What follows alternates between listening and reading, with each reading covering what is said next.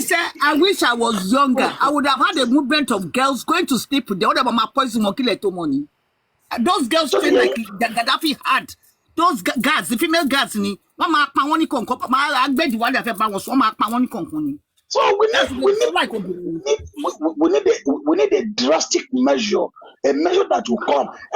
When you say you are inviting God, God has created us and He has let us to ourselves. But if you understand, like you run around. But I want to back to ye. You know, it's true. No, no competing woman. The law does not work. The law is not meant for Nigeria. Nigeria is a country where Nigeria is an animal farm. All animals are equal, but some are equal than the others. We are running a country as if we are running somebody's private company.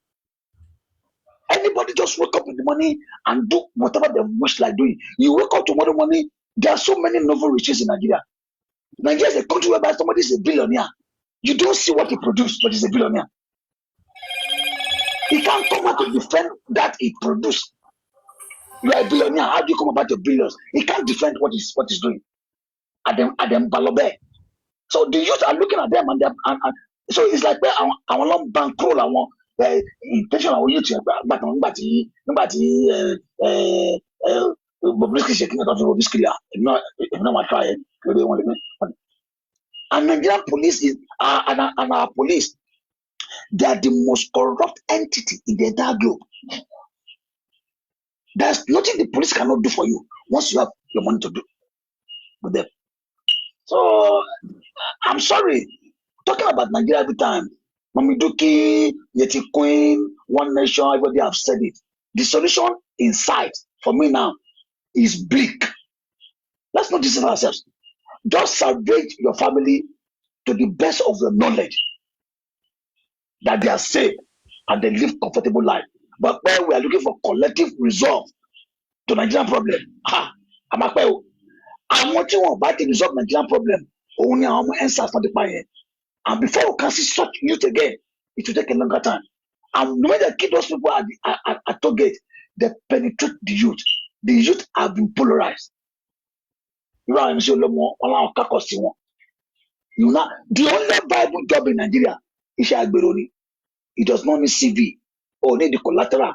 Collateral anywhere, should you priority, should you learn worry, what you do, should you do worry, should legbe, should layeta. So back in those things, you are good to go. Nobody government of Lagos State. Don't pay one kule poli ati em Solomon. Don't pay state house. Don't ba parija. Ejo wa Lagos State. Tí ó jẹ́ jọ Agberoni.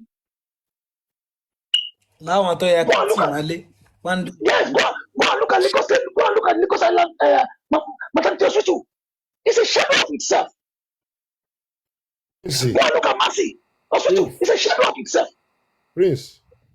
Ṣé mo yẹ gbèsè tí Lagos State jẹ tán lọ yáwó tán fi ṣe ọ̀nà? Mo mọ̀ bàbá mi mo mọ̀ ọmọ Èkó ni mí. Ẹ̀dẹ̀ gbogbo gbèsè yẹn, ẹ̀dẹ̀ gbé ọ̀nà yẹn, ẹ̀dẹ̀ gbé fáwọn ọmọ gáràjì kankan máa gba billions of naira every month. Daddy, bàbá mi sir, I watched a program sir, ẹ má bínú, I will round up now. I watched a program. Lagos State Transport Union made $300,000, $300 million every year. And at the Lagos State Transport Ministry. The question I'm asking is this: what does the Lagos State Transport Ministry have in common with the NIUWT? All our MC Olomo won in billions. MC Olomo at our cohort, our own school, American school, London, and you can one share with Kukakri. Most of us put that money alone.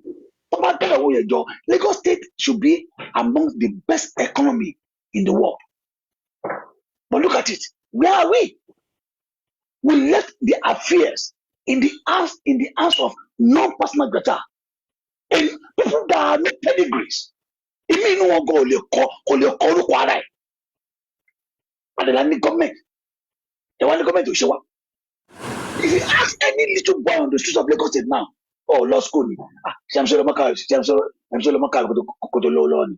that the kind of society we are building for ourselves? Grow up. We look up to the less of evolution in Kappa all over. JP Clark, àwọn Arolambo, people of high personality. But this is what do we have? We have a shadow of ourselves. nǹkan tó pa Nàìjíríà báwo náà worship owó yẹn bá ti tẹ̀sí worship owó yẹn olùdẹ̀ máa pa ayé ìlú yẹn jẹ́ bó ṣe wà yẹn ẹni tẹ́ fi Ààrẹ Ọ̀nà Kakanfò kápẹ́ntà ló kọ́ Nàìjíríà kápẹ́ntà. ọmọ tápà ni ok bàbá mi ẹ̀yin náà imagine ìyá yẹn kú ọmọ president Nàìjíríà sọ̀rọ̀ ẹjọ́ báwo ló ṣe jọra wọn náà ta ló ṣépè fún Nàìjíríà náà. Daddy, please, English is everybody. Stop shouting over politics. Hey, stop. What do you say? Daddy, ta ló ṣépè fún Nàìjíríà. Daddy. Àwọn ọmọ bàbá ti fárígá o. ẹ ti rí àwọn ògo ọ̀la bẹ́ẹ̀ yẹn ẹ̀yin bàbá ẹ̀ pírísì ẹ̀dá ẹ̀ sọ pé ẹ̀yọ́ wọn náà àwọn ọmọ yìí ibi àwọn ti ṣùsì lútẹ̀ ìlú yín fún yín bẹ́ẹ̀ yẹn òun náà ti sọ fún yín. Ẹ rí láì. Wọ́n ní sọ. Ìyá mà lágbárí ara. Wọ́n ní sọ.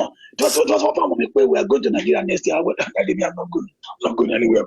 Ìjọba lọ sí ìlú bàbá wọn náà wà náà ẹ̀yin gan gbọ́dọ̀ claim country yẹn mọ́ ìbáwí kan tẹ́ra yín tẹ́ sọ pé lélàbọ̀ sínú oko ìlú tẹ́tí bí wọ́n tẹ́ ọmọ yín ti lè da president tó sẹ́ni tó máa bè lọ́wọ́ ọmọ yín pé ta ni bàbá ẹ̀ wá sọ pé Nàìjíríà kan lè lóyún pé lélàbọ̀ sínú oko ẹ jẹ́ jòkó síbi tẹ́ wà ẹ ti rí bí ṣe wáyé. Wọ́n lè sọ mo sọ fún ẹ̀kọ́jọ́ kan mo ní tó bá mú obìnrin. Ẹ jẹ́ ká dádì ẹ̀rọ àlẹ́ ká lè gbọ́ lọ́dọ̀ bẹ̀ lónìí. Tó bá mú obìnrin lọ sílé àwọn àna ẹ̀ tí àwọn ọ̀nà ẹ̀ bá jẹ́ ìkànnà Nàìjíríà politician kan lówó lọ́wọ́ mo nígbà tó bá dénú ilé wọn tó bá welcome ẹ̀ níṣẹ́ kan béèrè pé báwo làlàáfíà ẹ̀ báwo ló ṣe ń ṣe the first thing they will ask you ni pé who are your parents.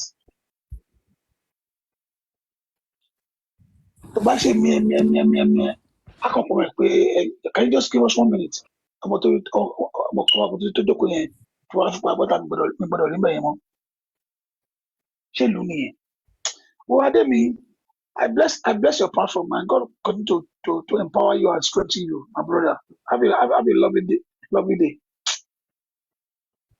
Data tí wọ́n ní Nàìjíríà báyìí o data tá a rà ní 2000 same data ó ti di 6000 báyìí so wọ́n fẹ́ lé gbogbo wa kúrò online ni so àti ìmọ̀ bá ṣe fẹ́ ṣe báyìí o ìlú yìí ti kangun o ìlú yìí ti kangun ayé o. Ó yá ìròyìn bàbá ẹ ò mú tó ẹ jọ ẹ support life yìí o ẹ support life yìí ẹ jọ ẹ send gift ẹ send lion ẹ send crocodile ẹ send Tinubu náà a máa convert ẹ sí owó. Adémi ẹ kú ètò látàárọ̀ Gbọ́dọ̀lá Áfíríkà ẹ kú atótónu mo ti sọ lẹ́ẹ̀kan mo ní àwọn ilé immigration kan fi wọ́n score point wọ́n mọ kókó ọ̀rọ̀ and they know how to deal with it so mo like bó ṣe connect issue méjèèjì because two different issue ni ṣe announcement immigration ṣe yẹn àwọn yẹn kàn fi ń score point tiwọn ni so káwọn Yorùbá wọ́n mọ̀ pé àwọn ńlá ti jí tọmọ Yorùbá ló máa lajúlẹ̀ ló máa gé sísítà ẹ̀ sínú ike ọ̀dà ló lẹ̀ máa gbé sínú ilé ló máa gé díẹ̀díẹ̀ fi ṣọṣẹ́ so sanity yẹn à ń láti try ká jẹ́ kó padà sí society nígbà tá a dẹ̀ bá lọ́wọ́ ìjọba kí la fẹ́ ṣe so à ń láti mọ nǹkan tó ń ṣe àwọn immigration yìí ṣé wọ́n ń try láti score point ni àbọ̀ ń sọ fún wa wípé ká ṣọ́ra o ká lajúlẹ̀ because tí immigration bá ń sọ fún wa bẹ́ẹ̀ ó yẹ kán ti ṣe public announcement kán ti ṣe press conference pé ókè o àwọn kan ti wà ládùúgbò yìí o táwọn bloggers ò bá post ilé ìṣàbá lórí main media ni àbá ń bẹ̀ náà so mo ń try láti connect issue méjèèjì ni àwọn Fúlàní ti wà nílẹ̀ Yorùbá yín that's not the issue Fúlàní wà nílẹ̀ Yorùbá yín ṣé gọ́ọ̀mẹ̀ntì yín ṣe install government tó responsible láti protect him àbọ̀n protect ara wọn so that's not the point so tèmi nìyẹn for now.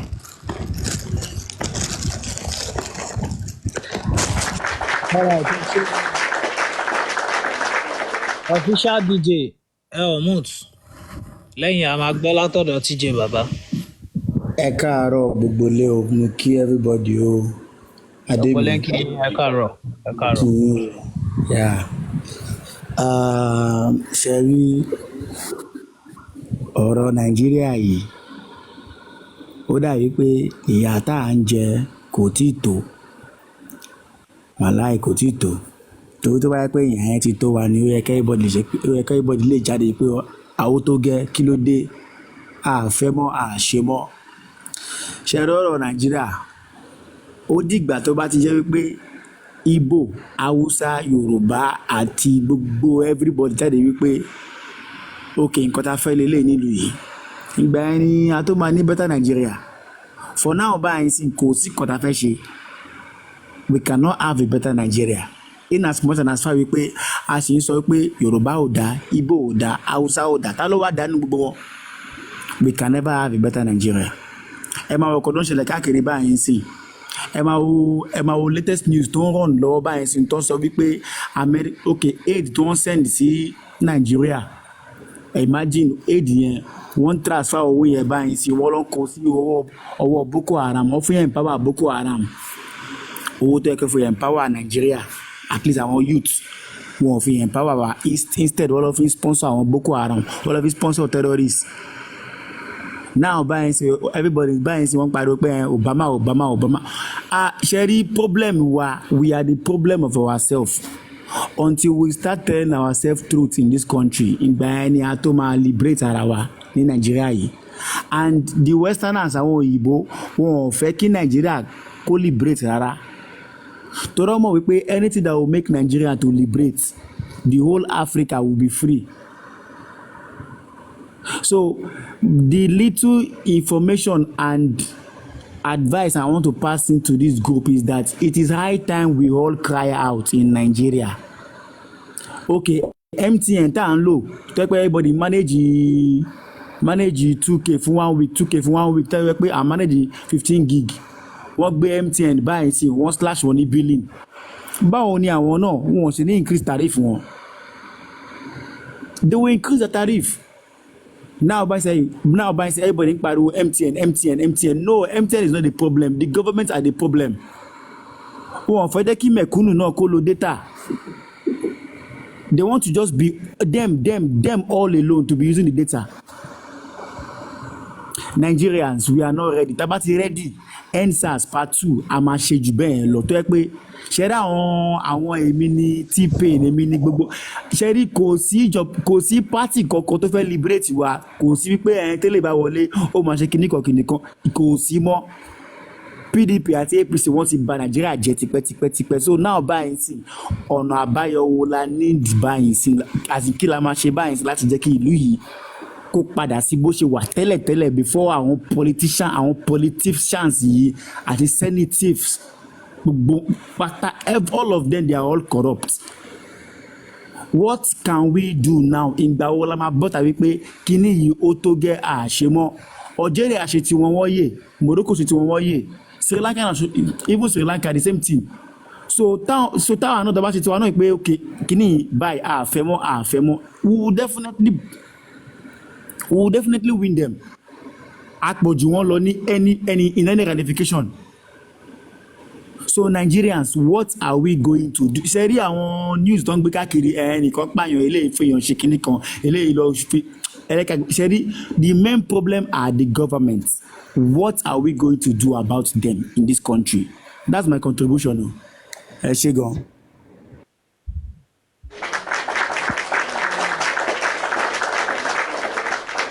Ìjẹ́ bàbá Moot ẹ káàbọ̀ once again. Adémi, ok, ó ṣe gan ni tó wà nílẹ̀ iná ẹ̀gbọ́n tó sọ̀rọ̀ yẹn ti sọ ìyá yẹn ò tí ì tó, so that's the major factor of it. Tí ìyá yẹn bá ti tó kò sẹ́ni tó máa gbẹ́ níbo dílẹ̀, kò sí Jésù kan tó ń bọ̀, so Ọlọ́run á jẹ́ kó máa lọ bó ṣe ń lọ, so tó bá lọ bó ṣe ń lọ ibì kan la máa já sí. I don't believe in one Nigeria, that's my own business. Wọ́n àwọn ẹ̀kọ́ gba Nàìjíríà gbọ́ ìṣòro ti ẹ́ ní Ọlọ́run dẹ̀ ṣe Yorùbá náà ló máa sọ wọ́n ní ẹni orí bá yóò dílé bóyá ní Nàìjíríà ní nítorí bá yọ ń bẹ̀ á lè ṣàlàyé tiẹ̀. So for me ọmọ o jẹ́ ìtorí ọlọ́run o ẹ má kọ́ nàìjíríà pọ̀ jù ní ayé mi ẹ má bá lọ.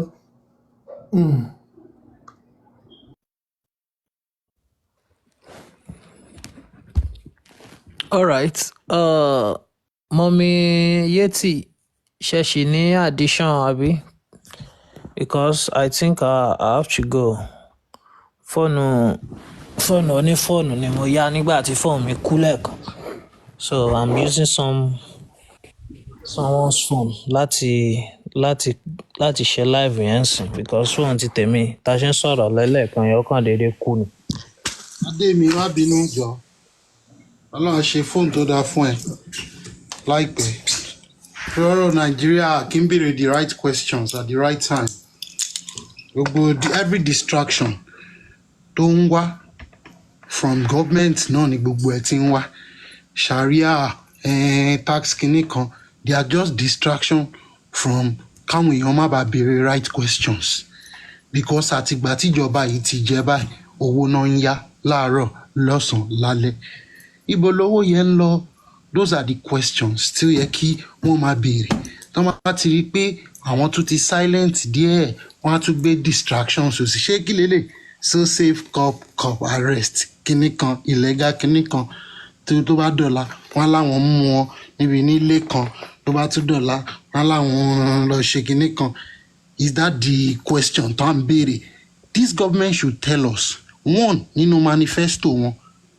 one promise tán ti mú ṣẹ fún àwọn èèyàn nàìjíríà gọ́ọ̀mẹ̀ntì yìí ó really slow ni o àbó wà redundant ni o àbó kàn mọ́mọ́ ó ń fìyà jẹ aráàlú questions tó yẹ ká máa béèrè nìyẹn fúlàní ń bọ̀ so we must ask those questions tí gọ́ọ̀mẹ̀ntì ò bá ti lè dáhùn àwọn question yẹn then the people should know dáhùn ilé yóò sí fún wa ṣebí tí bàbá bá lọ́mọ tó bá bímọ ẹyọ kan á ṣàpèsè jíjẹ á pèsè mímu tọmọ yẹn máa jẹ ṣé bàbá máa sọ pé òkè ọmọ tí mo bí yìí o nǹkan tó máa jẹ fún 10 years mo suspend díẹ̀ o mo ń plan ní 25 years 10 years kó lè gbádùn ọjọ́ ọ̀la basic need ignore imagine kí gómìnà máa sọ pé kẹ bá ti rí wọn tó ń dúró sẹ́gbẹ̀ẹ́ Indian àbí tó ń dúró sẹ́gbẹ̀ẹ́ European tó jọ ń ya fọ́tò tán láwọn sign pact kan you are selling us out ẹ̀ ń fi bí 15 billion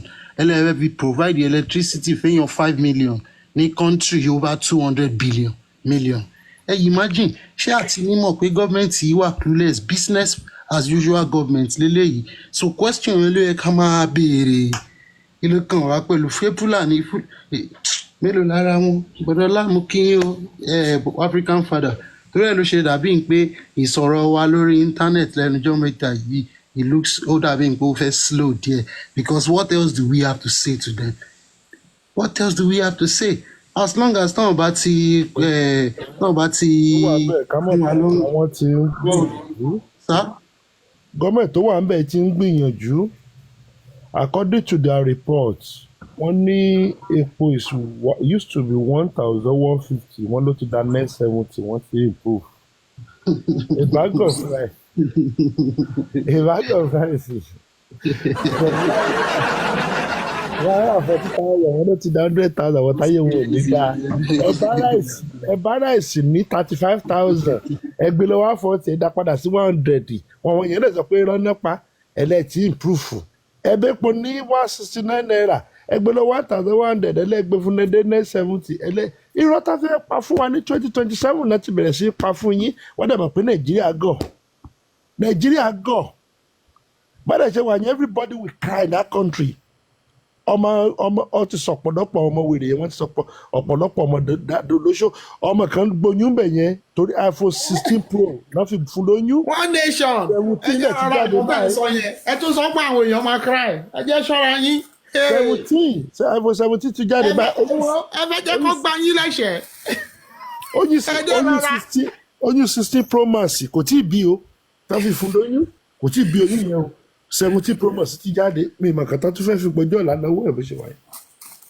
wọ́n bà yé everybody ọmọ kéékèèké wọ́n bà yé wọn jẹ́ nàìjíríà ojú everybody wá lé nàìjíríà àwa sọ pé bẹ́ẹ̀ fàbúrò kan lówó nàìjà wọn á gba yín bẹ́ẹ̀ ṣe wà yẹn ẹni tó gbá yín ẹ̀bí ẹ̀kọ́ ìjọba ló fà á ẹ̀bí ẹ̀kọ́ gbọ́ gbà yẹn síbi iṣẹ́ nàìjà tó bá jí owó ẹ lẹ́nìí tẹ́lómi bá tún gbà lọ́la tún jí owó ẹ nìyẹn ẹbí wọn comfort wọn kọ́ ni náà. Because kò síbi tó ṣe trust mọ́ àní ẹni tó fi tẹ̀lé yín sìn á gbà yín á tún gbà yín á tún tún yín gbá nípa bí Nàìjíríà ló sọ wọ́n di bẹ́ẹ̀. gọ́ọ̀mẹ̀ntì ni because gọ́ọ̀mẹ̀ntì bá ṣe Amẹ́ríkà tó bá ṣiṣẹ́ ní Walmart tó bá jalè Walmart nígbà tó bá fẹ́ lọ ṣiṣẹ́ ní Kroger ṣẹ́ẹ̀kì rẹ́kọ̀dù àwọn lè pé ó ṣẹ̀jalè tán ní Walmart ni oríkọ̀dù ẹ̀ ti bàjẹ́ wọn lè gbà ẹ́ bọ́ Nàìjíríà èyàn ká ṣe lọ́dọ̀ yẹn ti kó yà jalè tán Mr. Alátúgbà sọ́dọ̀ ṣé àmọ́ pé ló máa jí gbogbo owó Mr. Alá ló máa ta kọ́pìnì. tún jalè ń bomi wọ́n ń jalè kiri ní ibi tẹ́ bá ti ṣe mistake báyìí rẹ́kọ̀dù yín ti bàjẹ́ táyé máa fi parẹ́ ní ṣẹ́kẹ̀ kọ́ ọ̀ ní kò tẹ́ tó máa gbéṣẹ́ fún yín mọ́ táyé á fi parẹ́. ẹ lọ yá owó ẹ lọ yá billions of dollars ẹ lọ yá every year election náà road ẹ dẹ̀ gbé ròdì ẹ gbé lọ́wọ́ máa gbèrò kọ́ máa gbé lọ́mọ gbó lórí ọ̀nà yẹn gbóná ti ṣe bẹ́ẹ̀ nídìí owó ọ̀dù come to America lọ gba àwọn company tó ń ṣe gbogbo àwọn expressway lamẹ́ríkà wọ́n á gbé fún àwọn èèyàn máa gba tó lórí ẹ̀ the citizen will pay back ìyẹn ò kì í ṣe debt ọ̀rọ̀ orí gọ́ọ̀mẹ̀ntì but Nàìjíríà another thing ni ẹ wo Nàìjíríà olórí burúkú àwọn sí Nàìjíríà defence kìíní kan wọ́n ní Canada dènà ẹ̀ wọ́n ní fẹ́sà olórí burúkú ìbádùn jáde báwo lè yẹn 70 ṣe fẹ́ lọ sí Canada more than 70 people. wọ́n ṣe bẹ̀rẹ̀ ni wọ́n deny ìmọ̀ ẹ̀rọba tó ti ń face charges nílùú ilẹ̀ yẹn orí owó ẹ lọ́wọ́ ní kíní sí nǹkan tó gbé sórí kíní mi ọba monarch nílùú yín ó ń face prosecution lórí ọ̀rọ̀ owó COVID-19 tó wá gbá wọn l'Amẹ́ríkà. ọba ìpẹ́tùmọ́dù nínà ó ó jí owó ọmọ tó gbà lórí lára àwọn Ọ̀ṣun ní ìpẹ́tùmọ́dù ní Ọ̀ṣun state nínà ó sì ń bá ló ti jí owó yẹn náà.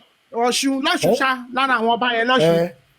now ẹ kàn mọ́ gbogbo. tẹ máa wọ ọba ó fi odidi Nàìjíríà lẹ̀ ó wá gbá Amẹ́ríkà ó wá gbá wọn lójú oh my God just unbelievable ọba odidi ọba ó fi Nàìjíríà lẹ̀ owó tẹ jí òtó ó tún wá gbéra lọ sí Amẹ́ríkà ó tún lọ gbá wọn lówó COVID-19 táwọn goodness. ló wà tẹ́lẹ̀ òun la ṣe ń sọ pé àwọn Nàìjíríà anybody tó bá ti wá l'Amẹ́ríkà tẹ́ ẹ máa ń worship Nàìjíríà stop worship people tó wá láti ìlú òyìnbó tó wá láti Amẹ́ríkà wèrè ló pọ̀ jù láwọn tó wà l'Amẹ́ríkà ń bá wèrè olè ló pọ̀ jù owó kì í dà àwọn tó wà fowó ṣe fada Christmas lójú yín Nàìjíríà olè ẹ má bèrè iṣẹ́ everybody ṣe ń lo òyìnbó ẹ bẹ jẹ ká dìbò ọba ọba yẹn bíbà ló wà tẹ́lẹ̀ kí lórúkọ ẹ ló ń ṣe olóhùn ṣe táàsì olóhùn ṣe gbogbo ẹ ẹmọ ètò gbàṣá millions of dollars ó máa ṣẹ̀wọ̀n lóyìnbó bó ṣe wà yẹn ó máa ṣẹ̀wọ̀n. Amẹ́ríkà Nàìjíríà gọ́ọ̀mẹ̀ntì ó yẹ kán Canada tó thank you for supporting the system of Nigeria pé ó dínà wọn kìíní ní fisa nígbà téèyàn bíi more than 70 people tẹ́ ẹ lọ ń gba fisa tẹ́ ẹ lọ Canada ẹ fẹ́ lọ wo géèmù Canada more than 70 people ẹ fẹ́ lọ wo géèmù pẹ̀lú owó gọ́ọ̀mẹ̀ntì Nàìjíríà. nígbà tí Ekweremadu máa dùn tó ṣe kinní ń bì báyìí ẹ wá tẹ̀lé wa ẹ lè fẹ́ wá bá Nigeria government British government kọjọ kọ dáríjì nǹkan táwọn ò gbà nílùú tiwọn àwọn olóṣì ọmọ ẹ̀pọ̀ àwọn kóbá ni nǹkan táwọn wá ṣe yẹn wọ́n wá kóbá ni nǹkan tó bá dánwò ìpá àwọn fẹ́ wá bá káwọn wá plead wọ́n kọ letter of extenuating circumstances fún British government àwọn yẹn wò pé wèrè nìyí wọ́n kóbá ni pé ó máa serve time yẹn kò sí ohun tó lè ṣe sí ó máa serve time ṣé kò sí lẹ́wọ̀n sí i because that's what they do that shows you what they do in their own system that's what they do in their own system ẹ wo boy tó jẹ governor ní Logun State ó ní criminal record àwọn méjì mẹ́ta nínú government tó náwọn ṣe special assistant ni àwọn náà wọ́n ní criminal record ìjọba gbowó COVID president yìí náà. gbowó COVID wọ́n ti release ẹ̀ náà ó máa tún lọ contest bó contest House of Rep last time. president yìí náà ìtàwọn Justice Mori Okula Chicago trial Toronto certificate tó bá ṣe ló fi ń compensate àwọn ọmọ ẹlẹ́mẹ̀wàá ó ń fún àwọn ọmọ ní post bàbá ẹ̀ ti kú bàbá wọn ti kú sí olóhùn lọ sí àjù. ṣe rí rárá nǹkan tí ò ṣe lè jẹ́ kí n support Tinubu táyé máa fi parẹ́ nìyẹn ń pé shame gan ni fún àwa Yorùbá ń pé a lọ vote fún ẹni tó ní criminal record tó bẹ̀ yẹn òun la wá oh goodness reason gangan nìyẹn tó ṣe pé tí gbogbo ayé bá support Tinubu tán èmi ò ní support Tinubu. ẹ sọ pé ẹni tó ní criminal record Sanwó-Olú lẹ́kọ̀ọ́ Sanwó-Olú náà pé gbọ́dọ̀ l'Amẹ́ríkà wọ́n mú l'Amẹ́ríkà Dàpọ̀ Abíọ́dún ṣẹ̀wọ̀n l'Amẹ́ríkà ó jí credit card kí Fẹ́mi Gbàjàbíàmílà ó gba owó client ẹ̀ lọ́ọ̀yà nílùú yìí sá lọ Nàìjíríà ní owó client ló gbà tó sá lọ. ẹ jẹ́ ká gbọ́ látọ̀dọ̀ perfect touch náà àwọn náà ti pẹ́ ń bẹ̀ yẹn ẹ má bínú. perfect ẹ kalẹ̀ o ẹ ti wà ń bẹ̀ tẹ́lẹ̀ ẹ tún kúrò so ṣe wà ń bẹ̀ perfect.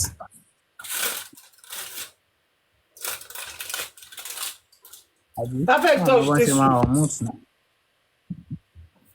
wọ́n ti sùn. alright one nation bàbá ẹ máa sọ̀rọ̀ yín lọ ó dàbí pé wọ́n ti sùn lọ. wọ́n na bọ̀bọ̀ kan lánàá lọ́dọ̀ wa ń bẹ̀ yẹn wọ́n ní bọ̀bọ̀ yẹn wọ́n ló lọ jí nǹkan bẹ́ẹ̀ ibi ló ń pa tó kàn lọ jí oúnjẹ níbì kan àwọn wèrè tó dẹ̀ wọ́n aráàlú wọ́n bẹ̀rẹ̀ sí nọmọ lọ́mọ ẹ̀yin lẹ kó sí wàhálà yẹn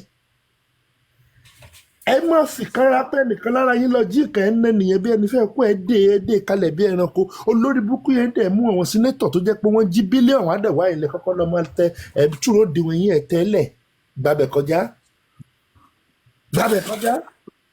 ẹ má para yín ẹ má ìyẹn gún ìlú ẹjọ́ ta ló lè fi 70,000 naira jẹun Nàìjíríà for 1 month Nàìjíríà gbogbo ẹ̀ tẹ́ sọ pé ẹ wà Nàìjíríà I live in Nigeria I live fine èló ni sálárì ẹ Nàìjíríà má sọ 200,000 fún ẹ Nàìjíríà ò lè fi jẹun Nàìjíríà dáàjẹ́ pé ó jalè pẹ̀lú ẹ̀ ó lè lẹ́rìbọ́dì má fún ẹ ní 200,000 ní Nàìjíríà of today sá ó lè fi jẹun kó má jalè. one nation ẹ ń pẹ́ ẹ sọ pé ó lè lẹ́rìbọ́dì ẹ wo wọ́n á gbá yín lẹ́sẹ̀ nísìnyí wọ́n á gbá yín lẹ́sẹ̀ ọjà aṣọra yín. 200,000 wọ́n á sọ pé ẹ mọ iye tó ń tagbẹ́ lọ́pọ̀ òde ó lè ọmọ 1 year mọ̀ kò lè jó ó jẹ́ 2,000 naira yóò Nàìjíríà mọ́ ọmọ 1 year. èmi ò kí so lè sá o. àbúdé mi ò mọ iṣẹ́ tí wọ́n ṣe ni. ọmọ yẹn ṣe gbogbo sẹ́yẹ tó náà àti èmi ò mi tún lè jẹ́ nǹkan tó tún wù mí nǹkan tí bá tún rí náà ni. adé mi mo ń sọ kọ́kọ́ fún ẹ mo dẹ̀ ń parọ́ yẹn fún ẹ àwọn tó wà mí báyìí bó tó wọ̀n náà kọ́ ló ń jẹ gbèsè àti credit card gbogbo nǹkan tó ń wò yẹn àwọn òyìnbó yìí wọ́n ń go to the aráàta ló wá ń ṣà nǹkan lórí oko wọn aráàta ló wá ń ṣà nǹkan lórí oko wọn tó lò as anders ìnùmọ́ táwọn lu wọn láwọn ò ṣe ó jẹ́ dẹ̀ wọ́n tó bá £100 dé store ní sọ̀rọ̀ má mú nǹkan mẹ́wàá jáde kúrò ńbẹ̀ gbogbo àwọn tí mo ní mo wá fún ṣe mo ní wọ́n mú plot kan kó máa fi sóúnjẹ tó máa jẹ ẹni wọ́n wà lórí òkú sọ ló lè gbádùn kí ló wí. ok mọ́mí ẹ má bínú àwọn tí wọ́n wà ní other men's country yẹn tó ń ṣe jámájámá káàkiri yẹn lára wọn ó ti yé yín lára wọn lẹ́yìn ìgbà tó bá ṣe jámájámá wọn tán bá pay bills wọn tán lára wọn wọ́n tún máa send owó sí Nàìjíríà. wọ́n ṣàánú mi. ẹ ní sùúrù mọ́mí ẹ tó ń gba 70,000 nílùú títí ẹ̀ gangan kò lè rí 1 naira yọ àánú yẹn náà wù ú ṣe ṣó lè ṣe ni. That place is still better than here, mommy. Adémi, ẹnìkan dáwọ́ lẹ́nu, wọ́n lọ fẹ́ dáwọ́ fún ẹ, ewu 2,500 jáde, n tó ní tó lè ṣe ní nínú àánú. Ẹlòmíì ti dá 1,000, ẹlòmíì ti dá 500. Má sọ bẹ́ẹ̀.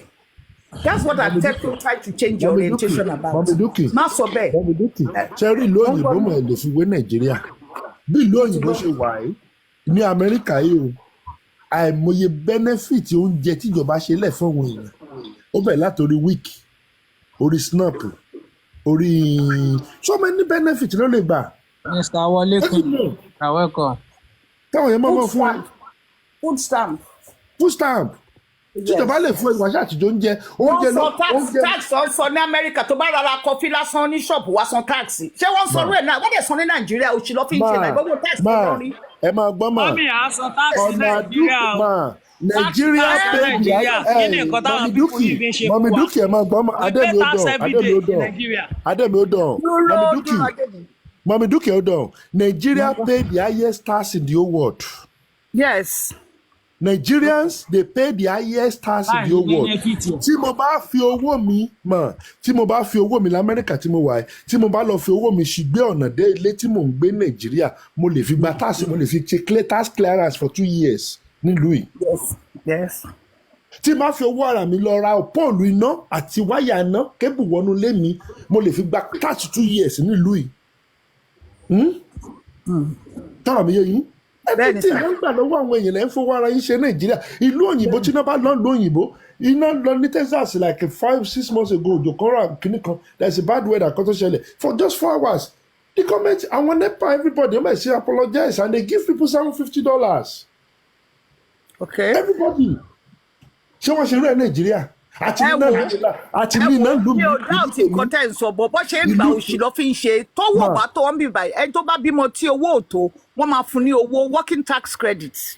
Ìlú tèmi wọ́n ti níná last bẹ́ẹ̀ mọ̀ ìlú tèmi ti níná last 16 years lérí abìkan bẹ́ẹ̀.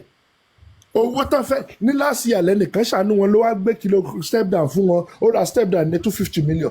January 16 tàbí December 16 2020 ló gbé step down fún wọn. NEPA ló máa gba $250 million láti wá install ẹ̀ àtọwọ́ special àtọwọ́ approval ìwọ ló ń gbowó lọ́wọ́ àwọn èèyàn ní every month. Ẹ wo ọ̀nà oko mi wọ́n béèrè fún mi pé kí wá fún ọ lówó láti fi ṣe iná kí wá dáwó láti fi ṣe iná máa nǹkan wọ́n ń pè ní ìlàjì ó ṣe iná àti ilẹ̀ èkìní fún wọn dé ìsàdé ọ̀dọ̀ títì wọn police station tó wà nítòsí mi mò ń dá iná mò ń ra solar fún wọn nígbà mi màá tún fún àwọn people yẹn ní kìíní Nàìjíríà ti bára ok a fẹ́ ṣe borehole wọ́n ní ká wá san tax borehole fún wa lómi ẹ tún ní ká wá san tax borehole ṣé olórí burúkú ni wọ́n. Mamiduki ẹ jẹ́ kí n parí ọ̀rọ̀ yìí ẹni ẹ máa ṣe kínní ẹ máa install ẹ̀yin lẹ máa wá gbowó ẹ̀ tá bá install kínní tán o ẹ lẹ máa ṣe ní $250 million àwọn èèyàn bẹ̀rẹ̀ sí dáwọ́ yẹn wọ́n dáwọ́ yẹn báyìí wọ́n rí $250 million yẹn according to them owó tó máa fi ṣe àṣàtìláṣí ya 2024 January owó tó máa kọ́ọ̀sì wọn $250 million báyìí $250 million ti pé báyìí wọ́n ní wọ́n ti lọ wọ kínní ẹ̀ pẹ́ òye tó máa kọ́ọ̀sì báyìí $480 million ẹ jọ ṣé àwọn tó dá $250 million ni níbo náà ti fẹ́ rí $480 million ni ṣé ká tó dá $480 million báyìí kó tó pé right now ṣé owó èèyàn tuntun fún $1 billion. Bí ìdísì adé tún gbé bíìlì wá fún ọ wá tún gba bíìlì wá tún sanwó lórí iná ọbẹ̀ lẹ́yìn tí wọ́n pà lọ́ọ̀yà transformer àwọn àdúgbò mi ò ló máa transformer tó máa báyìí. ẹ wá gbéná fún girlfriend yín ló ní gbogbo àwọn disco energy kìnnìkan wọ̀nyẹn kàn jòkó kàn gbowó ọ̀fẹ́ lórí wa wọn ò ra cable wọn ò ra transformer wọn ò ra póòlù wọn ò ra even NEPA tó jẹ́ pé à ń tún sanwó àwa la tún máa lọ sanwó fún wọn láti wá stop pé ibi àtẹ̀gùn fẹ́ ládùúgbò owó póòlù àtúmọ̀ sanwó fún NEPA tó wá bá wa rí póòlù yẹn àsanwó iṣẹ́ NEPA ẹ̀dẹ̀ ń gbowó lọ́wọ́ èèyàn ẹjọ́ ìgbà wo Nàìjíríà máa dìde ìgbà wo la máa bọ́ nínú ogun tá a wà ní Áfíríkà tí gbogbo wa sọ pé now epo da 1000 plus láti 169 àwa Nàìjíríà níwèé tá a bá ṣàtìlówó rà ká máa rà á lọ kí ló dé tí politician ní rí wa bí ẹrú tá a bá ti rówó rà ṣáàjà máa rà á ọlọ́run tá a bá ti rówó rà á we continue that is the reason why the politicians sọ pé so people lè repo ra 500 ẹ jẹ́ ká gbé sí 1000 àtúrà 1000 so wọ́n lè rà ní 1000 ẹ jẹ́ ká gbé sí 15 fún bẹ̀tẹ̀ àti fẹ́ selection báyìí ẹ jẹ́ ká máa wọ̀n reduce sí 970 tẹ́ bá ṣe mistake tẹ́ bá tún dìbò tí wèrè yín bá dìbò fún Bọ́lá Tinubu ẹ ò tí ì rí nǹkan kan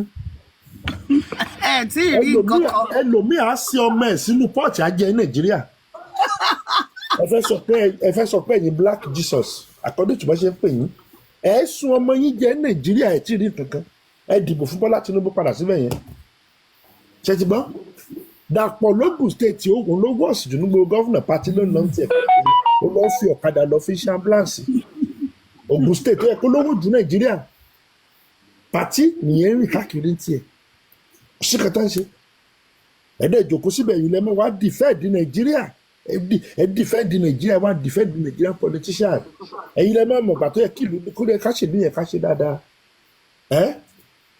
everybody everywhere ló wà Nàìjíríà tí gọ́ọ̀mẹ̀ntì tán kó sórí títì náà rọ́ọ̀bù wa Nàìjíríà ọlọ́pàá máa rọ́ọ̀bù ẹ lórí títì ọlọ́pàá máa rọ́ọ̀bù ẹ ní airport immigration rọ́ọ̀bù ẹ ní airport lọ ṣe ìrìnàjò lásìmọ̀ àbá sí kọ́nà tó bá kọjá ní títì tó bá pààkì síbi kan tí ó yẹ pé wáyà fọ́tò náà tó bá gbowó lọ́wọ́ ẹ̀. láti lóyìnbó immigration gba passport lọ́wọ́ ẹ̀ asan passport a máa wojú ẹ̀ pé alpha nasa ilẹ̀ ẹ̀dẹ̀múdé fún wa ṣé ó rí bẹ́ẹ̀ nílò òyìnbó tẹ̀yìn people tẹ̀ ń bọ̀ everyday ṣé bí security lóyìnbó ṣe rí nìyẹn bí Amẹ́ríkà ń bá máa wọ American custom á wọ uniform á wà uniform Nàìjíríà náà wọ custom tó sọ pé òun wà Nàìjíríà àmọ́ ìyàtọ̀ customs agbèrò wọ́n á wọ mufti wọ́n á dẹ̀ wọ slippers sẹ́sẹ̀ wọ́n á dẹ̀ jòkó síbi àgbẹ̀ aṣáàmú báàjì kan náà múnú bẹ́ẹ̀ ọmọ sọ pé ìdílé bẹ̀ wọ́n sọ pé this is the end of this department 2 days ago ẹnìkan lọ wọ YouTube ó lọ fi ṣọ pressure fún ọkọ fún ìyàwó àtọmọ ní kí lórúkọ ẹlẹ́nugun YouTube ó lọ fi YouTube ṣe operation fáwọn èèyàn ó mọ bẹ́ẹ̀ ṣe ṣe operation ó dẹ̀ lọ ń lanú èèyàn ó lọ fi ó pàyàwó pamọ́ sínú toyún Nàìjíríà. Ó wo YouTube kẹ̀. Ó wo YouTube, ó wò bó ṣe ń ṣe operation ní YouTube. Ǹjẹ́ ẹni pé mi tí mo sọ pé Nigeria sick society is a sick country and a sick society. Ṣé ẹni pé mi ò fura báyìí? No, the indigens are sick. The indigens are sick. It's just a name. The indigens are sick. The indigens are sick. Ó ga o. YouTube is ẹ lọ wo ní punch wà lórí YouTube ló fi ṣe operation ní Nàìjíríà. Nígbà tó fi ṣe pé jí máa ń gbẹ̀yìn bírèkì mọ́tò ló fẹ́ yẹ tó ń lọ ń wò lórí YouTube láti lè mọ̀ sí yọ bírèkì. Ó lọ ń wo YouTube ó fi ṣe operation fún fẹ́yìn Nàìjíríà dẹ̀ pàyàwó dẹ̀ pọ́nmọ́ dẹ̀ pa gbogbo. Ó experiment ẹ̀ ó di doctor àpàpàǹdodo. Ìkúnlẹ̀ akọ ẹran.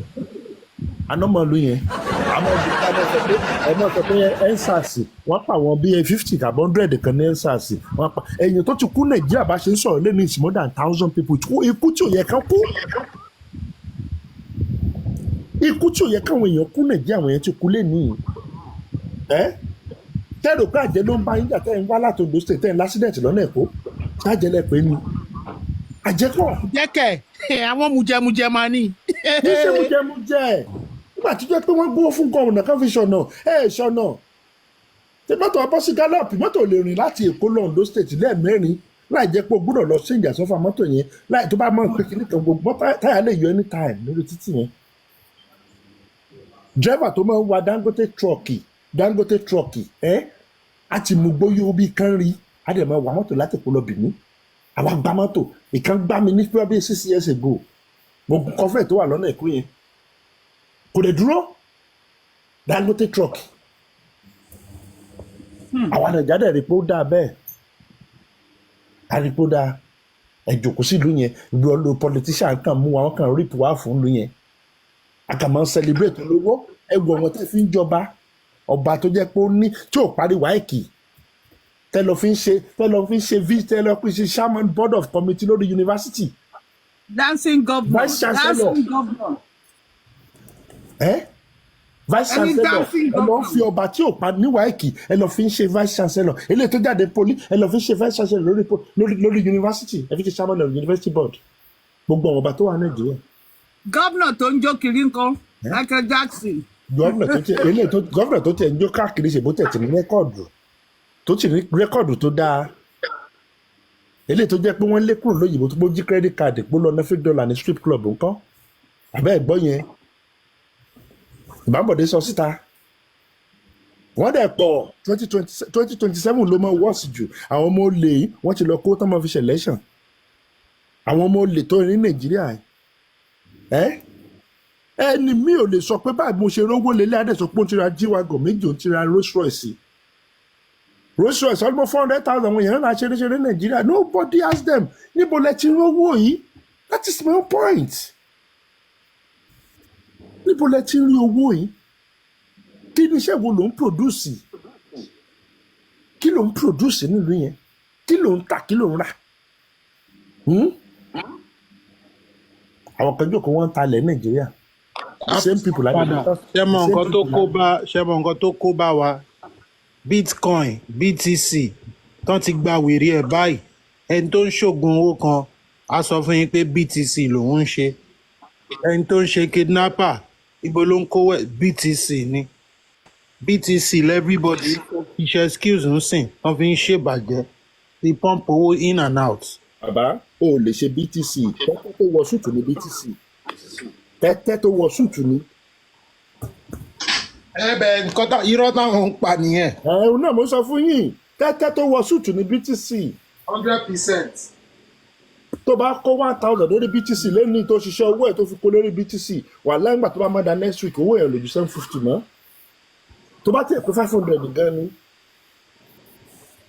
tẹ́tẹ́ tó wọ ṣùtù ní. wàá máa gbọ́ ọlá BTC ẹkúnlé BTC àjànàkú BTC gbogbo wọn BTC ní. ọmọ Nàìjíríà ti wà lórí TikTok láti bí 1 a.m. ní Nàìjíríà 1 a.m. 1 a.m. wọ́n wá ṣe rádaràdà àfíìsẹ́ náà láwọn kékeré kan gbé kúnlẹ̀ sórí ibẹ̀ ní kó káwọ́ ẹ̀ sókè ẹ̀ tó jẹ́ pé ó ti jẹ́ print producer láyé ìgbà. Kí wàá mọ owó ọ̀tara wa lórí TikTok yẹn o. Ọtún fún America more students jù wá lọ o. Meanwhile, nǹkan tá à ń gbé lọ lórí TikTok ló ń jẹun nìyẹn. Bẹ́ẹ̀ la 200 million lórí TikTok Nigeria, but we don't have to fight for our rights. Wọ́n wá ń pa America lè pé 75. ẹ jọ ẹ support life yìí o. ẹ ṣe. wọ́n ń gbà lórí TikTok ẹ ló bá dùn kò sí kò kàn ìlú tó wà. dátà ti wọ́n o dátà tá a rà ní 2000 ti di 6000 o. ẹ ṣe o. Gbóyè ẹ lè rìn láti ìlú kan sí ìlú kan. Adémi ò ṣe máa ṣe monthly bóyá ìyẹn á wà cheaper fún ẹ. Àkèwò ló dá nọ́mọ tó ṣe. Monthly yẹn náà ó lọ fà ní ma monthly yẹn wọ́n. Wọ́n máa jẹ́ lówó for nothing. Ó lè lọ 10 gig kọ́ ní 50 gig ló jẹun. Tẹ́ ń gbọ́ monthly yẹn tó bá pè é monthly ń sìn tó bá yẹ pé monthly ni. No do eléyìí tí mò ń lò yìí 1 terabyte ní 100k lèèyàn kan rà á fún mi. So èyí ẹ̀ náà sọ pé ó máa lò but right now 200 kìíní ló kù 200 gig. Àṣà àti bóyá bí ọ̀dẹ̀ tí lóṣù méjì náà èyí àyẹn. So àṣà àti bí ìjẹta ó kù 200 gig mi ìṣẹ́ ní ti. Ó ní mo ṣe ń sọ pé kó máa ra ó ní mo ṣe ní kó ra monthly. Mọ́mí ìṣẹ́ ní monthly tẹ̀sán yẹn mo lè ra monthly yẹn sísìn ẹ máa gbọ́ mo lè ra monthly yẹn tó bá yẹ pé monthly yẹn mo ṣe bí mo ṣe wà ń live yìí báyìí wọ́n lè sọ fún mi kó ti tán báyìí. owó sàrà ló sọ fún mi. ti kú ìní ènìyàn ra níwọ̀ yìí ẹ̀ ó sì wà ní middle of February tó pé 30 ó ti fẹ́ tọ́ tó bá máa da 2 gigabyte yẹn tó bá máa da Tuesday. Ó ní fibre tó máa wá install kí ní sítòsí ni tó bá ń gbé wọ́n máa san 20,000 lóṣù. Fibre be broadband. Màá bẹ́ẹ̀ find out. So one of my clients ó gbà fún complex tó kọ́. Màá bẹ́ẹ̀ find out. Elon Musk ti increase owó ẹ̀ sókè. Ó ti increase. Vice President America ti increase owó ẹ̀ sókè. Vice President America. Àwọn èèyàn máa sin àwọn pípù yẹn wọ́n máa sin olówó kù ní.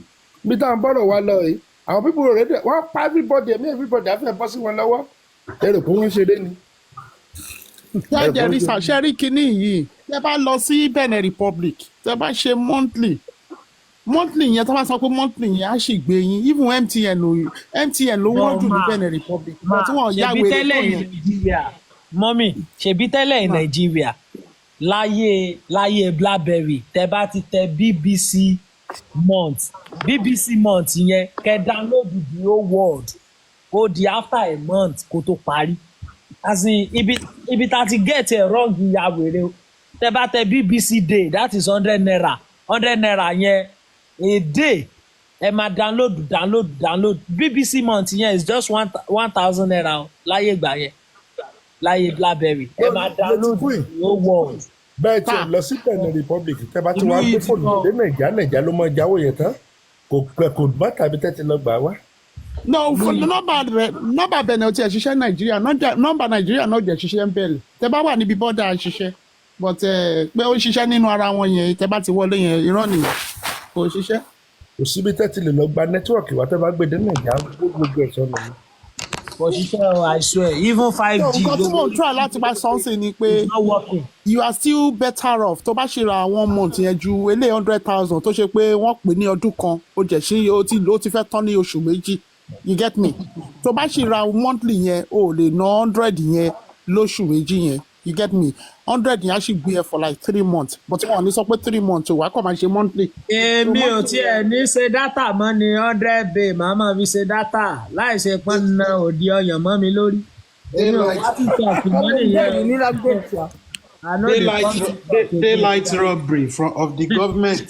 èmi ò wá TikTok mọ́ nìyẹn. dédé ara nǹkan tí mo sọ nìyẹn mi ìríbi téèyàn ti increase nǹkan tẹ́ wá gbé bẹ́ẹ̀ yẹn times 3 times 4 ìwà olè ṣé bí mo ṣe ń bẹ́ẹ̀ sọ̀rọ̀ yìí báyìí contract mi ní fóònù mi iye tí mo ti ṣe tí bíbẹ̀ yẹn in fact mi ò lò tán lóṣù mo tún wá ní wifi lé màá wá turn off wifi torí fóònù gangan màá wá bọ́ sí torí mobile màá wá bọ́ sí títí lé so mi ò ń lo data mi tán you know so báwo lè yan ṣe báwo lẹ fẹ́ rí lò tán ẹ lè rí lò tán náà. ṣé wọ́n mọ̀ fún yín dátà ní èyàn kan ń lo dátà bíbá ní kí ló kàn jọba pẹ̀lú à ń lo dátà.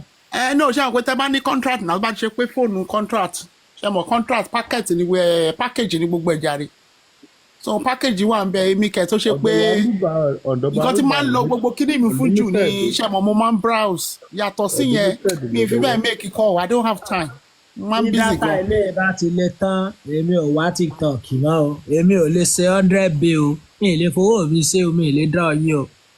òun náà ṣe sọ pé monthly yóò ṣe wádìí monthly.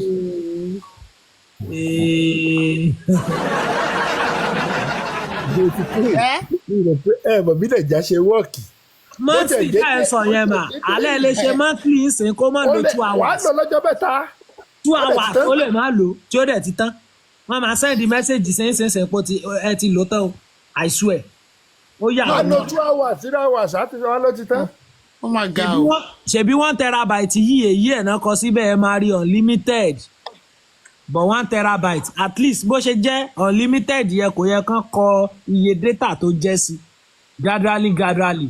sórí òun ni mo ṣe ń sọ bẹ́ẹ̀ pé sórí 100 yẹn sẹ́ ó lè mímọ̀ sí lọ́ fi ń jà sórí èèyàn kan tẹ́mi mọ̀ tó ṣe monthly subscription pẹ̀lú asa last year ó ń ṣe ní 26 wọ́n gbé wọ 30 something 30 or 31 so ó sì máa lò fún at least ó ń lò fún 3 weeks. nígbà lẹ pé iye ti kú yìí. ní last year now títí wọ December last year now. àlẹ́ lè tá à ń ṣe ní 2000 ó ti di 6000 báyìí. lásìkò oní 3000 fẹ́ pé oní 200% lọ́gbẹ́ lọ. ọ̀gá ẹ wá ní kí ọmọ mọ̀ṣọ́ gbowó Nàìjíríà ẹ fẹ́ pa wọ́n ní. Nàìjíríà ti bàjẹ́. mọ̀mí yétì náà kájọ ìrọ́pọ̀ tiẹ̀ wà ní 30,000 30 ẹ̀ sọ yẹn ṣe mọ sálárì mi ṣá sálárì mi 20. náà mo lè bẹ́ẹ̀ wo bí báyìí mo ṣe ń béèrè bẹ́ẹ̀ adé mi torí owó tó à ń sọ yẹn mo fẹ́ fi top up mo ṣe ní pé kò béèrè monthly yẹn kò yẹ ń sìn owó kékeré tí ní báyìí máa fi bẹ́ẹ̀ top up ibi báyìí máa ti ń wà tí máa fi ń top up tí mo ń send ẹ̀ sí gbogbo àwọn tí mo ń send ẹ̀ sí orí bíbá máa kàn login sórí àkáǹtì tí máa ti fẹ́ àkáǹtì tí mo ní pọ̀ níbi tí máa lè ti máa top up you get me so ni mo ṣe ní pé kò pé monthly yẹn ṣé kò better because mo rí pé 100 yẹn is just a waste of money you know money in 1 year kò tiẹ̀ true 100 yẹn wà lò fún ní ká mọ wá sọ láì mọ́sẹ̀ gbogbo àwọn nǹkan yẹn ò máa lè nǹkan tó fẹ́ náà nìyẹn it's not by force we come. àwọn tó wá ń fún ní fọ́ọ̀mù bẹ́ẹ̀ nǹkan ó máa deprive wọn nìyẹn nǹkan tí káwọn náà ṣe pọ̀ rí pé wà addicted ní Nàìjíríà ni MTN tó sọ pé àwọn make owó tá a máa make in 20 years in 2 years. àlọ́wọ́ yẹn wọn ẹ wò ó mà wọn owó tó make Nàìjíríà wọn make ní South Africa ṣebí wọn make owó ní South Africa lọ́ fi sáwá sí Nàìjíríà mà wọn make owó ní South Africa ní náà lọ́ fi sáwá. Yeti Queen ṣé ọmọ South Africa lè rò pé ó ní MTN ni. ibẹ̀ ló ti wà náà. ẹnu nǹkan ló ní the director ẹni tó ní MTN ní Nàìjíríà this month tó mọ̀ ní kúkúrú òní director of MTN ní Nàìjíríà. máa ń kúkúrú wo. Ọ̀tọ̀ Eze olórí táyà kúrò ń bẹ̀ another point tuntun wà bẹ̀. no South Africa ló ti wà ó ti originate. South Africa company náà pè é but ẹ máa Nigerian people ló ní báyìí right now wọn náà ní lẹ́kàn. South Africa ṣe ní lẹ́jọ́ ṣe abáṣọjọ́ gan ní ṣe àmbẹ̀. bóyá ṣíẹ̀ lọ́ra ń bẹ̀ ṣé àwọn téèyàn bá ra ṣíẹ̀ kò mí pé ẹni sùúrù one nation ṣe ẹni téèyàn bá ra ṣíẹ̀ kò mí nípa ẹni tó ní òní ó kàn ta ṣíẹ̀ jáde níbẹ̀ ni tó yẹ yín nísìn so ó lè ṣe ra ṣíẹ̀ ó kàn ra steak níbẹ̀ ni. ó dàbí PayPal ni àwọn South African conglomerate títí kan àwọn ọmọ president àwọn ọmọ tó wà nígbà apartheid àwọn ló ní PayPal wọ́n dẹ̀ wọ àwọn èèyàn lára díẹ̀. Elon Musk kò wà láàrin àwọn tó ní PayPal Elon Musk wà láàrin wọn àwọn tó yẹ pé owó òdúdó ó ní olówó máa develop rẹ̀ ni àwọn poor person bẹ́ẹ̀ bó ti ní kíni ẹ̀ wọ́n ní poor person wọ́n máa ní pé everybody is their enemy orí wọn kórìkọ checks and balances wà fún lamẹ́ríkà gbogbo etí wèrè yẹn tó wọlé ó wá replenish pocket ẹ̀ ni a kò dá wàhálà lẹ̀ ìjà ìbára ìjẹ́ gbogbo fóònù tẹ́ ń lò Nàìjíríà bó ṣe wà yẹn gbogbo ọ́dísì íńtánẹ̀tì tẹ́ ń lò gbogbo ẹ̀ pápátá ọmọ Nàìjíríà lónìí. obìnrin dúdú òun ló design internet obìnrin dúdú she has over mo lè send kí bá mo kí ni màá send ẹ̀ kíní sí yín obìnrin Ma, dúdú ọmọ ìlú mi gangan lẹni tẹ́ ẹ sọ yìí Fúnkẹ́ Òpèkè. Black America ni o. ìdánwò ọmọ Nàìjíríà Fúnkẹ́ Òpèkè ló ní one cable oníwọ́n ló ní one make Fúnkẹ́ Òpèkè ẹ lè wò bẹ́ẹ̀ yẹn bó ṣe wà yẹn ló ní one cable Nàìjíríà Fúnkẹ́ One Òpèkè. cable ní Nàìjíríà bóyá ó ra kí ni franchise ẹ̀ wọlé báyìí tó ní sọ́kà internet tó ní shares bẹ́ẹ̀ o. That's the name of the company tó ń control gbogbo all the internet gbogbo ẹ̀ ló ń dà ní gbogbo àwọn internet tẹ́ ń lò ọ̀ndà ló wà one cable ló supply wọn. She was the director of Verizon America bíbà tẹ́lẹ̀ Fúnkẹ́ Òpèkè ìkẹ́ ẹ lè gbọ́gbọ́ ẹ lè wọ́n tẹ̀ mẹ́rin. ó ti bá àwọn kinní nìyẹn bọ́ọ̀ì tó bẹ̀rẹ̀ kinní ringtones yẹn ọmọ yẹn grandmother ló tọ́jú ẹbí tó sin grandmother sí wà lẹ́yìn mi ní West Hamsted ní báyìí 17 million ọmọ kékeré youth ni grandmother ló tọ́jú ẹ̀ grandmother ló tọ́jú ẹ̀. ṣe lè rí ìdí nǹkan tí mo gbé síbí 1 terabyte yìí ní last this month early this month 100,000 náà ta o ẹ ti rí iye tó ti dà. 150,000. It's valid 1 TB is 90 days. aláwọ̀ ọmọ ajẹ́ lára ìyá yẹn wọ́n kàn gbé fóònù dání ni wọn ò ní lọ lo data mọ́ ẹ máa wo nǹkan tó máa ṣẹlẹ̀ fúnra ló máa reduce ẹ̀. àwọn ò lè jẹ ìyá yẹn mọ̀ ṣé àmọ̀ pọ́n tó wà sínétọ̀ wọ́n fún wọn ní free kìíní náà lò náà àwọn ọ̀rọ̀ ajá kan. àwọn sínétọ̀ nìyẹn ẹ máa gbọ́ àwọn sínétọ̀ àwọn aráàlú ló ń sanwó ẹ̀ ókè nísìnyí adémi ń pariwo pé àwọn kan jẹun ló dà nǹkan táwọn ò lè jẹ mọ́ ẹ tí ò lówó ń sìn kò lè lọ́ra ìgbín jẹun púpọ̀ náà yóò jẹ ìgbín máa fẹ́ máa ṣàdínú pọ́tà tó bá rí. ẹjọ ẹni tó wà Nàìjíríà mọ̀mí dúkì ẹni tó wà Nàìjíríà tó lọ ń gbẹ̀gbín ṣé kò kọjá yìí ẹ̀.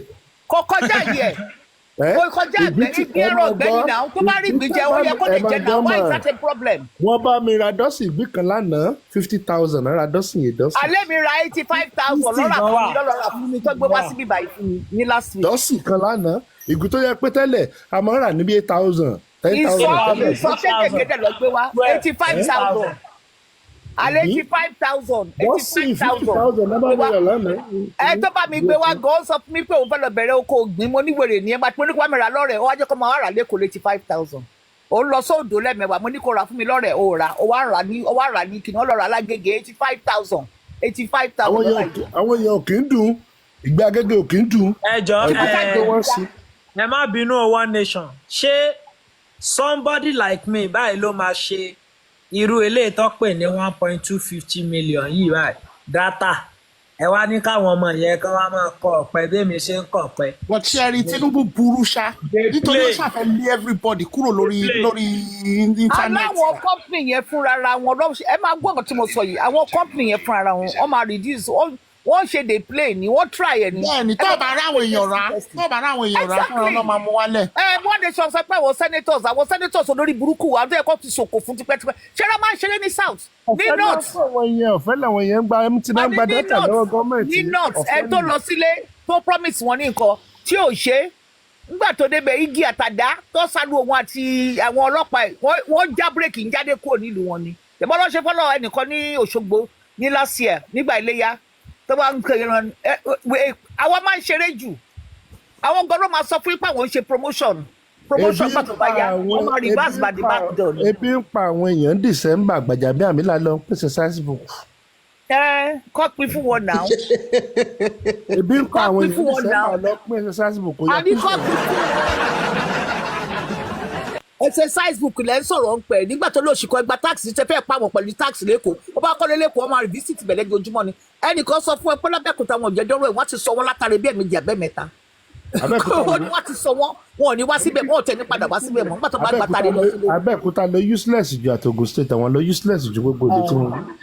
ó ní wọ́n ti sọ wọ́n látàbí ẹ̀mejì àbẹ́mẹ́ta wọn ò ní padà wá síbẹ̀ ẹ lọ́ọ́ ṣe concert ẹ lọ ṣe concert. wọ́n ṣe dàpọ̀ mú wọn ọjọ́ dàpọ̀ ló kí lórúkọ ló kó mọ̀ sí. African father dé Gbajabiamila kó bá wọn fi ketchup sí exercise book bóyá tán bá bọ̀ tán bá fi ata sí tán bá fata yìí bóyá wọ́n lè fi kó. ó dà pé wèrè tiẹ̀ làwọn pípọ̀ èrè pọ̀ gan wọ́n á bọ exercise book. exercise book. Kọ́ máa fi nù dí. Mr. Japa, you are still here. Ẹ kọ́ mọ ẹ fúlà wo bàbá.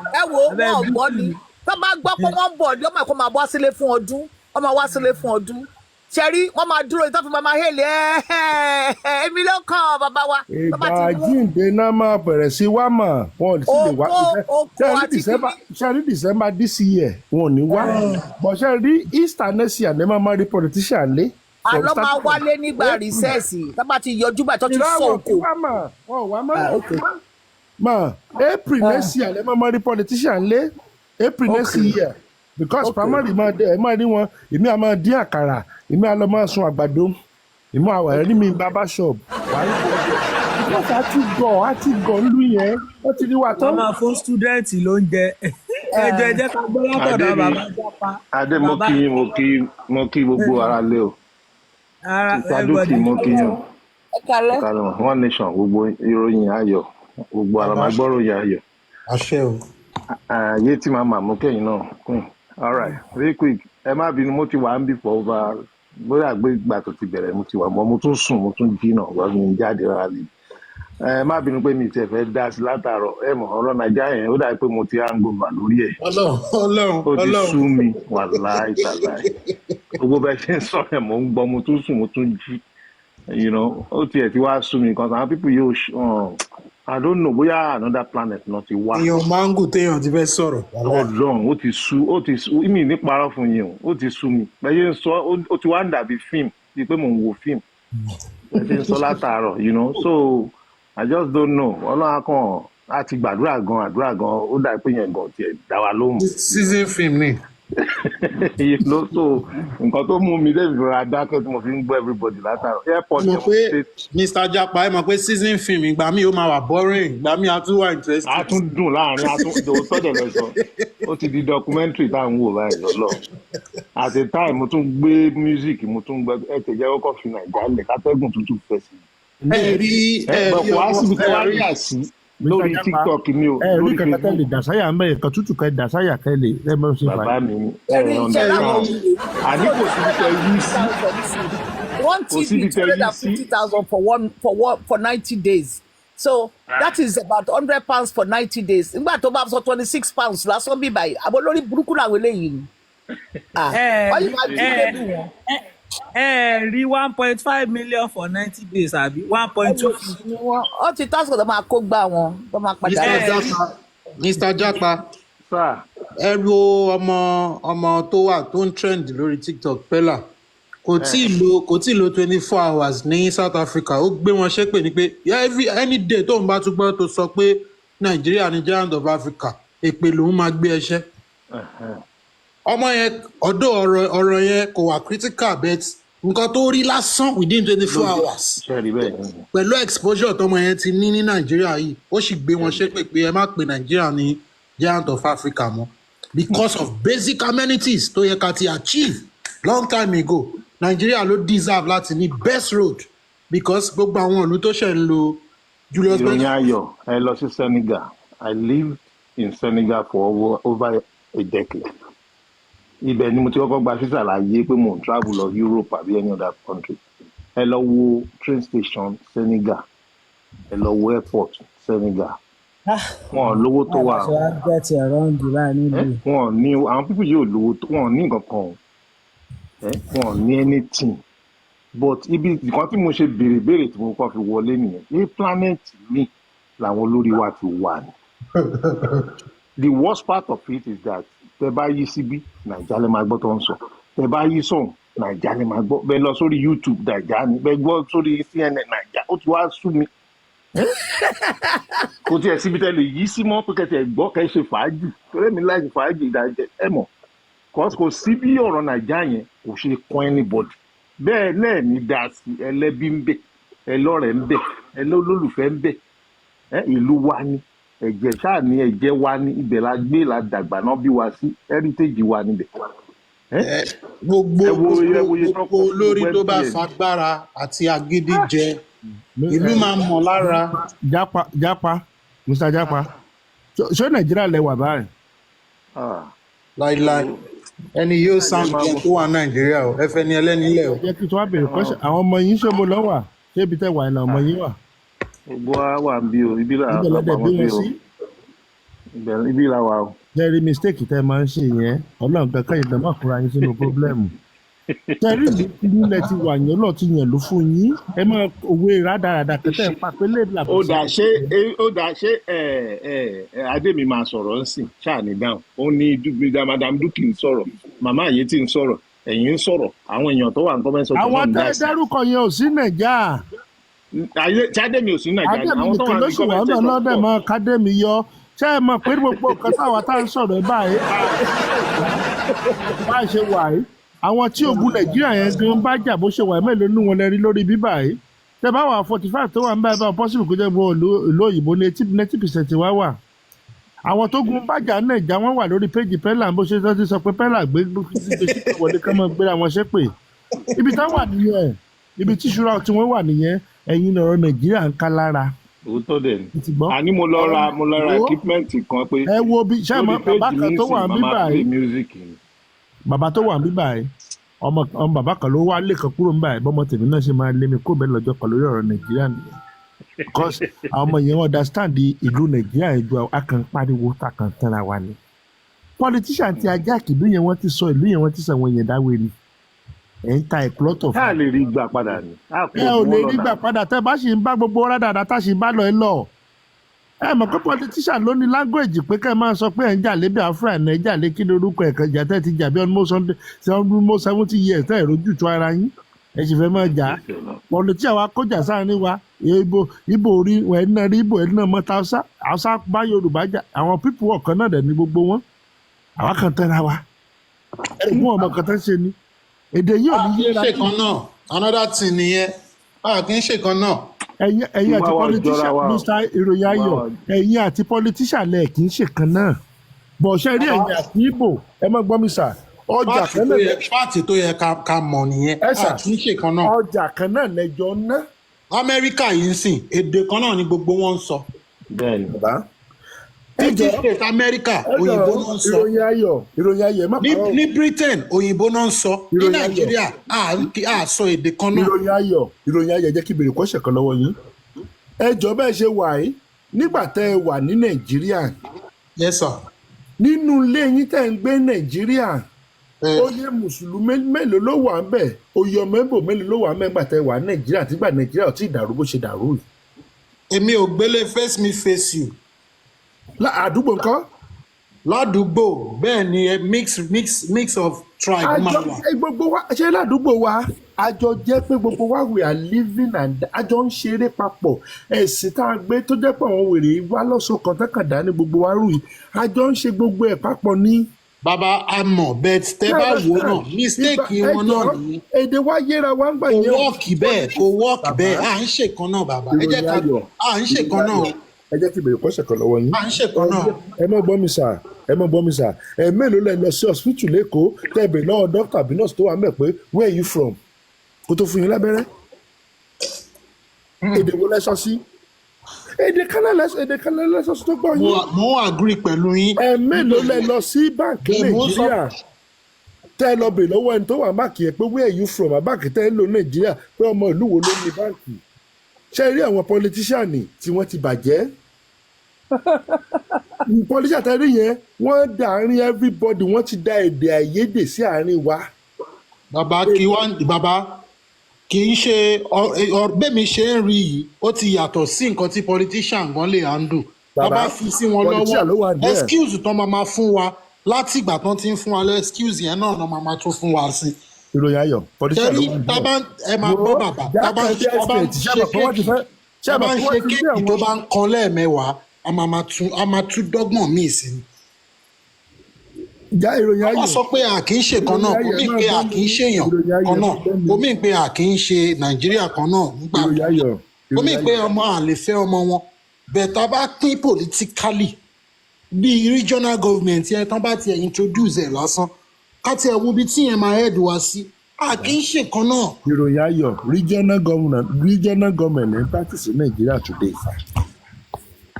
every state ló ń generate ajé àrùn tiẹ̀ náà dẹ̀ ná then the governor bẹ̀ ń kó jẹ. No, politically kò reflect the interest àwọn people. But ẹ ṣàìbí gómìnà ń kó jẹ ìbọn ọmọ Yorùbá ní gómìnà Ondo ṣùgbọ́n ní gómìnà Ọ̀ṣun everybody ń kó jẹ ní. wọ́n sì ń sá sábẹ́ constitution Nàìjíríà. Kò sí constitution tó sá sábẹ́. wọ́n sì ń sá sábẹ́ provision that name that uniformity called Nigeria. Because Nigeria police ló sì máa checkmate wọn. Bàbá à ń ṣèkan náà o ẹ jẹ́ ká máa lọ kó ṣẹ́rí tó bá gé region tiwa tó bá gé wa sísàlẹ̀ bá ṣe wà lórí ọ̀dọ̀ Adémi tá à ń sọ̀rọ̀ ìgbàgbé máa sọ nìyẹn tí one nation tẹ́ bá fẹ́ jẹ gómìnà Ondo state àwọn omi ayélujára la máa ní kẹ́ mu àyìn àtàwọn ọmọ yín. ẹjọ sà omi ayélujára yà ṣe pé fún gómìnà báyìí kó wá mú sọ́rí jápa wọ́ọ̀nì ẹ mọ̀ tara yín mo mọ politician dáadáa ṣe bẹ́ẹ̀ ṣe wà bẹ́ẹ̀ wà ní under Nàìjíríà bẹ́ẹ̀ ṣe wà yẹn bẹ́ẹ̀ wà ní bẹ́ẹ̀ bá ń ronú pé Nàìjíríà máa pín ní the next 1,000 years bàbá Nàìjíríà we have more than 100,000 oil block in Nigeria more than 100,000 oil block in Nigeria bọ́mọ Yorùbá ṣe pín tiẹ̀ mọ́wọ́ bẹ́ẹ̀ ṣe pín fúnra wọn nǹkan tó dà wọ́n papọ̀ nìyẹn. kí ló dé we are always talking about oil ṣé kò sí ọ̀dà ṣé bá ní àwọn ọ̀dà mineral resources tó ṣe pé oh my God timber wà kò sẹ́ni mo ti ṣe kíní ẹ jẹ́rí mo ti ṣe research yìí rí tẹ́ bá lọ gbogbo Yorùbá state pátápátá kò sí gbogbo Yorùbá state ló ní mineral resources tó tí Nàìjíríà yẹn bá tiẹ̀ jẹ́ pínlẹ̀ ní ẹ lè sọ each state mo kàn sọ ní for example ẹ ní sùúrùsà kí Ondo sọ pé mi ò fẹ́ bá Yorùbá lọ mo fẹ́ dá dúró láyé ara ti tèmi cherry mineral resources tó wà l'Ondo state nìkan ó tó máa fi sustain ara wọn. That's right. Not to talk of gbogbo state ní Nàìjíríà cherry gbogbo state ẹni sùúrù gbogbo state tó wà ní Nàìjíríà. gbogbo mineral resources tá à ń pariwo yìí èwo ni irú èmi yìí benefit ta ló benefit gbogbo mineral. àwọn ló ń pín òun náà là ń sọ yìí. everybody máa lọ ká lọ bẹ̀rẹ̀ ká lọ start afresh. ṣùgbọ́n ẹ mọ̀ pé wọ́n tún ti bá yín jí owó yín níbò mi. jábá gbogbo states táwọn gbogbo 36 states ló ní mineral resources. epo everybody ń tẹnu mọ́ everywhere àwọn mineral resources tó ṣe pé ó ní value ju epo lọ àwọn ló pọ̀ jù. kí ló wà lọ́yọ̀ state kí ló wà lẹ́kọ̀ọ́. gold wà lọ́yọ̀ state. níbo gold ẹlọ́wọ́ ìtúkọ́ tó ń pa mí bẹ̀. ìtorí ẹ̀ ló ṣe jẹ́ káwọn Boko Haram ṣe pọ̀ gan bíbẹ̀ yẹn nítorí gold tó wá ń wà. Yẹtí queen ẹ máa gbọ́ mi mà sọ́ọ́rí ní Ondo state you are talking about the mineral resources kòkó tó wà l'Ondo state gbogbo ẹ̀ náà ti gé sọnù tán. wọ́n ṣe kòkó nìkan ló wà ní Lagos state wọ́n ṣe kòkó nìkan ló wà mineral resources tó wà ní Ondo state ó pọ̀. ẹ máa gbọ́mọ̀ ìmẹ̀ ń tàn ní Tèmídire àti Ọ̀ṣun mẹ́jọ ṣe boundary sọ̀rọ̀ mi yé yín bọ́ọ̀dì tẹ́ bá débẹ̀ bó ṣe wà yẹn iná tó wà kíni tó wà ń bẹ̀ network tó wà ń bẹ̀ standard one ni iná tó wà ń bẹ̀ ò ṣe jú àwọn ló wà ń bẹ̀ àwọn China ló wà ń bẹ̀ àwọn ọba ló dẹ̀ wá díẹ̀ tẹ́lẹ̀ ń jí gbogbo kiri àtàwọn politician ṣáwa là ń benefit yẹ. bàbá ẹjẹ sáré ẹ gbogbo àwọn ọba yẹn la máa face. ẹjẹ kẹbi sọ nǹkan fún yín ṣẹlẹ àwọn ọba tẹ ṣe ń pọnlé yẹn ṣẹlẹ àwọn ọba tẹ ń pọnlé yẹn gbogbo wọn ló máa disappear nígbà tí a bá ṣe bí báwọn French ṣe ṣe. ẹ wo gbogbo ọba tó ń pọnlé yẹn ẹ wo we will deal with them a máa deal pẹ̀lú wọn ẹ gbàgbé ẹ. tí ìlú bá dìde tí ọba kan bá misbehave tí ò bá ń ṣe pé ó go beyond the agbára ẹ̀ gan wọn ò ní kò sẹ́nibọ̀dì tó lè pàgìrì lọ bọ́ba yẹn but torí pé ọlọ́pàá máa dìde wọn á ní Nigerian police ti dé but a bá ti ní state tiwa ọlọ́pàá state yẹn ló máa dìde ó yá a ti dé. Nigerian police tá à ń sọ yìí nílẹ̀ Yorùbá wọ́n á gbé Haúsá wá Haúsá yẹn máa pàṣẹ president á máa pàṣẹ fún nǹkan tí president bá dẹ̀ ti sọ fún ni ẹ wo nǹkan tó ń ṣẹlẹ̀ lọ́ṣun state ń sìn federal power wọ́n á máa lò ó against the will of the people. INEC á máa decide ẹni tó máa jẹ gómìnà ilẹ̀ Yíbò gan kan ẹ wo àwọn ọmọ Yíbò tó ti pàtó nù wọ́n á dẹ̀ gbélé yín lórí kò dé sí nǹkan tó ń sọ ọlọ́pàá. ìròyìn ayọ̀ tí ẹ bá ọlọ́pàá dín ẹ máa pé kọ́tẹ́ ń sọ yẹn kò wá right mi ò gbàdúrà state police o mo bá ọlọ́pàá dín o mo dẹ̀ dúpẹ́ pé mo ṣe ń gbà tí mo ṣe wọ́n fi ọlọ́pàá mẹ́wàá ni mo ní every single day. bẹ́ẹ̀ ọlọ́pàá tẹ bá dìlò kì í ṣe state police now Nigerian police lẹ bá dìlò. àbí nǹkan tí mo rí mo fi sọ fún yín pé mi ò gbàdúrà state police. Because of your experience with Nigerian police we must deflate that tire that truth tó jẹ́ Nigerian police. understand sí nǹkan tí ìròyìn sọ ṣe rí Nigerian police lóòótọ́ lẹ bá dì kò ń ṣe state ṣe rí state máa ní òfin títí ẹ̀. Yes. Police máa tẹ̀lé wọ́n wá bí police state police ta kó wá violate òfin state. Yes. Because state no employ state no employ region no employ kò ń ṣe Nigeria. So local police yẹn ló máa ti wá tó bá fẹ́ jẹ commissioner níbẹ̀ tó bá fẹ́ jẹ DP ọmọ àdúgbò yẹn ló máa jẹ. antidote ṣe wá rí police yẹn kò wá answerable sí federal state ló wá answerable sí. Understand nǹkan táwọn try láti extend yẹn federal lẹ́yìn bá deal yẹn. federal police deal mi ò bá federal police deal state no require no request ẹ máa gbọ́ o state no request fún police and it's still happening right now between ọkọ àtìyàwó tó gba ọlọ́pàá tó dọ̀dọ̀ sí mopo 20 nínú GRA ó gba protection fúnra rẹ̀ commander tí o mọ kankan nípa ó jẹ́ withdraw police torí pé ìyàwó ẹ̀ wá bá if you know the right thing of ẹ̀ ní díẹ̀ rárá ọlọ́pàá tó ń kidnap ní tẹ́pẹ́ àwọn ọlọ́pàá tó wà ní state àwọn tó wà ní state ló ń manipulate wọn. Tí experience effectiveness state police ìròyìn ayọ̀ I am telling you that the state governors control ọbẹ̀ tẹ́ ẹ̀ tí ì fi sẹ́nu ẹ̀ lè sọ pé ó níyọ̀. the state governors control the state the state governors control the police when they come to their state. ọbẹ̀ tẹ́ ẹ̀ tí ì taste ẹ̀ lè criticize. The state governors control the police when they come to their state. And I'm telling you, not in all cases, ma. Not in all cases. The Lagos State Security Fund, which I reported to for about 7 years to be rough, I know what happened there. And Lagos State Security Fund is a fraud. It's a fraud. It has I said the State Security Fund. I will not buy it. It's all fraud. There's no point. Mami Duki, ẹ má bínú mà. Ìròyìn ayọ̀. Ṣé rí one thing tẹ́ understand nípa Nàìjíríà? Èèyàn ló ń lo agbára. It's a system. Nǹkan tí Wike dánwò. Ẹ ti gbọ́ èèyàn ìròyìn ayọ̀ èèyàn ló ń lo agbára. Ẹjọ́ ẹ má gbàdúrà state police o ẹjọ́. Àwọn èèyàn ṣe agbára lò yí ìròyìn ayọ̀ ṣe rí Àmọ̀tẹ́kùn tó wà ní Ondo state. Ẹ lọ bèrè kẹta fi àwọn Àmọ̀tẹ́kùn ṣe ní Nàìjíríà right now. Àwọn gọ́fìnà tó wà bẹ̀rẹ̀ ṣe àjẹ́ state police kó má sọ̀rọ̀. Ìròyìn ayọ̀ Àmọ̀tẹ́kùn tó ń gbà tó ń ṣe ní state right now àwọn gọ́fìnà ń lo Àmọ̀tẹ́kùn láti fi ní election ni wọ́n ń lo Àmọ̀tẹ́kùn against opposition. Ẹ má gbàdúrà ẹ má tẹ gbàdúrà ẹ má ní Nàìjíríà ẹ má gbàdúrà state police. Àmọ̀tẹ́kùn ò kì í ṣe state police.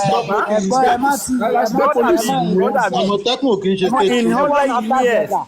Àmọ̀tẹ́kùn ò kì í ṣe state police. One nation, we have a lot. The problem is that we have a lot of ideologies from other places that we think would work in Nigeria. Nigeria is a different one. Ọlọ́pàá tó ní kó sọ mi tí wọ́n tún kidnap mi wọ́n kidnap ọlọ́run kó sọ mi o wọ́n dẹ̀ ń kidnap mi under instruction within the state. Mo ní state commissioner ló ń dá sí ọ̀rọ̀ tí ó kàn báyìí bó ṣe wà yìí. Governor ní state òun ló wà responsible for ọlọ́pàá wọ́n dẹ̀ máa yẹ ṣéègì mẹ́tàlá.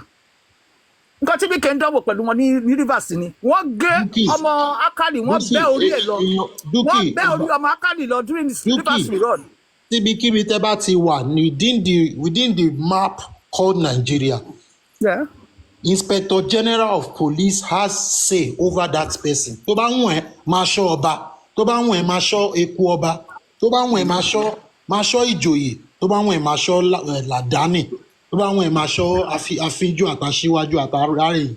Ọlọ́pàá ẹni tó bá ti wọ black and black yẹn, Inspector General of Police tí federal government tí president bá appoint tó anoint tó select under ẹ̀ ló máa wà.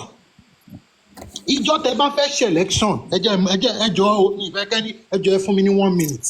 Ìjọ tẹ́ bá fẹ́ ṣe election ọlọ́pàá IGP yẹn ó lè decide tí federal government tó bá ti hùn láti gba state yín ó lè decide láti sọ fún commissioner yẹn pé ìwọ náà wá ń bí mo change ìwọ commissioner torí pé agbára president ó wà pẹ̀lú ẹ̀ á dẹ̀ decide pé mo yọ commissioner á dẹ̀ yọ kò sí nǹkan tó máa ṣẹlẹ̀ commissioner yẹn lè wá lọ court pé wọ́n yọ wọn justly bẹ́ẹ̀ wọ́n á sì yọ ọ́nà in some cases wọ́n á fi deputy ẹ̀ wọ́n á fi sípò ẹ̀ deputy ẹ̀ yẹn á jẹ́ èèyàn tiwọn á dẹ̀ ti gbowó gidi fún pẹ̀lú compulsion now nígbà tẹ́ bá wá fẹ́ ṣe election tó bá ti débi tẹ́ ti fẹ́ ka election commissioner yẹn á wá fi àwọn haúsá tiẹ̀ síbẹ̀ tán gbọ́ Yorùbá tán dẹ̀ máa bá yín sọ Yorùbá tán dẹ̀ máa ti ṣí orúkọ wọn kúrò ibi tán ti ń bá yín sọ̀rọ̀ bíi Yorùbá yẹn wọ́n ti yíbò mọ́ yín lọ́wọ́ ẹni tán fẹ́ wọ́n ti announce ẹ̀ kílẹ̀ tó mọ́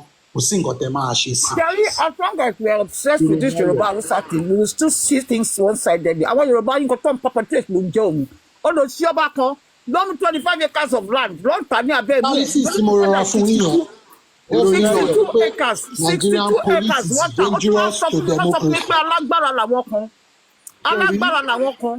Analysis tí mo fún yín yẹn mo fi sọ fún yín pé Nigerian police is dangerous to democracy. ìròyìn ayọ̀ Nigerian police kan ló dangerous to democracy. ẹjọ they are major tools. ìròyìn ayọ̀ wọ́n sọ̀rọ̀ wọn tán o. tẹ́ rí Nàìjíríà bó ṣe wà yẹn. Okay, Mr. Japa, you can talk ẹ má bínú. Mr. Japa sọ̀rọ̀ yín tán state police Nàìjíríà. Nàìjíríà ń ṣe agbára lò àmọ́ agbára lò Nàìjíríà ẹ fún wẹ̀rẹ̀ ní agbára Nàìjíríà lu agbára yà á sì lò Nàìjíríà. ọ̀rọ̀ Nàìjíríà ó ti sú èmi ni lọ́rọ̀ kó tó wà nílẹ̀ adémi ò ní bínú ó ti sú èmi torí ó dà pé kò sí solution mọ́ báyìí gbogbo èèyàn sọ iṣẹ́ tẹ̀ sọ lé ní ó jẹ́ kémi weak. ṣé ẹ wá fẹ́ fi èmi síbi ni àbí báwo ọ̀rọ̀ yín ò yé. bàbá ti sọ wọ́n ní sọ ti sọ pé Ọlọ́run àbá kó adémi yọ kó ń bẹ̀. sọ́lọ́run ló kó ẹ̀yìn yọ kúrò mi. nǹkan tí wọ́n lè jọ sọ. bádẹ́mi ṣe Mr. Japa bádẹ́mi ṣe wà lọ́sùn state yẹn Ọlọ́run má jàre tó bá sọ̀rọ̀ against Tinubu wọ́n ní láti sọ fún commissioner lóẹ̀ wọ́n ní láti sọ fún governor lóru wọ́n lè wá gbọ́ ta ẹ̀ wọ́n dẹ̀ ní sọ fún commissioner lóẹ̀ tí ò bá ti lóyà sí federal government. ṣé rí mo ní nǹkan tí mo sọ fún yín pé. ẹ máa sọ pé that is power speaking for you federal government ń sọ̀rọ̀ yẹn. FBI kí lọ sáwọn states kò kí lọ báwọn èèyàn kọ́ káyọ̀ mọ́lẹ́ lamẹ́ríkà. kọ́ọ̀tì kan wà tó máa sọ fún un ó yẹ sílẹ̀ nísinsìnyí wọ́n á dẹ̀ sílẹ̀. kọ́ọ̀tì ló ń ṣe kí ni ẹ lọ káwọn pẹ́sọ́rì gbé ẹ̀gá wúbà ẹ lọ ká sórí gbé ẹ̀gá wúbà. ẹ wo ẹ̀yin náà mọ̀ pọ̀rọ̀ Nàìjíríà tẹ́rí ideology wa lakan ní asset the same. alẹ́ mi tiẹ̀ dúpẹ́ èmi dúpẹ́ pé èmi náà fún ọ tẹ́lísì kan tí mo tẹ́lísì mo lè kọ́ gbọ́pẹ́ ṣé kó máa túnṣe náà lọ́wọ́ ní jẹ́ kí n tún dánwò lọ́la. ìròyìn ayọ̀ tí ẹ bá mọ̀ pé èèyàn ló ń lo agbára ní Nàìjíríà kì í ṣe òfin so la ṣe ń pray pé kọ́lọ́run fún Nàìjíríà ní opportunity kọ́lọ́run fún Nàìjíríà lórí ọ̀fẹ́ láti fún ẹnìkan tó jẹ́ pé máa jẹ́ lágbára látòkè church understand ṣé ẹni bẹ́ẹ̀ bá yan state police ní Nàìjíríà today tẹ́ bẹ́ẹ̀ ṣe wà ẹ̀ sí Nàìjíríà mọ́ ló jẹ́ kẹ́ ẹ sọ pé you are talking about the police state police tẹ́ bá sọ lójú tó wà Nàìjíríà sọ fún mi pé ọ̀gá ẹ kúrò lórí ẹ̀. bẹ́ẹ̀ tìgbà táyìn kó Nàìjíríà èmi sì máa bóyá ọ̀n tiẹ̀ tí ìbí èmi bí ṣe wà yìí so mo ṣì mọ Nàìjíríà jù yín lọ. kí bàbá lọ́dọ̀ rẹ tẹ́gẹ́dẹ́ ni kí ló dé yìí. mo ṣì mọ Nàìjíríà jù yín lọ. ẹ máa gbọ́ sà ìròyìn ayọ̀. kí bàbá lọ́dọ̀ rẹ pẹ́ di ẹlẹ́ni ni. mi ò ṣe bàbá lọ́dọ̀ ẹ máa gbọ́ mi sà ìròyìn ayọ̀. bẹ́ẹ̀ ní Nàìjíríà tẹ́ bá rí nǹkan tó ń ṣẹlẹ̀ láàrin ọlọ́pàá Nàìjíríà àti ìjọba ẹ mọ̀ pé that country called Nàìjíríà kọ́lọ́ ń pèsè owó fún yín kẹ́ ẹ lówó ìlú yẹn lẹ́ fi bọ́ kó ogun ìlú yẹn. tẹ́tí gbọ́. that is why mo dẹ̀ ṣe orílẹ̀-èdè Nàìjíríà mo ṣàgùnbánirọ̀ ní Nàìjíríà kálí mọ̀ pé mo mọ Nàìjíríà mo ṣàgùnbánirọ̀ ní ìdẹ̀fowó ṣe mo lọ lùlù. ìgbà yẹn lẹ́sọ̀. mo dẹ̀ ṣe student activist mo ṣe all over 22 states 22 states ni mo ti lọ jàfẹ́tọ̀ ọmọ ènìyàn Nàìjíríà gẹ́gẹ́ bí student leader máa fi test máa fi exam nílẹ̀ tí n bá dé wọ́n ṣe máa lọ fi protest bẹ lecturer kí n tó ṣe exam mi tẹ́lẹ̀ mọ́ ẹ lọ béèrè àtẹ́jù. nàìjíríà tẹ́lẹ̀ nàìjíríà táìmù tẹ́ ń sọ yẹn. nàìjíríà tó lè mọ̀ pé mo mọ Nàìjíríà díẹ̀. nàìjíríà táìmù tẹ́ ń sọ yẹn nàìjíríà tó dáa lẹ́sìn sọ yẹn kì í ṣe nàìjíríà of today. aláwọn èèyàn tó wà ń bẹ̀ báyìí tó wà ní ìjọba àwọn apààyàn ló wà ń bẹ̀ àwọn olòṣì èèyàn ló wà ń bẹ̀. bàbá ìròyìn ayọ̀ 2001 náà kidnap ọmọ tán gbé mi lọ Àkúrẹ́ 6 months ojú mi ni kọmíṣánná ọlọ́pàá ṣe mú bíṣọ̀pù tó ti kú tó lọ́ọ́ fi ń kó àwọn èèyàn tí ò lẹ́sẹ̀ lọ́wọ́ lọ́nà bọ́lọ́dún àpọ̀mú bẹ́ẹ̀ tó wá tì wọ́n mọ́lé tán fi 250 gbà wọ́n tán fi béèlì wọn ìbọn ọmọ Yorùbá ni what are you talking about ìbọn ọmọ Yorùbá ni à ń sọ̀rọ̀ àṣírí Nàìjíríà fún yẹ́ ẹ̀ mọ̀ pé. ó ṣe nítorí pé Nàìjíríà pólíìsì ni tó bá jẹ́ pé Yorùbá pólíìsì ni wọ́n bíire kó ṣerú ẹ̀. bàbá ọmọ Yorùbá ni. because wọ́n á yọ ọmọ ìròyìn ayọ̀. ẹ tún máa ṣe Yorùbá police lọ́tọ̀. wọ́n á nọra wọn lóògùn gidi gan. wọ́n tún máa ṣe Yorùbá police lọ́tọ̀. agbára ní Nàìjíríà. lè ṣe tó bá jẹ́ state police. máa tó bá ti di state. caution díẹ̀ máa wà ń bẹ̀. ó yẹ kẹ́ lọ ka Yorùbá yìí sùn. no máa tó bá ti di ọ̀rọ̀ state definitely ẹ máa expect pé at least 80 to 90% àwọn police force ibẹ̀ yẹn ó máa jẹ́ àwọn indigenous people. nǹkan táwọn try láti sọ nìyẹn. yẹtí queen ni ṣe bí ọmọ Nàìjíríà tó wà Nàìjíríà lónìí ló mọ̀ dá Yorùbá nation yẹn ṣe bí ọmọ Nàìjíríà tó wà ló mọ̀ dá Yorùbá nation tẹ́ ì sọ what are you talking about. àwọn náà ṣe kí ni sọ. ṣe bí ọmọ ló mọ̀ dá Yorùbá nation yẹn nǹkan tó ń bàjẹ́ today the commissioner of police ẹ má gbọ́ mi sà ọmọ Nàìjà tó wà Nàìjíríà tó wà ní òṣèlú lè ní ìwà tó ń wù ìwà yẹn everyday òun náà ń jẹ training sí pẹ̀lú wà burúkú. tí wọ́n fẹ́ Yorùbá nation yẹn mo fẹ́ kẹ́ clear me understand. tí ẹ bá gba Yorùbá nation yẹn ẹ ò lè lọ mú mẹ̀sáyà wá látọ̀run àwọn náà ló máa ṣòfin yẹn àwọn náà. ṣé mọ̀ pé one nation nǹkan tí ìròyìn sọ ní region system àwọn ò tí ì sọ dissolution wọn ò tí ì mẹ́nu lọ síbi ọ̀rọ̀ dissolution rárá. nígbà tá ẹ ṣe regional system yẹn I'm telling you today if you want to know what they call a regional system go to your state and ask your commissioner for finance pé kí náà practice in the state. Tell me when we are practicing regional system láti 1953 Awólọ́wọ̀ dá prime minister tó fi ṣe dá 1959. African farmer kò sí òfin Akíntọ́lá gbàgbé ẹ má gbọ́ mi ìròyìn ayọ̀ ẹ má gbọ́ mi ìròyìn ayọ̀ ẹ má gbọ́ mi sà. ó sá òfin ní Nàìjíríà number one enforcer ìròyìn ayọ̀ ẹ má gbọ́ sà ẹ má gbọ́ ìròyìn ayọ̀ ẹ má gbọ́ mi. nígbà tó dá 1960 Akíntọ́lá dá prime minister nílẹ̀ Yorùbá tí Akíntọ́lá ṣe nǹkan tí ò yẹ kán ṣe Akíntọ́lá tó ṣe nǹkan tó jẹ́ pé Awólọ́wọ̀ ò ṣe tó ẹ̀bẹ́sù tó ṣe gbogbo ẹ̀ wọ́n bá Akíntọ́lá sọ̀rọ̀ ọ̀sẹ̀ ọjọ́ kan àárọ̀ ọjọ́ January 16 1966 òní bàbá Fẹ́mi Fani-Káyọ̀dé tó lọ pé kí lorúkọ ẹ̀ jáde tó sọ pé òun fẹ́ parí ìjà láàrin Abíọ́lá àti Akíntọ́lá ibẹ̀ náà ti pa Akíntọ́lá kí lẹ̀ ń sọ yìí.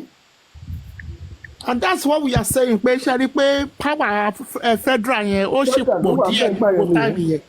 ẹ mọ̀ pé láti Kudirat Abiola tó bá lọ fún ẹni sùúrù tó bá tẹ̀lé ṣe regional ẹ mọ̀ pé federal government yẹn ẹ mọ̀ kó máa neutralize yẹn power federal government gan ni ẹ mọ̀ bẹ́ẹ̀ ẹ mọ̀ kó máa neutralize ẹ̀ gan ó máa gbà ń bẹ̀bẹ̀ ní tó kọ̀ useless. Fúlàní apààyàn wọ́n á dé police station wọ́n á filẹ̀ lẹ́sẹ̀kẹsẹ̀ ṣé tó bá jẹ́ lẹ́yìn tó bá jẹ́ Yorùbá tó bá jẹ́ state police wọ́n wá filẹ̀ ni. ìròyìn ayọ̀ ìròyìn ayọ̀ má gbọ́ mi ogun tó wà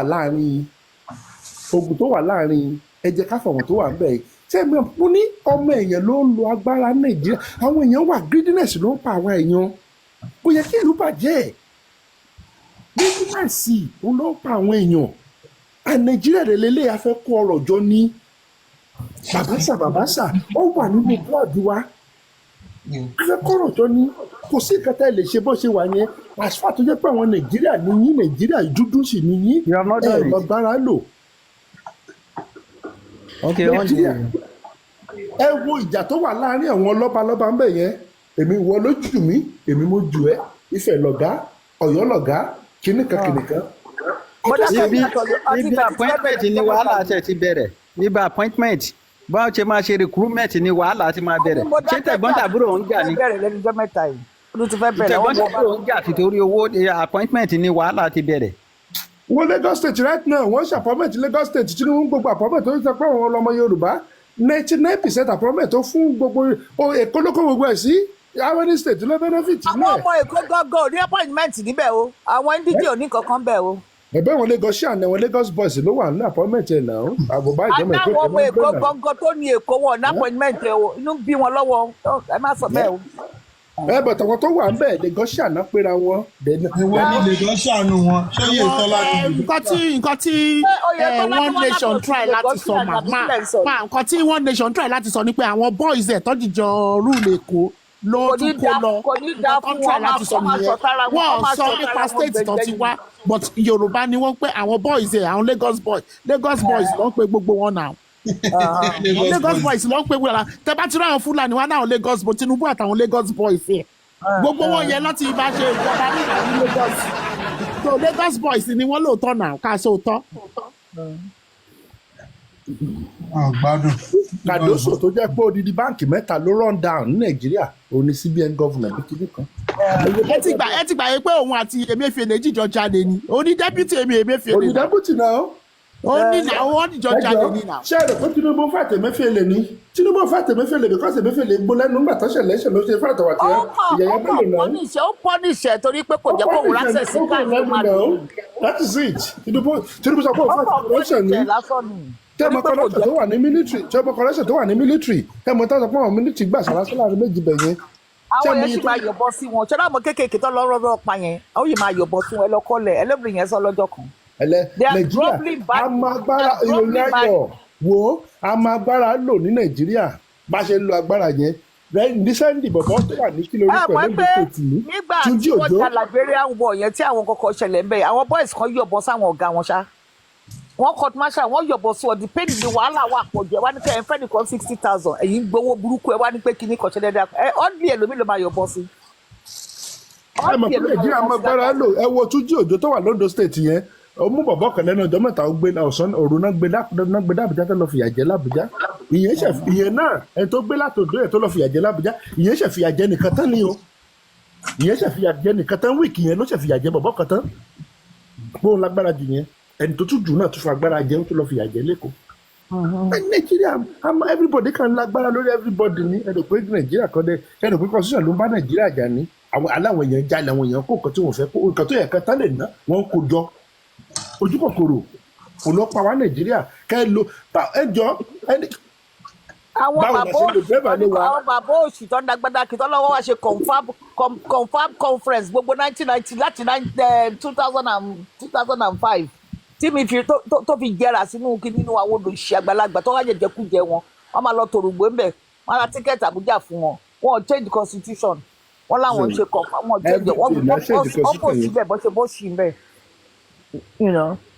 ìyẹn ó ṣọwọ́ ni Tinubu mo gbèdì fún pé ó tẹ̀ lọ sí school ó understudy wọ́n dẹ̀ ṣú ẹ̀ pé òun understudy wọ́n dẹ̀ ń deal pẹ̀lú wọn ní kọ̀ọ̀kan nígbà tí ìyá bá kọjá ìyá olúkálùkù amúgi sórí títì ẹnìkan wá sílé láti kínní ọwọ́ mi lókè ẹsẹ̀ mi ní sífùrọ̀ tuwálé bàbá tuwálé ò ní dúró gbọ́ tuwálé ìgbà tí wàhálà bá bẹ̀rẹ̀ tuwálé ò tiẹ̀ ní gbọ́ dúró kò ní gbọ́ dúró gbọ́ tuwálé nígbà tí wàhálà bá bẹ̀rẹ̀ àwọn ọmọ tó ń rọ ní ṣẹ́ṣì máa kọ̀ bọ́ máa kọjú ìbọn sí wọn tó bá yá. federal language ni tuwálé ń sìn tuwálé ti ní national headquarter ń sìn báyìí. alẹ́ nìkan ọ̀gá kan sọ fún mi ó ní ẹnìkan pé òun ní ọlọ́pàá pé máyì ti rìtáyà ó ní sọ́bà nìkan táwọn rí ní Lagos State Command lásán ó ní gbogbo àwọn tó yẹ pé àwọn ò tiẹ̀ fẹ́ fojú rí wọn rárá ó ní commissioner of police ló máa sìn wọn látòkè wá sínú mọ́tò àwọn olú ọmọ ló máa sìn wọn wá síbẹ̀. What do you expect? amúkú ẹrù ẹ wọ ó ti wọ́ láti ilẹ̀ tẹ́lẹ̀ Ọlọ́run ló máa sìn wọ́n tún sìn wọ́n dé di mọ́tò àwọn olóṣì.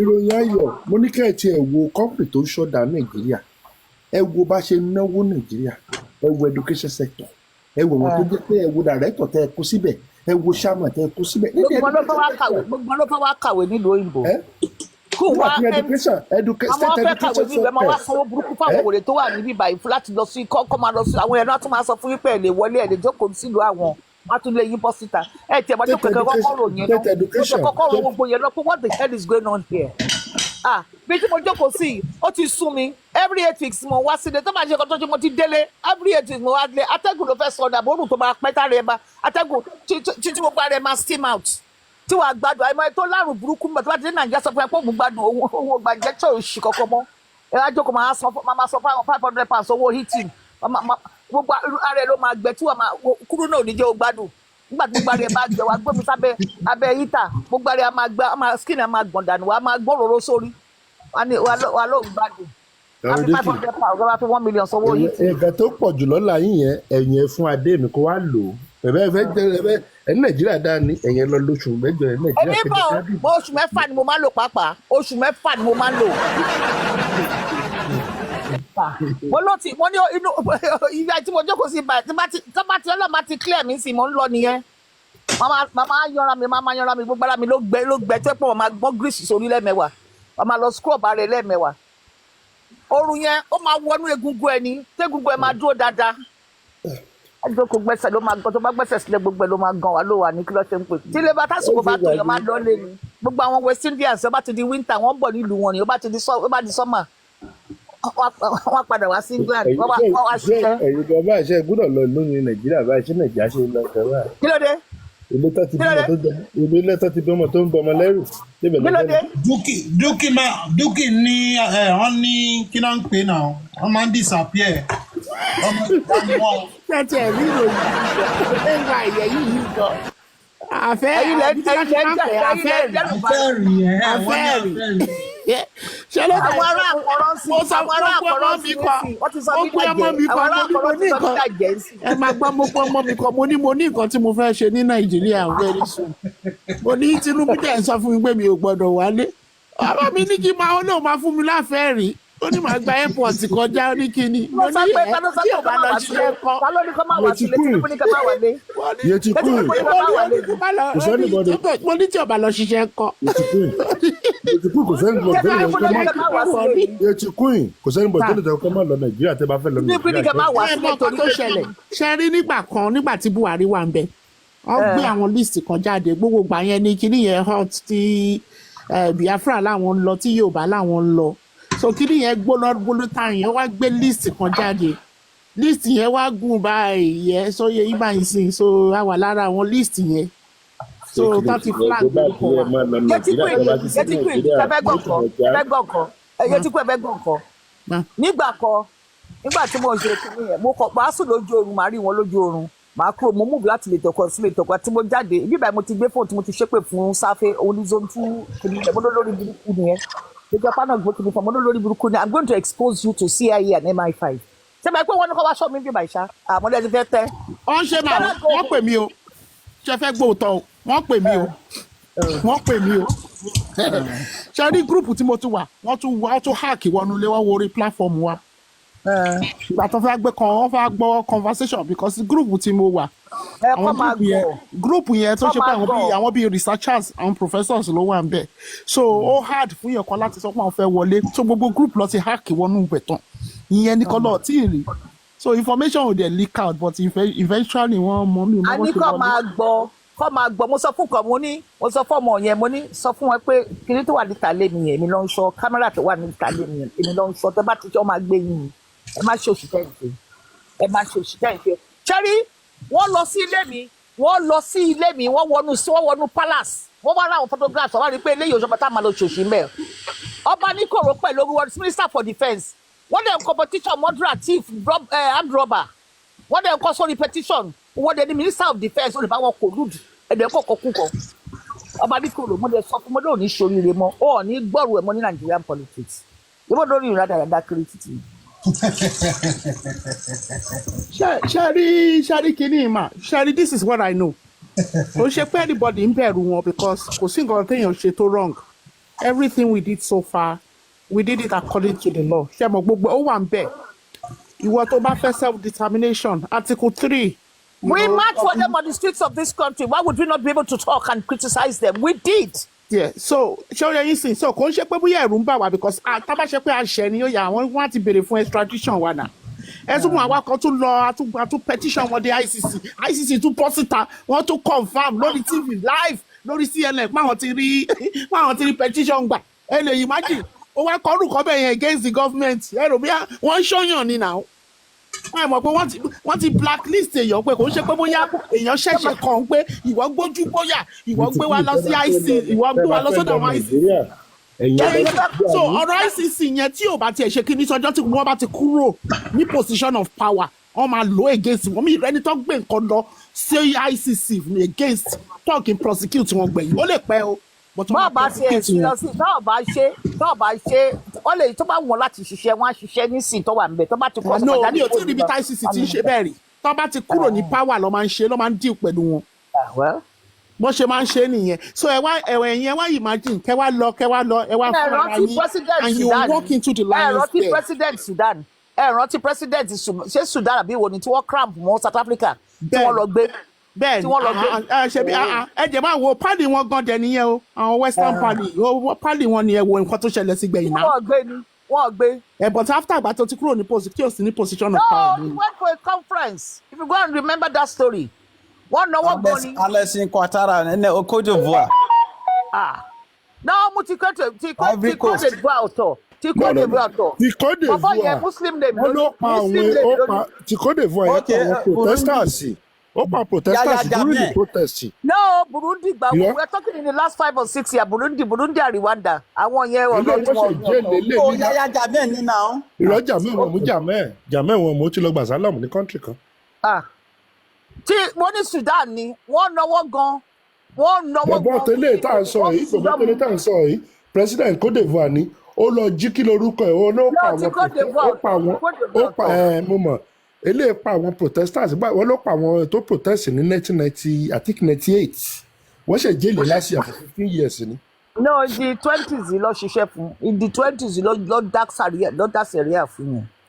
Nígbà tá a mo wá school níbí báyìí mo ti wọ mọ́tò láti Durham tí mò ń bọ̀ rí ẹni tó wà ní New York ló sọ fún mi pé wọ́n ti tap fóònù mi nílé ó ní wọ́n ti tap fóònù mi nílé nǹkan tí wọ́n ń dánwò pẹ̀lú mi níbí báyìí tí wọ́n gbé ìbánidọ́ta ọ̀rọ̀ àdúgbò bíbá yìí wọ́n dá o mo sọ fún mi ní màá sọ British passport sílẹ̀ màá dẹ̀ gbé Nigerian passport dání mo máa ń rìn ní gbègbè àwọn nǹkan tí ò dání mi ní màá gbé dání ọlọ́pàá dẹ̀ wá sí ilé ibi tí wọ́n ti dọ́kì níyẹn ó dẹ̀ sọ fún àwọn boys yẹn pé ìjọ ìmọ̀mọ́ àwọn military bọ́yẹ máa ń gẹrun ó ní which barracks you belong to Catholic lọ́wọ́ wọ́n dẹ̀ tell mi láti dọ́ra wọ́n gbé títí dé Chelsea mo tún wọ́n fún àwọn nílé London mi mọ̀ pé wèrè wọn àwọn aráàlú yìí àwọn táwa sọ táwa free láti Durham 8 hours journey into London. tẹ́ bá ti ń lọ Nàìjíríà ẹ má lo Nàìjíríà ẹ bá ṣe wà ẹ má lo Nigerian passport. mi ò ní Nigerian passport gan. ẹ má gba visa ní kẹ́ má gbà lọ Nàìjíríà visa ni máa ń gbà láti lẹ̀. tẹ́ bá gba visa tẹ́ bá wọlé go and register with the embassy. Well, no. Immediately tó bá ti dé wọlé wọ́n register direct ní port bẹ́ẹ̀ láti máa register. No, let her go and register, make her presence known to the embassy. That's what I'm saying. No, bá ti wọlé mọ̀ ẹ̀bẹ̀ náà ti register by right now. The British passport tó bá lò wọlé kó lọ register pẹ̀lú embassy. Ibẹ̀ náà láti máa register nínú port nínú airport náà ti máa register yín mà. British representative wà bẹ́ẹ̀ ni. They're not.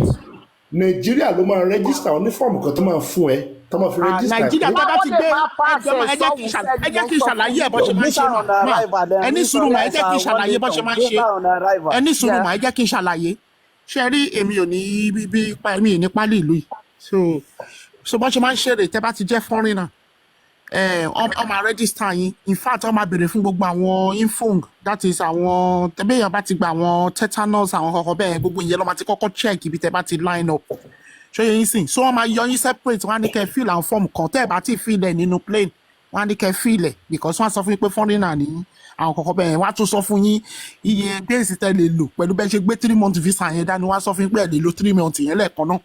5 years 5 years.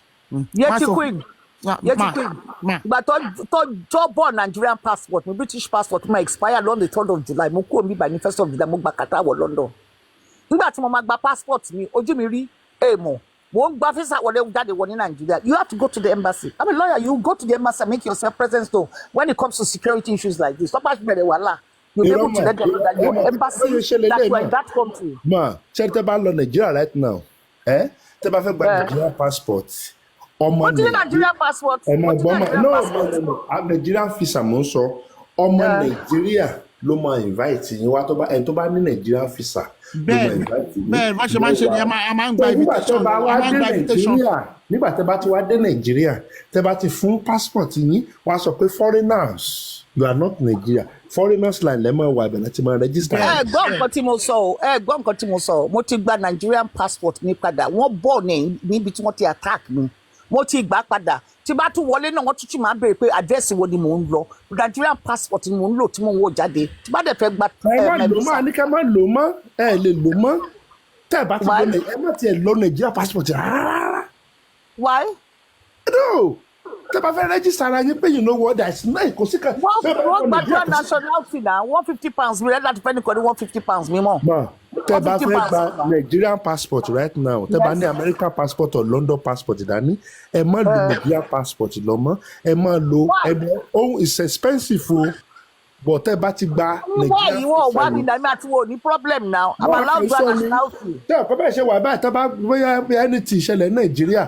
Most of people, there's a USA, foreigners go to Nigeria. I can go there and register. If I have a problem, if I've not made myself known as a person, if any problem occurs, I cannot incite the law of that country against that country if I'm a citizen of that country. That is what the law is. But if I register myself when I'm there as a British citizen, I will be allowed to invoke any law against them under international law. Nígbà tẹ́ bá sì gbé have a problem with them. Tẹ́ bá sì gbé passport Nàìjíríà ẹ̀ dání o ẹ lè bá wọn ṣe kankan ìlú yín lẹ́wà. No, I can register. I can choose whichever one I want to use. I'm telling you what I do. What the law is what I do for a living. I am telling you what it is. Ìlú yẹn bó ṣe wà yẹn wọ́n ti pa ògùn àwọn èèyàn dà sí kádàrá ẹlòmíì dá. wọ́n bá wọlé gọ́dẹ̀ ń béèrè pé àdírẹ́sì wo ló lọ mo ní kí ló kàn yín pẹ̀lú. èmi tí ẹ bá ṣe máa ń béèrè nìyẹn èmi ò tiẹ̀ ní kí n má sọ. wọ́n kọ̀ sí ní last time tí mo wọlé yìí mo ní kí ló kàn yín mo ní data ṣe bẹ́ẹ̀ ní data lọ́wọ́. ṣé tí ẹ rí kíní tó wà lọ́wọ́ ti tèmi aláòdùà so mo ti renounce Nigerian passport mi since over 20 years tí mo ti renounce ẹ̀ sọnù. iye ti queen. Mo bẹ̀rẹ̀ ọ̀bọ yẹn mo nígbà tó ní data mi lọ́wọ́ tó tún béèrè òṣì ọ̀rọ̀ lọ́wọ́ mi it doesn't show that your system is not very good why you asking me òun ṣì kàn tó tún wò tí wọ́n béèrè pé ibo ni mo ní data mi lọ́wọ́ he was embarrassed. No ẹ mọ̀ pé ẹ gbọ́dọ̀ fill the form for your security reason. Èmi sọ fún ọ mo ní sọ fún wa grade mi nílé nígbà tó ti ní details mo wá wọlé wọn béèrè ibi tí mò ń gbé ní tí mo bá wọ London náà tí mo bá gbé passport náà tí mo bá wọ London wọn béèrè ibi tí mò ń gbé náà wọn lè má má address ibi tí mò ń lọ. ṣé ẹ mọ̀ pé tẹ́ bá dé Nàìjíríà that's the normal thing ma. ó normal tẹ́ bá gbé foreign passport dání. wọ́n ní o foreign passport Nigerian passport. bó tiẹ̀ jẹ́ Nigeria passport wọ́n á béèrè your address. That's right that's a breach of your confidence of kini ẹ jẹ́ ṣe dáàbò nǹkan tásán pọ́npọ́n ṣe fún wa táwa gangan gbà táwa gangan ò challenge. kò yẹ kó béèrè níbi tó bá ti ṣe fún Nigerian passport yẹn gbé dání tẹ́ bá gbé foreign ló máa ń ṣe bẹ́ẹ̀ yẹn. ibi tí wọ́n ya wèrè dé nígbà tí mo fẹ́ jáde padà tí wọ́n ní kí n gba fún exit visa mo sọ exit visa iye tó fún gọ́ọ̀mẹ̀ntì yàtọ̀ sí iye tí kìíní níjọ́ náà lọ́hùn ó tún wá ṣe kọ́ bí báyìí ó tún wá sọ fún mi pé ṣé mo olórí burúkú ni wọ́n ní Nàìjíríà. wọ́n rẹ̀ bá gbé indigenous passport ẹ jẹ́ ìṣàlàyé sà wọ́n máa gbé indigenous passport wọn dání wọ́n bá tún wá ń béèrè lọ́wọ́ pé ibo náà lọ ó wrong sir. One nation I have practiced in 3 countries.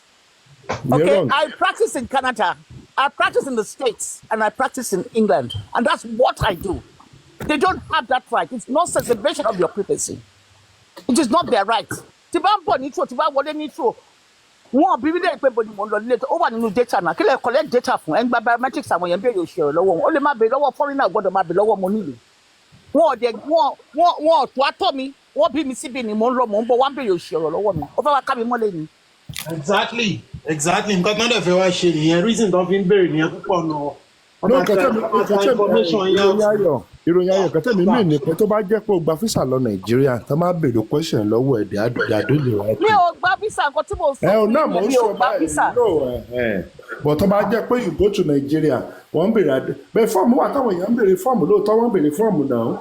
wọ́n tẹ máa béèrè pé kí ló mú wá kó wá nǹkan kan fún wa wọ́n tún béèrè ẹ̀. kí ni ìwèrè wọn mú gbà tí mo lọ ní ìdásá ọlọ́pàá ń dúró dè mí níta bí ẹsẹ̀ ń dùn mí ní tí mo gbé tẹlifíṣàn tí mo gbé ó bi mí léèrè pé tẹlifíṣàn wọ́n ní mi kọ́ lọ gbé kìíní tẹlifíṣàn wa ó wá sọ fún wọn pé kọ́ lọ pẹ́ di tó ní wọ́n lọ gbé sínú mo bí iṣẹ́ ìyá wèrè ṣá mo ń state law fún ni wọ́n sọ àwọn ọmọ yẹn sọ fún mi pé ẹni tó burú jù nínú wọn olórí disc nìyẹn fún mi pé ó ti mọ̀ tẹ́mọ̀ tó wà pé láàrin tẹ́ bá tún wá lọ Nàìjíríà tẹ́ bá tún lo more than 30 days wọ́n á tún sọ fún yín pé ẹ̀ tí overstay. nítorí pé kí ni overstay pé kí ni. ṣebí nǹkan tó ṣẹlẹ̀ sí mi nìyẹn ìgbà tí mo lọ last mo gba 3-month visa mo dẹ̀ débi bẹ̀ wọ́n láti máa sọ fún mi pé mi ò lè lò more than 26 days pé tí n bá lò mo ti violate pé èèyàn kọ̀ọ̀kan ni wọ́n máa sọ 500,000 gbà tó owó sì dá nìyẹn o currency ṣe dá 500,000 èèyàn kọ̀ọ̀kan. overstay. bẹ́ẹ̀ báwo lè kí ló ń ṣe fún mi ní 3 months ńgbà yẹn tẹ́wọ́n ní ìgbà 26 days nìkan mo lè lò. ṣé ẹ̀yin one nation with Nigerian passport.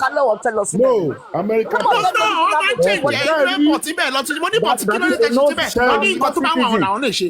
ẹ mọ̀ kàtà ṣe ẹ mọ̀ gbọ́sà. àwọn ló ṣe bẹ́ẹ̀ ibi bẹ́ẹ̀ yẹn inú airport yẹn ló ti sọ fún mi bẹ́ẹ̀ yóò nǹkan tó bá wọn làwọn lè ṣe. tọ́ni nínú airport yẹn ẹ mọ̀ gbọ́mọ̀ inú airport yẹn wọ́n kọ síbẹ̀ lóòótọ́.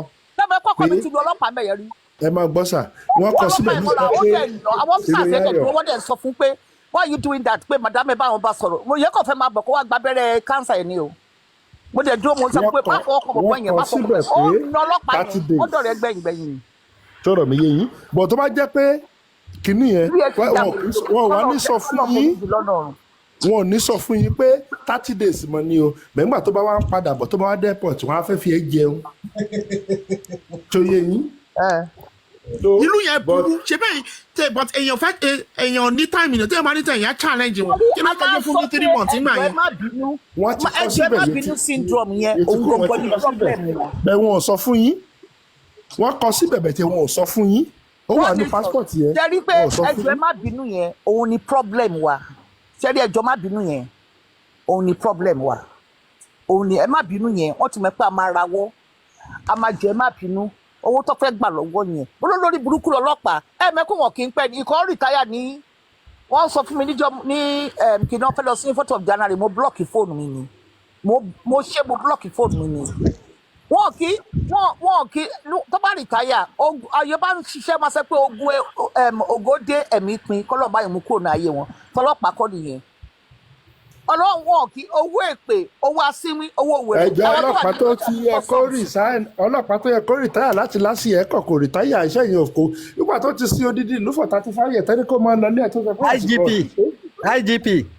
IGP nìkan ni àtàwọn IGP AIG DIG gbogbo wọn náà bá yarí pé àwọn gan ò lọ pé ìkàn tó bá mú IG tí ò bá ti lọ wọn náà ò lọ sórí kéèsì yẹn oní gbogbo nàìjíríà láti pa láti last week sọ̀rọ̀ pé wọ́n ti fi two face àti very dark man wọ́n ti fi bàjẹ́ mọ́ nàìjíríà lọ́wọ́ wọ́n ti fi divert attention nàìjíríà. kí ló kọ àwọn yẹn lórí wọn ò pé náà ṣé bá sọ náà. jẹ́ ìjọba ìdáná tó sọ̀rọ̀ bí gbogbo bàtẹ́ everybody bẹ̀rẹ̀ sí tí gíní ẹ̀ ìtì last week ó ìtì gan last week náà. kí ló kọ̀ wọ́n pẹ̀lẹ́ ní sí ìwé bẹ́ẹ̀ ní insular kan tí wọ́n sọ yẹn. wọ́n kàn gbọ́ ọ̀rọ̀ very dark man. aláwa very insular awa very very insular.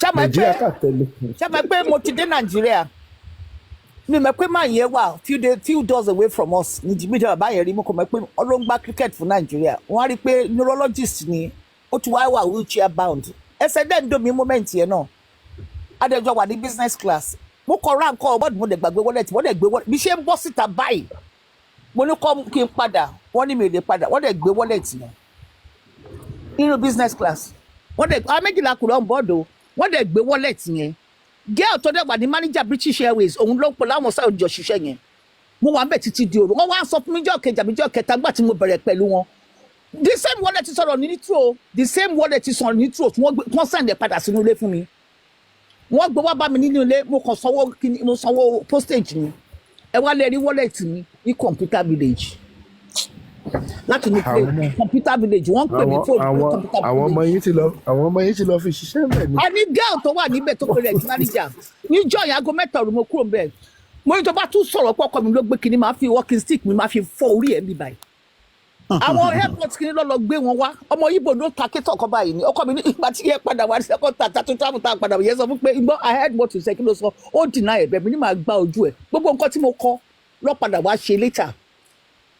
Nigerians are telling ìjọ àyàn lórí burúkú tó ń pè ní wèrè tí Tinubu ti bá sùn títí tó ní gbogbo fọkọ ẹ dàbí kẹdàbírí ó wà bẹ́ẹ̀ chairman olóhùn diaspora ó wà bẹ́ẹ̀ báyìí ó ń wò mí Abiru tó jẹ́ chief whip Lagos state ló wá bá mi pé òun mọ̀ pé mi ni mo ń sọ̀rọ̀ pé kí ló ṣẹlẹ̀ mo ní wallet mi kọ́nìkọ́ wa jáde fún mi nígbà tó dijọ́ kejì mo tún padà lọ wọ́n tún sọ pé wọ́n mọ̀ mí kọ́ lọ pé gẹ́ẹ̀yẹ wa ó ní that woman I don't mind that kíníkan lè wá ṣe kíníkan àṣà àwọn tó rí wọn jíjọ nǹkan tó yẹ pé security tó yẹ pé àwọn tó máa ń wọ bíi blue yẹn wọ́n complain nípa attitude girl yẹn wọ́n lọ ti sáàkẹ́ nísìnyí ṣé òyìnbó àbẹ́nìkan ló wá láti ta tó wá ṣe kíní yẹn aláti bàjẹ́ jù ó lè ní wà lójútì gbogbo wallet yẹn wọ́n ju owó tó wà bẹ́ẹ̀ wọ́n ju gbogbo ẹ̀ lọ gbogbo cards mi I have to cancel all my cards alólòṣì ni wá ká so tọrọ fúnra wa àwọn tó bá kúlẹ̀ ṣé yín mọ̀ sí bẹ́ẹ̀ ni yín mọ̀ sí bẹ́ẹ̀ ni.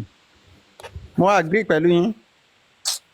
We are terrible people our life need to.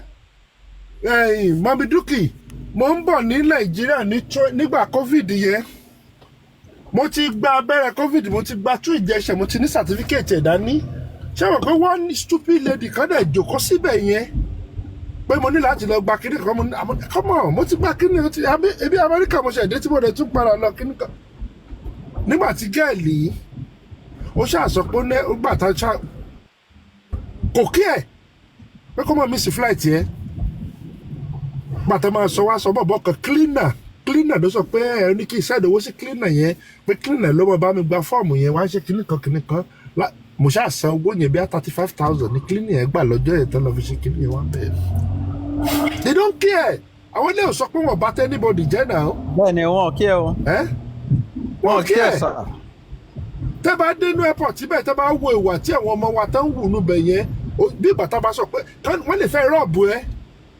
Now new terminal tó tún wà báyìí tó bá tún gbé oúnjẹ wọn á tún sọ pé kó bá fẹ́ wọnú terminal bẹ́lẹ̀ ọlọ́pàá kan wà lẹ́nu ọ̀nà bẹ́ẹ̀ yẹn a sọ pé you are going to yes right yes a sọ pé you carry food yes okay you have to fill one form and we have to do the inspection of that food àbí kíníkà bí you pay the kíníkà tí mo bá sanwó fún bàbá yẹn kò nígbà kan gbẹ́rù yẹn wọnú terminal àwọn tó wà lẹ́nu security checking yẹn ó kó fọ́ọ̀mù yẹn dání bẹ́ẹ̀ ẹ kàn rọ̀bù everybody nílùú yẹn kàn gbá èèyàn ẹ kàn bring shame to that country. ẹ máa kan tó fọ́nì jù immigration Hausa ó bẹ́tà immigration Yorùbá lọ tàbá dé airport kiri nígbà tí mo fẹ́ kúrò ní Nàìjíríà nígbà tí mo fẹ́ kúrò ní Nàìjíríà Abuja Abuja Abuja kọ Èkó ni mi ìgbà Abuja mi tẹ hate Abuja yẹn. Abuja dẹ̀ dùn gan mọ́. àwọn alágbára ni mo mọ̀ tó wà l'Abuja kò sí ìfẹ́ tí mo lọ sí Abuja mi tẹ̀ láìka mi. àwọn immigration tó wà l'Abuja yẹn wọn Hausa ló wà bẹ́ẹ̀ àwọn yẹn wà fair enough àwọn tó wà lẹ́kọ̀ọ́ yẹn ẹ tó wà lẹ́kọ̀ọ́ mo sá kúrò lẹ́kọ̀ọ́ nígbà tí wọ́n ní wọ́n máa pa mí tí mo fẹ́ sá kúrò lẹ́kọ̀ọ́ níjẹ́ náà títí lẹ́ni méjì jáde kí lọ Qatar ni mo wọ̀ Hausa ló gbé mi jáde kúrò nígbà tí mo ń padà bọ̀ Yorùbá ẹgbẹ́ mi ló ń ṣorí burúkú Yorùbá ló ń ṣorí burúkú owó èpè tó fẹ́ gbà yẹn nítorí mo tẹ̀lé kọ́kọ́ stop ní pé lẹ́yìn tí wọ́n bá scan ẹ̀ tán tí wọ́n ti gbé suitcase tán tó tún gbé scan wọ́n tún máa wá tún personal effects here which is wrong. You go to the airport here, once you're scanned through and you check nobody goes through your personal effects except from when the scanning. Ẹ tí wọ́n fẹ́ wọ plane ẹni kan ní kó máa ṣí pátó ní pátá kó máa wo àwọn ẹrù ẹlẹ́rù àwọn gold oní gold kẹ́ máa wò ń bẹ̀ kí ló kọ̀ yín pẹ̀lú gbogbo yẹn. Wọ́n ní kó máa tú ẹrù ẹlẹ́rù what do you order àwọn airline what should the airline tell you that to do in Nigeria? Alóríwọ̀ ò pé sẹ́ oríwọ̀ ò pé rárá o wọ́n á mú àdúgbò wọ́n máa tú ẹrù ẹ náà ló ti go through scanner tẹ pé scanner ló gbà kọjá kí ló escape mi wọ́n ṣe wá gbé nǹkan fún yín we can't even fight for our rights ìtọ́ ń bọ̀ nísìnyí gbogbo kíní àwọn properties wọ́n kọ́ kiri ní gbogbo Ìbàdàn tẹ́rù pé vegetable agriculture town tẹ́lẹ̀ wọ́n ti sọ́ di dàkú dáǹsì estate ló kún concrete ló kún Ìbàdàn sí concrete estate ló kún Ìbàdàn sí wọ́n kàn ń kọ́lé lọ kò sí tó máa ti lóúnjẹ mọ́ oúnjẹ wọn Ìbàdàn jẹ kó lọ oúnjẹ ó wọ́n ní Ìbàdàn jẹ kó lọ wọn jẹ fẹ́ ṣoko mọ́ gbogbo àwọn mọ́gàjì wọn ti talẹ̀ gbogbo family tán ẹ bá lọ bẹ̀rẹ̀ ń sì bẹ̀rẹ̀ ò ṣe lọ wọ́n máa hàn ẹ ní bẹ̀rẹ̀ ni wọ́n máa dàbò ẹ lórí ni bẹ̀rẹ̀ ọjà ọba kò ṣe lọ ọba kọjá mẹ́rin ọba bẹ̀rẹ̀ pẹ̀lú ẹ àríyàn wò náà á ṣàánú wa it's all done oríire ìtẹ́lẹ̀ yìí ṣe Ọlọ́run ṣàánú wa ni o Ọlọ́run á tọ́ wa sọ́nà mo ti sàmọ̀ ní pé Nàìjíríà máa da tábà ti lura wa pa a máa lura wa pa kó tó dáa ebi ń pa àwọn èèyàn ọba tí Ma, tẹ́ bá ti lọ fẹ́ kíníkì kẹ́ lọ gẹ́ẹ̀tì clear. kí ló gẹ̀ sí mi Clear. owó tí mi sílẹ̀ O ní ṣàṣìyàn mọ́ ní airport. ok wọn ò ní search mi mọ́ ní airport O ní ṣàṣìyàn mọ́. kí ló dé Ẹ lọ gẹ́ẹ̀tì ẹ̀sẹ̀. èmi ò mọ nǹkan tó bí by clear Clear Check clearance. Clear ní orúkọ kìíní yẹn gbà náà pè lọ́dọ̀ wa náà clear. ok Àwọn security concert kí ló fẹ́ rí ní search sọ́bẹ̀ kí gbé fún àpò mi go lórí any line. Just go straight. sọ́bẹ̀ kí gbé sínú àpò mi I think it's just $145 or $189 ni. èmi ò rò pé àwọn àṣẹ And it's London àwọn òṣìṣẹ́ It's very London very good. Àwọn ọmọ ṣe London, how am I? ok Ẹ̀kan check it. wọ́n ní kó máa fọ ọkọ̀ àlọ́gẹ̀jì Ẹ lọ straight ni, even your bag, wọ́n á ti bá yín pààkì ìṣojú kẹ̀kẹ́ tó jáde láti ní támínà. Gbogbo ẹ̀ síta fún mo mi. mọ̀ pé kí ni máa ṣe bí ìbàyí tí ọba wa gbẹ́rù mi nílé tí bá lo British Airways àbí Virgin I just pay £40 to check it in and I pick it up in Lagos but mi ò mọ̀ nípa clear I will inquire about the CLEAR ni. CLEAR, yeah, clear. ok máa wò bag lẹni kan get. Clear security. Oh, clear, okay. okay everything is also that's why you see as a information ni and is information is knowledge is power. Professor Ajay kò ní problem but sọfúnìsì máa lọ sí. wọ́n ní kẹ̀kẹ́ lẹ́ o. Ẹ̀jọ̀ ta ló tún sọ pé mo tún support Wùmí ìlú àwọn náà. Ó náà mọ̀ dáríjì nìkan. Ẹ kalẹ́ o.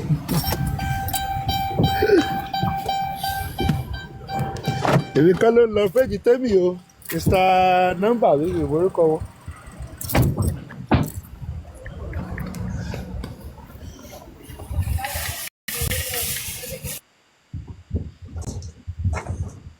Bàbá tó ń sọ̀rọ̀. wọ́n kì í. Ẹ káàbọ̀.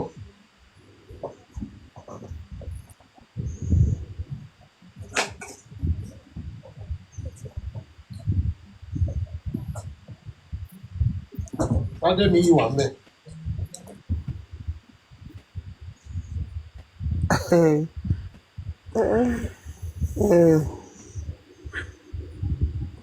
Anu, are you awake? African father. Adébítí lọ sùn. Lórí story girl wà ti lecturer. Wọ́n ti rí àwọn ọmọ yẹn.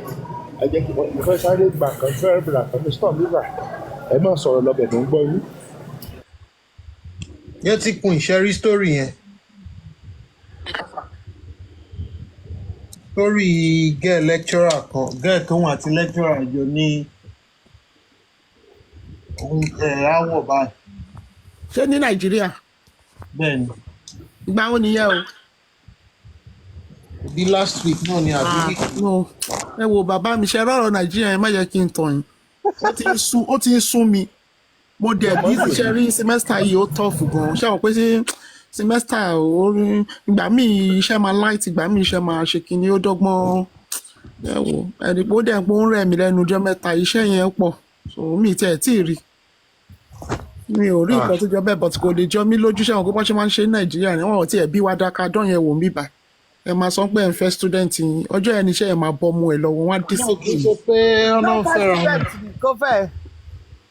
Kí ló wá ṣẹlẹ̀? Dúkì mọ story. Tó bá dẹ̀ yẹn wò mí báyìí o lè rude o wà rude kó sọ̀rọ̀ bákan o but kó fẹ́ na lecturer ní kíní wọ́n máa expect student yẹn. Wọ́n tẹ̀ ti lé school pàwọn tán. Àwọn Gen Z nìyẹn ọmọ wèrè àwọn Gen Z nìyẹn náà. But wọ́n ní ìdí Nàìjíríà yẹn náà. African Àwọn father. lecturers yẹn máa ń ṣe fáwọn obìnrin ní Nàìjíríà ni. African father. Lecturer yẹn náà lẹ́bi o. Àwọn lecturers yẹn burú Nàìjíríà. Kéèsì kan bẹ́ẹ̀ yẹn ti gbà. Kéèsì kan bẹ́ẹ̀ yẹn ti gbé wá fún mi rí tán ní kí báwọn pariwo lecturer yẹn sọ yìí. Ní kí báwọn pariwo ẹ̀ síta. Kò ní ẹ̀bí ẹni. Bàbá ó lẹ́bi o. Lecturer yẹn lẹ́bi. Ẹ sábàá ló ṣe lẹ́bi ṣe. Ṣé wo fídíò yẹn ṣá? Okay. Kí lẹ rí inú fídíò yẹn?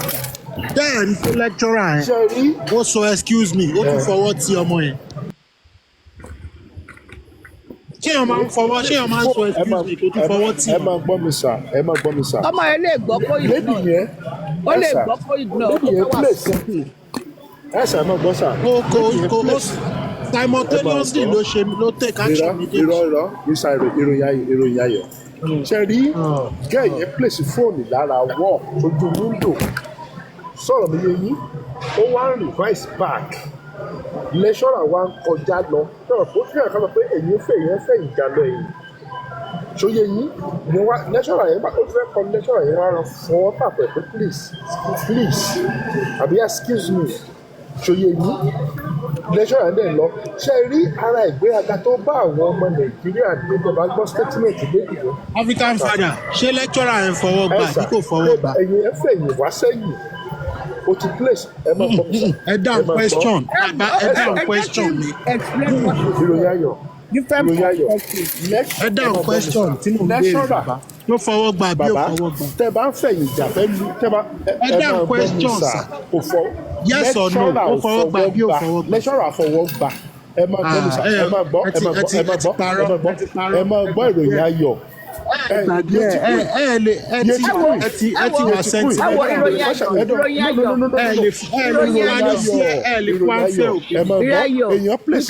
things from different perspectives depending on the angle the camera was set and the ìròyìn ayọ̀ ẹ̀dọ̀ èèyàn place fóònù by the wall ó ti gbé fóònù ó fẹ́ ṣe fídíò by the wall ó wá ń fẹ̀yìn jàbọ̀ bí eléyìí ẹni tó fẹ́ kọjá lẹ́gbẹ̀ẹ́ wá sọ pé excuse me ó ti fẹ́ fi ẹ̀yìn jà lú ẹnìyẹn wá fọwọ́ tọ́ ẹ pé excuse me ṣé ẹnìyẹn jẹ̀bi.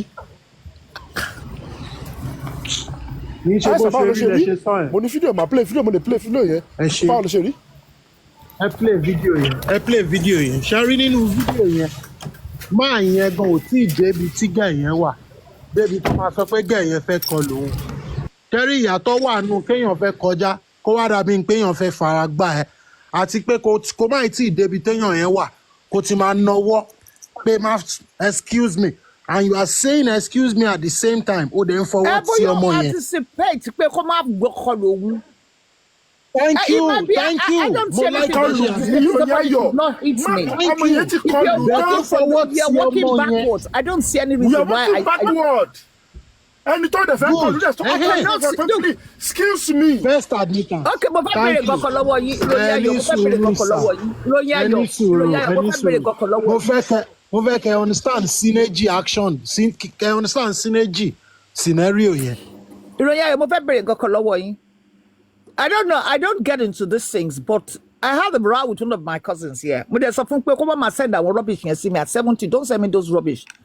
Pé ó sọ fún mi nípa. Ó tiẹ̀ aráàlú ọmọ yẹn. Ó sọ fún mi nípa ọ̀rọ̀. Ọ̀rọ̀ Wàsíù. Ẹgbẹ́ statement ọmọ yẹn, ó ní I think he's a student. Ó dà don't know he's a lecturer. Bó tẹ̀ jẹ́ student, ẹ bá gbọ́ mi sọ, bó tẹ̀ jẹ́ student. Ara ìgbéraga tó wà lára ọmọ Nàìjíríà ni ó wà jù. Jẹ́ mọ nǹkan tó fà á.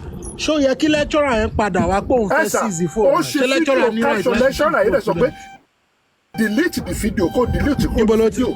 Anybody can so tó bá wá sọ pé kó delete video wa ẹ kó seize phone ẹ. Ẹ̀sà kò seize phone delete the video. Kí ló wá fà tọmọ fi fà á láṣọ? Ó struggle phone ọmọ yẹn pẹ̀lú ẹ̀ ṣé bẹ́ẹ̀ gbọ́ ìròyìn ayọ̀. Ìròyìn ayọ̀. Hello. Ẹ jẹ́ ká máa sọ̀rọ̀ one by one. Ṣé rí àtẹ̀wá mọ ìyàtọ̀ nínú harassment báyìí pẹ̀lú ẹ̀kọ́ báyìí because Yorùbá ní gbogbo wa náà àwa tá wà ń bì. Ṣé téèyàn bá ṣe mistake ṣé èèyàn gbọ́dọ̀ kọ́ ni ṣé èèyàn gbọ́dọ̀ explain nǹkan tó ṣẹlẹ̀ ni ṣé tó bá sì sí fò tá làgbà nínú àwọn méjèèjì kò tẹ̀ wá sí ẹ̀kọ́ mọ́. ṣe ń gbọ́ yes na kò tẹ̀ ok ṣe ṣe ń gbọ́ àgbà lè seize phone ló jẹ́ kan àgbà yẹn náà ló fi ń gba pátá ń jẹ àwọn ọmọ ẹ lẹ́nu máa gbọ́ àgbà ni àgbà tẹ fi báyé jẹ́ débi tó dé yẹn. ẹ má jẹ́ ká máa fi ẹ̀kọ́ ẹ má jẹ́ ká máa fi nǹkan tó ń ṣẹlẹ̀ lamẹ́ríkà ká máa fi wé ẹ̀kọ́ tí ọmọ lọ kàwé ni kò yẹ kí tó lọ lẹ́kọ̀ọ́ kàwé ẹ máa kọ́ èyí tó lọ kàwé ẹ̀kọ́ náà a máa fà á lé court a máa fà á dé court wọ́n fọwọ́ gbọ́ ọmọ mi torí pé ó fẹ́ sọ pé excuse me. máa play video náà ṣe bẹ́ẹ̀ ní video yẹn ẹ play ẹ̀ náà ìròyìn ayọ̀ I took my grandchildren to school and I told them they mess up they should beat them because my mother beat me when I was younger. I told them they should beat them. Our lecturers, our teachers are the second set of parents we have to guide us. Thank you. Yes, thank you very much. But máa ń pè nǹkan kan ní bad touch. You don't touch an adult lady. Torí pé o fẹ́ tọrọ excuse. Well, if I struggle against him, walking back for 10 years, what would happen? And what would happen? Play video yẹn. Bóyá mo ṣe ní kán play video yẹn so that àkànní máa parọ́ àkànní máa túká àkànní máa wà sentimental wọ́n play video yẹn. tó bá wà apprehensive ó lè knock into me kí mo forí ṣubú tí mo forí gbálẹ̀. Kán play video yẹn náà ẹ̀yin náà ṣe bí lọ́ọ̀yà ní ẹ̀yin náà máa judge from that video tó bá jẹ́ pé ọmọ yẹn lecturer yẹn ti fún mọ́ ibi tọ́mọ yẹn wà. If you are saying excuse me to them forwarding you at the same time. I have been bumped into several times here when the person comes and they tell you and they see me with a walking stick when there's a fellow because the battle door walking stick mafia attack ori because omoko to ma ṣe mo ti sọ fún rí níbí báyìí because they do it. You know, we can look at things. I'm not judging this. I was trying to ask you a question. A cousin of mine was going on about this Wasiu thing. Torí pé ó hate ọmọ Fatia torí pé àbúrò ẹ̀ fẹ́ ọmọ ẹ̀. Mo dẹ̀ sọ fún pé gbàtọ́ búbúbúbúbú ó ní bó ṣe bá ṣe nílé Báṣọ́à náà ní kíní kan mo ní shut up kò sí òun tó kọ ẹ̀ pé nílé Báṣọ́à. What I'm telling you is that girl what she did that day was not wrong. Má fi semantics sí. Àgbàlagbà kan wá ń bá wọn sọ̀rọ̀ 80-year-old ó wá send kíní yẹn sí mi. Pé nǹkan tí kíní kan ṣe ni mo wá rí pé actually girl yẹn was being pulled by Wasiu to come and sit on his laps. And the girl said no because she was shy. And another jumped forward and sat on him. I don't care about both of them because as far as I'm concerned, Nigerians don't catch food slowly. I saw it from a different angle and she kept on saying that one. I said no. The camera picked a different angle. Agbalagba tó send this me te ba won argue nípa nǹkan. O ko ni ṣe mo rí nǹkan tẹ́ ọmọ nílé ọlọ́nà tí wọ́n sọ lọ sí university tó lọ ń fẹ́ ọmọ nílùú. Ṣé mo rí nǹkan tó lọ ń ṣe tó lọ ń fara ẹ̀ ṣe. That's what the man was saying because bàbá ẹ̀ ọ̀rẹ́ man yẹn ni bàbá ẹ̀ ló fi ń sọ̀rọ̀ ńjọ́ yìí. Mo wá rí kíní ẹ̀ pé what's this cousin that was still saying mama send àwọn kíní Instagram sí mi there ipe look I'm a technocrat and I'm not a groupie I'm not interested. Ẹ lọ wá ṣẹ̀ṣẹ̀ now. Tẹ́ bá rí ṣe lọ wá ṣẹ̀ṣẹ̀ don't send me such things. I wake up in the morning and see rubbish on my phone. Má send rubbish sí mi mọ́. Ó dẹ̀ dìjà ó bú mi mo dẹ̀ gbá fóònù mọ́ létí. Nígbà tó di àgbàlagbà kò send kíní yẹn sí mo dẹ̀ wo kíní yẹn pé nǹkan tí woman yìí sọ is even wrong. Wọ́n ní ankachi tó fi nu kíní kan lójú ògùn wà níbẹ̀ àmọ́ tọ́ọ̀gù ló gbé jáde ìgbà òkòkò bàbá aṣáṣun. I said what's your problem with this person? Mo wá rí pé angle mi I'm telling you the cameras can come from different angle. The way you seen it must not be the way that One Nation has seen it. But in any event, apart from the fact that lecturers máa ń bá àwọn ọmọ yẹn sùn which is wrong. They also have the duty of care as lecturers and people who are watching the authority. That is the in the system. Let's stop saying about this rights thing. Under moral guidance, there's some things you cannot do. Oh, le walks for every lecturer go my benny. Oh, le don't. But we suddenly have this generation of your rights. We will put you on social media and we will destroy your life thing. We have to be very careful. It's brought a lot of problems. Àwọn ọmọ wa tí wọ́n seize lẹ́mẹ̀wá ní London tó máa láwọn social services seize wọn àtàwọn tó lọ yọ̀bẹ tó yọ kíní kan they suddenly know their rights. Àwọn ọmọ Somali sìn ọbẹ̀ ni wọ́n fi ba ayé ẹ̀ jẹ́ ní London tí wọ́n wà yìí àtàwọn àwọn ọmọ wa mi jẹ́ pé àwọn parents wọn ò dúró because wọn ò dúró tọ́jú wọn wọn ò dẹ̀ lè bá wọn wí. Òyìnbó máa sọ pé ò lè fọwọ́ kan mọ́ ẹ which is wrong because these children lack discipline and become a problem for the parents. So when we have this Gen Z or whatever it is that people just open their mouth, we have morals. Morals. You might be looking at it from the angle that one nation is looking at it in a different way. All depends on the camera to post it. That's what I'm trying to tell you. Nobody is right or wrong in both in this one. But the moral of what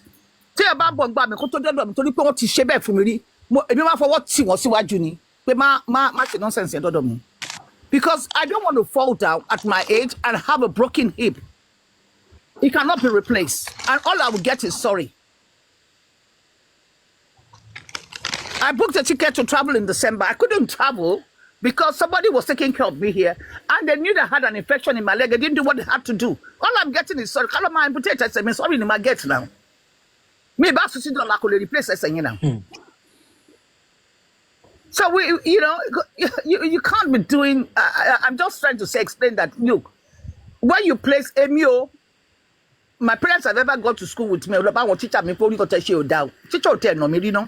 Torí ya mi go ma lu eni le tó bá délé tó bá rojo yan ko tó bá délé ó máa nà ẹ́ ó lè rojo ọmọdọ̀ tó wà le tó fi show ẹ gan an tó bá ti lè bẹ̀ wí tó bá ti lè tọ́jú ẹ ó yẹ kó lè bẹ̀. That's the second set of parents. So I don't listen to stories. Ọmọ kan tí mo bí ó ti sọ̀rọ̀ ṣe sọ fún mi ẹ bó ṣe ń sọ báyìí mo gbá ẹnu ẹ pé má rojo mi ẹni kọ́kọ́ fún mi because I don't tolerate it. I don't. She thinks I'm a witch and I say yes, I'm a witch, but I'll share. That's the way I will teach you. Even our children still think I'm very harsh. I said, that's the way I'll treat you. To make them a better person in later life. It doesn't have to be, conduct yourself appropriately. Omo ye gongo fun are en si se gba to wise communicate e so wada. Abi lo warun ati lecturer be kwepo basun. Se o ma lo bere school mi ni now. To ba te wa allow e ni. School ti ní kó wá apologize àwọn parents ẹ̀ dẹ̀ ní kó máa apologize. So ọmọ wa lọ bẹ̀rẹ̀ school mi. School wa fún l'option pé kí ọ̀rẹ́ ẹ̀ bá apologize so dẹ̀ ló wọ́n lè apologize. Why would she apologize? School yẹn ò pé. Lecturer yẹn náà apologize. Orí school yẹn gbọ́ ò pé. Ọ̀rẹ́ ẹ̀ wá bá apologize báwo? That's rubbish. So what is the moral of the story? When your friend comes to apologize, you committed an offense. Your friend is coming to apologize. Because they are trying to cover the excesses of the. First, you notice that she gave him the eyeing, like she eyed him up and down. He tapped her, and he just like, excuse me, because truly, he was walking and she was moving. He came back, they grabbed biting his clothes from the struggle. Take the lady apparently because man is a lecturer and his clothes publicly having a matter. It's just biting his hand, tearing his clothes from the struggle, and eventually the story escalated and security had to come and take them away, take the lady apparently because man is a lecturer and a lady publicly having a dispute with a lecturer in public, a student for that matter, it's just embarrassing really. And that student is supposed to face a disciplinary committee. The lady also replied the whole situation. After the video, you see if the video kind of like correlates with our own side of the story because women will be women. They always know how to make things favor them when they narrate their side of the story. But let's watch this.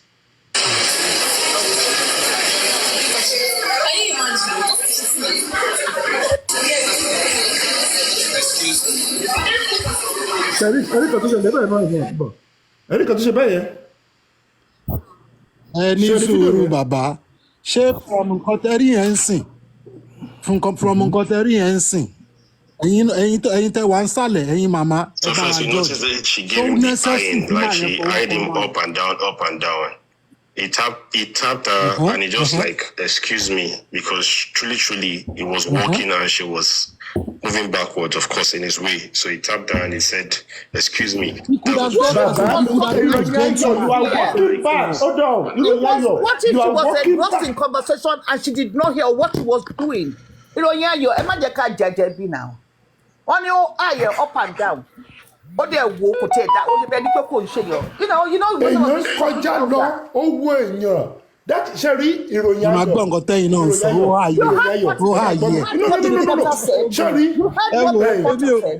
ẹjọ́ mọ̀ but kí ló kàn mí pẹ̀lú reporter tó wà news.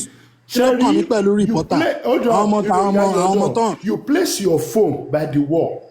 You place your phone by the wall. Okay, and you are walking backwards to get a good position. You are walking backward, and somebody walking backward. And listen, you are walking backward. Okay, and to them, ìwọ went to wà lẹ́yìn ẹ. Ìyẹn dẹ̀ sọ pé excuse me, mo fẹ́ kọlù yàn. You don't know that. Ẹ máa gbọ́ tèmi náà.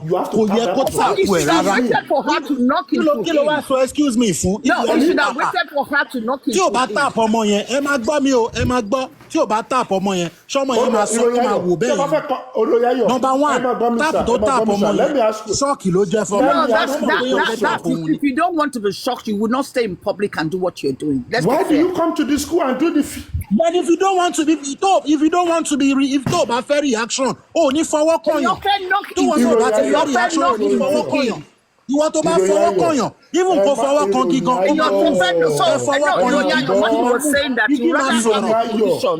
You would rather have the collision, and she says she's sorry after knocking him down, walking backwards. Is that what you're saying? He can sue her for assault. He can't knock anything down.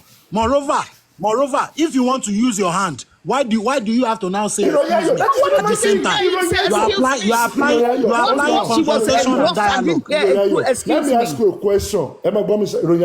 Maybe you want to come out from somebody, or want to come out from somewhere.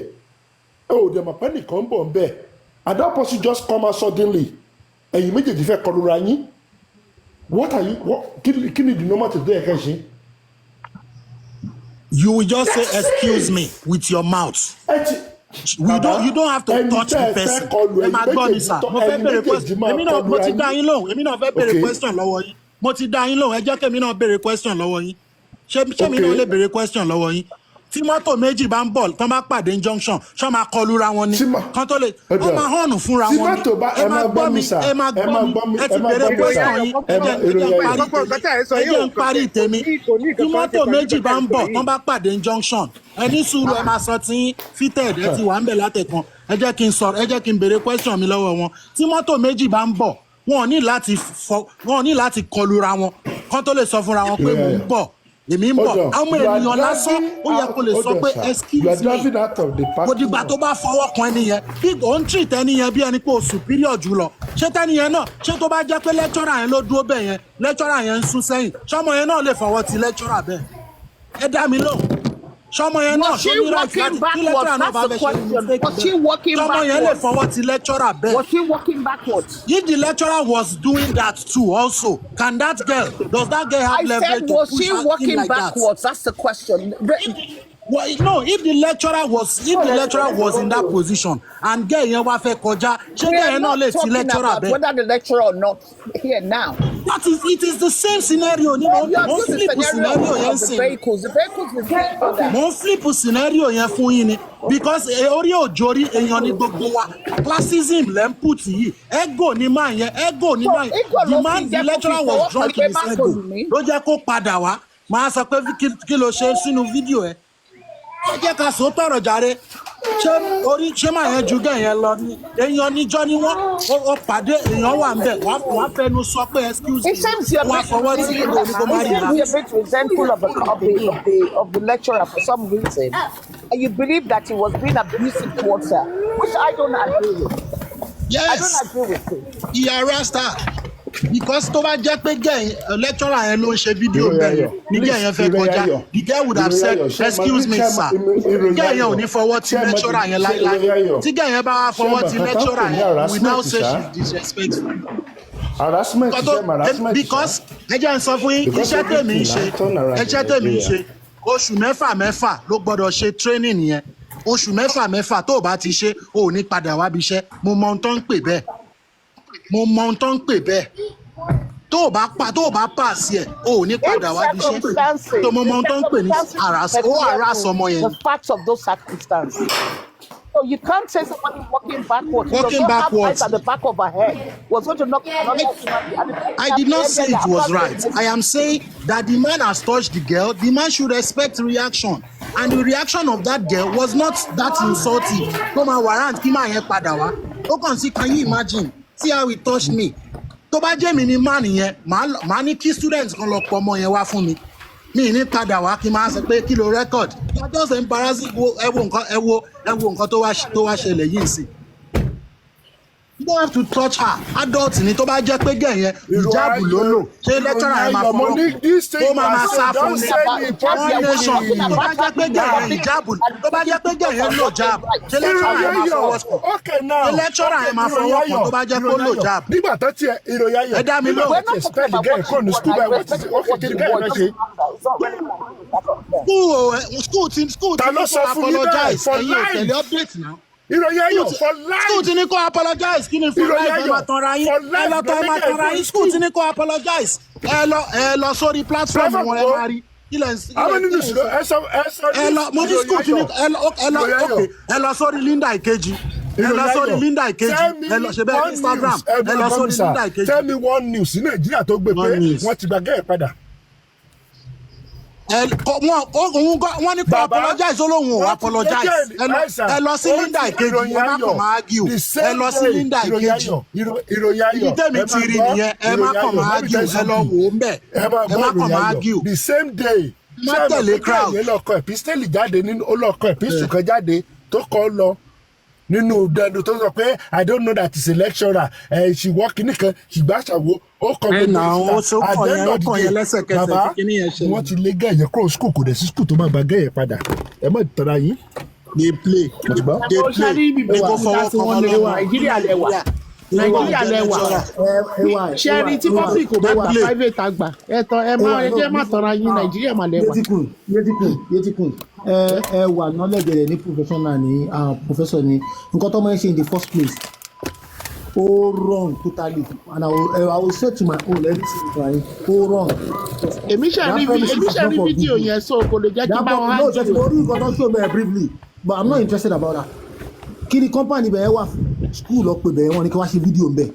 Number 2, you are not allowed to work with your back in anywhere. Are we working with back? Tó bá tẹ̀ mí mọ́lẹ̀ kọ́ I'm so sorry for me and she said excuse me and nǹkan tí lecturer fi jẹ̀bi ni pé he come back. He did not just say excuse me. Ó fọwọ́ tì. I don't have that time anymore. Lecturer padà wà ló fi escalate tó bá Amẹ́ríkà lẹ́wà ṣé ẹ máa fẹ́ rìnrìn bọ̀ láàrin agbo ní ìtẹ̀wà nínú Amẹ́ríkà kọ́ọ̀nì tí ì dànù. Tọ́tọ́ sọ excuse me tọ́ọ̀tì ẹ̀ ní fọwọ́. Níbo náà ti tì í dànù l'Amẹ́ríkà? Ta ló tì í dànù rẹ̀ l'Amẹ́ríkà? Ẹ wà láàrin àdúgbò. Ẹ dá mi lóhùn náà, níbo náà ti tì í dànù rẹ̀ l'Amẹ́ríkà? Wọ́n bá tì í dànù rẹ̀ l'Amẹ́ríkà. Wọ́n rí ibẹ̀ ni. Wọ́n rí ibẹ̀ ni. Ẹ wá máa ṣe fídíò yẹn.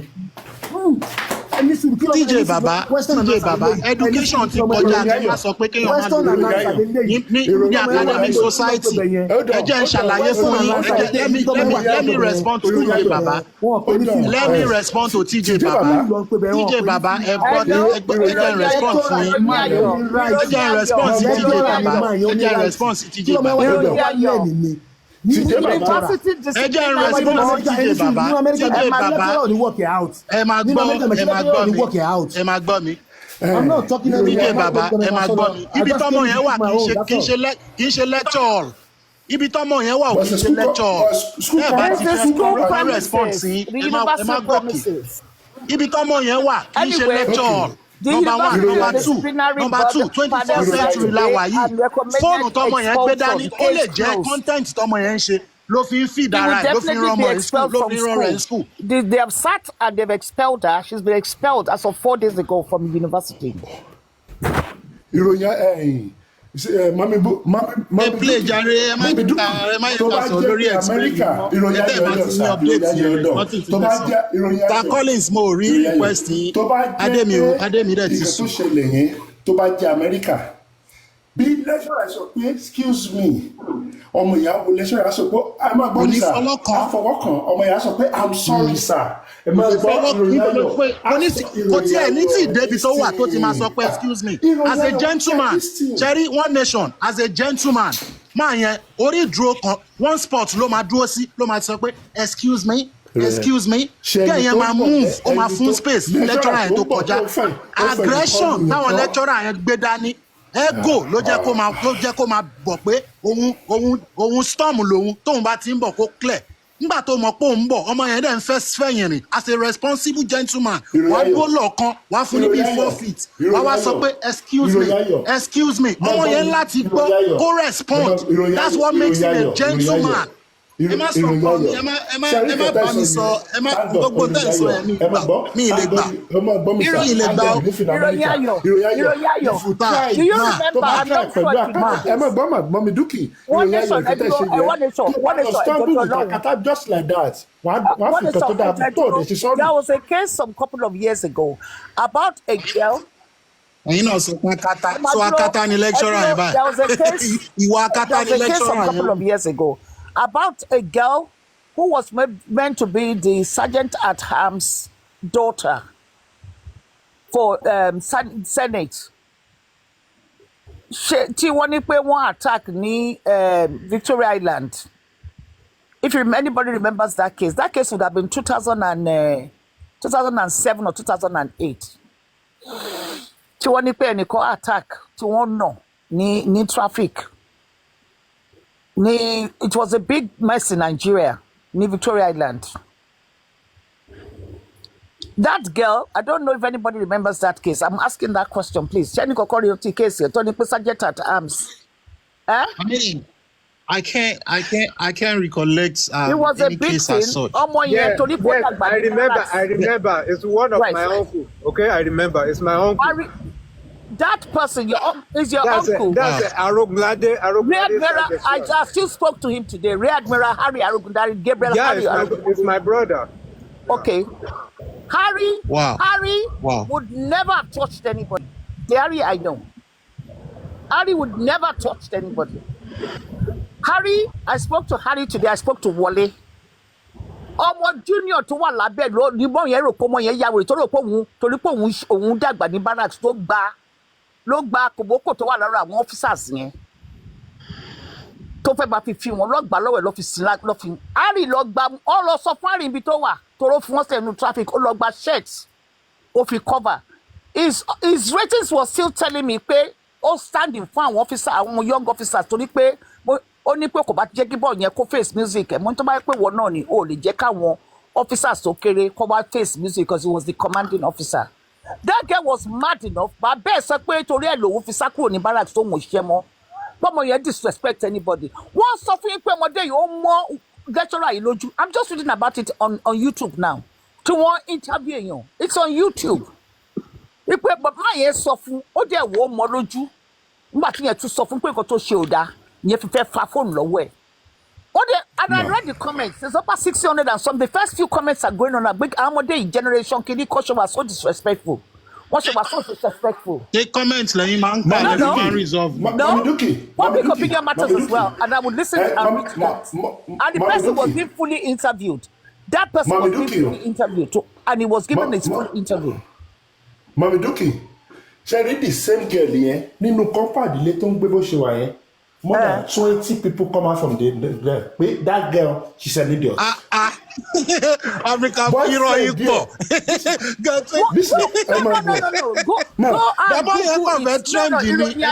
and I'm following the case. Is your boyfriend there, Konko? No boy, go and Google. You're 20 nínú compound wọn. Ṣé face me and face you náà ń gbé? Nínú compound wọn. This lady tell us more than 20 nínú compound wọn. Ẹ má ma construct exaggeration tó ní pé compliment fact. Ṣé the same girl yẹn? Ẹ jẹ́ n sọ fún yín sà. Question méjì tí mo ti béèrè lọ́wọ́ yín ni pé ṣé tó bá jẹ́ pé gẹ̀ yẹn ó lo hijab ṣe lecturer ẹ̀ máa fọwọ́ tí intentionally bẹ́ẹ̀. Number 2 ẹni sùúrù Number 2 ṣé tó bá jẹ́ pé lecturer yẹn ló dúró bẹ́ẹ̀ ló ń ṣe fídíò bẹ́ẹ̀ ṣé gẹ̀ yẹn náà lè fọwọ́ tí lecturer bẹ́ẹ̀. Number 3 question mi ni pé ṣé ibi tí gẹ̀ yẹn dúró sí yẹn ṣé lecture hall ni. Is it a wrong way? Is it a wrong way? kò tó nǹkan gbogbo tá à ń Ìròyìn lórí ayọ̀, gbogbo you are the only ẹ dẹ̀ sọ person pé in the professional ni. Ìròyìn ayọ̀, you are the only Kò tó person nǹkan in tẹ̀ ẹ́ the ákíú lé lórí Nigeria náà. that support Ghani. You are the only person. Báwo lẹ ṣe máa support báwo lẹ ṣe máa support. I'm the only person. Ẹ lọ sórí Linda Kejì. Ẹ lọ sórí Linda Kejì. I'm the only person that you know. I said, was she in a public place or in a room? Ìròyìn ayọ̀, the lecturer is sọ pé excuse me, ó yẹ kọ́mọ̀ ẹ̀ sọ pé oh I'm sorry sir, that's it.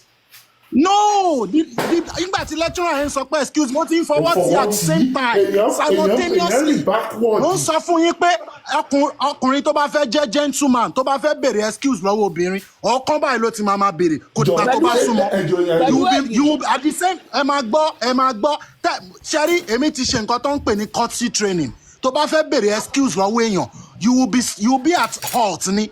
Oh, you will not be moving at the same time and be asking for. Are you a storm? Are you a rain? You have to make a halt. Just like I'm a paramilitary, I'm a paramilitary expert. You have to make a halt. Koto bere fún excuse lo weyan. Courtesy demand. You are coming at the same time. Excuse me, or they ain't here at the same time. That's not how you undo people like you. That's not how humans should relate to themselves. Definitely tó fi fọwọ́ kan ó ti close mọ́ máa yẹn nìyẹn ṣe gbà. So ṣé òun ló control movement máa yẹn àbí máa yẹn ló control movement yẹn. tó dìgbà tó bá kọlu máa yẹn kó tó di pé ó bẹ̀rẹ̀ sí ní ṣe kínní right.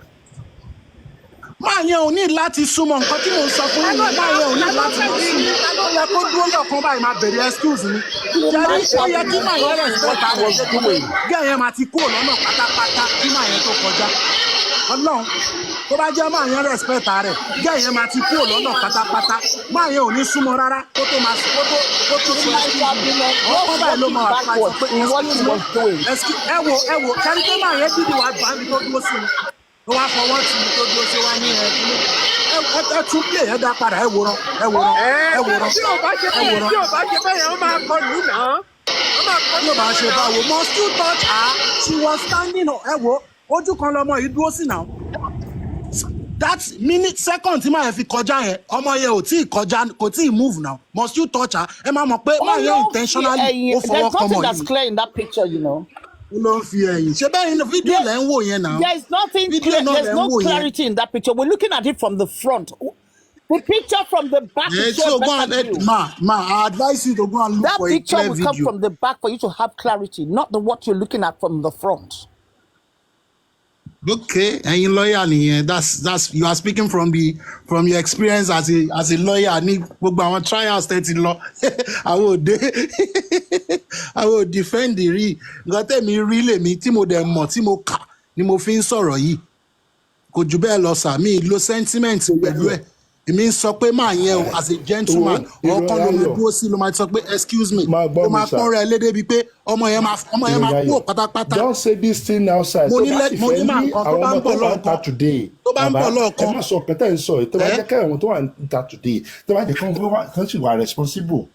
ẹ lọ sórí Facebook mi ẹ lọ sórí Twitter mi mo post ẹ síbẹ̀ ni mo dẹ̀ ń dá gbogbo àwọn tó ń tákù mi lóhùn èmi ò máa aṣàjẹmásẹ́ lè mi ẹ lọ sórí Facebook mi ẹ lọ sórí Instagram ẹ lọ sí TikTok mi mo post ẹ síbẹ̀ pé lecturer yẹn jẹ̀bi ẹ lọ sórí Facebook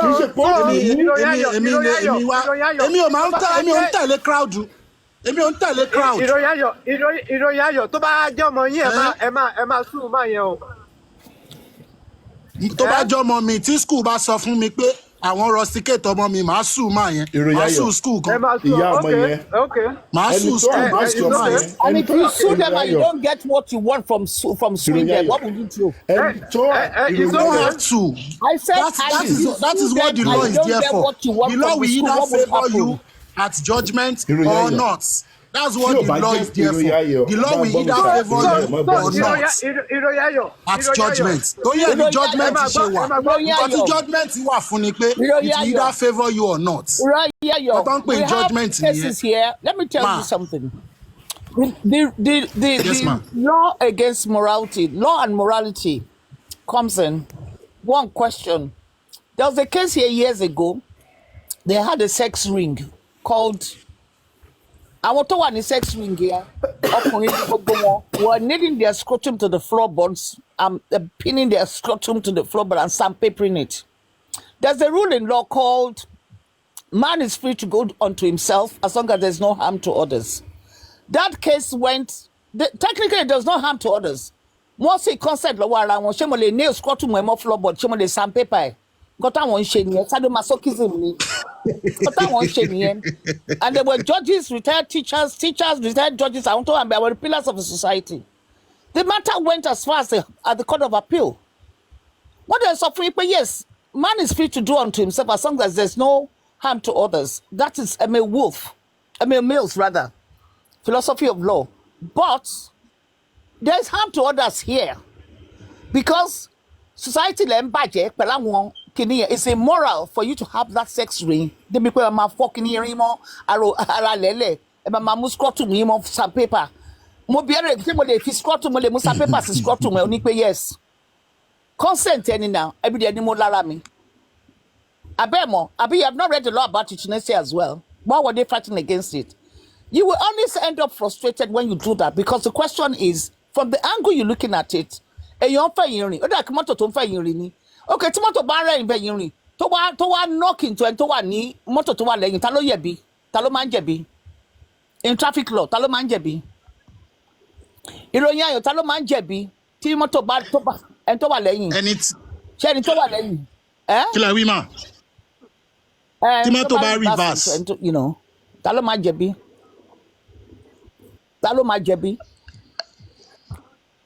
And to reverse lo jebi. And to reverse lo jebi. Tó bá yẹ pé ẹni tó ń reverse yẹn ńgbà tó ń bọ̀ tó ń reverse mọ́tò kan kò sí lẹ́yìn ẹni tó ń bọ̀ lẹ́yìn tó ń bọ̀ yẹn ó kàn speed bọ̀ kò rí pé ẹni yẹn reverse kí ló máa ṣẹlẹ̀ ẹ̀rọ rán reverse sí ẹ fẹ́ park. torí ẹni side mirror ṣe wà. Okay torí ẹni side mirror ṣe wà. Okay. Bẹ́ẹ̀ni torí ẹ̀ lọ́lọ́run ṣe fún ọmọ èèyàn ní ẹnu láti sọ̀rọ̀. Excuse me látọ̀ọ̀kan ọmọ yẹn máa fún wọn ní space tó wà sufficient fún wọn láti kọjá wọn wá kọjá respectfully. So much ẹni tó gbé kámẹ́rà síwájú tó ń fẹ̀yìn rìn tó fẹ́ get nǹkan tó ń ṣe ẹgbẹ́ ní attention ẹ̀ wà at that moment kò sí nǹkan tẹ́lómi lè sọ. Excuse yẹn ò bá dẹ̀ call attention ẹ̀. Excuse yẹn simple excuse kò bá call attention ẹ̀. You are fixated on what you're saying. Listen mo dẹ̀ ń follow yín. You are fixated in what you're saying. You're not assimilating what I'm saying. Tí ẹ bá gbé nǹkan dání sí tí mo wà láàrin ariwo in a public place nǹkan tí mo fẹ́ ṣe yẹn ni mind mi máa wà lórí ẹ̀ nǹkan tó lómi sọ fún mi lẹ́yìn mi ò ní gbọ́ máa nọ́ọ̀kì tòmí tó máa tì mí ṣùgbọ́n pa ní pé kí n má bínú. Mo wá sọ fún ẹ pé excuse wá gbọ́ simultaneously to stop you from knocking into me I now touched you. To catch your attention tó kí mo ti ń sọ. Dúkì ẹjọ́ mọ́ mi ṣé tó bá jẹ́ màálù náà so mọ́lẹ̀ ń bẹ̀ ṣé màá yẹn lè kọjá kó. But ìròyìn ayọ̀ kì í ṣe màálù ìròyìn ayọ̀ ọmọ you are talking about màálù kọ́dà ṣé màálù ìyẹ̀wò tó ní kí màálù wà náà. ìròyìn ayọ̀. Ṣé tó bá jẹ́ sójà ló dúró síbẹ̀ tó bá jẹ́ sójà ní student yẹn ló dúró síbẹ̀ tó lè fọwọ́ tì rẹ̀. Mọ̀mí Dúkì. A ní àkí treat ara wa with respect classism classism la fi máa ń judge wa a dẹ̀ ń pè ní morality racism la ń pè ní morality racism àwa ń pè ní morality la fi wà. There's a restaurant in London called Mama Calabar. The owner is my friend. Njọ́ tí mo lọ sí bẹ́ẹ̀ ọ̀rẹ́ mi ló ní Mama Calabar bá tó bẹ̀rẹ̀ we went to the same school. Mo lọ sí bẹ́ẹ̀ tó bá ti ṣe property store then màá lọ sí bẹ́ẹ̀ màá lọ help ẹ̀ àbí kíkọ̀ bá ṣeré sometimes they end up in my house after closing.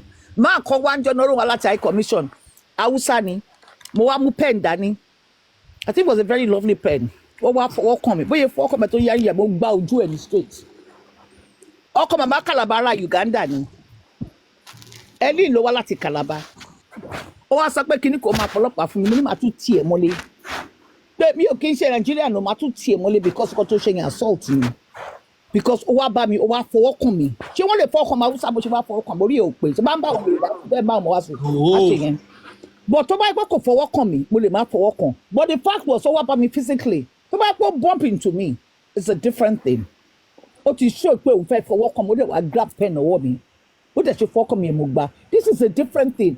All reversible.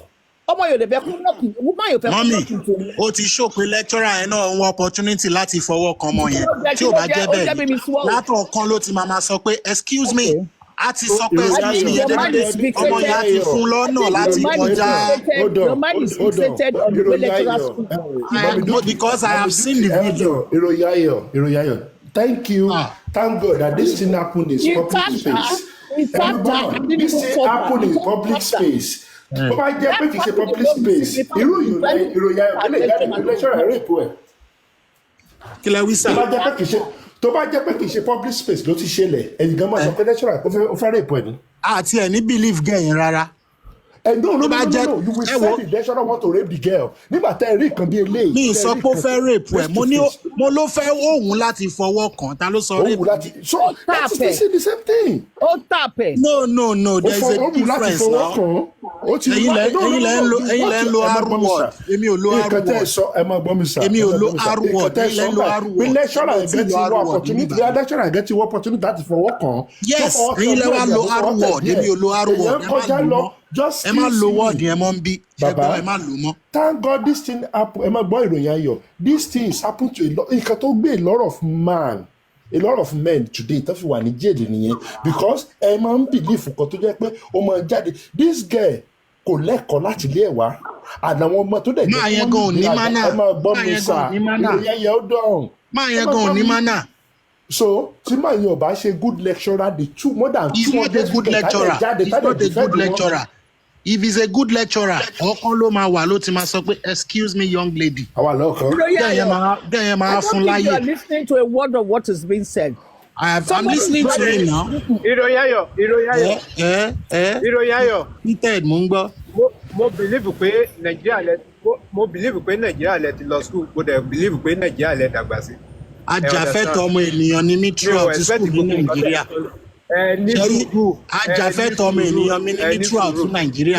Mo mọ ìyà tí lecturer ń fọmọ, mo mọ nǹkan tí lecturer ń fojú ọmọ school. But I have nothing to do with this now. It has a lot to do. Gbogbo gbàtẹ́ wà ní school ṣé nǹkan tó ṣẹlẹ̀ yẹn ò ṣẹlẹ̀ sí yín rí?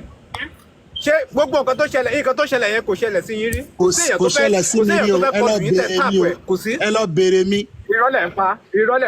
Ẹ kú olùkọ́ ẹ̀dẹ́ ìdáyọ̀ mo ti jàre. Ẹ lọ mo ti lọ wo picture yìí. Ẹ mẹ̀kún gbà tó rọ̀ ni now. No. Okay. Ẹ máa gbọ́ èèyàn wà ń bá mi. Ẹ mẹ̀kún gbà tó rọ̀. Jésù ti gbàkóso now. Kí lẹ̀yin mọ̀? Ìrọ̀lẹ́ mo ti ọdẹ mo mọ ní èèyàn tẹ jẹ má wọrí mo ti mọ ní èèyàn tẹ jẹ ẹ kúrò lórí ẹ lè mọ ẹ má gbọ́ ẹjọ́ ẹ má bọ ìyẹlẹ ń wò. That's the problem. Mr. Fidedi ẹjọ́ má bínú sà ẹ jẹ́ kí n fi lẹ́sẹ̀ ọkùn kan ní Amẹ́ríkà bíbá ẹ pé everybody máa rí fídíò yẹn there is a one lady on walk backward. Ó wá kọlu ọmọ kíkẹ́ ó wá fara kọ ọmọ kíkẹ́ yẹn the same thing tó ṣẹlẹ̀ ló ṣẹlẹ̀ ẹ mọ̀ kan tó ṣẹlẹ̀ torí pé lady yẹn ò sọ pé I'm sorry nínú Walmart yẹn ló lọ́wọ́ fídíò yìí on YouTube pé because ó walk backward ó fẹ́ kọlu ọmọ yẹn I'm sorry excuse me ó dẹ̀ ṣe ó lè sọ pé sorry ló lè sọ nínú Walmart yẹn and they lock up the lady go and check it on the YouTube. Ìyẹn yàtọ̀ náà. Ẹ bàbá ó fi ẹ̀yìn ó fẹ́ fi kọlù yàn ẹnì yẹn dẹ̀ sọ fún ẹ pé excuse me torí pé ò lánàá pé I'm sorry lásán wọ́n gbé go you search on YouTube. Ìyẹn yàtọ̀ ṣe mọ reason tó fi yàtọ̀ ṣe rí máa yẹn ní clear view gẹ̀yẹn ju gẹ̀yẹn bí gẹ̀yẹn ṣe ní clear view máa yẹn lọ. Bàbá ò kì í ní clear view. Ó kí ló ń fẹ̀yìn ní clear view gẹ̀yẹn ju bí gẹ̀yẹn ṣe ní clear view máa yẹn lọ náà. Bàbá ó ń fi ẹ̀yìn rìn ó fẹ́ kọlù yàn ẹ̀yìn lè sọ pé excuse me the next thing tó yẹ kó sọ látẹ̀lé I'm sorry sir I'm sorry. Wàá sọ pé I'm sorry o tún wá wọ ẹ̀yìn tó wá sọ pé sorry kọ lẹ́yìn téèyàn ti fọwọ́ tì í tó fọwọ́ tì í bíi trash bíi trash can I'm sorry kọ. Iroyayo, I'm of the opinion in my conclusion I'm of the opinion that you want to wind one nation up and you want. I'm not winding him up. You don't know me that's why ẹ lọ sórí Facebook mi even lórí TikTok yìí mo ti post opinion mi síbẹ̀ because mo rí pé everybody kàn sway bí one way traffic l'opinion àwọn èèyàn èmi ò dẹ̀ rí bẹ́ẹ̀ mi ṣe rí ni mo ti sọ yẹn. Well, you're entitled. If that was I even said in my content that if that was my daughter, we'll meet in High Court, we'll go to Supreme Court, we'll go to appeal, I might end up in Supreme Court. See, if I get justice one way or the other, I will get my justice. And if you now go all the way to the court and the court start fighting against you and your daughter, what would you do? I will get my justice one way or the other. I'm asking you a question. Hypothetically, if you now go as far as the Supreme Court and get the same response, what would happen? There's justice in every protocol. If Judge Remi náà lápá ibìkan, ṣé mọ̀ ni? Because this lady, lecturer ẹ̀ jẹ́ lọ́nà méjì. Ẹnà torí lecturer ẹ̀ laṣọ ní.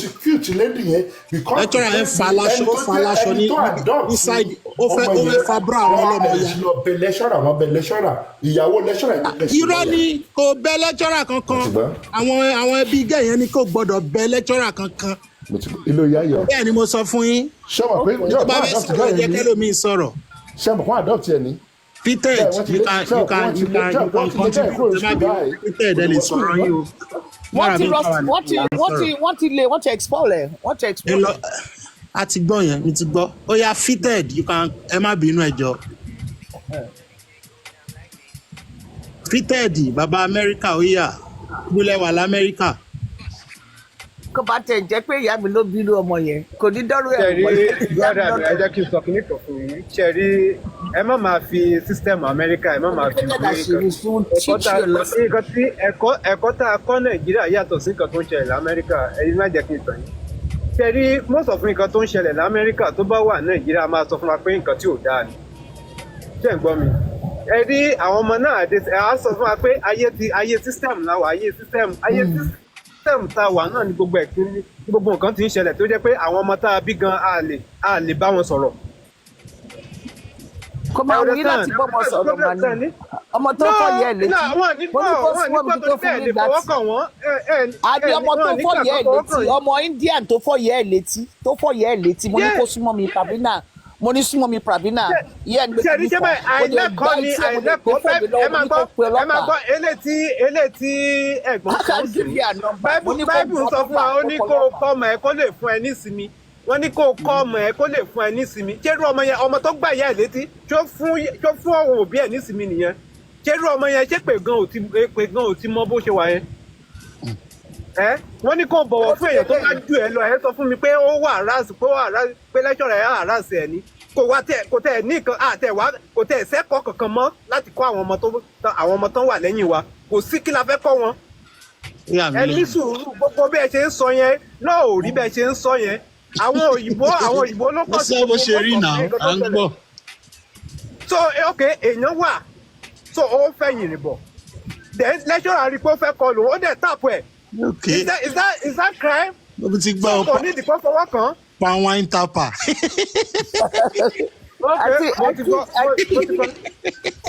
I think what is sọ fún yín pé I think is intentionally winding you. I'm not winding him. I'm serious. No, wọ́n serious. Ọ̀rọ̀ wọn serious ṣùgbọ́n bó ṣe wà yẹn. Mo wine wọn. African father mọ̀ mí náà pé mi lè máa wine àwọn. Bẹ́ẹ̀ ni ayé ọmọ yẹn ti bàjẹ́ already bẹ́ẹ̀ yẹn bó ṣe wà yẹn. Irọ́ lẹ pa. Okay. Ẹ má fẹ́ nu òdì sọ̀rọ̀ sọ́mọ lọ́mọ. Gbogbo ilẹ̀ bíi ti ẹ má sàn kó tí ò dá sọ́mọ lọ́mọ. Ìròyìn ayọ̀, do you understand that Stop that. Don't say that. Ìròyìn ayọ̀, if that girl does anything in the future that will be natural to her, bí ó kàn lè lose anger. You don't know who that girl is. Táwọn parents ẹ bá sọ pé ọmọ wà ní tiri ọmọ wà ní tiri ẹsẹ ọmọ yín náà dé lẹ́wù ṣe mọ̀ pé wọ́n àdọ́tì ẹ̀ ní ṣá ìròyìn àjọ wọ́n àdọ́tì ọmọ yín. Do you remember there was a senator who took the police who took the PDP secretary yẹn tó gbé ọlọ́pàá lọ́nà teacher mọ́ school tó gbé teacher sínú búùtù mọ́tò ẹ̀ tó gbé lọ sí police station tó ní pé mọ́mọ́ ẹ̀wé ní kí lórúkọ lecturer ẹ̀ kí lórúkọ PDP secretary yẹn kí lórúkọ man náà tó gbé ọlọ́pàá lọ bá kí ló ṣe porúkọ ẹ̀ kí lórúkọ man náà ojú tíṣà sí boot. Ó gbé tíṣà sínú boot ó gbé ọlọ́pàá lọ bá tíṣà àwọn tíṣà mi deserve tíṣà ní lecturer torí orí fóònù pẹ̀lú ọmọ ẹ̀ expensive phone pẹ̀lú ọmọ wa bá gbé kò lè lò ní class ó wá gbé kí ni ó lọ bá ní school ó gbé pẹ̀lú ọlọ́pàá ó gbé sẹ́yìn boot mọ́tò ẹ̀ wọ́n wá lọ is that normal? Ẹ wá nípa ọmọ kan ṣe èrè ní tó bá yá why would you allow that? Look, I went to just secondary school. ọmọ tó ti wà ní 300 level tán lé kúrò ní school bẹ́ẹ̀ yẹn ẹ wọ́n á sọ fún mi pé èèyàn ti bá yẹ ọ̀rọ̀ ẹ̀ jẹ́. Wọ́n dẹ̀ ní transcript ẹ̀ who is losing now? The lecturer has nothing to lose. ṣebí àjọ wà Nàìjíríà àtúwádìí wá sọ. ìròyìn ayọ̀ sórí ọlọ́mọdé ká ẹ ṣe ẹ̀ṣẹ̀ ẹ máa gbọ́ mi sà ọlọ́mọdé ká ẹ ṣe ìtọ́ burúkú tó máa gbá sórí social media ẹ̀. èmi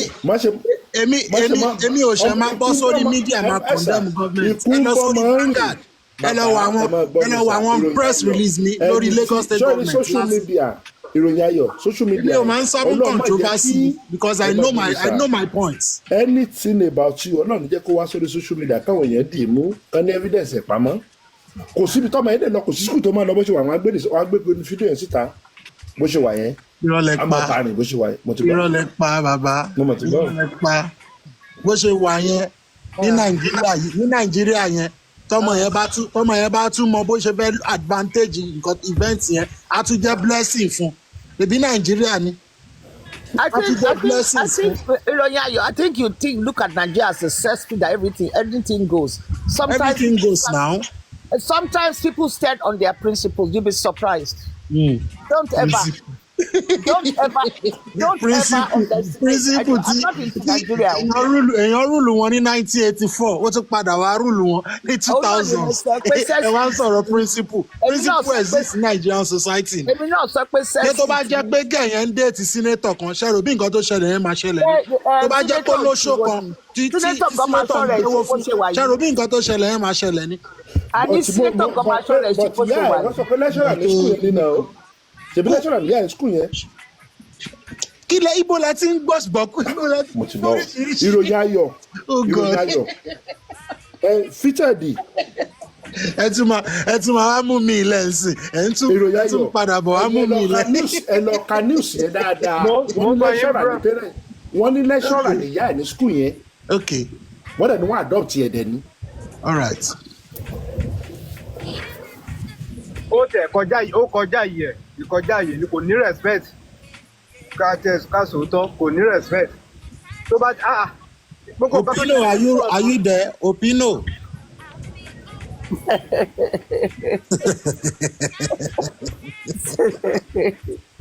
Duki, I have said it. I am not. Emi onse everywhere they dance. I do. See, I have learned from Nigerian lecturers. I know how they do. I know the kind of ego that they get drunk in. We believe life for anybody they can do and undo in university setting. I said, did you hear what I said? I said something drives you on. You have that resentment for them for some particular reason, and you think in every situation they can never be like you think in any situation, as far as they're concerned, they'll be abusing their position. Don't. Nigeria damages people. It wonders, and it takes away the right to think rationally if you're not careful. I think, look at things without having, a conflict in your mind as to what is right and what is wrong. Because you would throw the child away with the water. ẹ lọ ka nǹkan tó jẹ́ pé àwọn student bọ̀bọ̀ má nìyẹn ẹ lọ wo nǹkan tán kọ ìbàdàn àti man. I'm a 400 level student ní na òun ní supervisor project wọn náà. ẹ lọ wo nǹkan tí mà nìyẹn. gbogbo wọn náà máa lọ fi hàn padà pé daddy I wrote something nice about you. eléyìí tó ti ṣe tán bẹ̀ gan fúnra ẹ̀ tó ti ṣe tán. báwo lẹ ṣe mọ̀ pé ó ti ṣe tán. ṣòye yín. play ìjọ onímọ̀ yẹn gbaṣẹ́ lecturer. everybody tó wà ń bẹ̀ yẹn ẹ máa sọ kúrò. assistant lecturer ní máa yẹn o tẹ́lẹ̀ mọ̀ pé elective courses ló máa kọ́. ṣe rí ìròyìn ayọ̀ ṣe rí assistant lecturer ni o. ìròyìn ayọ̀ ẹ má gbọ́ mi ṣe rí àwọn ọmọ tá a ní sí Nàìjíríà today this thing can happen to you bó ṣe wà lóyìnbó yìí tó bá ṣe rí àwọn ọmọ tó wà tálẹ̀ nìyí bó ṣe wà yẹn ọmọ yẹn o ní you think that guy is a student bó tẹ̀ jẹ́ student ẹ bẹ́ẹ̀ ṣé ó kọjá tó lè fọwọ́ tàpọ̀ tó lè toast yẹ ẹ rí àwọn ọmọ tó wà ta today àwọn rí àwọn young boy tó wà Nàìjíríà ọ̀nà fi ń gbé wọn ṣoògùn owó because ìgbéraga pọ̀ jù lára ọmọ kékeré tẹ́ rí yẹn ṣe ti gbọ́ ìgbéraga pọ̀ jù lára ọmọ kékeré tẹ́ rí yẹn bó ṣe wà yẹn mo pàdé ọmọ 24 years in Lagos State mo ń bèèrè lọ́wọ́ ẹ̀ pé do you have a boyfriend ó sọ pé ọmọ tó ń tò sí bí ọmọ 35 36 onídìí àjọṣe baby. àwọn tó lè san owó ẹ̀ nìyẹn. kílẹ̀ yìí náà lọ́mbà kílẹ̀ lọ́mbà. no that's it can meet ẹ má gbọ́mọ̀ wọ́n ti catch yín red handed. no musa èròyà ẹ̀ leave the poor man alone. ẹ mọ̀ hòtẹ́ẹ̀lì tí mo lọ́ọ̀ sí lẹ́kọ̀ọ́ bẹ́ẹ̀ yẹn mo kàn wá ń bá bẹ́ẹ̀ yẹn mo rí pé ó jókòó síbẹ̀ mo kàn rọ́mọ yẹn àkàjọ sọ̀rọ̀ bẹ́ẹ̀ lọ́jọ́ yẹn tó fine àbẹ̀rẹ̀ question yẹn mo control question yẹn sí ọmọ tó wá síbẹ̀ tó wá ṣẹ́yìn sí mo kàn wá wò pé this young girl láti wá sọ̀rọ̀ mo kàn ọ̀rọ̀ kan because kan bá mo kàn bèrè lọ́wọ́ mo ní the way tó ṣe ń sọ̀rọ̀ pé I just come to this hotel to spend weekend hotel lọ́dún 500,000 ní Radisson Blu ní Kẹjà mẹ́yìn money do you have a boyfriend? No. Only the boy that come to me, they are just a baby. I will be 35, 36. They are just a baby. Boy, so wait, no language here. Next time you need to go to Lagos. In later across Radisson Blu in LA, they're Airbnbs. They're Airbnb and it's owned by an Ondo man who is my client. Ẹ jẹ́ kí lu àṣírí àmọ́ síbi security bá kó lọ́jọ́ kan bẹ́ẹ̀ kó máa lọ ìlú ẹ̀. Most of you pay the back shame, they will give you discount. It's Airbnb. African father ẹ láfẹ́ rí ni ẹ má bẹ̀rù máa ẹ jẹ́ kí èmi sùn síbi security wà. Security wà bẹ́ẹ̀ ọlọ́pàá wà bẹ́ẹ̀. ẹni bí ẹlẹ́lẹ̀ sùn sí náà. ẹjọ́ ìgbà tán tíṣẹ́ ọmọ pààyàn sí hòtẹ́ẹ̀lì ṣèbọ́lọ̀ pa wà lẹ́nu ọ̀nà. No, they won't do that. They won't do that. It's well secured. Very, very secured. Very secured. Cameras everywhere. Wọ́n wọ náà tí ẹ wá kọ́. Kámẹ́rà báwo. Kámẹ́rà wà. ẹjọ́ ibi tá a pa bọ̀bọ̀ tó ní kí lórúkọ tí gáàlì ọmọ 22 years tó gbé lọ tẹ́ẹ̀ tó lọ pásọ tẹ́ẹ̀lì ọmọ yẹn. tèmi tí ọmọ ní intention ṣé wọn wà lè pààyàn sínú Radisson àbí kílẹ̀ ń sọ ń pa ẹ̀ náà. ṣùgbọ́n kí tó pa nígbà tó bá wọn dé ògbówó papọ̀ bẹ́ẹ̀ tó wà sáà. yóò dogo owó papọ̀ I'm telling you and they will give you discount. wọ́n á wá dẹ̀wọ́ gan ló mọ̀ wá ṣe tán á dẹ lọ́rùn pàṣẹ. wọ́n ti ẹ̀ṣẹ̀ ń complete ẹ̀ ní wọ́n ẹ̀ṣẹ̀ ń complete ẹ̀ ní client mi ni ọmọ Ondo dẹ̀ ni ọmọ Ondo ni. so wọ́n now bó tiẹ̀ jẹ́ pé classmate yẹ bó tiẹ̀ jẹ́ student like you tẹ́yọ̀ bá sọ pé òkè ó fẹ́ kọlu yẹn yẹn sọ pé excuse me kò yẹ kó bó ṣe look at that person yẹn bí ìgbà tá a sọ pé just like look at this idiot. Better welcome. Bó tẹ̀ jẹ́ student ẹgbẹ́ ẹ̀ wá tẹ̀ ní mọ́nà. ìròyìn ayọ̀ ṣé bí ìwà àtiwọ́ ló ń sọ pé wọn kì í ṣe èèyàn. Gàmbàrí pa Fúlàní kí ni tiẹ̀ ń bẹ̀ náà torí pé this is Igbo ni wọ́n náà. Ṣé ló bá ti ní autonomy ní sí tolúkàlùkù ti gbọ̀nà ẹ̀ lọ ṣé ọmọdé dá sí ọdún ìsàlẹ̀ ní Unizik ni. Regional government tẹ̀ wá. Ṣé would you be able to go there? Mo pé social media ó ti sọ gbogbo wa di global community. No, you can't choose where you pitch your tent. You have to stay within your southwest hemisphere and deal with the problem there. Èyí tó wà ní Igbo nísìnyí ẹ ti sẹ́ pé aráàlú bẹ̀yẹn ni wọ́n sọ jẹ́ kó máa deal pẹ̀lú problem wọn náà which you cannot stay in two places now. No thank you. That is not part of Yoruba nation now. That is Biafra now. Noted. Èmi ò tiẹ̀ mọ̀ pé Yorùbá nation kan exist. Èmi kàn fẹ́ regional government ni. Ẹ má pa mi jẹ́ fífò yìí. Yorùbá nation kẹ. Okay. I was very much interested in it nígbà kan. Ẹ bá béèrè experience Yeti Queen experience wọ́n ṣe involve sí tó èmi ò involve o but experience mi ẹ mọ̀ ó similar sí ti wọn náà. ṣe ìríṣẹ́ báyẹn ọmọ Yorùbá tó ní kò sí kan tó kàn pẹ̀lú Yorùbá ni are you not Yorùbá ṣe ìríṣẹ́ báyẹn. ẹ má bínú. ẹ̀yin ilẹ̀ gbé àwọn kan ń gbé sókè ẹ̀yin gbé wálẹ̀. ọ̀gá tó ń sọ̀rọ̀ yẹn ṣé nígbà tí ẹ bá lọ bá wọn ṣe Yorùbá nation irú ìyàwó wọlé ń sìn bólẹ̀ fẹ́ lè sí iṣẹ́ mọ̀ pé Ìgbò ni. no bólẹ̀ fẹ́ lè sí ẹni tó bá lọ sílùú ẹ̀. Amẹ́ríkà tá a wà náà ṣe bíbí kan náà wà before. èmi ò wà against Yorùbá nation èmi ò sọ ṣe báwọn kan ló ń rúùlù wọn tẹ́lẹ̀ náà. mi ò wà involve ní. àwọn wo ló ń rúùlù wọn àwọn British government ẹ̀wọ̀n ní Amẹ́ríkà tẹ́lẹ̀ yẹn àwọn ẹlẹ́wọ̀n lọ kó lọ́bẹ̀ láti Britain àwọn ẹlẹ́wọ̀n lọ kó lọ́bẹ̀ ẹlẹ́wọ̀n ló lọ síbẹ̀ àwọn ló gbalẹ̀ onílẹ̀ tó pa àwọn Red Indians tó wà ń bẹ̀ wọ́n pọ̀ mọ́ onílẹ̀ ìjáyé ni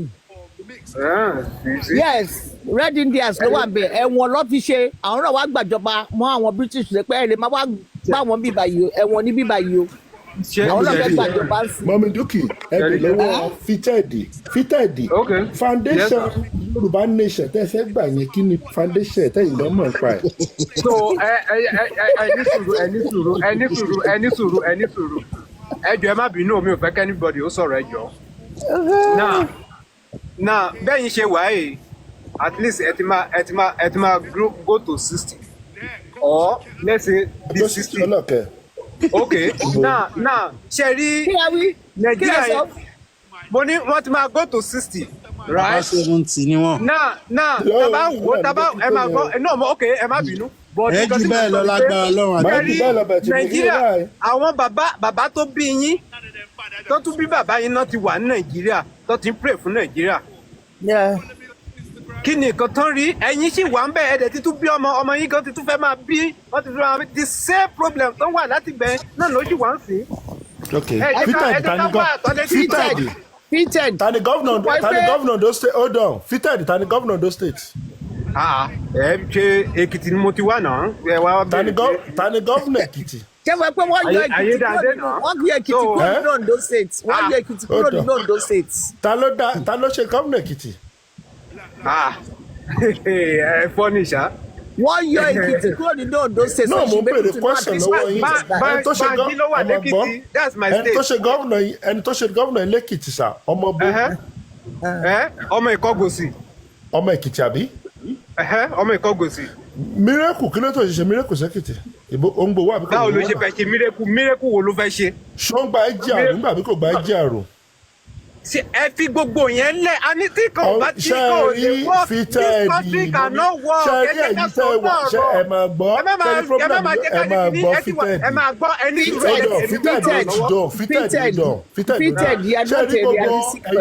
fitted gbogbo ẹ̀tẹ̀ wà lóyìnbó fitted gbogbo ẹ̀tẹ̀ wà lóyìnbó ẹ̀ wà London most especially àwọn tó wà London yẹn ẹ̀yin lẹ́gbẹ̀ẹ́ Yorùbá létí Yorùbá nation àwọn tó wà Nàìjíríà ọmọ nǹkan tó ń jẹ́ Yorùbá nation o.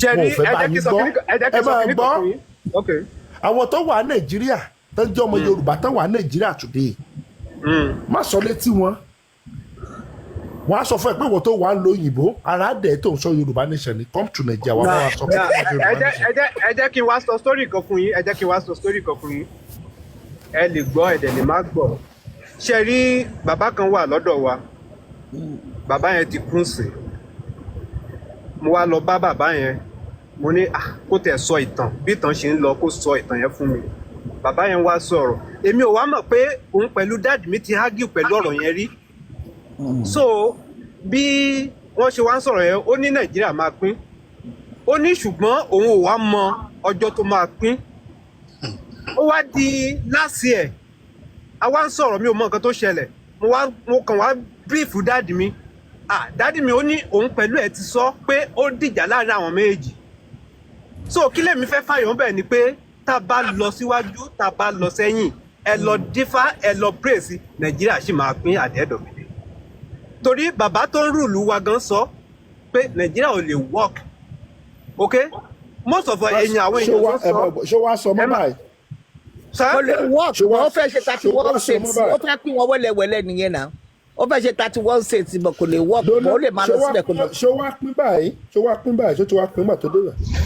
no mo ti sọ fún yín pé kò sí èyí tó lè lẹ́yìn tẹ́ wà sítáàdì mo lẹ́yìn tẹ́ wà lóyìnbó mo ní ká má máa bù sí fara yín àwọn tó wà Nàìjíríà ọ̀rẹ́ yín gbogbo kátà ń ṣe ariwo tẹ́ pa lóyìnbó ọ̀rẹ́ yín. Peter ṣé ẹ̀ka nípa ìtàn Yorùbá Kírìjí wọ̀ ogun tó ń jà tó ẹ̀ka ń kà ẹ̀ how many years ló fi ja ogun yẹn. ṣẹ̀rí ẹ máa gbọ́ kì í ṣe. and how many years ló fi ja ogun yẹn how many years. mi ò tẹ ẹ mọ yíyẹ tán fi jà. 16 years yíyẹ tó ogun tó jà jù nínú history Nàìjíríà tí wọ́n mú ìnígbọ́ mi ò ní gbà.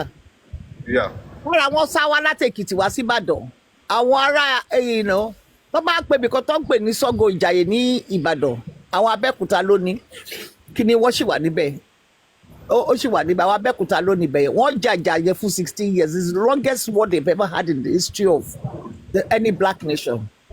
tí ẹ̀yin tẹ́ ẹ̀ lè tẹ́ ẹ̀ gba supremacy láàrin ara yìí tó fi ní pé bẹ́ẹ̀ ṣe dé jàjà tẹ́tẹ́ fi yanjú ẹ̀ gan kò sẹ́ni tó mọ̀. ibi tí ó ti ní káwọn Ẹ̀gbá má dá sí ni gọ́vnà Carter fi gbé ó fi kó àwọn Ẹ̀gbá lóko lára wọn lọ sí Èkó tó lọ bèèrè lọ́wọ́ àwọn ọlọ́tọ̀ kójọ kọ́ fáwọn nílẹ̀ lébùté mẹ́ta yẹn lọ́ fi dé èbúté mẹ́ta sílẹ̀ lẹ́nu èbúté mẹ́ta tó wà lẹ́kọ̀ọ́ yẹn that was the first GRA government quarters tó wà ní Nàìjíríà èbúté mẹ́ta ló cover abẹ yẹn wọ́n fún wọn níbẹ̀ yẹn ṣé ẹ̀yin tẹ́ jà fún 16 years láàrin ara yín yẹ wá sọ pé ẹ fẹ́ lọ já Yorùbá nation sílẹ̀ ta ló fẹ́ dìdí gbogbo ní capital fẹ́ wa. Mr. Collins ti Yorùbá Mr. Collins I'm not saying right now but nǹkan tó máa ṣẹlẹ̀ ni. Mr. Collins ibo ni kíní máa ti wá náà bó ní kíní àwọn kí ló ṣe ń pè taxes finances nǹkan kan bó ló ti fẹ́ wá. ẹ lè má believe nǹkan tí mò ń sọ ẹ má believe o but when it is time you will see.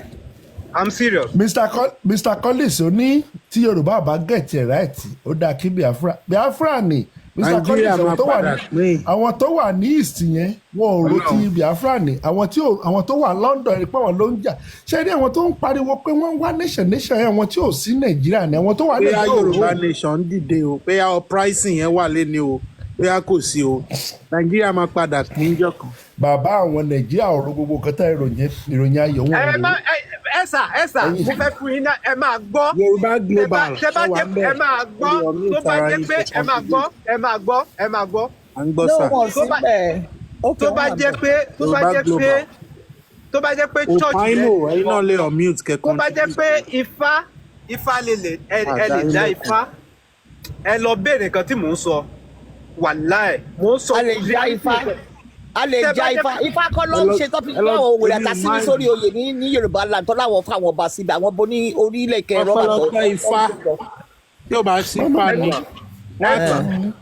Yorùbá language yẹn wọ́n ti fẹ́ export wọ́n ti fẹ́ palẹ̀ mọ́ kó lẹ̀ Yorùbá. ṣé ẹ wá fọ́ọ̀lù ẹ̀ mọ́ àwọn South Yorùbá global ẹ lè contribute ẹ lè unmute ara yín. àwọn South Asians gan wọ́n fọ́ọ̀lù Ifá ju ẹ̀yin kẹgbà nínú ilé bíbá yìí lọ. ànífà wo ló dáfa àwọn olóòótọ́ ọ̀rọ̀ wo ló ń dáfa mọ́ nísìnyí. ẹ jẹ́ ká gbọ́ látọ̀dọ̀ Yorùbá global. ṣé Ifá tó lọ mú ìyàwó láti Ìbàdàn wá jọba Èkó Ifá náà kọ́ ló mú Ifá tó lọ mọ́ tó mú kíni ṣe ń forúkọ ẹ̀ tó mú ọba Ifẹ̀ ṣé bí ṣíjọ́ ni ṣe bí. báwo lẹ ṣe mọ̀ pé Ifá kọ́ ló mú ẹ má sọ bẹ́ẹ̀. òun ló mú tòótọ́ Ifá yáfẹ́ ìjẹ́ dọ́là pa Ifá yáfẹ́ ìjẹ́ dọ́là pa ẹ̀yẹ̀ṣẹ̀ bẹ̀rẹ̀ dọ́là. ìròyìn ayọ̀ ta ló ń jọba. Tinubu nìkan ló mọ gbogbo àwọn tó jọ ọmọ olóyè jù ní gbogbo òun nìkan ló mọ ló yá òjì gbogbo àwọn tó bá ṣiṣẹ́ gbogbo àwọn tó bá ṣiṣẹ́. Ifá àwọn ọba o tí ẹ̀ ń gbọ́ mi tá bá ń sọ̀rọ̀ nípa Ifá àwọn ọba Tinubu ní Ifá àwọn ọba o. ní Nàìjíríà ní ìmọ̀ dáadáa. Mọ̀mí Dúkì àròlé náà sọ pé ó ń jọba àròlé òun ló ń jẹ ọba. Ṣé bàbá Ọọ̀ni of Ifẹ̀ ṣì wà láyé àbí kò sí láyé? Bàbá wo? Ọọ̀ni of Ifẹ̀. Bàbá ṣì wà láyé àbí kò sí láyé? Ẹgbẹ́ ìpápá wà láyé. Gbogbo àwọn tó bá ṣe dirty work ló máa fi síbẹ̀. Àwọn tó kò dé ní quality person fi síbẹ̀. Ṣé bí Síjú Adé ṣe ló ṣe ń ṣe yẹn? Àbí bá dé lẹ́nu ṣe ọmọ ẹ̀ ṣe ń ṣe. Nǹkan tí Tinubu fẹ́ lò wọ́n fún ló ti lò wọ́n fún yìí. Ó yẹ kẹ́ ti understand nǹkan tó fẹ́ lò wọ́n fún. Òun náà ní Ifá yìí nìyà àwọn Ifá yìí Ifá tó ń da nìyẹn. Tẹ́mi bá ń sọ ẹ̀sìmà tí mi bá sọ̀rọ̀ nípa Ifá kì í ṣe Ifá àwọn tó jẹ́ pé Ifá yẹ̀yẹ́ èmi kàn sọ fún pé kẹ́ ẹ lọ béèrè fún mo ní tó bá jẹ́ pé church lẹ lè tẹ́ ta ló ní fagidi láì ta ló ta lè ẹ mọ̀ má pé sọ ó bẹ́ẹ̀ ẹ má sọ bẹ́ẹ̀ ẹ má sọ bẹ́ẹ̀ ẹ sà ẹ má sọ bẹ́ẹ̀ please ẹ má sọ bẹ́ẹ̀. Ọlọ́run mo nídìí ẹni tó ní fagidi lọ́wọ́ kọ́fọ̀nà mi o mi tiẹ̀ fẹ́ kán pa fá. ṣe rí ṣe ń gbọ́ mi bá ṣe rí àwọn pásítọ̀ nírọ́. Maybe you offended somebody on this platform. Kí ni ìmáa ṣe nonsense ìgbà mi TikTok ìmáa ṣe nonsense ẹni ẹlẹ́ni wà bẹ́ẹ̀ wọlé Yorùbá Global contribute ẹjọ́ ẹ jẹ́ ká fún Yorùbá Global láyè kan contribute. Welcome. Okay.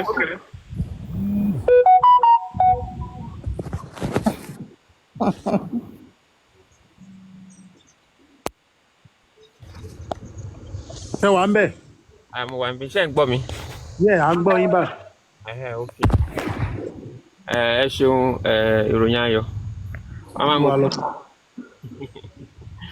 In fact lánàá yẹn ọ̀rẹ́ mi kan sọ fún mi pa nǹkan tí àwọn lecturer fojú òun rí nígbà tó ń wà secondary school wọ́n intentionally fún ní carry over. Àwọn lecturer mẹ́ta wọ́n dẹ̀ gbìmọ̀ pọ̀. Ẹ̀rẹ̀ bí pé kí ló ṣe torí pé àwọn méjì ẹ̀ sọ̀rọ̀ nù kíláàsì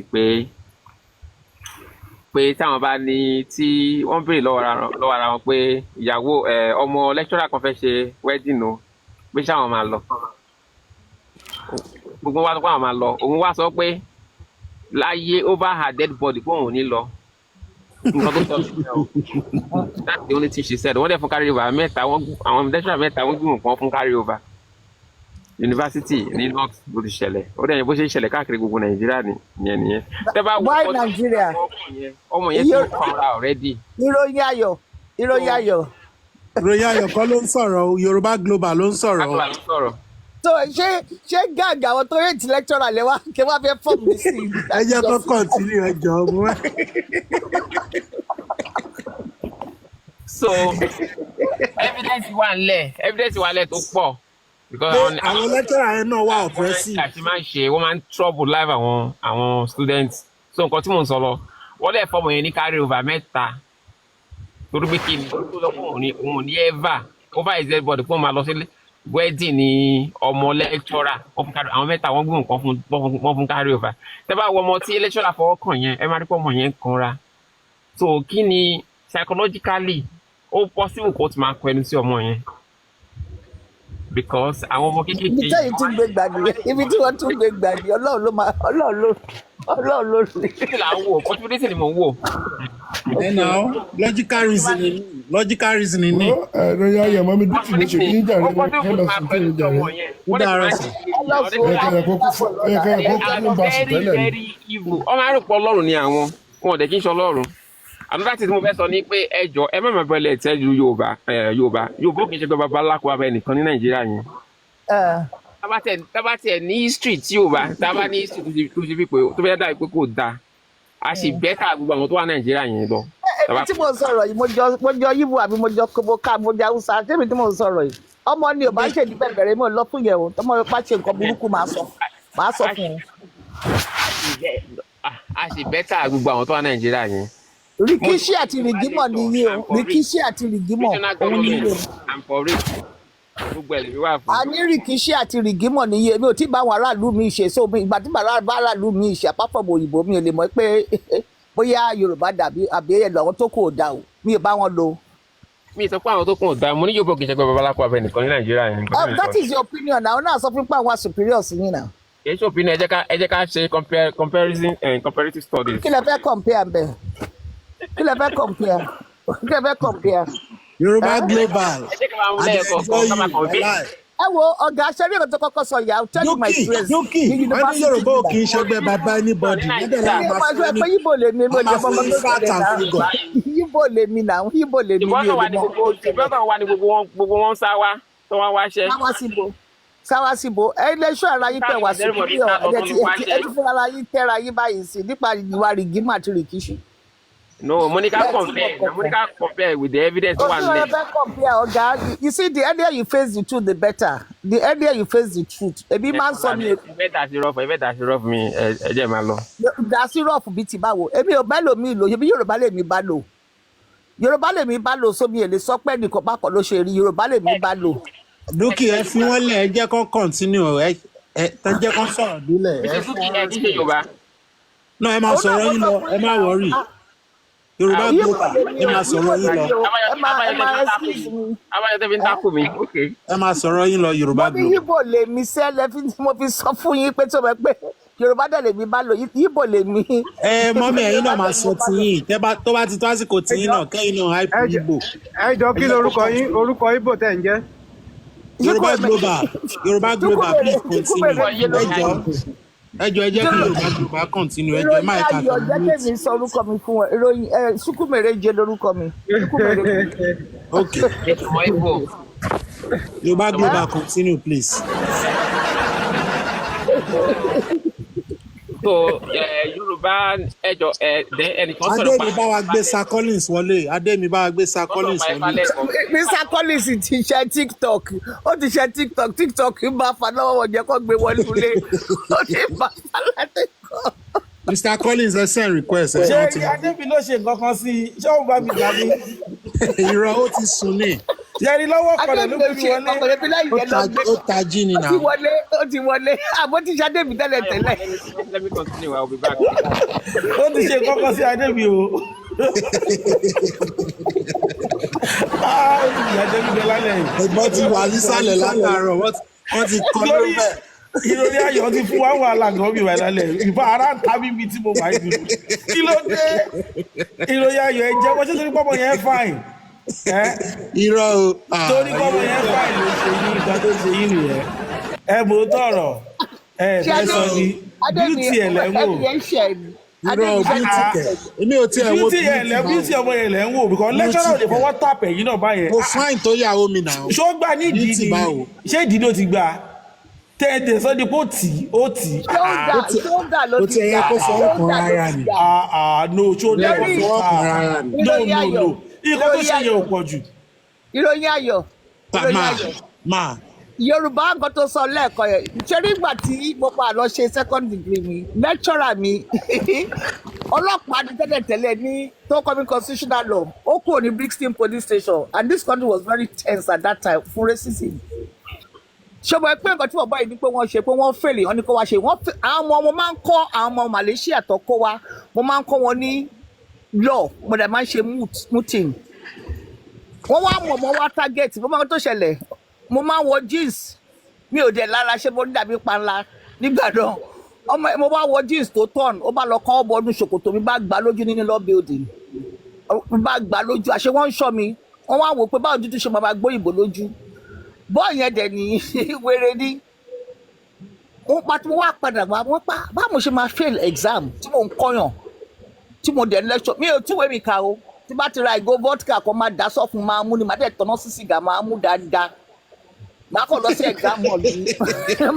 sí exam hall ni àwọn olóṣì woman kan ó wá ti teach ní Enugu technical college she was my godmother ó ní tí bá pò mẹ́ ọ máa báyé mi jẹ́ gbogbo paper tí mo máa ń fail òun ni mo pass mo wá ní kí ló dé ọ̀nà obìnrin yẹn ló sọ fún nǹkan tó ṣẹlẹ̀ náà àti one lecturer mo ní kó yẹ kí n wọ àwọn papers yẹ kí n balẹ̀ mọ bí mo ti go wrong ó ní I can't show you ó wà lọ́wọ́ ẹ̀ báyìí ó ní I can't show you ó ní go and meet your personal tutor pé wọ́n sọ pé time tí mo máa ń take láti fi tọ́jú àwọn students òkú tí bá take ẹ̀ lórí ara mi nǹkan tí wọ́n resent mi fún was because bọ́ yẹ kọ́ bọ́nú ṣòkòtò mi látẹ̀yìn mo bá gbá ojú ẹ̀ gbogbo ọdún báyìí wọ́n wò mí ní pórí òpè fọ́ máa kọ́ bọ́ di dúdú àbúrò ṣì nìyẹn ni bí yẹ gbá ojú ẹ̀ nìyẹn àṣekọ̀ tí wọ́n hate mi fún nìyẹn.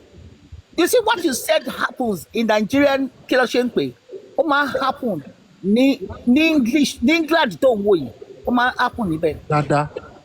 So when you start thinking it's just subject obìnrin yẹn ló jẹ́ kí n kúrò mẹ́ Mrs. Amechi mi ní gbàgbé obìnrin yẹn gan ọkọ ẹ̀ kú in her sleep Jamaica ni for Enugu Technical College husband was the director of Enugu Technical College kí ni Provident Fund tí wọ́n ti dáwọ́ sí títí Nàìjíríà ṣe Nàìjíríà fún wọn wà ní nǹkan kan níbẹ̀ lóbìnrin yẹn ṣe sáré wá tó wá ṣiṣẹ́ mbẹ̀ ọkọ ẹ̀ kú wọn fún ní leave kó lọ fi sin ọkọ ẹ̀ pàtó máa lọ tó máa padà dé wọ́n ti fa orí ẹ̀ wig ló ń wọ̀ òun ló jẹ́ kí n kúrò ní yunifásitì yẹn transfer out wọ́n fẹ́ bà ayé mi jẹ́ ní yunifásitì mo dẹ̀ pa àlọ́ ṣe second degree ni wọ́n fẹ́ bà ayé mi jẹ́ níbẹ̀ ni ó lọ ṣí surely people human beings nìyẹn they will do what they don't think it's just subject to Nigerian universities nìkan. I'm telling you the absolute truth. They don't think it's just Nigerian universities, Nicole. They have this And some of the people, they're also very stroppy. It's a Sherry relationship with lecturer àti students. Porosity ẹ̀ decay tó wà nù ẹ̀ is a global pandemic. Kò ń ṣe Nigerian thing nìkan. Exactly. But Nigerian ò lè tètè address ẹ̀ because of that stigma of àgbàlagbà. Respect wọn human. Ìròyìn ẹ̀kọ́ tó ṣe yìí nìyẹn. Ṣé rí Yorùbá global wọ́n ti in fact wọ́n explain ẹ̀ dáadáa. Ká sọ pé angle yẹn lẹ́yìn náà gbà wọlé. Èmi in fact mi tiẹ̀ ní bọ́dà ara mi pé bóyá bí mo ṣe ń send the message látara. Àní ìwé tó bá ní kọ́ máa kà ẹ́ because angle tí Yorùbá global gbà wọlé ó dáa gan. Ẹgbọ́n kan táwọn sọ àwọn ní bóyá girl yẹn òun àti lecturer yẹn ti jọ bóyá ó ti dààmú ẹ̀ which is normal ọmọ yẹn fine ẹ má jà kára wa. angle táwọn gbà wọlé tí tó tẹ̀yìn lọ́rùn yẹn òun ló bí it's possible bọ́lẹ̀. Mr. Akọ́ni gbàdúrà yìí ti dọ́kẹ́ ẹ tún lọ́mọ tó fà yìí within 1 second. nǹkan tó ń ṣe ìròyìn ayọ̀ mo sọ fún yín yẹn nǹkan tó ṣe ẹ má jẹ́ kí orógbó jẹ ṣépè fún yín. no because tó ṣe wáyé ẹ lè gbàdúrà kẹ́ ẹ dírú ọmọ yẹn lọ́mọ ọmọ òfò gidi grade man ni. kí ló dé. mo ti wo fídíò yẹn more than 10 times. ó jà fẹ́ tọ́ ara ẹ̀ ní o. irọ́ kò ṣe pé kò ń ṣe irọ́ kankan. ṣé mo pé lecturer yẹn is a doctor. ìgbà yẹn kọ́ kò ṣe junior lecturer o. ìgbà yẹn kọ́ ó ní kó má wà ìmọ̀ràn mi. ó wọ̀ straight ni now ó dẹ̀ fọwọ́ èjìká ni kò jẹ́ pé fọwọ́ gbá ń di. àìmọye ìmọ̀ràn professors. ṣé ti àwọn lecturer mi lè ṣe bẹ́ẹ̀ náà. ó ṣó wa right. fọwọ́ gbá ń di kò fọwọ́ gbá it's just tap. Put it right. Mr. Collins, there's nothing you will say. There's nothing you will say that will convince Iroyayo otherwise as he is. No, ọmọ yẹn ò kì í ṣe ọmọ tó yẹ kí n tọrọ ọmọ o. Ẹ má jẹ. Because no, èyí ò ṣe kó jà fún right ẹ̀. Èmi ò lè sọ ọ̀rọ̀ ẹ̀ sọmọ náà mọ́. Èmi náà ti rude dáadáa nígbà tí mo wà. In fact, last secondary school mi ò ní street tó dáa. Before God and my mo ti nọ tíṣà kan lápárí. But before I did that, ó ní nǹkan tí lecturer tí teacher yẹn náà ṣe ń gbà yẹn. Because ó expect pé kí n sá lọ nígbà àwọn teacher tó máa ń sọ pé ẹ̀yin yẹn kí lẹ̀ ń ṣe but mo kàn jókòó ó jẹ́ ìpá ń ṣeré mbẹ̀ ní nọ́bọ̀ kò rí wá níbi tá a ti ń ṣeré níbi àbúrò ìta jókòó sí. ọmọ oródẹ̀ lẹ́yìn àwọn student ò sí orí agbẹ́ná wojú ẹkùn. school one vacation gbà yẹn so àwọn méjì ló bára wọn jà right báwọn yẹn ṣe wá sá lọ bó ṣe ní ó yá ìwọ yẹn tó jókòó yẹn máa bọ̀ mo jẹ́ tó bá mi yẹsà èmi kọ́ ni àwọn tó ń ṣeré pariwo àmì pé ìwé ni mo gbé dání tí mo ó nígbà tó wọ́n pé kí ló dé èmi dẹ̀ jókòó síbẹ̀ yẹn mo ní mi ò ṣe nǹkan kan sáà àfi gbòòsà ló fọ́ mi létí. àná máa ń wà ego drunk sẹ́. mo wá sọ fún wọn mo ní sá ẹ má tún gbá mi létí pé kò gbá mi kọ ó tún gbé again báyìí mo ṣe dì lọ́wọ́ mo nìyẹn ibi tó ti ṣe gbùrùgbà mo palẹ̀ mọ́ orí òkúta mo fọ́ mọ́ àwọn òkúta tó máa ń tó òsè orí ọwọ́ ló mú lọlẹ̀ ọwọ́ yẹn wọ́n fi pop sí before God and man ọlọ́run mi. bẹ́ẹ̀ wọ́n wá lé yín school but ó ní ibi tó dé wọ́n lé mi ìbọn mi mo ti lọ parí mi ò lè parí bẹ́ẹ̀ ó nọ́mbà náà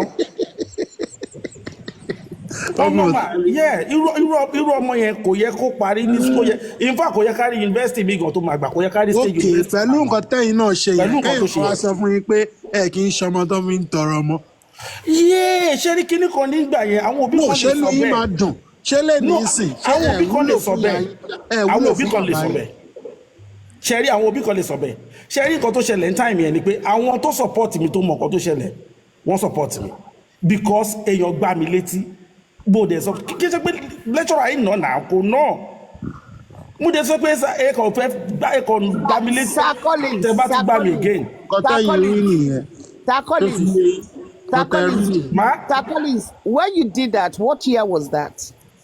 That was 1994. Okay, you could do that in 1994. In 1970 and in the early 80s, you couldn't have tried that.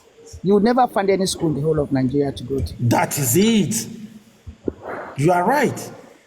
To me, the lecturer cheated me. I was cheated because I want to. In fact, ọjọ́ tí mo ń sọ yìí, àwọn tó jẹ́ mate mi, àwọn student tó wà around. If I want that school, ọjọ́ tí mo ń sọ yìí, because everybody one side ni.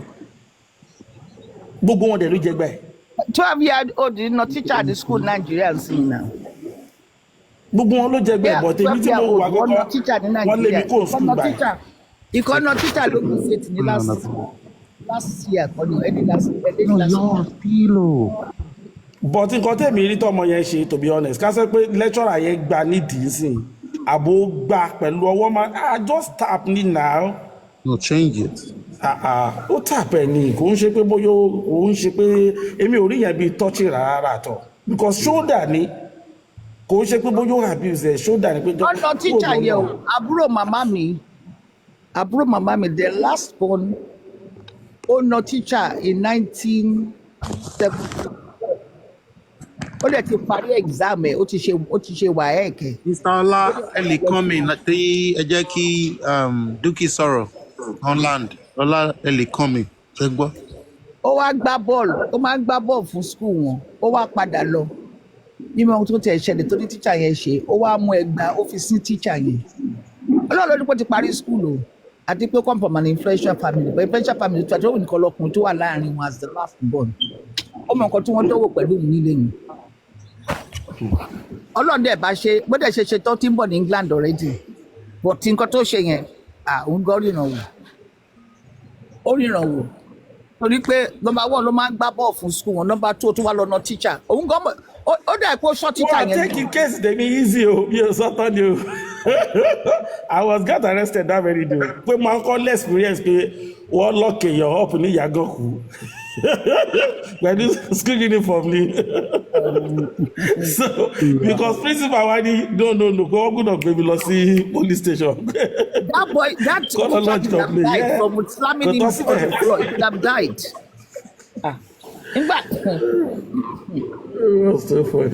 Nígbà táwọn akéré bọ́tẹ̀ ṣe ni wọ́n burú tó máa bá àwọn St. Phoebus àwọn ọmọ CMS àwọn ọmọ Gbobi college máa bára wọn jà bí ìgbọ́ pẹ́ nìkan kan na tíṣà ìtì máa kọ́kọ́ bọ̀ pẹ́ nìkan na tíṣà ò ní ẹni tó na tíṣà yẹn ó dẹ̀ ti ṣe WAEC tó kó tó na tíṣà ó dẹ̀ ti ṣe WAEC ó padà lọ sí school office ó ti target tíṣà yẹn.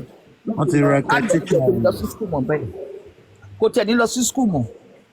Bọ̀ ṣe mọ̀ pé secondary school days wọ́n lè sọ pé ọmọdé ló ń ṣe èèyàn bọ̀ kò irú ká sọ pé institution ló kẹ́ ṣẹlẹ̀ ọmọdé báwo mo lè má react bọ̀ bí kò gbá mi létí kọ ìyẹn pọ̀ bọ̀ pé bóyá èèyàn tap mi ó ṣe tap ọmọ yẹn pé kúrò lọ́nà màá kó ń bẹ̀ mi ò ní no. Teacher mi ti gé lecturer yẹn ṣe ò pọ̀ jù. Teacher mi wọ́n ti gérun orí mi wọ́n gérun orí mi ní school. And my mother could not open her mouth and say a word. Ó gérun orí mi. Wọ́n gérun orí, wọ́n pè wá sí kíni, wọ́n dẹ̀ gérun orí mi. Wọ́n bí mi rẹ̀ kí n lọ sílé, kí n sọ fún ìyá mi pé she saw it but she wouldn't question it because as far as she's concerned as second set of her parents, ọmọdọ̀ gbọ́dọ̀ rojọ́ pé ọmọdọ̀ ṣe nǹkan fún ẹ nínú ilé. Pé ọmọdọ̀ wá ṣe kíní kan, ó máa gbá ilé tí padà lọ bọ́ ọmọdọ̀ yẹn tó bá dé láti ibi iṣẹ́ lọ report fún. My parents never interfered in anybody taking care of us and saying something. He cannot. You can't say it. You can't repeat it to them. And that was where the problem started because the day my daughter came talking to me about somebody. Mr. Ola, can you unmute yourself? Mo gbà padà lọ bá ní. Woman yẹn àti mi yẹn sọ fún pé olórojọ́ fún lọ́ọ̀yà ó mọ nǹkan kan. In fact, she told my manager, she's in her 40s, she told my manager pé mo fọ́ òun létí ìjọ kọ̀kíní kan mo lẹ́jọ́ lóró yẹ kó sọ nǹkan tó òun ṣe. Èmi ń wo látẹ̀yìn ó ṣe nǹkan kan fún ọmọ ọlọ́mọ kó wá fẹ́ wá rúpọ̀ ọ̀rọ̀ kó rojọ́ fún mi. Mo gbá etí ẹ̀ padà lọ bá ní lórí òun pé. Pàtó sọ story fún mi tọ́ mo ṣe tó parọ́ tọ́ mo kọ̀ gbá padà ní pé you're compulsory. Get out of my first sight. I don't encourage it because it's a discipline and a lot of it is happening in our society. Tẹ́ bá wo gba ọmọ yìí, àwọn ọmọ òyìnbó tá máa ń kọ́ pé má sọ pé you know our rights. Àwọn low class òyìnbó trash òyìnbó ni. La máa nípa and copy. Ẹ wo àwọn upper class òyìnbó yẹn, àwọn ọmọ òkè misbehave ní tànà. Yeah. They give them corporal punishment and they will tell you we know the class you belong to. Ṣé báyìí mo ye parents lórí case ọmọ yeye mo ti rí lady kan tó ká ọmọ ẹ̀ méjèèjì jáde. They are in the same set of that girl age range kan náà jọ ni wọ́n ó dẹ̀ ń béèrè lọ́wọ́ wọn pé ẹ kàn wo fídíò yìí tó bá jẹ́ yìí ni wọ́n ṣùgbọ́n àwọn ọmọ yẹn ìkọ́bí kan sí UK ó gbé kan wọlé 9 months àwọn ọmọ yẹn ní kò sí nǹkan táwọn máa ṣàwé just leave it just to avoid any unnecessary argument since lecturer ni àwọn awéèvọ̀ ẹ̀ ni so pójọ́mọ tán bí sí western world náà kò ní kọ́ máa Collins so wọ́n wo ìbẹ̀ kì í ṣe wípé torí pé wọ́n gbà pa wọ́n wà wrong bẹ́ẹ̀ torí pé torí pé ẹ máa gbọ́ torí pé wọ́n prove wọ́n try láti wà mature ju lecturer yẹn lọ that's it so Mr. Ọlá ẹ lè kọ́ mi. What way? Because àwọn náà tó ti pa àwọn ẹ sọ pé káwọn avoid the unnecessary drama because tani instigator drama. Yóò mo ti ṣe wọ́n drama ṣé mo pé máa yẹn lọ ní ṣá ẹ mọ̀ pé kàn lọ ni ó ń lọ tiẹ̀ bí ẹgbẹ́ kò wẹ̀yìn. Ṣé mo bí drama ṣe máa ń sùn drama ẹ̀ ń sùn. Ṣé mo pé máa yẹn lọ ní ṣá kò wẹ̀yìn nígbà tí o bá kọ́ tàpé èèyàn bá tiẹ̀ lọ. Ẹ jẹ́ ń sọ̀rọ̀ tẹ bá ti sọ pé drama how does drama ensue? Drama ensue téèyàn méjì tán bá ti connect gẹ́ẹ̀ yẹn ò ní intention láti connect máa yẹn ló connect gẹ́ẹ̀ yẹn so ta ni instigator drama. Ó wà arrogant ni to be honest. Mi ti gbọ́ àti gbọ́. Ẹnìyẹn tó bí lọ́mọ tẹ bá wù ẹ tún lọ tún fídíò yẹn wò dáadáa. Mi ti gbọ́. Kẹ́yìn náà kẹwàá ṣe Mr. Ọlá sọ̀rọ̀ torí àmọ́ bí tó ti ń sọ̀rọ̀ ká má bọ̀n dátà wọn. Ok mi ti gbọ́ mà ẹ jọ mà ẹ jẹ́ kí Ọlá sọ̀rọ̀. Ẹ tún wò kẹfìrà yín sí position lecturer yẹn. Ẹ jẹ́ kí Mr. Ọlá sọ̀rọ̀ orí kálíkùmára bí n pé a dá wọn dúró síbẹ̀ Mr. Ọlá. Mr. Collins, ẹni lélẹ̀ yìí. Mr. Ọlá, welcome. Thank you, Jare. Ẹ ṣé o. Ẹ ṣé sir. Yeah, mo enjoy discussion. Mo ti enjoy seriously. Mo ti enjoy school life. Ó máa ń dùn kí ẹ máa gbọ́ ní different perspective everything. Ó máa ń dá. Secondary school ó máa ń dùn gan. Ní university náà ó máa ń dùn gan. Jẹ́mọ̀ pé nígbà tá a wà ní school my own experience nígbà tẹ́mi wà ní school meanwhile nígbà tí mo stubborn gan nígbà tẹ́mi wà ní school normally mo máa ń stubborn mo máa ń play tẹ́tẹ́ mo máa ń play mo dẹ̀ máa ń jẹ mo ní luck mo máa ń jẹ tí bá play tẹ́tẹ́ èmi máa ń jẹ but nǹkan incident tó ṣẹlẹ̀ tẹ́ pé mo ṣì rántí tẹ́ pé nígbà tí mo wà ní class ẹnìkan gbé ọtí wá sí class. Mo bá ní jẹ́mi náà zip ni mo ṣe meanwhile vp yẹn deeper life ni a wá lọ bẹ̀ wọ́n pé ká má bínú dẹ̀ lóhun ti gbọ́ àṣọ máa padà lọ fẹjọ́ wa sùn principal má ṣe kó wa lọ sọ́dọ̀ principal ni wọ́n bá la mọtí ní class ẹnìkan àwa mẹ́fà wọ́n á ní ká pe parent everybody lọ ẹlòmíì lọ rent parent but mi ò lẹ́yìn tẹ́mi lè rent. Bẹ́ẹ̀ ni wọ́n máa ń rent parents. Parents na Nàìjíríà ti bàjẹ́ tipẹ́tipẹ́ dẹ̀ wá ní kò ní ìjọba. Wọ́n ní kí ẹ̀yin ò gbọ́ yẹn rí. So all rent parents so Nàìjíríà ti bàjẹ́ tó yẹ tipẹ́tipẹ́ rent parents. Ó wà dáadáa. Wọ́n máa rent parents àwọn ìyá ọlọ́jà yẹn. Ẹ ti mọ̀ ń sìn. Èló lẹ wá fún wọn? Èló lẹ fún wọn? $300. Ẹ ló máa fún 300 ẹ ló máa fún 200 naira ìgbà yẹn a ṣe sọ free secondary school. 40 naira school fee. So you can understand when you say Nigeria cannot be better. When you are Mr. Ọlá ẹ máa sọ̀rọ̀ yín lọ I enjoy yín. Ọkọ̀ wa rẹ́ǹtì ẹnìkan ó rẹ́ǹtì ọ̀lẹ́ ní secondary school mi ló ti lọ rẹ́ǹtì ẹ̀ ó lẹ́gbọ̀n òun ni ìyẹn ṣáà fọ́ létí níwájú principal bàtà jáde ó ní ṣó ya òrèrè ní kílé tó fọ́ òun létí níwájú principal ó ní ṣó ya òrèrè kílé tó fọ́ òun létí ṣebí wọ́n ní kó wá represent family ni. Mo dẹ̀ padà wájú principal màá ní kó ní principal kó wá lọ. Bá ṣe kó wa nìyẹn mi wá pé parent mi dad mi tiẹ̀ ń bínú pé torí pé principal yẹn rude my dad was angry pé kí ló ń ṣe torí pé ó jẹ́ principal kí ni problem ẹ̀ àmọ́ bá ń bẹ dad pé kàn jọ. Wọ́n bá ṣùgbọ́n náà lọ pé tí ìfẹ́ fẹ́ fi tìbí àti bàbá ẹ̀ gbọ́rọ̀ bẹ́yìn. Kàn jọ kí ni kan àwọn tó rẹ́ǹtì parent wọ́n tún wá ní ká tuntun parent pè wá principal dẹ̀ tó ti mọ wọ́n bá tún lọ bẹ àwọn ìyá ẹ̀ wàhálà bá dé kókó wọ́n bá tún lọ bẹ àwọn ìyá ẹ̀ nínú ọjà wípé ẹjọ́ wọ́n ní kẹ́ tún wá lẹ́lẹ́kejì ẹjọ́ ìyá ní ṣe ìyá yẹn bá bẹ̀rẹ̀ sí ṣe pé owó fọ́mọ òun ní wàhálà o.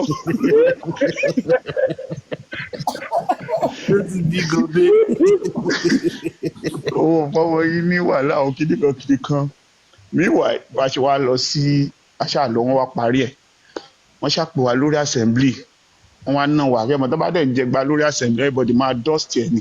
Wá ṣe bí alágbára ni. Wá ṣe bí alágbára pé ẹgbà yẹn ò dùn ẹ̀. Bọ̀ wọ́n kan wá wọṣọ bíi mẹ́rin bọ́ ṣe gẹ́tì ẹ̀ nìyẹn wọ́n bá ní kó máa bọ́ lórí assembly. ẹ pa mí lẹ́rìn.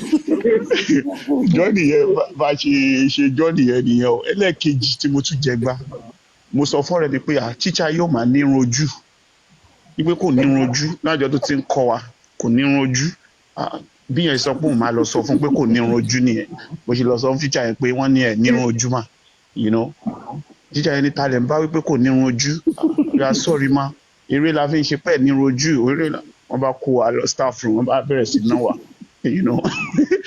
incident yẹn bọ̀bọ̀bọ̀ tó sọ pé ànírun ojú bọ̀bọ̀ yẹn náà ó jẹ́ ìyá àwọn ẹ̀nà níta pé akílẹ̀ tó lọ sọ fún tíṣà pé kò nírun ojú oníṣe.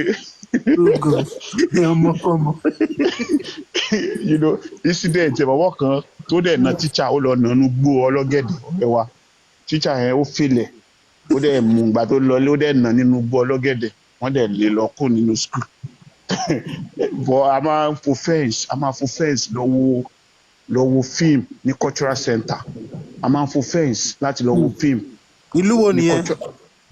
Ìbàdàn ni mo máa ń lọ sí cultural center ní Mọ́kọ́lá a máa lọ wo fíìmù a máa dá 20 naira nígbà yẹn ni mo máa fi lọ wo Baba Sala máa lọ wo Baba Sala ní cultural center every Friday ọjọ́ tó wá gbé báàgì wa lọ nínú school àwa lọ sọ́dọ̀ àwọn ọ̀rẹ́ wa àwa lọ ń tọrọ ìwé ká lè mú lọlé kitchen ni mo ṣáà gbà wọ ilé mọ sí mi ní lọ gba iwájú náà tó máa ń gbà mo ní rárá mo ní nǹkan kan ṣẹlẹ̀ pé mo ti gbé báàgì mi kíní kan ìdajì àwa jíjáde 5 o'clock mo ti jí kó nínú ilé mo ní wọ́n ní assignment wọ́n fẹ́ fún wa ní kíní kan àwa ń wá báàgì nínú toilet àṣà ọ̀rẹ́ wa kan ló lọ gbé sínú toilet nísàlẹ̀sàlẹ̀ tó fẹ́ fi punish wa but school life mo enjoy but ní university o nígbà tí mo wà ní university meanwhile teacher wa yẹn ó like obìnrin mo wá sọ fún teacher yẹn dẹ̀ ẹ mọ̀ á ní àánú format our students meanwhile I like lecturer yẹn but a máa ṣe pípa like àánú format la máa ń pè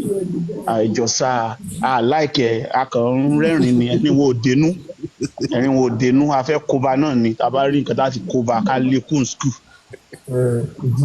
Meanwhile lecturer yẹn ó like obìnrin àwọn obìnrin yẹn wá set it up wọ́n ṣàṣe fídíò wọ́n gbé díẹ̀ jáde ní orí internet ní school but during my school lecturer yẹn ní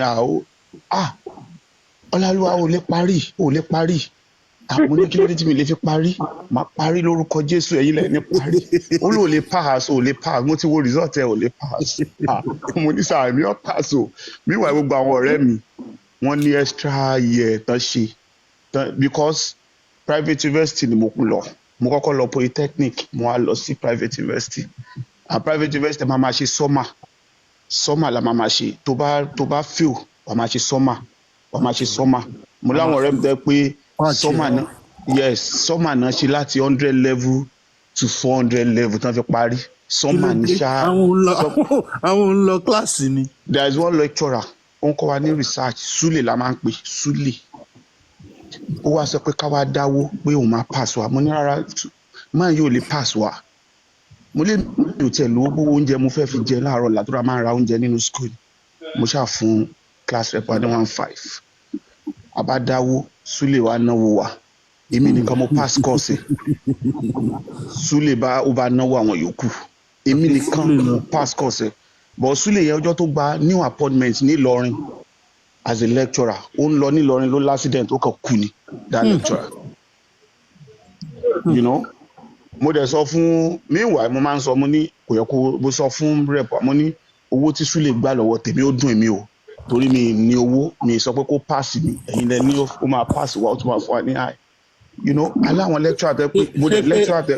ẹ dúró náà ṣé pé àwọn lecturer wọ́n ń gbowó lọ́wọ́ students ní private university náà. wọ́n máa ń gbowó. tẹ́lẹ̀ dárúkọ university. kìíní ẹ má jẹ́ dárúkọ ẹ. tẹ́ ẹ bá ti wà comfortable ẹ má wọrí.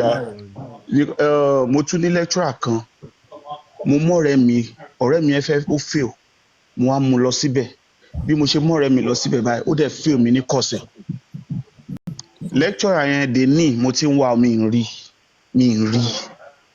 because mo kàn mọ ìwọ náà ló ní kí n múyàn wá fún ẹ mo dẹ̀ múyàn lọ fún ẹ ó dẹ̀ fail mi torí pé mo múyàn wá àmọ́ àwọn pé kí ló dé tẹ́ fi fẹ́ omi ó ní ẹni tó mú wa ò já rárá èlò ló fẹ́ san kíní kan you know mo dẹ̀ wò pé èmi ò fún yín lówó náà mo dẹ̀ pass course ẹ dẹ̀ fẹ́ omi ó ní ṣèbí mo ní kó mú yàn wá ní kíní kan you know many things ló ń ṣẹlẹ̀ ní private ó ní mo fi sọ pé èmi làwọn medical doctor tó ń jáde nísìn ní Nàìjíríà zero ó ní because most people mọ nǹkan kan.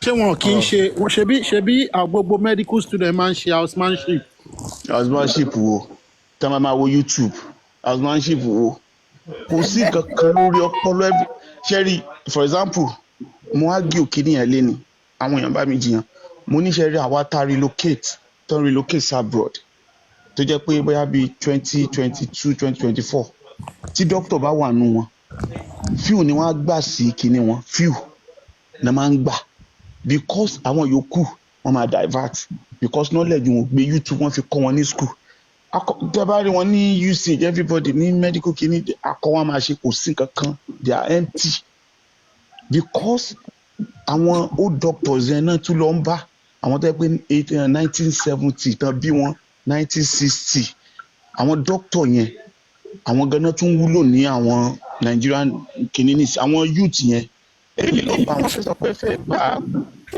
kí ni o advice ìrọ̀lẹ́ gbà o. Mo ti wà ní hospital ní Nàìjíríà tí doctor yẹn a lọ bá wọ́n sọ pé ká lọ bá èmi àti ìyàwó mi fún treatment kan ó dẹ̀ lọ pé student 10 lórí ìyàwó mo ní you are crazy mo ní èèyàn sick kó ẹ tọ́ ọ lọ ń pe student kó máa wò ìyàwó mi ṣó gbádùn ṣá tí mo fẹ́ fọ́ doctor yẹn létí mo ní number 1 ó fẹ́ gba owó nínú bank wà wọlé ṣe báwọn kan ló jókòó sínú bank wọ́n render service fún ẹ tó dẹ̀ wá òkè àwọn kan ló ń ta ìwé ní bookshop tó ń render service fún ẹ tí wọ́n rí ó dẹ̀ wà ní feed ẹ ó yẹ kó render service ní right time mo fẹ́ gba etí doctor yẹn ó bá ní kí n get out ó ní kí n get wá mo ní you will know me màá sọ fún ẹ pé bàdàn wọn bí mi sí màá dẹ̀ yí ẹ ó ti já wèrè doctor ìyàwó ló ń kọ́ ó lọ ń pe student nǹkan tó yẹ kẹ́ pe student ẹ máa pe ẹ lè máa kú lọ ẹ dẹ̀ máa pe student lé lórí tó bá fẹ́ ṣe practical ẹ lọ mú ẹlẹ́wọ̀n tó ti ṣe by hanging náà ẹ lọ mú wọn náà ẹ lọ mú ẹlẹ́wọ̀n tó ti sọ pé you are by hanging ṣe báwọn kan ti kidnap tán ti kọ àwọn èèyàn wẹ́wẹ́wẹ́wẹ́ irú àwọn yẹn lè kẹ́ máa fi ṣe practical kì í ṣe èèyàn tó fẹ́ kú nílẹ̀lẹ̀ you know gbogbo àwọn incident yẹn gbogbo nǹkan tí mo ti perform ní school òun ló jẹ́ kí n burú dì sí pé no tó bá gbé wá ní gbígbóná máa gbé fún ẹni o mi ò rẹ́ o mi rẹ́ rárá lecturer mi mo máa ń ṣe àánú mercy mo máa ń ṣe àánú tí máa fẹ́ gba nǹkan lọ́wọ́ àwọn lecturer yẹn mo ti máa ń tà wọ́n màá dẹ́ gba nǹkan tí mo bá fẹ́ gbà á ti lọ rí lecturer kan rí bá a ṣe lọ nìyẹn ó wá mark script wa ọ̀rẹ́ mi ẹni cost rep ó wá ní ká sọ fún lecturer yẹn pé kó help wa náà kíní kan mo ní mi lè sọ o bó ṣe sọ nìyẹn kí ni lecturer yẹn máa sọ Paul kí ló máa ń ṣe yín náà Michael kí ló máa ń ṣe yín náà mo ti help yín ó dẹ̀ fáwọn girls ní yéyéyéyé àwọn girls ẹ pé wọn mọ nǹkan kan tán nídìí nínú class tán nídìí náà máa ń target àwọn tó bá ti nídìí ní class èyí ni kò sí ní problem tẹ bá dẹ̀ wá rí gbogbo àwọn lecturers yẹn táwa kúrò ń bẹ̀ wọ́n ti di doctor nínú university yẹn tẹ́ pé mo kàn máa rẹ́rìn ni pé àwọn tó di doctor yìí irọ́ ni doctor wọn irọ́ ni education system Nàìjíríà ti bàjẹ́ tipẹ́. because wọ́n obìnrin nígbà tá a wà ní school yẹn wọ́n fobìnrin wọ́n máa fún wọn ní mark àwọn míì ní 2-1 àwọn míì ní kíní àwọn míì ní tí ó dẹ̀ sí nǹkan kan lórí wọn àwọn lecturer yẹn ló máa wá di kíní kan VC1 VC2 máa wò pé bó lẹ ṣe fi lè jẹ VC bó lẹ ṣe fi lè jẹ HOD ní department HOD department only HOD department HOD in this HOD in science and tech HOD máa rẹ́rìn mo ti rí lecturer wa kan bọ̀bọ̀ yẹn wọ́n ó dà pé Amẹ́ríkà ni bọ̀bọ̀ yẹn ti wá kò gbádùn náà wọ́n fi àwọn parent wa ní kán wá kàwé because most parents like kọ́mọ ẹ̀ wá kàwé ní Nàìjíríà ní university wọn kankan wá ṣe masters ní time yẹn tá a wà ní school bí máa yẹn ó bá wọ belt tẹ máa wọ ṣòkòtò tẹ bá wọ tẹ pé belt ṣòkòtò máa mú belt mi mọ ó máa súnkì gbogbo ṣòkòtò yẹn máa súnkì báyìí belt yẹn máa mi máa wọn ṣòkòtò tó máa ń tóbi. bẹ́ẹ̀ tí a máa wá sákò lábẹ́ ṣòkòtò. bẹ́ẹ̀ ni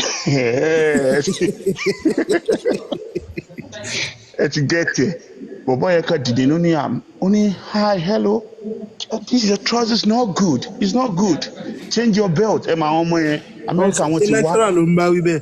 lecturer ló ń bá wí ó ní change your belt change your trousers it's not good you look smart you look yẹn sọ pé ọmọ sàn ló ń kó bá yẹ ọmọ àlè kìíní kan ẹ̀rọ kejì ni what are you saying say it well say it ẹ̀rọ ṣe rí bọ̀bọ̀ yẹn wọ́n padà lé bọ̀bọ̀ Amẹ́ríkà yà ẹ́ ní lẹ́kẹ̀ alọ́wọ́ sọ ìwé Amẹ́ríkà.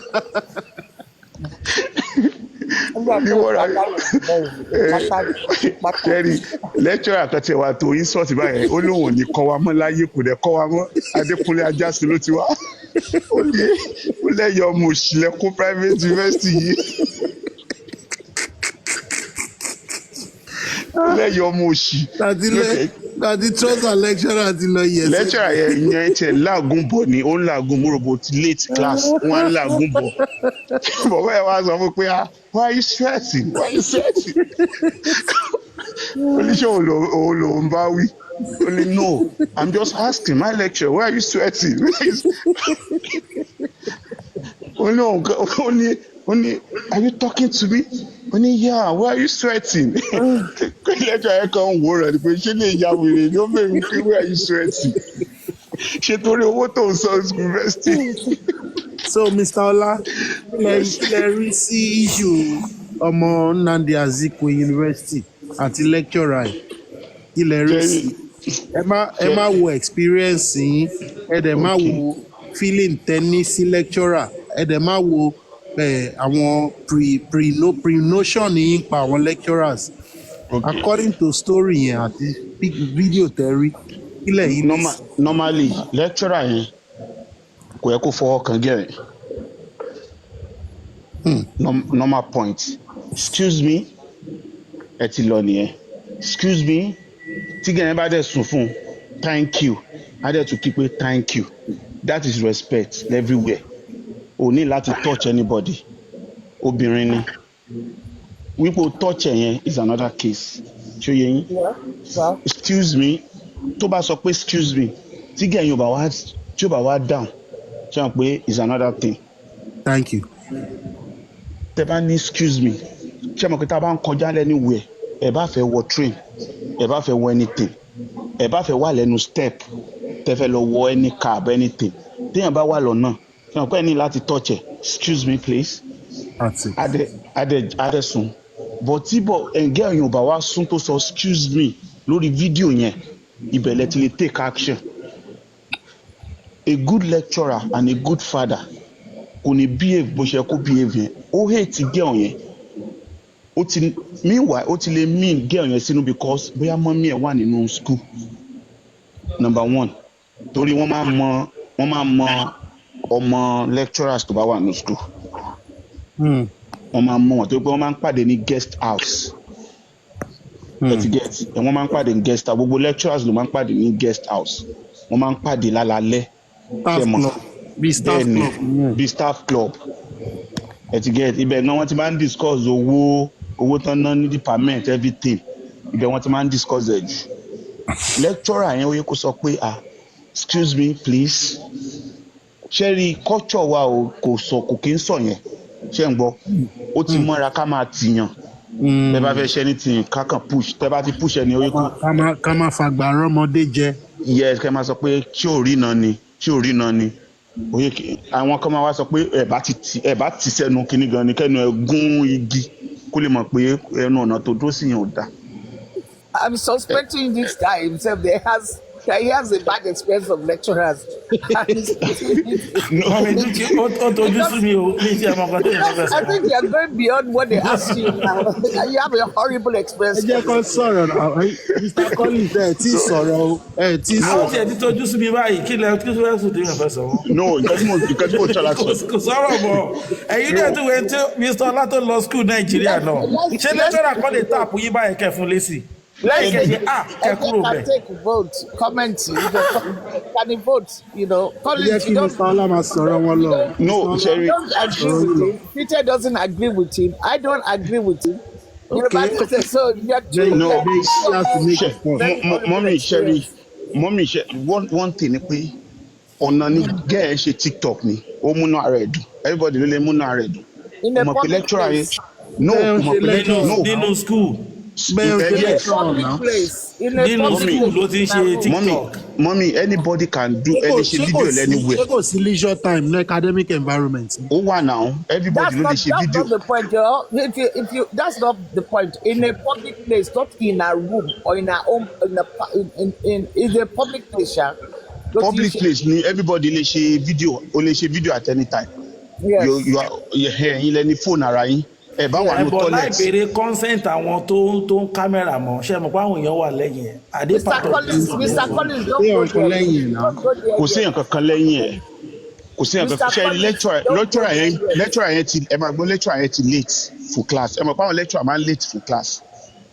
You have Ẹ̀jẹ̀ that wọn ni. power. You have that power. You know that as well. Is that what they said? Yes they don't check time sometimes. I said, do you have, in this particular, you're making an assumption. Yes, I'm making a yeah. You know what an assumption does to you and I? It makes an ass of us. It makes Okay. an ass of us. You don't make assumptions.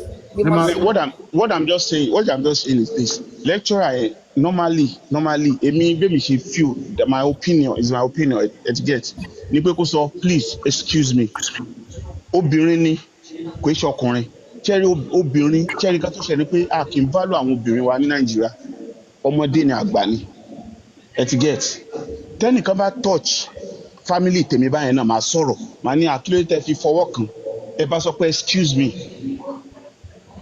young lady excuse me ó wà okay but by torí pa ní respect ni ike àgbàlagbà fọwọ́ kàn ó fẹ́ máa sọ̀rọ̀ tó bá jẹ́ lóyìnbó ni bó ṣe fọwọ́ kan ọmọ yẹn lè sú ẹ̀ pé ó ń assault òun ó fẹ́ máa fọwọ́ jó òun lára ó fẹ́ máa ṣe anything but Nigeria ò ní law. Ó wà ráàzẹ̀ ni. Ó wà ráàzẹ̀ excuse me please. gbádùn bẹ́ẹ̀ yẹn sìn. So you, in fact, you know, you asked, I said, what's your interest in that? I think Collins answered the question. He said, ọmọ yẹn fine. Because that is it. Because Orí gbé wọn ò rí ìyàwó mi ni. ẹni yọmírí kọ́lẹ̀ ń pè wọ́n yẹn ní south west kí ló pọ̀ ẹgbẹ́ ìlú àwọn yọmírí méjì tó ń bára wọn jà lọ́hùn yẹn sí kí ló pọ̀ ẹgbẹ́ ìlú. Àbí Ó lè ṣẹlẹ̀ ní south west náà. Ó lè ṣẹlẹ̀ ní. ẹ jẹ́ wo bá dúró kó tó ṣẹlẹ̀ ní south west kó tó ṣe advocate àwọn tó ń pè ní yọmírí náà. Ṣé mo pé mọ́mí ṣe mọ̀ pé àwọn lecturer wa ó yẹ kán máa lọ school training. I'm telling you àwọn lecturer náà need the training bẹ́ẹ̀ làwọn student náà need the training. Bọ́n ṣe ń báyàn sọ̀rọ̀ wọn ní power yẹn wà lára wọn because of what wọ́n fẹ́ fún wa ní grade wọ́n fẹ́ fún wa meanwhile grade tán fún wa gan wọ́n ti waste time wa ní university o lè pé 30 years ìmí máa tún rọ ẹ sí kó máa wá bàbá ẹ rọ ẹ sí ìyá ẹ tó mọ̀ pé ó mọ̀ pé òbí ẹ̀rẹ́ kò fún un lésì.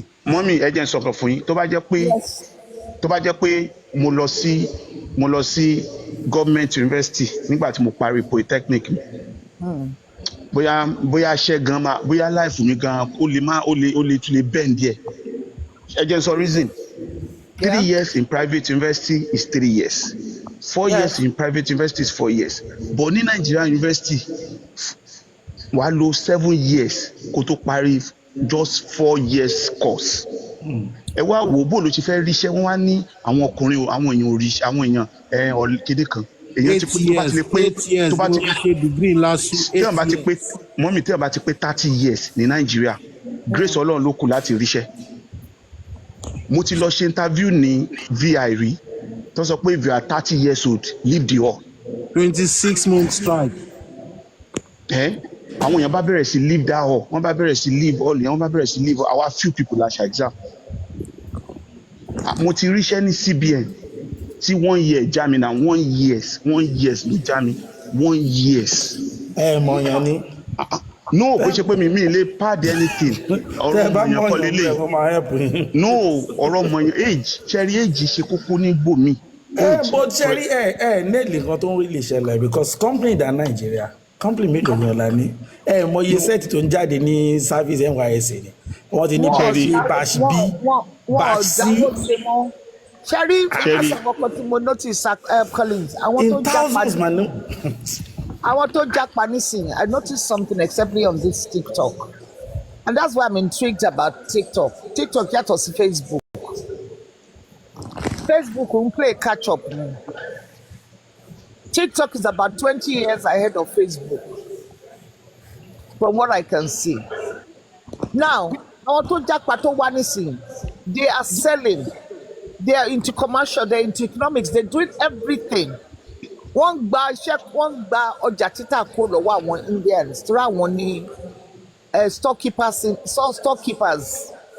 of Europe and their own area as well. Àwọn ló máa ń tó oúnjẹ Nàìjà. Bọ́ àwọn ọmọdé ìgbà tó wọlé wọ́n wọlé pẹ̀lú ìjà níbẹ̀ ní pé wọ́n ti torí pé nǹkan tí wàhálà Nàìjíríà tó gbé fún wọn lára ni I must succeed before like our set were very lackadaisical. If I tell you pé plantain chips tí wọ́n ń tà yìí mo máa ṣe sínú ike máa gbé sílẹ̀ sí túrú mi káwọn èèyàn máa wá jẹ.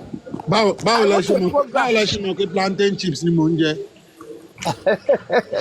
Mọ̀mí Dúkì mo like point ẹ make yẹn o in fact bó ṣe èmi gan wò pé báwo làwọn ọmọ yìí ṣe ń ṣe báwo ni wọ́n ṣe ń ṣe ìgbà wo wọ́n dèlú tó ti sáré mọ owó tó fi gba license lọ́dọ̀ council tó ti báwo ni wọ́n ti stock everywhere.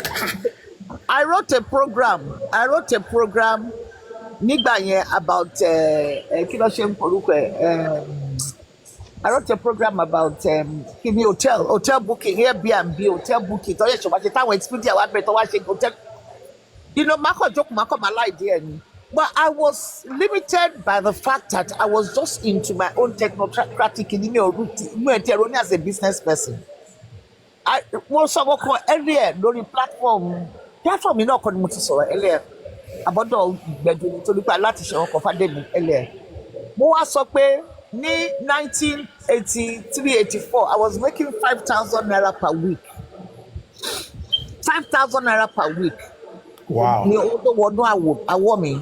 Ní nǹkan tí mo ń fowó ṣe tí bá wá sílé kí lọ sí club kí n jó pẹ̀lú àwọn ọ̀rẹ́ mi èmi nìkan lóbìnrin tó wà nílé màmá mi ní ṣọ́ọ̀bù mẹ́ta she just died after she just died so owó tó wà lọ́wọ́ mi.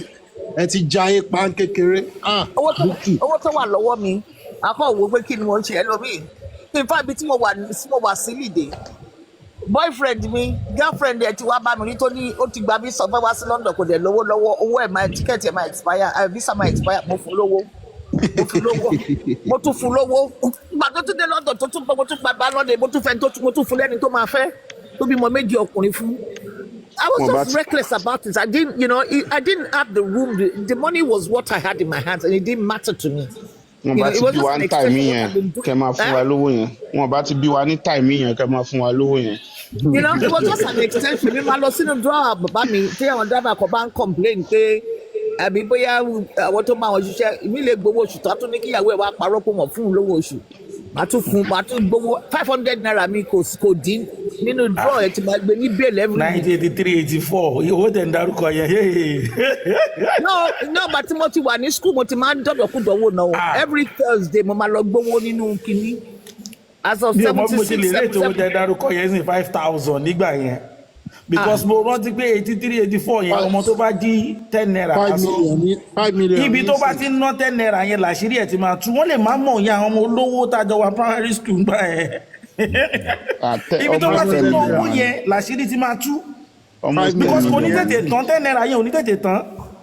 Irọ́ tí mò ń pa yìí o ṣúgà ni o certain life sugar ọmọ àgbẹ̀ wá ní 27 naira èmi ò tiẹ̀ rí pépà nìkan mo máa allocation mo máa tàkì lókọ̀ mi pẹ̀lú pé wọ́n ń tàtàkùtà kan allocation ní ṣàkówó wá fún mi akówó wá fún mi 27 naira. I think they were selling.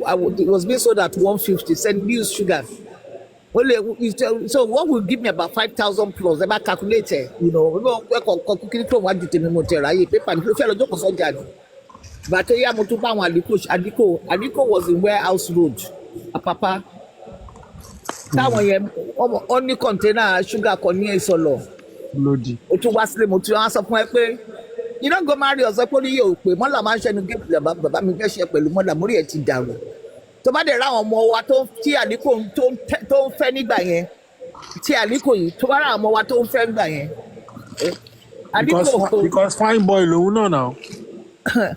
Àlíkò orí Àlíkò ò pé náà táwọn product sọ pé orí Àlíkò ò pé rárá àwọn ọmọ wa wọn babes sí Àlíkò máa gbé nígbà yẹn àwọn mostly Yorùbá girls ó lè ra Hausa fẹ́ náà ó sọ fún ọmọ ní orí ò pé ìjọba tábìlì ẹ̀kọ́ sọ mo lórí ò pé mo ní iṣẹ́ mọ̀ pé mọ́là na my papa house gate they look after pé Ọlọ́run jẹ́ kí n rí àwọn tí máa fẹ́ Hausa mo wà surprise pé Àlíkò ò fẹ́ Hausa sílé n tó wà bẹ́ẹ̀ nìyẹn kò tí bọ́ ṣe lè fẹ́ Yorùbá tó ó máa fẹ́ Hausa ẹgbẹ́ wọn sínú ilé òun ló máa fẹ́ because one more and one Iwawa. And that's why I got very angry when I see the way our girls told themselves as these people. We don't have pride. Tí Ibo bá fẹ́ Yorùbá, mo mọ̀ èèyàn tó ẹ pé ó gbọ́ ọmọ obìnrin mẹ́tẹ̀ẹ̀ta kò sí tó fẹ́ Ibo Yorùbá ló fẹ́. That man has the only dock ibi tó ti ń tọ́jú ọkọ̀ ní Àpápá Ibo dẹ̀ ni. Dúkì. Ìfà òun ló gbé ọkọ̀ lẹ̀. Dúkì mà. Another critical issue kan tí mo fẹ́ ká address ni ọ̀rọ̀ United States AIDS. Accusation ni Bobo Scott yẹn àti interview. Okay, ṣe USAID. Yes sir. Yes sir. Okay. Àti interview Jonathan àti body language Canada wọ́n ṣe deny Chief of Defence Staff visa to Canada. Ṣé Nigerian government la máa blame ni àbí Obama ló institute to Boko Haram láti tackle Jonathan government? Check his opinion tèmi. Yes sir. Have you want me to go first? No, let him talk. Let him talk. Let him talk. Okay, yeah. Ṣé rí opinion tèmi for the first time. Ìgbà tí mo gbọ́ nísìnyẹn, èní mo tó farabalẹ̀, àná mo tó farabalẹ̀ wo nǹkan tó ń ṣẹlẹ̀ dáadáa. Gbogbo interview Chief of Defence yẹn náà. Ìyí tó ti kọ́kọ́ ṣe, tó ló ṣe interview kan, tó sọ̀rọ̀ nípa àwọn USAID pé foreign interview ló dàbẹ̀ pé mi ò rántí channel but kò ń ṣe local kini station wa ló interview. Interview yẹn ṣé kán tó deny visa wọn ni àbí afọ? Kán tó deny visa àtọ́. Interview yẹn Ajazira thank you. Ó blow kankan bọ̀ kò go straight. Ó ní àwọn people yìí sọ pé NGO. Ó ní now we are now checking them. Ó náà màmá gbóúnjẹ wọlé. Màmá gbóúnjẹ wọlé. And one teacher kan tí wọ́n kidnap lára àwọn Chibok girl nígbà tí wọ́n filẹ̀ after some years. Àwọn kan lọ interview ó wà lórí YouTube. Máa yẹn nígbà táwọn NGO bá dé Haúsá ló fi ń sọ̀rọ̀ teacher ni. Ó ní wọ́n máa fáwọn oníṣòkòtò wọ́n máa fáwọn láṣọ. Amẹ́ríkà dé láwọn ọmọ bíi tí Chibok girl wà. Come on. So something is fishy. Àwọn USAID ṣé nígbà tó bá wọ́n tún wá sanction wọn Trump pé kàn investigate wọn ọ̀rọ̀ tún jáde now. So Canada náà ní dirty in fact no. They are involved in this matter. So kì í ṣe pé bóyá èèyàn support Tinubu lélẹ̀. Nígbà tí mi náà wọ́n gbọ́ pé wọ́n deny wọn bọ́ ìgbà tí wọ́n wà tó jẹ́ pé wèrè ni wọ́n tẹ̀lé. I now sit down I think kí ló ń ṣẹlẹ̀ láàrin. Mr. Collins ṣé mọ̀ pé ibi tí America bá ti yàgbẹ́ sí ṣé mọ̀ pé Canada ò kí ń kọjá ń bẹ̀. Yeah, but no nǹkan tí mo mean ni pé ṣé ní gbogbo àwọn westerner yìí gbogbo wọn náà ló ní interest lórí Nigeria. That is wrong Nigeria. Tó bá fún form sí tó bá parọ́ fún form sí America and Canada now exchanging especially on visa. Yeah. So don't say that. Because I could remember 1 year ìròyìn ayọ̀ bí mo bóyá ẹ gbọ́ 1 year tí àwọn mo rò pé time Jonathan ni tí wọ́n pa àwọn Boko Haram yẹn gọ́ngbà yẹn táwọn NGO fi bẹ̀rẹ̀ sí ní pariwo pé why pé dàgbọ́ máa ṣe Nigerian soldiers this or that. Correct. You are correct. Ṣé mọ̀ pé lára àwọn weapon tó ń rí nínú Sambisa forest ìbọn Europe kí lorúkọ ẹ̀ àwọn Boko Haram gan kan náà pàǹgbà àwọn Miyetti Allah náà pàǹgbà. NATO weapon wà lára àgọ́ tó ń gbé jáde ní Sambisa forest tó display weapon NATO ní báwo ló ṣe dé Sambisa forest báwo ló ṣe débẹ̀ báwo ló ṣe dé Boko Haram. So it's like chief of defence staff yẹn ó dàbẹ̀ bó ń bust wọn láwọn angle kan ni wọ́n show ẹ̀ pé come on. Ṣamẹ́ríkà ló ń kó bọn ọbẹ̀ àbí Russia. Gbogbo wọn ní even France ló bá jù. Now, Normally, what I know of that, and which they have spoken about, France has been culpable in their affairs regarding Boko Haram for a long time. And that's why I question what this idiot is going to do with France, especially when an African country which you should stand in solidarity with has said they're kicking France out of their system, and they have obviously made improvements in their affairs. French policy was to keep them uneducated. They didn't like Nigeria because they thought that we thought we were superior, and they had never liked Nigeria. The moment Tinubu was having a lot of things to do with France, I knew there was something up in the air. This country had seen a lot of Tinubu. It didn't feel safe. And it wasn't thinking that they'd be able to assist him. And why actually come out to that one more.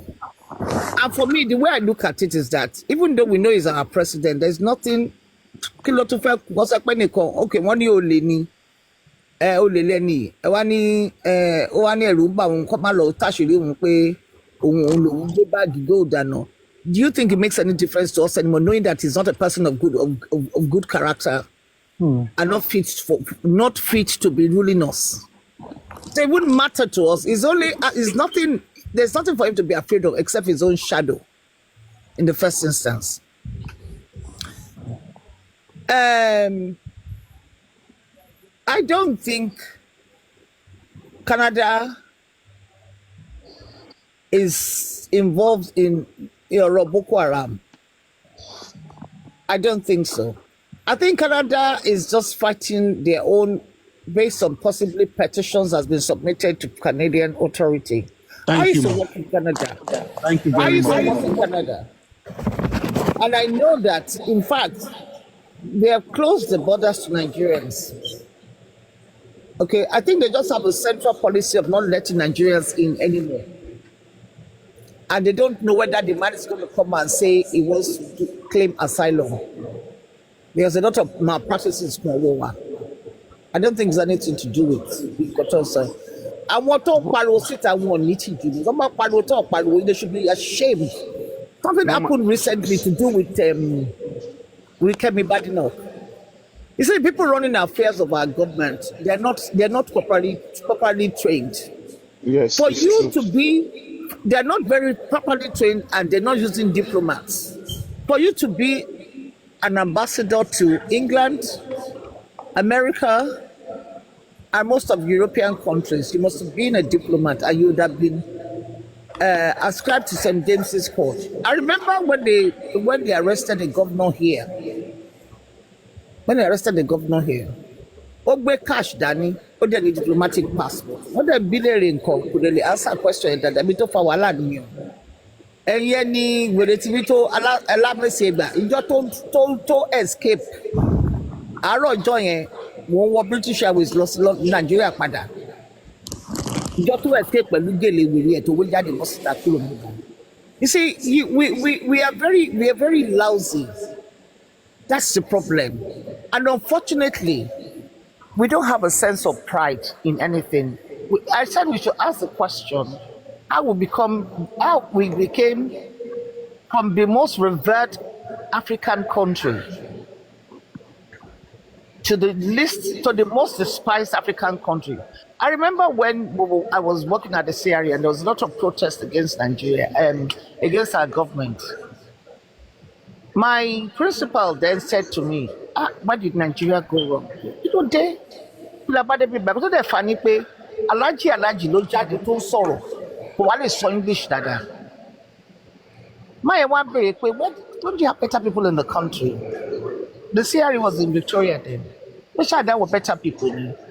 Àwọn Jamaicans yìí wọ́n tẹ̀ ń sọ pé Nàìjíríà jẹ́ pé àwọn ló ń sanwó civil servant àwọn níbi iṣẹ́ ẹ wá wọn ká wá sọ̀rọ̀ wá dà. I feel pain when I go on the system. I see the South Africans talking. We contributed 64 billion by taxing old and young for them to have their independence. And also passport what were useless here.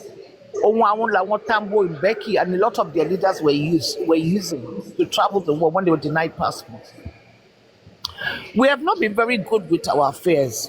I'll tell you the truth. I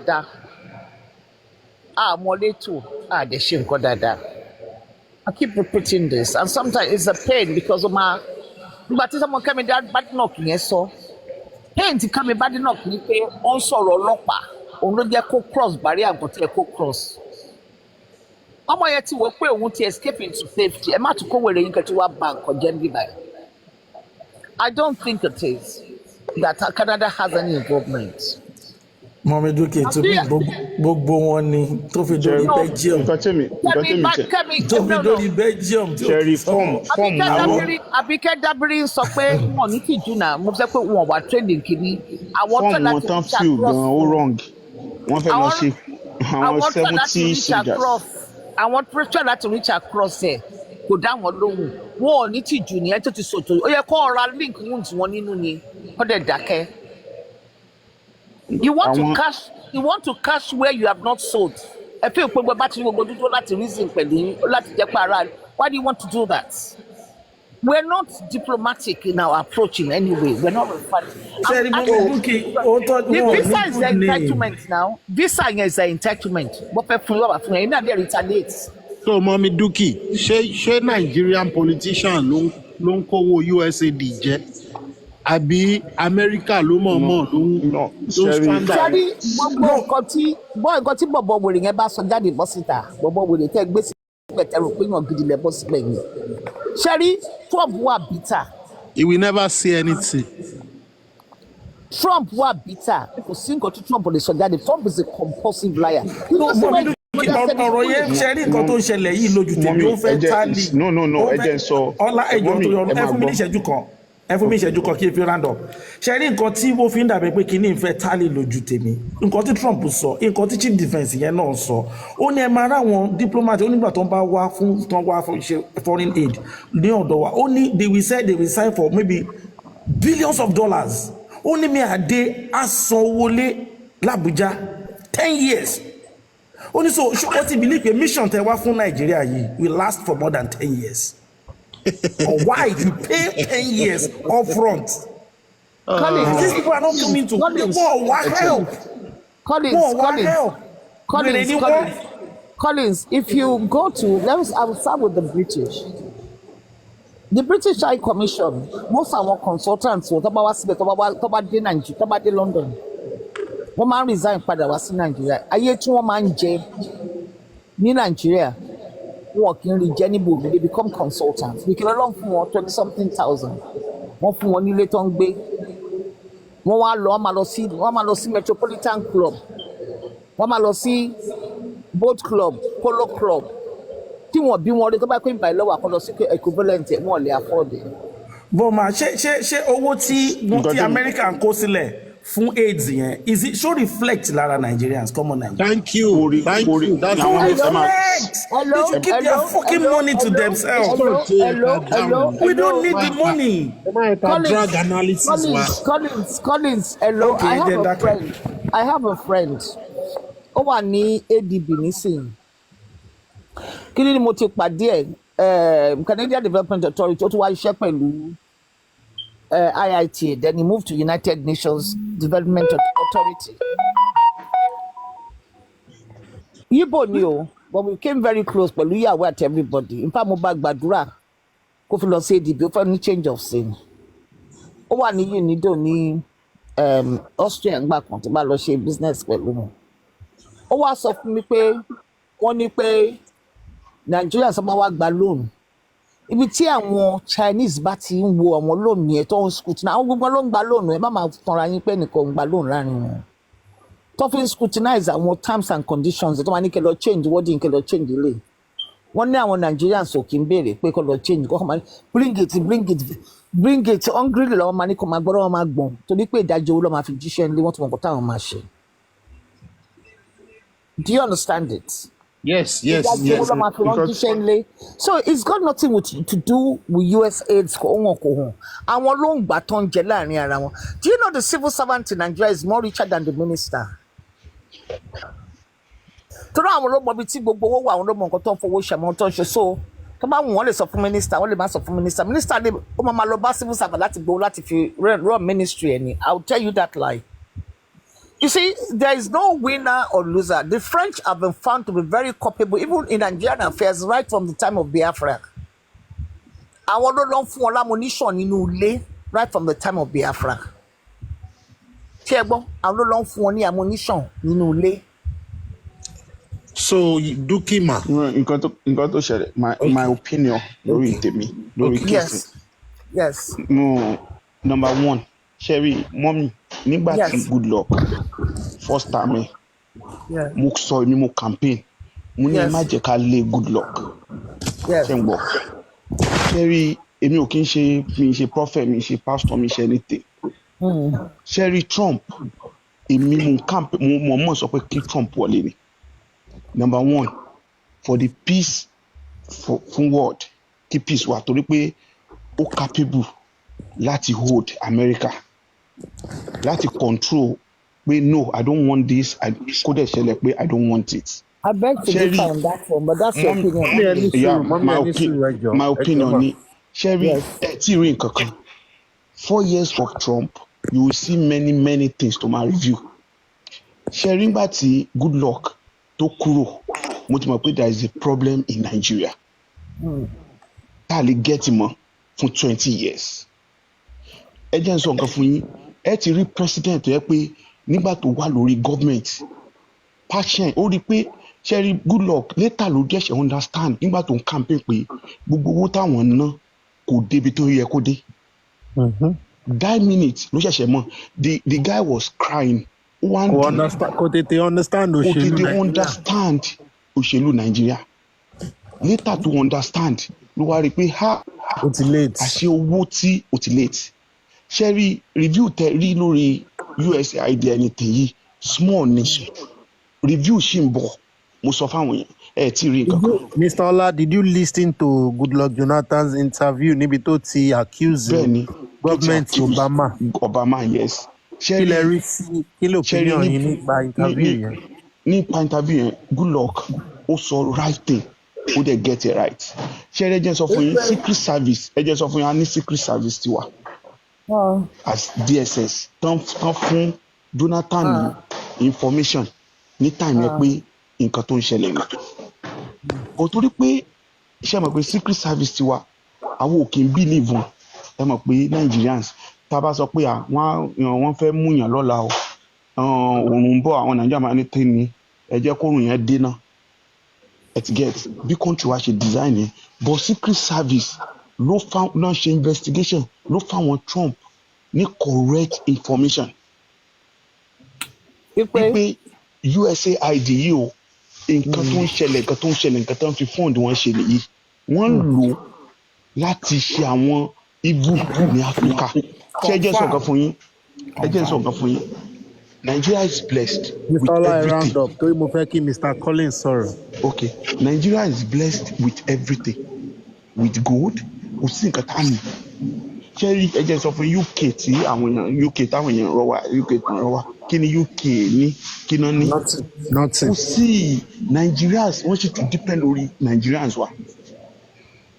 The oil, the gas, the kúnyà ní ẹjọ́ ẹ sọ fún wa kí là ní but they wọ́n fẹ́ gba half ẹ wo Sambisa forest wọ́n ní nǹkan tó wà nínú Sambisa forest wọ́n ní tó bá bẹ̀rẹ̀ àwọn mineral resources wọ́n ní 400 years wọ́n lè kó tán. Okay, Mr. Ola kẹ́tó round up mo fẹ́ béèrè kankan what will be the interest of Obama government in the government of Goodluck Jonathan. interest in the mineral resources. Is the mineral resources. So one shares níbẹ̀. Only Akinwani. And it's only shares in there. The problem pẹ̀lú Trump. Trump is a very vindictive, nasty bastard. No. Mommy, how would you say that? He's a vindictive, nasty bastard. Your Trump, let me know. Like mo disagree. Mommy, tabani Trump ni as mommy. Mr. Mommy, Tabani Trump. Mommy, Tabani Trump as the Nigerian president. Country Amada. Mr. Ola, for your support. Cherry Trump. Cherry, although disappoint me in the first 4 years. Mommy, my father like it. I remember, no. I can ṣàlàyé nǹkan tí mo sọ pé disappoint me in the first 4 years. Ṣé mo pé nígbà tí yóò kọ́kọ́ wọlé ńgbà yẹn? But American presidential speech to give, make America great again. He want to stop spending unnecessary money on war.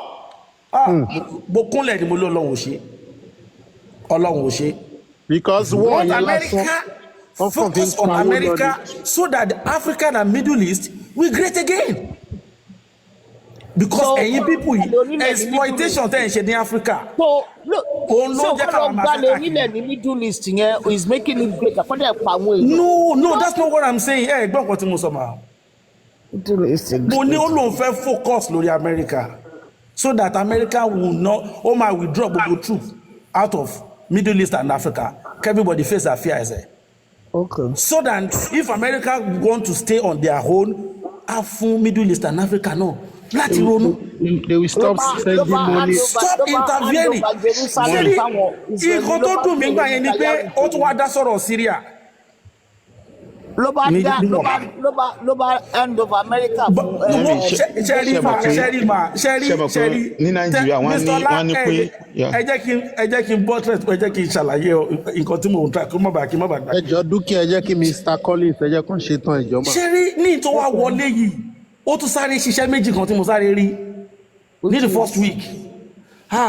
Number one, that immigration law wherever tí gbogbo America most of our Nigeria tó ń pariwo lé lórí but dem máa sọ kíní kan fáwọn èèyàn pé ẹ má fi ojú Nigerian mentality wo because there is there is difference between overstayer and illegal immigrant nǹkan méjì rẹ̀ èmi náà ti pẹ́ lu ìdí ẹ̀jẹ̀. So mo rí wípé nígbà míì tán bá fẹ́ lọ make arrest bóyá ń bíṣẹ́ àwọn tí ò níwèé gírígírí yẹn máa ń kọ̀ wọ́n máa bẹ̀rẹ̀ kàkọ́ ọ̀fẹ́ lómi lẹ́sẹ̀ nígbà tán bá gbá wọn mú pé kò níwèé everybody ọ̀ pé ayé ni ti bàjẹ́ wọn ò ti dẹ́kù ẹ̀kọ́ máa gbọ́ pé wọ́n máa ní kó máa wá sáìn ni ẹni tí wọ́n gbé lọ ẹ̀kọ́ máa rí pé láàrin 2-3 bọ̀ wọ́n máa ti fún níwèé ó ti ṣe pàtì. Torí gbogbo ìgbà yẹn gbogbo 2010 to 11 wọ́n sì máa ń ṣe àwọn yẹn máa ń ṣe pàtí wọ́n gbà ìwé bíbá. Níbo l'Amẹ́ríkà? Ní London. Mi ò mọ̀ ń pa ẹ̀ o. Yé ìwé. Mọ́mọ́ ṣe máa lọ ń kó wọn ní registration bóyá ẹgbẹ́ ìwé wọlé ni. Kọ́ ni ẹ wá ṣèwé kan lásán gbogbo àti mo dé 2010 ẹ̀rọ máa bà yìí ni. Kí ló jẹ́ kí n pẹ́ kí n tó níwèé? Kì í ṣe nǹkan kékeré lọ́rọ̀ wéè. No, bí ẹ pé wọ́n ilé ńlá tó ti ń dìtà bí future yẹn sì máa rí ni.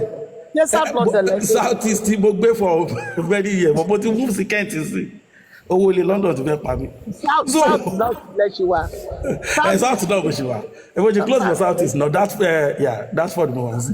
So kí ni mo ń try láti sọ ni pé. Gbogbo àwọn bíi tẹ ló ń gbé yẹn ẹ tó láti gbé bẹ̀ ń gbà kan. Ṣé ní South East? At East London. South East London lọ sí Kent yẹn. Ṣé pé bọ́ ṣe máa ń kó àwọn èèyàn bẹ́ẹ̀ àbí? Kó bẹ́ẹ̀ àbí báwo kò yé mi? Àbówólé. Wọ́n máa sọ petrol sínú ilé yìí ni wọ́n máa sọ yín mọ́nú ilé yìí.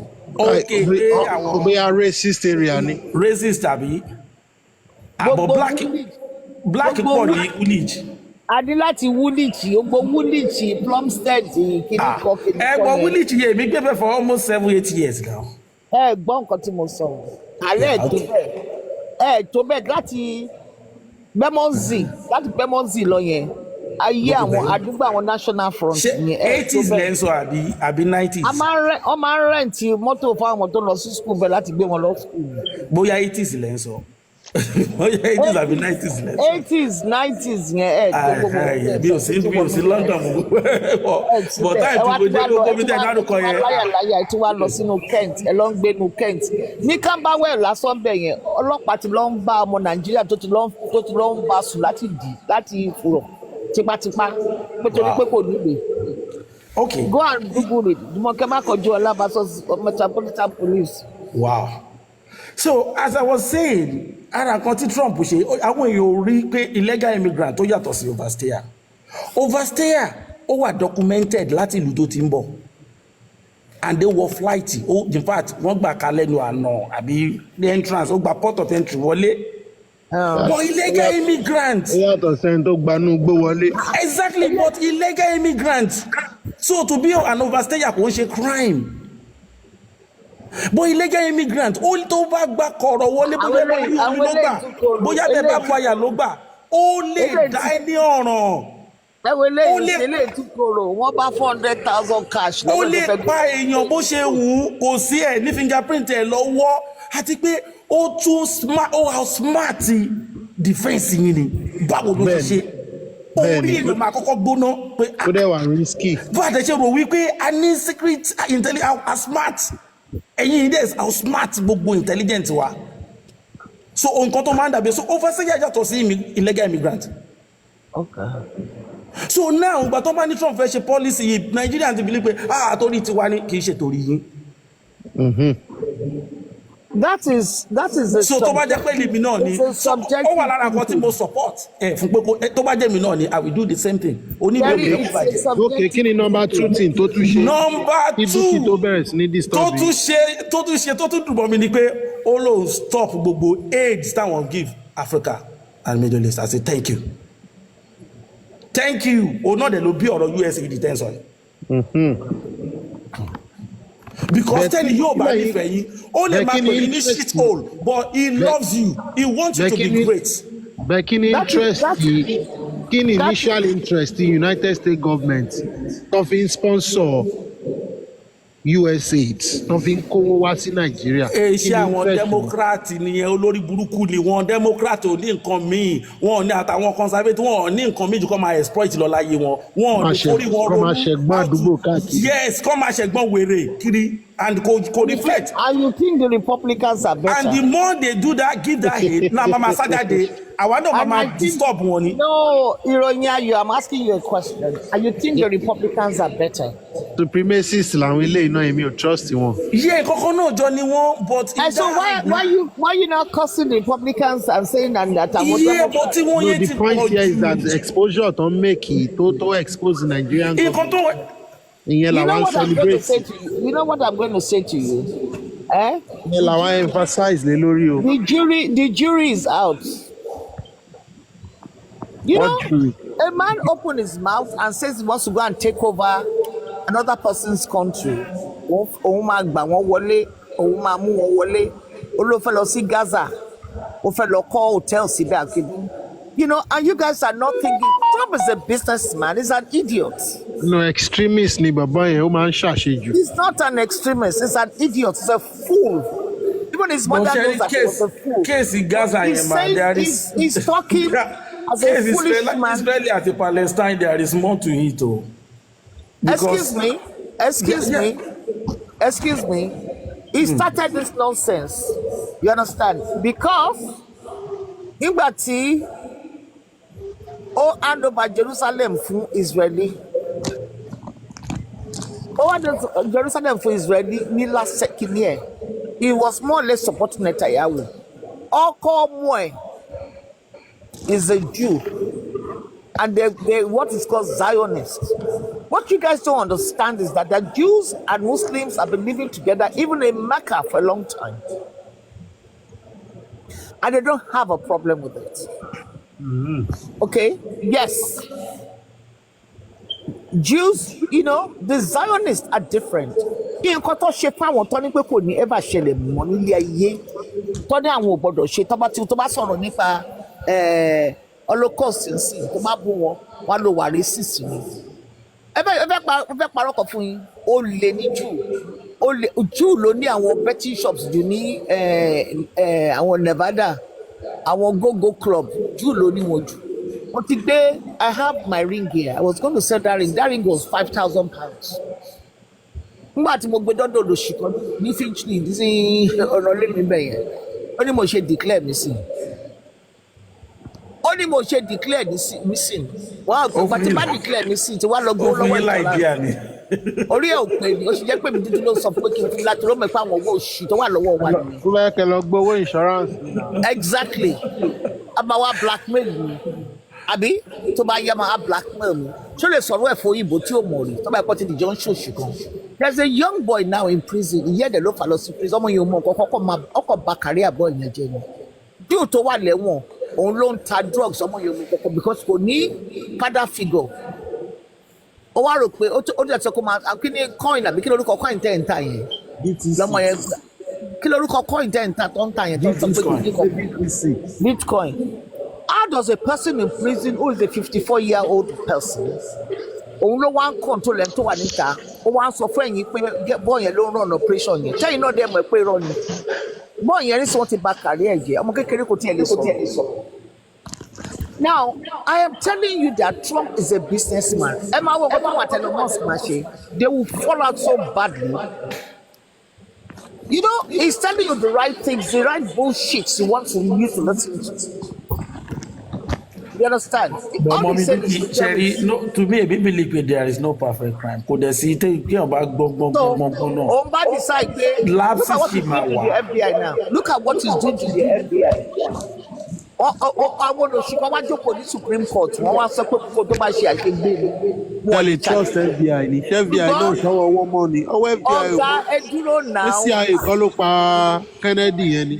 ọ̀gá ẹ dúró náà ẹ̀gá dúró náà please.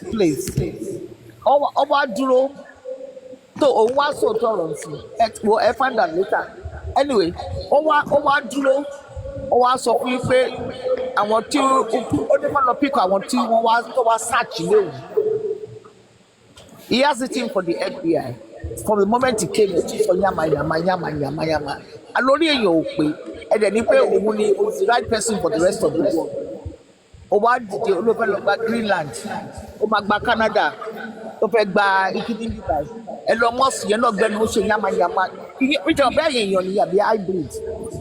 Ẹ wo nǹkan tí China ṣe fún wọn lẹ́nijọ́ mẹ́ta you go around say máa impose eléyìí he makes himself feel like he's the super king of the whole world he will find out in a very hard way he will find out badly pàápàá náà China ti sọ fún wọn ṣé ẹ wo nǹkan tí China kó jáde lẹ́nijọ́ mẹ́ta yìí tẹ́ bá dájà sílẹ̀ ń sìn àwọn kí ló wá ń pa àwọn kinní tí bí àwọn kinní machine tí wọ́n ṣe pẹ̀lú computers tó ṣe pẹ̀lú computer kí ló ń pè wọ́n náà àwọn ló máa bá yín lọ́jà China ti sọ fún yín pé bá bẹ̀rẹ̀ oṣù kọ̀ọ̀kan this time around China didi close àwọn robots China kò didi close borders ẹ̀ ní láti wo China is 2075 ahead. bọ́mi dúkì ṣe rí Amẹ́ríkà náà ní fẹ́ ṣe wèrè ṣe rí nǹkan tó ń dùn mẹ́mi ni pé ẹ ti sọ ẹni business man. research ti China ní ti America ò ní mọ̀ lẹ́sẹ̀kẹsẹ̀. kò sí nǹkan tí China máa ṣe tí America ò ní mọ̀ lẹ́sẹ̀kẹsẹ̀. They don't have a clue. àwọn náà máa sell out America. Ted Kidney. You know, ẹ ti gbé America so kò sí èmi ò rí America bí war power náà anyway because mo believe pé gbogbo wọn don tọ́ sí mi o. you are yet so hype America wọ pé tó rò pé tó bá tiẹ̀ débẹ̀. bẹ́ẹ̀ gbogbo ẹranko ló ń bẹ̀rù kìnìún nínú gbó. níbo alábùkún ìròyìn ayọ̀ hype ni ẹ wo kí lẹ fẹ́ sọ pa Russia gbà yẹn. Russia alágídí. Russia let me tell you what happened. Okay bí gbogbo wọn ṣe support Ukraine tó àti America àti gbogbo European okay kí ló ṣẹlẹ̀ pẹ̀lú Russia. gbogbo ìròyìn Russia ń ṣe yẹn náà torí pé wọn àti Trump jọ wà ní. ìròyìn ayọ̀ let me tell you what happened with Russia when it happened with Russia you won't understand it. I like what Russia is doing anyway. I will tell you what happened to Russia. Perestroika was something that Reagan and Gorbachev agreed upon on condition that, excuse me, that you would not interfere with our member states to pull them into NATO. Do you understand?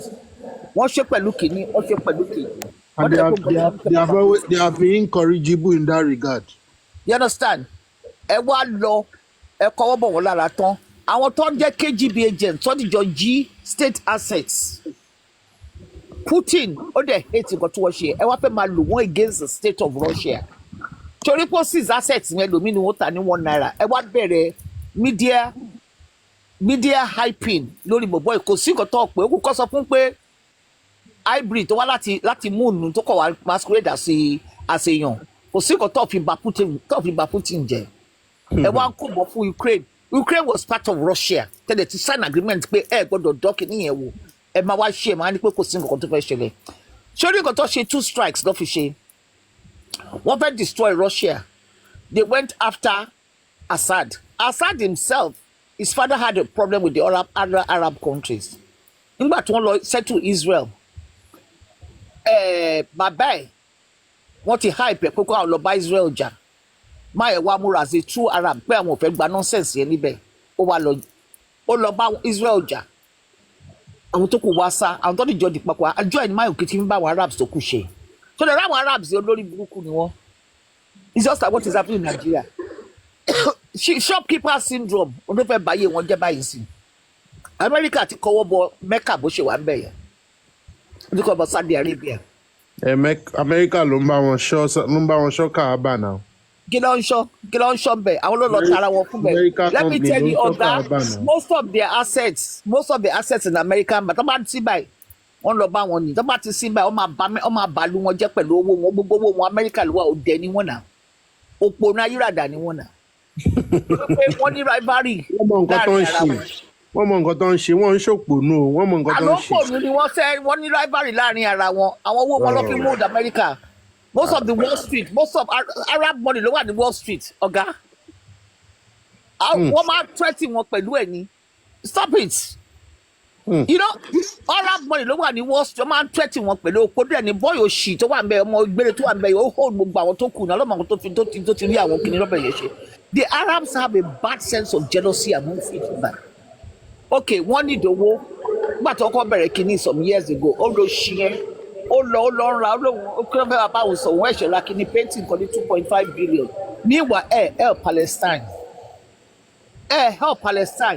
Tí ọmọ Amẹ́ríkà tó wà l'Amẹ́ríkà tó bá jáde tó bá kúrò báyìí ó ń bọ̀ ní Gaza láti wá set up ilẹ̀ ó dẹ̀ ń gbalẹ̀ àwọn pípù yìí lọ ẹ̀dẹ̀ fẹ́ kí nǹkan wà òkè ẹ̀dí alóbà ló kù ní aró ò lè rókun aró ò rádìẹ wọ́n tanra wọn ní nǹkan tí wọ́n dọ́wọ́ yẹn tó bá dẹ̀ tó bá get Gaza ló ń jìyà ìdìbò Gaza ló ń tọ́ka ó máa lọ sáwọn ìlú but the recent problem tí wọ́n ní nísìn within Israel and Palestine how is it start?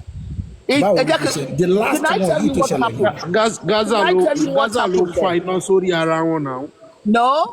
Okay, ẹ rántí nǹkan tó ṣẹlẹ̀ ní October 7. Ẹ máa understand nǹkan tó ṣẹlẹ̀ ń bẹ̀. Nǹkan tó ṣẹlẹ̀ ń bẹ̀ yẹn ni pé Hamas wọ́n wà aware pé Saudi Arabia ó ti fẹ́ close deal pẹ̀lú Israel wọ́n fẹ́ gbàgbé story àwọn Palestinians. Tí ẹ náà sáwọn tí mo ń sọ wọ́n fẹ́ gbàgbé story wọn ti wà nailed for life nìyẹn báwọn èèyàn bẹ̀rẹ̀ wàhálà nìyẹn. kán wá lọ vote àwọn Taliban yẹn ló wá lè hold story wọn àwọn Taliban tán ní control. Listen. How do you vote terrorists? Arab ìròyìn ayọ̀. I had an incident some years ago. Incident yẹn tí mo ní ẹni tí mo fún lówó mo fún ní mo ta ilẹ̀ kan mo make 30 million mo fi 17 million tọrọ nínú ibẹ̀ olóṣìkọ́ wà tí mo máa sanwó school ọmọ ẹ̀ tí máa sanwó school ọmọ ẹ̀ fún dẹ̀ máa fún lówó ló máa sọ fún ẹ pé òun mọ̀ nǹkan tó ṣe mí lẹ́sẹ̀ pé kí ọkọ mi bá mi jà òun kọ́ ló ń bọ́ mi ó ní kí ó ti burú jùjọ́ ìyẹn wá sọ fún mi mo wá jókòó mo wá decide pé olóṣì kọ́ ló máa kí ọ ẹsẹ̀ mi kò sádùúrà tó lè mọ̀ ọ́ gbà ṣe gba fóònù lọ́wọ́ ọkọ mi nìyẹn mo bá mú fóònù mo bá pa pé tí bá máa kú I should die standing I should not become a coward ẹlẹ́ ló pè mo block ẹ̀ ìwọ tí mo bá sanwó school ọmọ rí èmọ̀ ẹ rí máa san 180,000 per term bá túbọ̀ máa tún dẹrù òṣì dání mi kó wá fún àwọn ọmọ tèmi tọ́wọ́ àmọ́tì náà sọ máa kó wá orí ẹ̀ ti dàrú bí ṣe block ẹlẹ́ ló pè mo fún ẹ lówó ní July mo fún ẹ ní 1 million ní July mo sanwó school ọmọ ẹ mo lọ government college Ìjánìkí wọn mo wá ní kó lọ sí government Ògbómọ̀ṣọ́ wá pọ̀ rẹ̀ wá kan ìyẹn fún wọn ní 50,000 mo dẹ̀ ń bá sanwó school ó wá feel pé fẹ́ máa ṣe nonsense kan pẹ̀lú mi ó wá sọ ẹ̀dá ó ní pé nǹkan ṣe mí lẹ́sẹ̀ o ìwọ ló lè bá mi ṣe mo ní kò mú bàbá tẹ̀ máa gé mi lẹ́sẹ̀ bí jáde di coward bí ṣe paná ènìyàn eré ló pè bí ọba sọ̀rọ̀ láti 2018 ó yìí wà lẹ́nu ẹ̀bẹ̀ kò dẹ̀ sí nǹkan tí màá tiẹ̀ lè ṣe papọ̀ mọ́ tó rà láìmúre. You know, if these people are going to be eradicated, they should not be called the Abakaba Sepolo Shila, she won't be Jani. I don't know, Masoko, she won't be Jani. It is not right. The Arabs are not keepers of their brothers. Hamas did what they could do to bring the world's attention. Otherwise, it will be a quiet takeover. Mọ̀mí dúkìá kan tó ń ṣe lọ́któbà 7 yẹn ti pọ̀ jù. Nǹkan tó ṣe lọ́któbà 7 yẹn ojoojúmọ́ làwọn Israeli ń pa wọ́n síbẹ̀ má má sọ bẹ́ẹ̀ mọ́. Àbọ̀ where is the video nǹkan tó a ní lọ́któbà 7 yẹn ṣọ́ ó wà shocking. Ojoojúmọ́ làwọn Israeli ń pa wọ́n wọn ò lè rìn wọn ò lè ṣe nǹkan kan tó bá rí nǹkan táwọn ọmọ Israeli yẹn tí wọ́n máa ń dánwò pẹ̀lú àwọn people they think they are easy target. American Jew tó ń bọ̀ tó máa ń ṣe irú NYSC táwa ṣe national service àwọn French náà máa ń ṣe gbogbo tó bá promote àwọn American Jews tó máa ń lọ síbi àwọn ọmọ yẹn they are very rude tó bá ti lọ tó bá máa dé báyìí wọ́n máa take over lé onílẹ̀ wọ́n máa ṣe nonsense wọ́n pa àwọn people yẹn they are dogs nǹkan ṣé máa pé nǹkan tí wọ́n ṣe lọ́lọ́ ṣe ní Kuwait lọ́lọ́ ṣe ní Iraq nǹkan tó ṣe lọ́lọ́ ṣe ní Iraq nìyẹn nígbà tí wọ́n invite wọn wọlé kí lọ́ọ́ fi Iraq lọ́sọ̀rọ̀ àkìdá Amẹ́ríkà ò dẹ̀ lè dúró Amẹ́ríkà ò dúró ní Afghanistan mi mọ̀ bóyá mọ̀ pé àwọn Somali fi ojú Amẹ́ríkà rí èèmọ̀ America is not good power tó ń lò yẹn náà lọ́wọ́ máa lò ṣé wọ́n pé General AD ó fa American soldier wá sílẹ̀ láti òkè wọ́n propel wọ́n gbé fún wọn ni àwọn Somali tí wọ́n gbádùn Amẹ́ríkà kò ní padà kó tún jẹun kó pọ̀ náà Somali lọ níbi ayé wọn wọn ò ní lọ́bẹ̀ nígbà tí Ọbásanjọ́ lọ sí ìkíní pẹ̀lú wọn tó sọ fún wọn pé kọ́ fún wọn ní logistics Nigeria America ní kọ́ fún wọn logistics Nigeria America has firepower outside but wọn lè jà ní combat nílẹ̀ wọn bí aláya wọn rí I have a cousin who is at the Pentagon who is a colonel at the Pentagon. Adémi. tálẹ́ fẹ́ gbé wọlé. No, mo ń gbọ́ yín mà. Wọ́n lè ó lọ serve ní Afghanistan ó wà ní Pentagon ọmọ Nàìjíríà ni ó lọ serve níbẹ̀ colonel ni. You know, these people are terrible people. We've allowed America a lot of nonsense. FBI tẹ wá ń sọ tẹ ẹ sọ pé FBI ò dá kìíní kan ṣé FBI ò tiẹ̀ wá dá ni. If anybody go and read the story of J. Edgar Hoover and his atrocities within the FBI. Trump is a vindictive bastard. Àwọn ọ̀dẹ̀ tó wà nínú Amẹ́ríkà ló fẹ́ máa fi jẹun tó ṣe ń ṣòṣì ẹ̀ tó ń ṣe kiri rẹ̀. Kò sí nǹkan tí Trump kò lè ṣe. Ó ti wà after ṣé orí nǹkan tó ṣe pẹ̀lú Obama ni kí lẹ̀ ń sọ báyìí fún náà. Ẹni tó sọ pé bẹ́ẹ̀ kọ́ ló ti gbó Obama. Ó sọ sí nǹkan tí ò sọ nípa Obama. Ó ṣàbú bọ̀bọ̀ yìí. Orí nǹkan tó ṣe pẹ̀lú Biden ni. Ẹ̀dẹ̀ rí wèrè ẹ̀dẹ̀ sọ pé iyọ̀ tó gbádùn ni. Fún nǹkan tó ṣe pẹ̀lú Biden. Do you do that? Humiliate anybody? Kò wá ṣe pẹ̀lú George W. Bush kò ṣe pẹ̀lú àwọn predecessors ẹ̀ tó kù ó wá ń ṣe òṣìyẹ torí pé number one dúdú ni Obama kò gbọdọ̀ jẹ́ president wẹ́n tó máa parọ́ mọ́ Biden olóòlà Obama àbí gbogbo time tí Biden fún abẹ́ náà ò fún ní respect kan tutukutu di Nigerians tó ń sọ̀rọ̀ ń pẹ́ gbọ́ngàn tó sọ Bush bàbá yìí wà wẹ́ pé Nigerians campaign gan nígbà Biden wọlé ó wà wẹ́ kò fọ́ lójú náà ó mọ̀ and Nigerians really campaign Nigerians in America they campaign so badly for Biden especially in the state of Pennsylvania mo ti lọ ṣiṣẹ́ náà àwọn judges máa interfere pẹ̀lú system ní Pennsylvania it's a very racist place the level of blacks on death row in Pennsylvania that we have to go and review Yeah, post copies. I went to work with the post conviction center there. Mo kúrò ní Ọlọ́run ní jẹ́ lóṣì.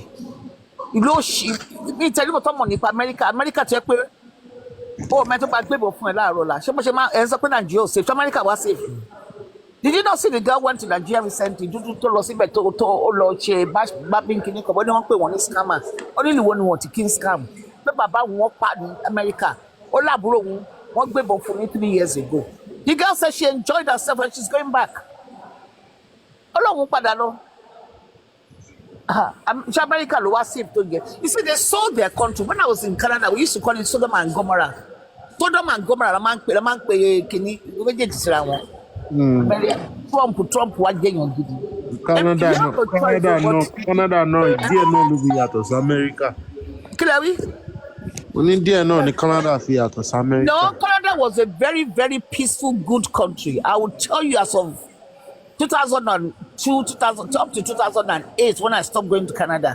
And I stopped going to Canada by accident. I came to Nigeria. I got drawn into this stupid thing I went to do, thinking I was saving Nigeria. I couldn't go back to my office. By the time I got out of Nigeria, I came out of Nigeria in 2013. From 2007, I came out of Nigeria in 2013. I came out of that. By the time I came in, my houses have been repossessed here. You know, that's another story. It took me a while. I left Nigeria with injuries, sustained injuries, mentally. About 3-4 hours a day. I have to man about 7 kilometers. One meeting will long. Ìjà mi tí mo train fún tí mo wà nínú military tí mo lọ tó dìbò bí tí ẹ kì í tó dìbò. Ìjà mi inú igbó ni mò ń sùn sí, inú igbó ni mò ń sùn sí nínú táwọn. Èmi ni mo lálàá níbi tí mo máa sùn sí. Mo rò pé and I stood to finish it because tí mo bá finish ẹ̀ wọ́n lé mi ni mo dá sílẹ̀. Àwọn Yorùbá ta pera wa náà lọ́ fà mí sí ọ̀rọ̀ tí ó kàn mí tí mo rò pé mò ń protect wọn alẹ́ ló tún wá ń jẹra wọn lẹ́sẹ̀ ní àárín Ìkòròdú yẹn mo sọ fún wọn mi ní wọ́n lè fún mi lílé ní wọ́n ń kọ́bọ̀ kí n máa wálẹ̀ kí n máa sùn sí kí n wá lọ sí sáàrin Ìkòròdú Ọlọ́run ò ní jẹ́. Lóde. Mo kọ́ police station wọ́n tún bá mi jà lórí police station tí mo kọ́ wípé ilé òòṣà wọn ni wọ́n ní wọ́n ṣe. I was here and I was calling special forces in Lagos láti security office Lagos State come make sure pé wọ́n amọ̀ tank lọ gbé lọ tó fi lọ síbẹ̀ yẹn police station. Ọlọ́pàá tó ń bi mí léèrè pé mo ṣe mo lọ kọ́ police station ó yẹ kí n fáwọn lówó kí n bribe àwọn olóṣì wọn ló máa gbé bẹ̀ wọ́n ní kò ń tọ́ lára ọmọọba kó má kú dànsákì which means I had money for me to be doing that. And I did it with local help because I had to leave a legacy. Mo bi tí mo lọ sùn sílẹ̀ mo fi lé mi sílẹ̀ mo fi lé mi ọ̀nà mo máa sùn sínú hotel room nígbà tí mo sá kúrò níbẹ̀. Tí wọ́n ṣe attack kan mo ṣe gba tọ́ọ̀kì jáde mo ń bọ̀ níbàdàn fẹ́ àwọn olè mi níbàdàn. Lọ́pọ̀ mi ní 7:40 mo kúrò lẹ́kọ̀ọ́ ní 6:30 mo ti dé kí là ń pe ṣé kí ló rí bí intersection yẹn Ògèrè bí ṣe bá ṣe ń dé Ògèrè báyìí lọ sọ fún mi pé wọ́n ti wọlé lọ shell everybody. I have the tape that they taped for me. Luckily my vehicle had been taken. I took another vehicle out. Ọlọ́pàá dẹ̀ mọ̀ pé wọ́n bá ṣe attack lọ́jọ́ yẹn. So àwọn ọmọ bá tó abẹ lọ resist attack yẹn àtàwọn ọmọ kéékèèké àwọn 10-12 tó ti ń gbébọn tó ti wà nínú cult. Ìbọn ń jábọ́ lára wọn báyìí ni ọkọ̀ ni nix ni bullet ń jábọ́ lára wọn báyìí ni. Tó bá sọ pé èèyàn go deep mo wọ deep tí mi ò gbọ́ dánwò ẹ̀ mọ́ láyé mi ti máa fi kú. Mo wà deep mo wà láàrin ẹyẹ àtàyè dẹ́rẹ́bà tó ń gbé mi gan ó máa ń da oògùn sínú omi tí mo mu tí mi ò mọ̀. Every formation of Nigerian police was involved in that mess in Ikorodu. Every formation of Nigerian police were involved in them. Ọlọ́pàá tó ní kó máa ṣọ́ mi wọ́n kidnap mi lọ sí wọ́n ní kó máa ṣọ́ mi wọ́n kò ní pẹ̀lú x squad wọ́n dẹ̀ gbé mi lọ sí Alágbọ̀n wọ́n dẹ̀ lọ tì í mọ́nú Alágbọ̀n. Mo lọ́lọ́pàá mẹ́wàá wájú mi o àwọn mobile police wọ́n máa wà afraid of the black police àwọn administrative kìíní yẹn.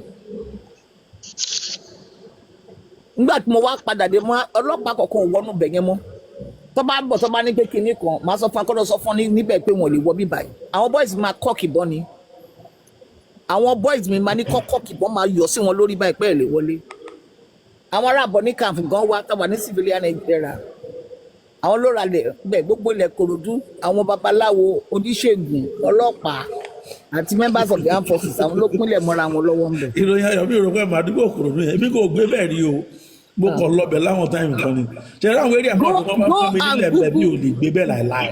go and google mowó ńlá mo ti ti Ìkòròdú Ṣàngó Ọ̀tà ọlọ́màjẹ.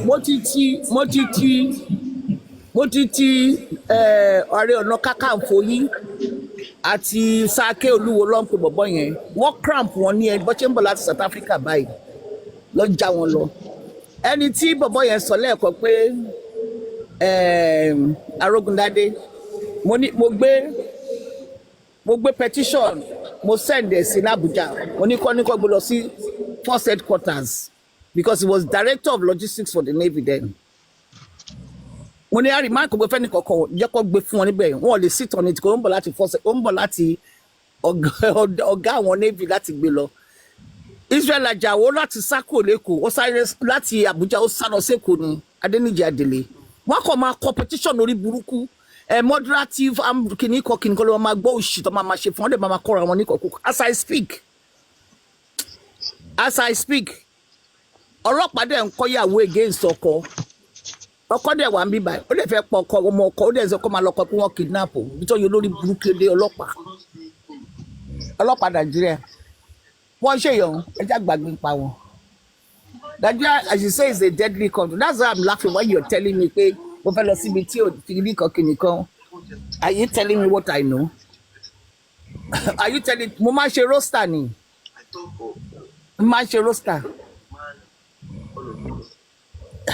ṣe roster máa ra odindi crate ògógóró kan ní máa ra everyday ibu.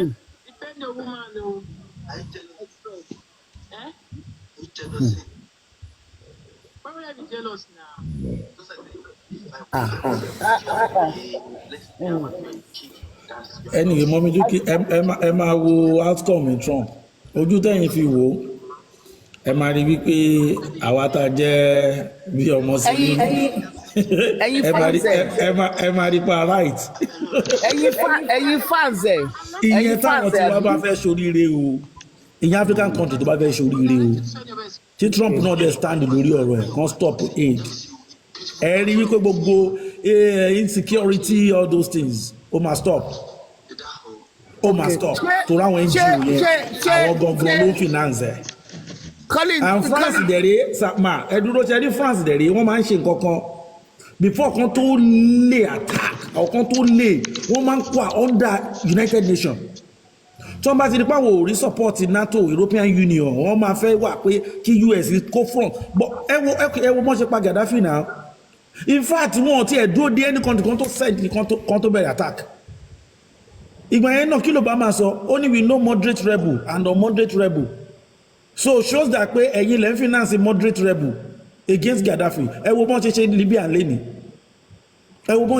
lẹ́ni ṣe báyé Obama yìí náà ni ọdún Obama ò give kò tí ì give pé bóyá kan attack Libya dẹ tí France tó ti attack gbogbo alamọ̀kọ́ tí France jẹ́ nìyẹn wọ́n exploit ni but Obama yẹn àwa tá a mú wọ́ọ̀dọ̀ Obama gbà yẹn sọ́wọ́ apọ̀ díẹ̀ because he mentioned it moderate rebel and unmoderate rebel ó sọ pé rebel kan tó bá pè rebel is rebel so ó sọ pé ẹ̀yin lẹ́ ń support unmoderate rebel which is ISIS. Collins ní ìjọ Friday jihadists wọ Burkina Faso wọ́n attack àwọn security forces wọ́n ní casualties wà they kept in that quiet but I found out ẹ̀rù dẹ̀ bà mí football yẹn they made 19 attempts ìtìjọ́ Friday I get 28th attempt on that young boy's life tó bá pẹ́ Nàìjíríà ni wọ́n ti succeed. You understand? tó bá jẹ́ Nàìjíríà ni wọ́n ti succeed. One year, you know there are 66 tribes so wà ní Burkina Faso 66 for that small nation. Now that nation can be the size of Lagos. So if there are 66 tribes there, Yeah, imagine how many but tribes my tó máa wà ní. tribe kò oríṣiríṣi tí wọ́n lè jẹ́ 66 tribe kò ní historical background to connect wọn. That's another thing. You never know. Now, Historical background tó bá connect èèyàn lè receipt okay mo yẹ ká máa sọ̀rọ̀ àwọn ará Ifẹ̀ sí kan máa sọ̀rọ̀ ará Èkìtì kan máa sọ̀rọ̀ ará Ọ̀yọ́ kan máa historical background connect wọn. So they are from the same gene. Ó ti hàn kó jẹ́ pé wọ́n ní kó jẹ́ different tribe. So ó dàbí UK náà ni tribe náà wà ní UK now. Tí àwọn Liverpool bá ń sọ̀rọ̀ tó máa ń sọ accent wọn mi ò lè gbọ́ tí Newcastle bá ń sọ̀rọ̀ mi ò lè gbọ́. Ó difficult àti tí n bá fetí lẹ̀ tí n bá gbogbo kè repeat rẹ̀ tó bá repeat rẹ̀ rí. The original owners of UK are different from the Vikings who came into the country. Yeah, nǹkan tí mo try láti fọ jáde ní pé tribe náà wà lára wọn. They have tribe náà níbí bá. You have the Irish, they have a different history totally, and that's why this place went through a serious. Yeah, but ma tẹ́ bá wo historical background connect. Kì í ṣe pé bóyá during the war nìkan ni mò ń sọ. They have history to connect wọn papọ̀. What kind of history? Bí irú àwa tá à ń bèrè. Okay, mi mọ̀ bóyá ti ṣe live in UK test. No, long. No, me share any test, and I've seen this country evolve from the 70s when. Okay. They live in UK test. They have historical background to connect wọn papọ̀. Even in England, the Scottish ti wá jọba England so much. No, the Scottish they have a different history. It's the other way around. Yeah, but Sherry, anytime bá ní historical background tó bá connect yín papọ̀. Kò sí you can still actually manage ara yín but tó bá ti fi lè jẹ́ pé wọ́n yóò different ẹ máa para yín gan ẹ máa hate ara yín ẹ̀kọ́ sọ́sọ́. This country went through a season of where the Irish were bombing all over the place. We hate each other mo máa sọ. Do you know this country went through bombings by the Irish and the Scottish? They want to destroy Scotland gan. They will never let Scotland go because they have the Red Sea. The Scottish are not the same. They're not the same as the English. There's no historical background to them. They can write their bloody history. With the Irish or with the Scotland? Northern Ireland, the Scottish, look, is this an island they can go and intermarry there? But Northern Ireland, what support Britain then? Because Irish Loni. No. I want to decide that if you want to see Meiji. You know what was happening? The Protestant kings, that one you born, to one plant for. One plant potato for you, one for shembe, et one come awara, you know, jet one pay for you. You know, a lot of Irish left England, they left Ireland to go to America. That is why New York City, where they all stopped, where they all stopped, most of them stopped. Go to the purpose go inland. Ibeni, and Irish settled down. See, to about the March 17th, Wari want to celebrate St. Patrick's Day. They will celebrate St. Patrick's Day. But what I noticed even about the Northern Ireland, or the part of UK, they give them a little bit of autonomy. Not just for autonomy anymore. So for Scotland did not autonomy now. Scotland and the West not autonomy. So my pa wa lọ sí school àwọn àdúgbò ńbẹ̀ tó bá dé but they are country ni wọ́n on their own. Ìgbà kan tó bá sọ fún wọn ní Wales pé English pàdé máa sun lé ẹ̀kílẹ̀ tó mọ̀ ni. Dàárọ̀ la ní parliament wọn Welsh ni wọ́n sọ. Àní tó bá débẹ̀ tó bá sọ pé wọ́n kìíní ni wọ́n máa sun lé ẹ̀kílẹ̀ tó mọ̀ ni. Oh no, country ni wọ́n but they are together as a UK but because mo believe they have kì í ṣe pé mo believe in countries life in UK. They were conquered and when they were conquered they had to impose their own laws so they will say they have a castle there. The same thing went with the Scottish. The Scottish drank a lot. What Scotland had in common with South Africa is that they drink a lot because they drink their sorrows away. It sorrows away at the end of the bottle. You understand? Surely, I want you look at the neighborhood. One year, I want to Britain. Britain, look how we're Lucy, look how we're only. Prison of America, she now. Can't wait to buy the more lower. What Baba will be the Baba already there's the and that thing, àwọn tó kó lọ síbẹ̀ tó ń jẹ́ pé genetic makeup wọn ìwà yẹn ló ṣì wà lára average American ìwà yẹn ló wà ní average American go they genetically ìwà yẹn ló wà lára average American, and that's the same thing that is occurred in Australia and New Zealand. Ẹ̀wọ̀n lọ fi gbogbo bẹ̀yẹn ṣe wọ́n kọ́ àwọn tó ẹ pé àwọn misfit society wọn àwọn ọlọ́pọ̀ lọ. Wọ́n conquer Britain conquer gbogbo side yẹn even Australia àwọn ọba origin ló nílẹ̀ and they are black. Yes. Ẹ pa Red Indians. Ẹ wá ní kọ́ńtì. Even story South Africa tẹ́sán yẹn náà ò dáa. They call the Boer, the Netherlands and the UK. Àwọn méjèèjì ló jọ jà sórí ilẹ̀ South Africa yẹn and they domain there till now. If you read history or you did history, which we did, the partitioning of Africa, the scramble for Africa, pé àwọn lè rí ẹrú ń bíbà àwọn lè máa rí àwọn cash crops táwọn lè fi máa ṣe àwọn iṣẹ́ nǹkan táwọn ṣe. Wọ́n ya wọlé Africa ni. They were the Crusaders as well. The Crusaders were jihadists who behead if you did not accept Christ on my bed lórí ni. Ṣé that's why tó ṣe jẹ́ pé gbogbo handwriting wọn ó máa ń wò mí ó wà lára nǹkan tí mo ṣe support pé kí Nàìjíríà àti ẹ̀kọ́ pa nǹkan tó ń jẹ́ Nàìjíríà yẹn rẹ̀. So gbogbo set up wọn yẹn we come out of it. They are human being like me. How can some people set up something, come they create nǹkan? Okay, táwọn bàbá wa bá gọ̀ǹgbà yẹn, we are in 20th century. Why can't we rewrite it? Are they going to kill all of us? Àwọn bàbá yín, jẹ́ kí n sọ fún yín àwọn bàbá yín tí Nàìjíríà bá fragment wàhálà wà gan ọmọ dàbí Libya ni wọ́n ríra wọn sínú làwọn para wọn ni. Torí àwọn bàbá ṣe ń pariwo ńgbà yẹn náà ni. Wọ́n máa sunkún yẹ ká máa rí ìrọ̀ ká máa laugh for other people's history. But handwriting òyìnbó ló ṣì wà ń bẹ̀ làwọn keep báyìí. Ọtí mò ń try láti sọ. Handwriting òyìnbó ṣẹ́rí jẹ́ kí n sọ wọ́n ní okay amúkù ẹrù ẹ̀ wọ́wọ́ láti rẹ̀ gbọ́dọ̀ má ti identify pé nǹkan báyìí. Okay àwọn Yorùbá máa sọ nǹkan kan pé gbọ́dọ̀ bá ti mọ̀ pé wọ́n ń ṣe é ìtura ìlògùn yẹn bàjẹ́. You understand? We recognize that this is the situation. And from the moment we recognize that, what we're supposed to do, say we're going to put ourselves together.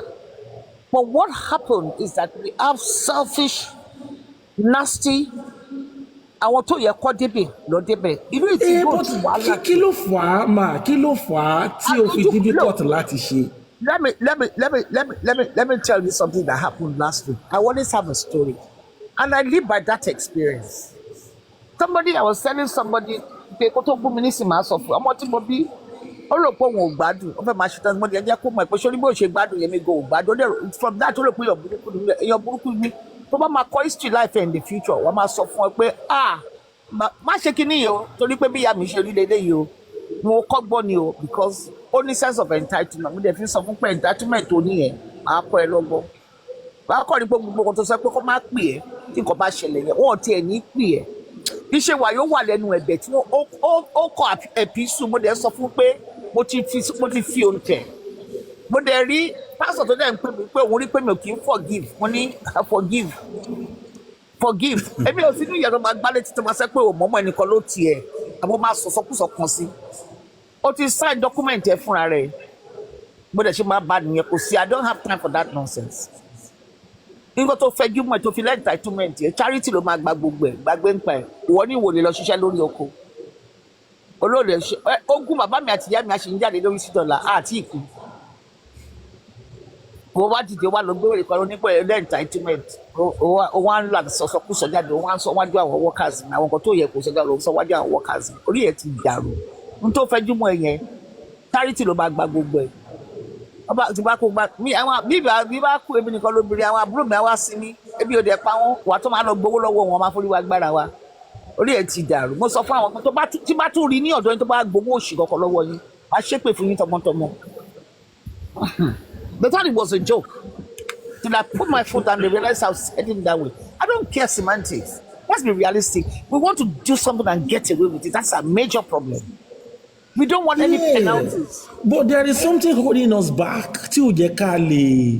A ní nǹkan tó kó wa padà ní back ní pé ó lè ìmọ̀tara ẹnìkan. Okay, I will tell you. Kò lè má so lè mà ní nǹkan tí mo ń tọ́ láti sọ. Why tí o gbọ́dọ̀ ṣe why tẹ́lẹ̀ nǹkan máa fẹ́ jókòó. With what we are in pẹ̀lú nǹkan tá a wà nú ẹ̀ lọ́wọ́lọ́wọ́ báyìí kò lè nǹkan tó design lẹ̀ fún wa nìyẹn kò lè má so lè. One design left for each person comes at the Messiah. The issue okay, nǹkan tí mo fẹ́ sọ ni pé nǹkan tí wọ́n design yẹn gangan ó lè ká fọ́ dànù.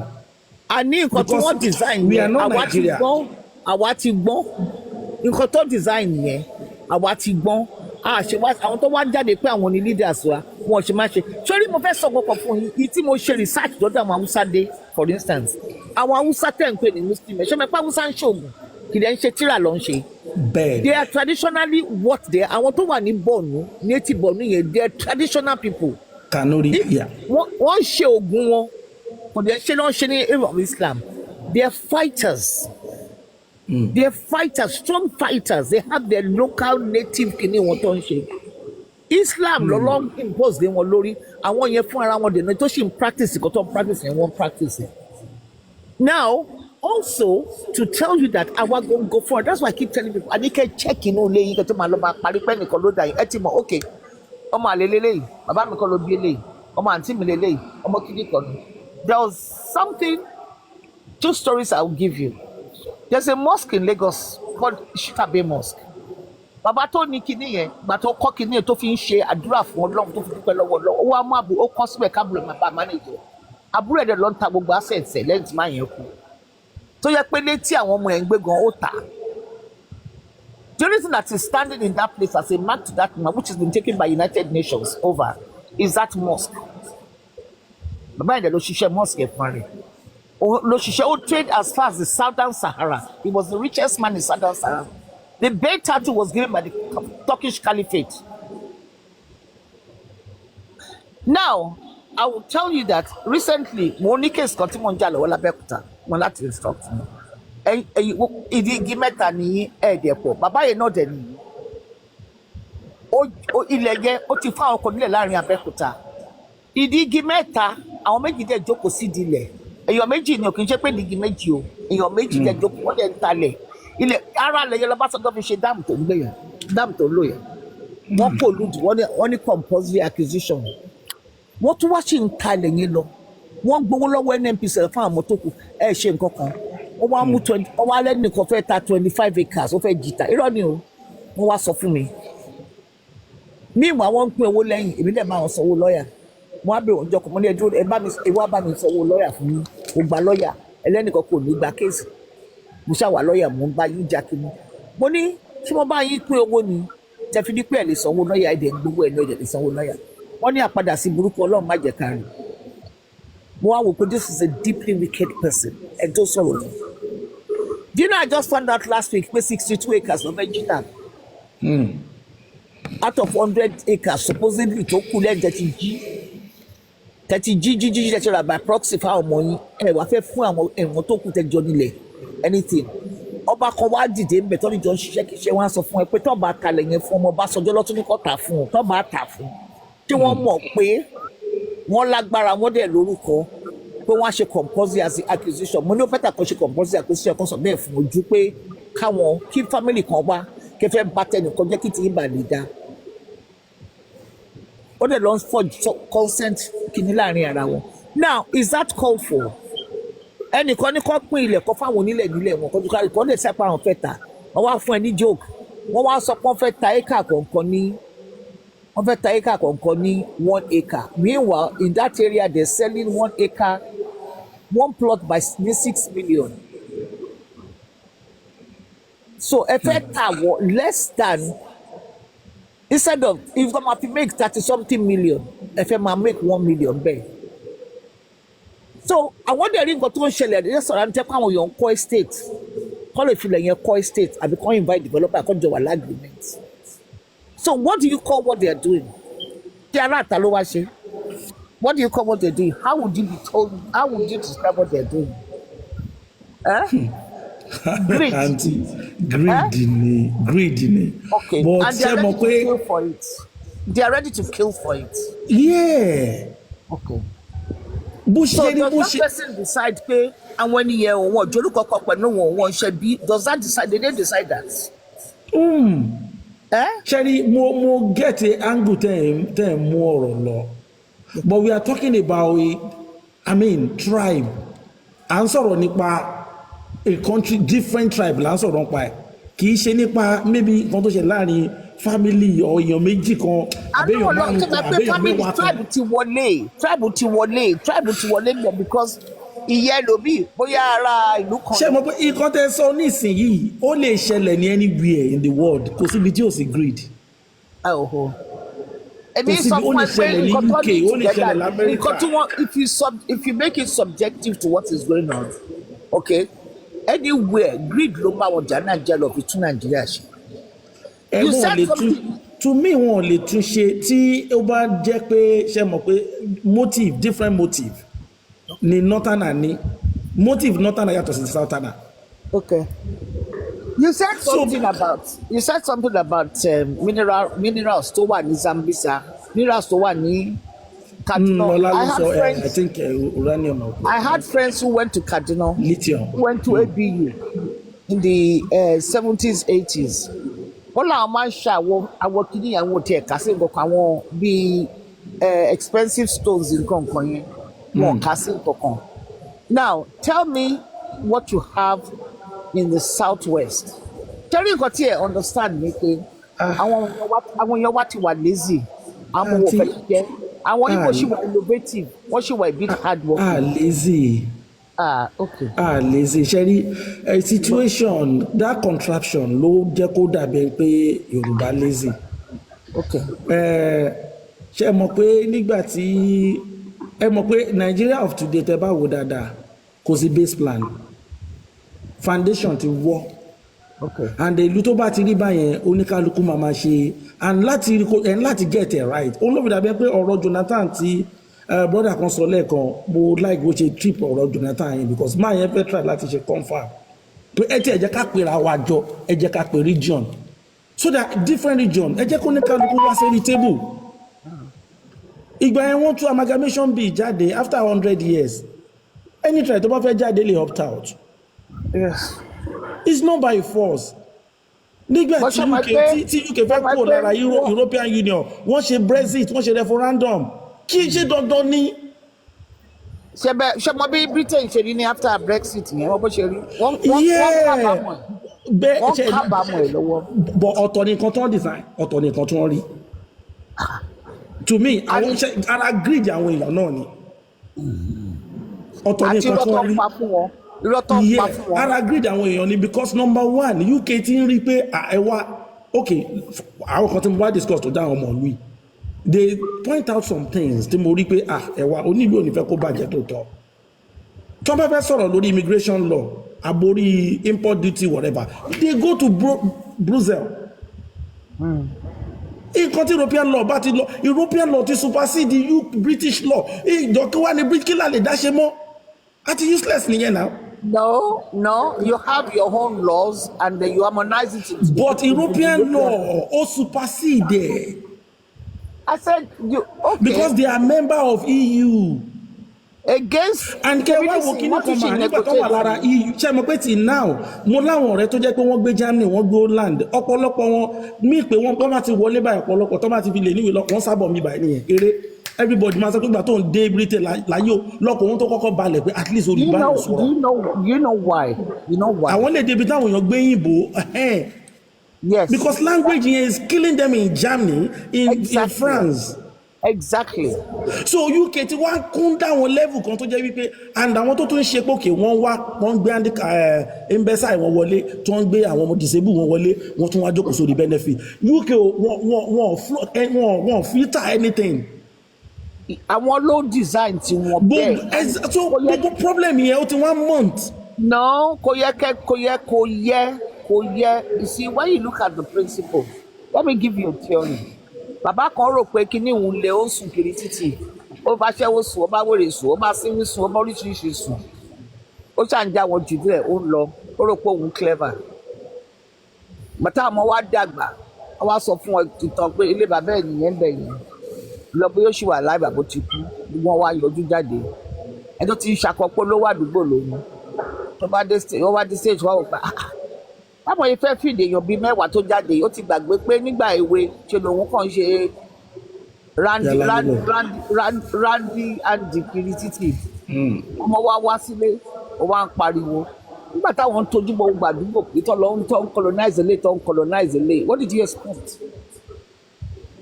But the issue tí mo ń try láti sọ ni pé part of European Union. Only mo believe our politicians want forcing them. No. This thing is getting too much. Okay, ẹ̀yin sìn yẹn lè sọ story Western Germany in the 80s. Yes. Ṣé mo pé okay ni everybody will Dutch mark then. Yeah. But see them today. Ẹ lè pè wọ́n number one mọ́. Look, there is no person. One thing that is consistent in life is change. Because Big Brother tí wọ́n ṣe náà ni wọ́n fàbàrà kékeré gbáńlá ni. And you can one thing that because is one front wọ́n ṣe Big Brother ẹ máa bọ̀ no wahala. And influx yẹn ó affect Germany till tomorrow. Níbo ni Dutch mark wà lẹ́ni tó bá ń sọ̀rọ̀ pounds àbí dollars. So tá a bá wò ṣe ni èmi believe pé being a tribalist kò ń ṣe nǹkan tí ò da nǹkan tó dáa ni. Tó máa sọ pé èèyàn amárawẹ̀ tó máa sọ pé pan-Africanist làwọn èmi ò lè ever mi ò tí ẹ̀ fẹ́ gbọ́ because to me màá kọ̀ wò pé pan-Africa bá wò ó gbọ́ nǹkan everybody ló mọ̀mọ́ ìyá ẹ̀ America mọ̀mọ́ ìyá ẹ̀ British mọ̀mọ́ ìyá ẹ̀ Germany mọ̀mọ́ ìyá ẹ̀ German black people mọ̀mọ́ ìyá wọn so but wọ́n create kìíní ìfáwà ni and it's working against us every day lẹ́ẹ̀ máa complain. Why tá ṣe ronú lasting solution but àwọn tó fi kíní ṣe pot of soup tá a bá ti ń sọ okay why it is a crime kẹ́nìkan sọ wípé àmì secessionist mi ìtẹ̀fẹ̀ dó àmì ò like Nigeria why tó jẹ́ crime ẹni pé tọ́wọ́ bá bá ń tọ̀ bí kan pàdánù ni wọ́n sọ̀rọ̀ pé ó fẹ́ break up Nigeria ikú bí ẹgbẹ́ yàn ti sign death sentence ẹ ní why tó le tó yẹn why tó le tó yẹn ẹ bá mọ lọ́wọ́ ẹ nìyẹn ẹ bá dà lọ́wọ́ ẹ torí pé kò wọṣọ Biafra lásán ó lè wà lẹ́wọ̀n for 20 years wọ́n lè sọ sẹ́wọ̀n for 20 years ó dárúkọ Biafra kẹ̀ láyé ẹ má sọ bẹ́ẹ̀ mọ́ ṣé dandan ni because to me tí bá rántí pé I'm Nigeria ó máa ń dàbí pé mo bí ẹ pé wọ́n dobi gbóná sí mi lára ni because okay ẹ jẹ́ ká ṣe referendum wọ́n á ní northern ò ní gbà wọ́n á ní northern ò ní gbà ó yẹ ẹ jẹ́ ká sọ̀rọ̀ nípa restructure ó dà ẹ jẹ́ ká restructure kò ṣeé ṣe ẹ jẹ́ sọ̀rọ̀ nípa region northern ò ní gbà ẹ sọ̀rọ̀ nípa security pé okay all crimes are local ó yẹ kí state no northern ò ní gbà kí ló ṣe southern so ṣé bá ṣe máa bá lọ náà rí títí láéláé but to me to me mi ò rí future so tí àwọn bá sọ pé okay but to me tá a bá wà in our own domain tó jẹ́ pé bóyá bí UK ṣe wà okay we want to keep that name I fẹ́ keep Nigeria no problem but tí autonomy bá wà ní each region mo believe pé we will be the best neighbor to ourselves àtijọ́ wàrí a máa like ara wa gan but because we are under one umbrella ló ń fa wàhálà because ọmọ Igbo á mọ̀ pé okay o báyìí ni for our land wọ́n á make sure wọ́n á ní law tiwọn tó ń guide wọn bóyá wọn fẹ́ ká máa gba visa wọlé ni yeah that's good kò sí nǹkan tó burú mbẹ̀ ẹ tó bá fẹ́ lọ wọn ṣé máa gba visa lọ Ghana ni pókè tábà tó pókè bóyá fẹ́ máa lo pálí yíyù port of entry wọn okay visa free wọn á máa lò ní port of entry wọn kò sí nǹkan tó bá dì bẹ́ẹ̀ náà but ẹ̀yin náà wò láyé western region ó dàbí pé one nation náà ló sọ̀rọ̀ yìí ó dùn mí pé ó dàbí pé adémi bóyá bátìrì ẹ̀ tán or something like that ó kú lálẹ́jọ́ tá a jọ ń sọ̀rọ̀ ẹni tí wọ́n ní tí wọ́n sọ pé eastern region ẹ̀yin sọ̀rọ̀ cocoa eastern region kọ́ refinery good nǹkan tá a fẹ́ rí náà nìyẹn kí eastern region kọ́ refinery tó bá yẹ pé eastern region ló lè utilize masses power ẹ jẹ́ kí everybody rush lọ bẹ̀ kan lọ tó bá ní brain tó lè fi create better economy.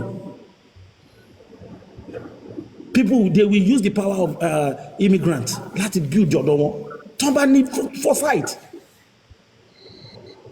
gbogbo ilé ìta dàpọ̀ yìí ayé àwọn kan ló máa dá ayé àwọn kan dẹ̀ máa bàjẹ́ lónìí títí láéláé pẹ̀lú eléyìí tẹ̀mí wòye o kò lè sí solution kí Jésù wá kí Muhammad wá kán wá rú Nàìjíríà kò lè work we are different people agenda wa ò dẹ̀ dọ́gba motive wa ò dọ́gba irú ẹ̀ lọ́rọ̀ sharia court tó ṣẹlẹ̀ tí Sultan of Sokoto tó náà sọ pé wọn ò jẹ́ káwọn Muslim exercise right wọn ní South. So that is who they are. That is what they want. Ṣé common, I mean, ordinary Yorùbá person wo ló sọ pé ló lè gbàdúrà pé kí sharia máa bọ̀ níbi tó ń wà? Kò sí àfihàn tó bá jẹ́ pé jẹ́ ti ta sí lọ́pọlọ. So all difficult. So tẹ́ bá ní èèyàn tó máa ń bẹ̀rẹ̀ pé okay, I'm a Pan-Africanist or something like that. To me, ẹ̀rù máa ń bà mí ni pé have you go to Morocco before? Gbogbo àwọn Sahel yẹn, have you been there before? Ṣé o ní gbèsè ayé wọn ṣá?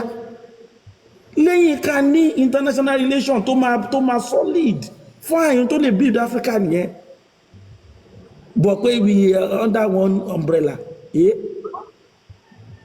Wàhálà máa dé. Kì í ṣe nǹkan kan náà. Mo ṣe máa wò pé okay, àwọn ìlú tí gbogbo population wò kọjá 5 million, 6 million, 10 million, àwọn Japan, Switzerland, South Korea, mélòó gbogbo àwọn people yìí tó fi dórí UK tán sọ ẹ̀gbọ́n country tí ò kọjá 70 million and then rush wá sọ́dọ̀ wọn. Population yẹn is working against our destiny. Population yẹn ó yẹ kó jẹ́ nǹkan tó máa jẹ́ advantage ni, but abala fẹ́ work ẹ̀ a máa continue láti máa work ẹ̀. Kò ń ṣe pé bóyá ta bá break náà gbogbo region máa wà okay tán, no, problem ṣe máa wà, but problem yẹn máa minimal bí tàwọn tó kù, problem yẹn máa minimal, mo believe bẹ́ẹ̀ ni. But pẹ̀lú ilé ìta wa ayé ìtara wa gan ẹ̀yin náà ti dárúkọ kan lẹ́ẹ̀kan pé tí wọ́n bá yọpa ọmọ yíbo wọn á ní yínmírín yínmírín náà kan àbíkọ́ sọ pé àwọn ọmọ àjòkúta má mọ́ mi ṣórúkọ wọn nìyẹn. Tí ọmọ yíbo náà bá pe Yorùbá aláwọn gbàtí á ní Yorùbá dọ̀tí, abẹ́pa Hausa aláwọn mọ́la ṣórúkọ wọn nìyẹn. Láìkẹ́ ara wa kan parọ́ ni. So ìlú mẹ́ta àbí three major tribe tó ń fún ìtàn gbé independence ní lọ́wọ́ because 3 major tribe náà ni. But nígbà tá a bẹ̀rẹ̀ everything is okay as in region wa. Nígbà tí war bẹ̀rẹ̀ ní 1966 after war wọ́n fọ́ gbogbo ẹ̀ lójú, àwọn kan fẹ́ wá superior jà àwọn kan lọ. North versus South wọ́n bẹ̀rẹ̀ sí ní create state, wọ́n create state more state fún North. Ìyìn tó tún kù tó dàbí pé láyé Ọbásanjọ́ ní 1999 òun tún bẹ̀rẹ̀ 6 geopolitical zone, ó tún kó Ìlọrin àti Kwara, ó tún dàmọ́ North Central tó yọ kúrò lára Yorùbá. So what I'm practicing is to me kò àti shift from the from the track, àti lose the track because this is not how we start. So tá bá fẹ́ illustrate the track yẹn sìn padà so the track yẹn sìn you have to go back to where we miss it. But ibẹ̀ náà tá bá sọ̀rọ̀ lọ́bẹ̀ people will say no ṣé Yorùbá fẹ́ràn ọmọ Ìjẹ̀bú máa tako ọmọ Ifẹ̀ ọmọ kí ni ti wà báyẹn rí tẹ́lẹ̀ now and it's working. Ó ti wà báyẹn láyé regional now ó dẹ̀ work. So nǹkan tẹ́yìn ò bá ṣe rí ló máa ń báyàn lẹ́rù igi bóyá kò lè work, but ó ti wà bẹ́ẹ̀ rí. Eastern region sì tán dá tribal kìíní sáàrin wọn divide and rule tactics tán ní Eastern region tọmọ Port Harcourt orí rẹ̀ bí Igbo mọ̀ ṣé wọ́n jọ wà ní Eastern region láyé ìgbà yẹn lọ́dún kálá wọ́n jọ wà ní náà ṣé bó náà ni ó délé wọ́n ní ṣe wọ́n rí fún àsì pé they can build refinery nígbà yẹn. So ṣùgbọ́n àwọn náà develop nìyẹn náà kó tó di pé àwọn olórí burúkú Ọbásanjọ́ go wà náà kó kán tó gba gbogbo ẹ̀jẹ̀ kán tó bẹ̀rẹ̀ wọ́ wèrè wọn àbí genocide tó ń pè civil war torí mi ò rí pé civil war mi kò sí war òkè wà civil nǹkan tó gbẹ̀mí èèyàn over 3 million civil genocide ni kò yàtọ̀ sí nǹkan tó ṣẹlẹ̀ ní Rwanda Tutsi àti Hutus àbí kí wọ́n pè wọ́n Hutus àti Tutsi kò yàtọ̀ sí nǹkan tó ṣẹlẹ̀ ní Rwanda genocide ni àwọn tribe kan wọ́n bẹ̀rẹ̀ sí ní pa tribe kan nǹkan tó ṣẹlẹ̀ 1966 nìyẹn so báwo náà ṣe wá máa gbàgbé orú nǹkan yẹn kò possible the hatred will be there so every Nigerian politician máa sọ fún yín pé òkú Igbo the power doesn't share the core Igbo the president Nigeria láìláì and it's okay to him bó ṣe sọ yẹn rí a typical Nigeria tó máa sọ orú nǹkan yẹn jáde ìpè wọn ti sọ àwọn sọ pé Igbo the president Nigeria àdèjẹ wa ní wọn Nigeria is he okay ṣe báwọn náà wọ́n ti ń sọ sí pé tí Tinubu bá ti kúrò ń bẹ̀ Yorùbá ò ní gbóhùn power mọ́ títí láìláì and we are pleased with that. Being together is too dangerous. It's too dangerous. Ẹ jẹ́ kí èmi náà dákẹ́ mọ́ mi dúkìá ó dára pàwọn èèyàn ti sùn. Ẹ bóyá ròyìn ayọ̀ ló ń họrùn. Okay, so bó ṣe ẹ̀jẹ̀ àwọn kan tètè kọ good night Mr. Ola okay ẹ ti lọ. Everybody ti try. Adémi látàárọ̀ ó dẹ̀ lóòsùn náà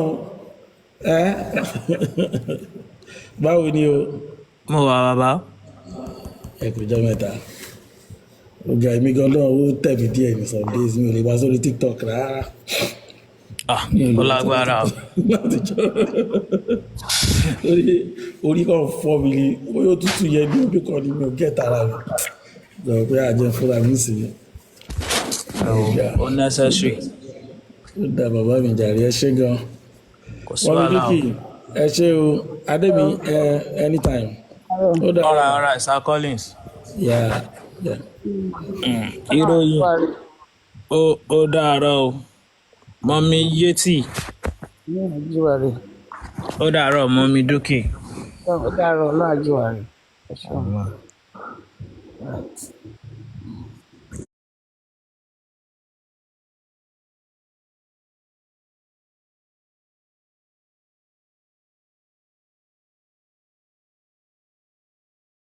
Mo fẹ́ kẹ́ dá wa lóhùn ṣé kìí ṣe pé dádì ṣé kìí ṣe pé máa ń nà wọ́n ń kú kí ló dé tóbìnrin ṣe ń fi yín sílẹ̀ a máa bẹ̀rẹ̀ ń sìn because àwọn èèyàn fẹ́ máa chat me up lórí matchmaking mi ò dẹ̀ tí ìráyè chatting.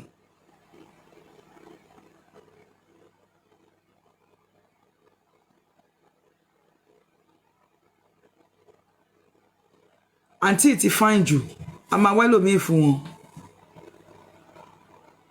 Eléyìí ti rọ́kọ 53-year-old woman single mother of 2 in Nigeria educationist ni wọ́n 53-year-old single mother of 2 in Nigeria educationist ni wọ́n teach ní British school international school àwọn náà dẹ̀ kàwé dáadáa 53-year-old bad market bíbáwò. Uncle Philip Mabayinda, she's 53, single mother of 2. But only single mother of 2. But she get bad market. Then 48-year-old single mother of 4, uncle, based in UK. 48-year-old single mother of 4, based in UK. Excuse me. And good marketing now 53 single mother of 2 she's an educationist DM wa ní nọ́mbà yín kede reference matchmaking kete kọ́kọ́ gbé photo yín síbẹ̀ náà gbogbo èyí tẹ́ bá send wa ní photo so for now I'm going to put it to a stop now all right. So we can go straight in our discussion because ilẹ̀ tí mọ́ mo dẹ̀ fẹ́ káwọn èèyàn wa kan kí wọ́n sọ̀rọ̀ torí ọ̀rọ̀ ta fẹ́ sọ lálẹ́ yìí ó lẹ́tìkẹ́ if Aunty Shade fix me with mother of 5 I go take am ó yé mi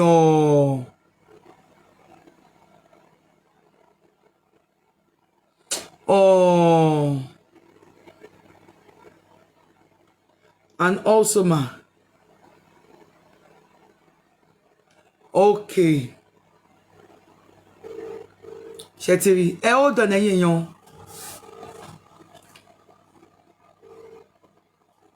Auntie, yes, mashallah fi alewa. Hello auntie. Network ọ̀dọ̀ yín yẹn ni o. Ẹ pẹ̀lẹ́ ká ṣé kìí ṣe pé tí ń sùn. Ẹ sùn ní abẹ́ wa lórí TikTok. Ṣé ẹ ń wò mí ni? Ibi ẹ ń wò mí èèyàn, God bless you. Mo mọ̀ máa gbé yín sí speaker ni. Bọ̀dá yẹn dẹ̀ sọ pé wọ́n serious, ó ti fi gbogbo ilé ayé ẹ̀ búra. Ṣùgbọ́n kì í ṣe dandan ìgbà tọ́kàn yín ò ti fẹ́. Ṣé tí nǹkan tí máa ń sọ, ṣé tí rí téèyàn bá ti níwèé, ṣé tí rí problem òwe ń sìn. Mo mọ̀ pé káìpẹ́ ẹ̀gbọ́n yẹn níwèé ni ó tún máa wà okay. Mo mọ̀ pé máa look away. Dẹ̀mí ìfẹ́ kẹ́ fojú wò pé torí ẹlòmíì ṣe mọ̀ wọ́n ní bẹ̀rù Ọlọ́run àti pé wọ́n tún ti pé 50. Ṣé ráwọn tó ti pé 50 yẹn púpọ̀ nù wọn náà wọ́n serious. Náà tá a ti connect ní o pàápàá l'Amẹ́ríkà. Kápá Amẹ́ríkà lẹ́wà ni mo ní ẹni tí mo lè gbé yín fún bíbá yìí bọ̀dá yẹn nice gan. 55-year-old. Wọ́n dẹ̀ níṣẹ́ gidi lọ́wọ́ l'Amẹ́ríkà, ọlọ́pàá ni wọ́n. Wọ́n níṣẹ́ gidi. Wọ́n dẹ̀ tí ìbímọ rí. Wọ́n fẹ́ bímọ máa bímọ. Wọ́n fẹ́ bímọ. Ẹni tó bímọ tó fẹ́ bímọ tó máa bímọ lọ́nìd. Bọ̀dá yẹn wà pa gan. Bọ̀dá yẹn wà pa 55-year-old. Wọ́n tí ìbímọ rí. Wọ́n níyàwó rí. And you know, he's okay. Ó yà pé ẹnìkan ti ní kí n connect ẹ̀ mọ́ òun gbà kan. Okay, máa pé nìyẹn. Màá lè clarify. Ẹ ṣé gan ni. Mo ṣe dáwọn ọkùnrin lọ́wọ́. Kí ni èjì yẹn náà? Engineer yẹn ńkọ́ tó wà ní London. Okay, sí mẹ́ngbà tí mo pè. Okay, ẹ máa DM yín later. Ẹ máa DM yín later. Engineer ni wọ́n ní workshop títí wọn. He's 56 ṣá o. So wọ́n gba 9 years lọ́wọ́. Okay. Okay ma. God bless you ma. Yes ma. Yes ma. Yes ma. God bless you. Yes ma. Yes ma. Bye bye. Ṣé ti rí kó tó máa ń ṣe kíní ni ṣé ti reason mo máa ń sọ fún yín ẹ̀yin èèyàn ẹ jẹ́ ká gbàgbé ti ìwà reason ti marriage tí ò fi fẹsẹ̀ múlẹ̀ nínú community wa ìwé pẹ̀lú ẹ̀ àǹtí yẹn kàn wà discourage ni ìgbà tó máa sọ̀rọ̀ mo ní kó fún mi ní key point méjì wọ́n ní ìwé wọ́n ní ẹ̀rù ń bá wọn pé tó bá gbàwé tán ó lè lọ.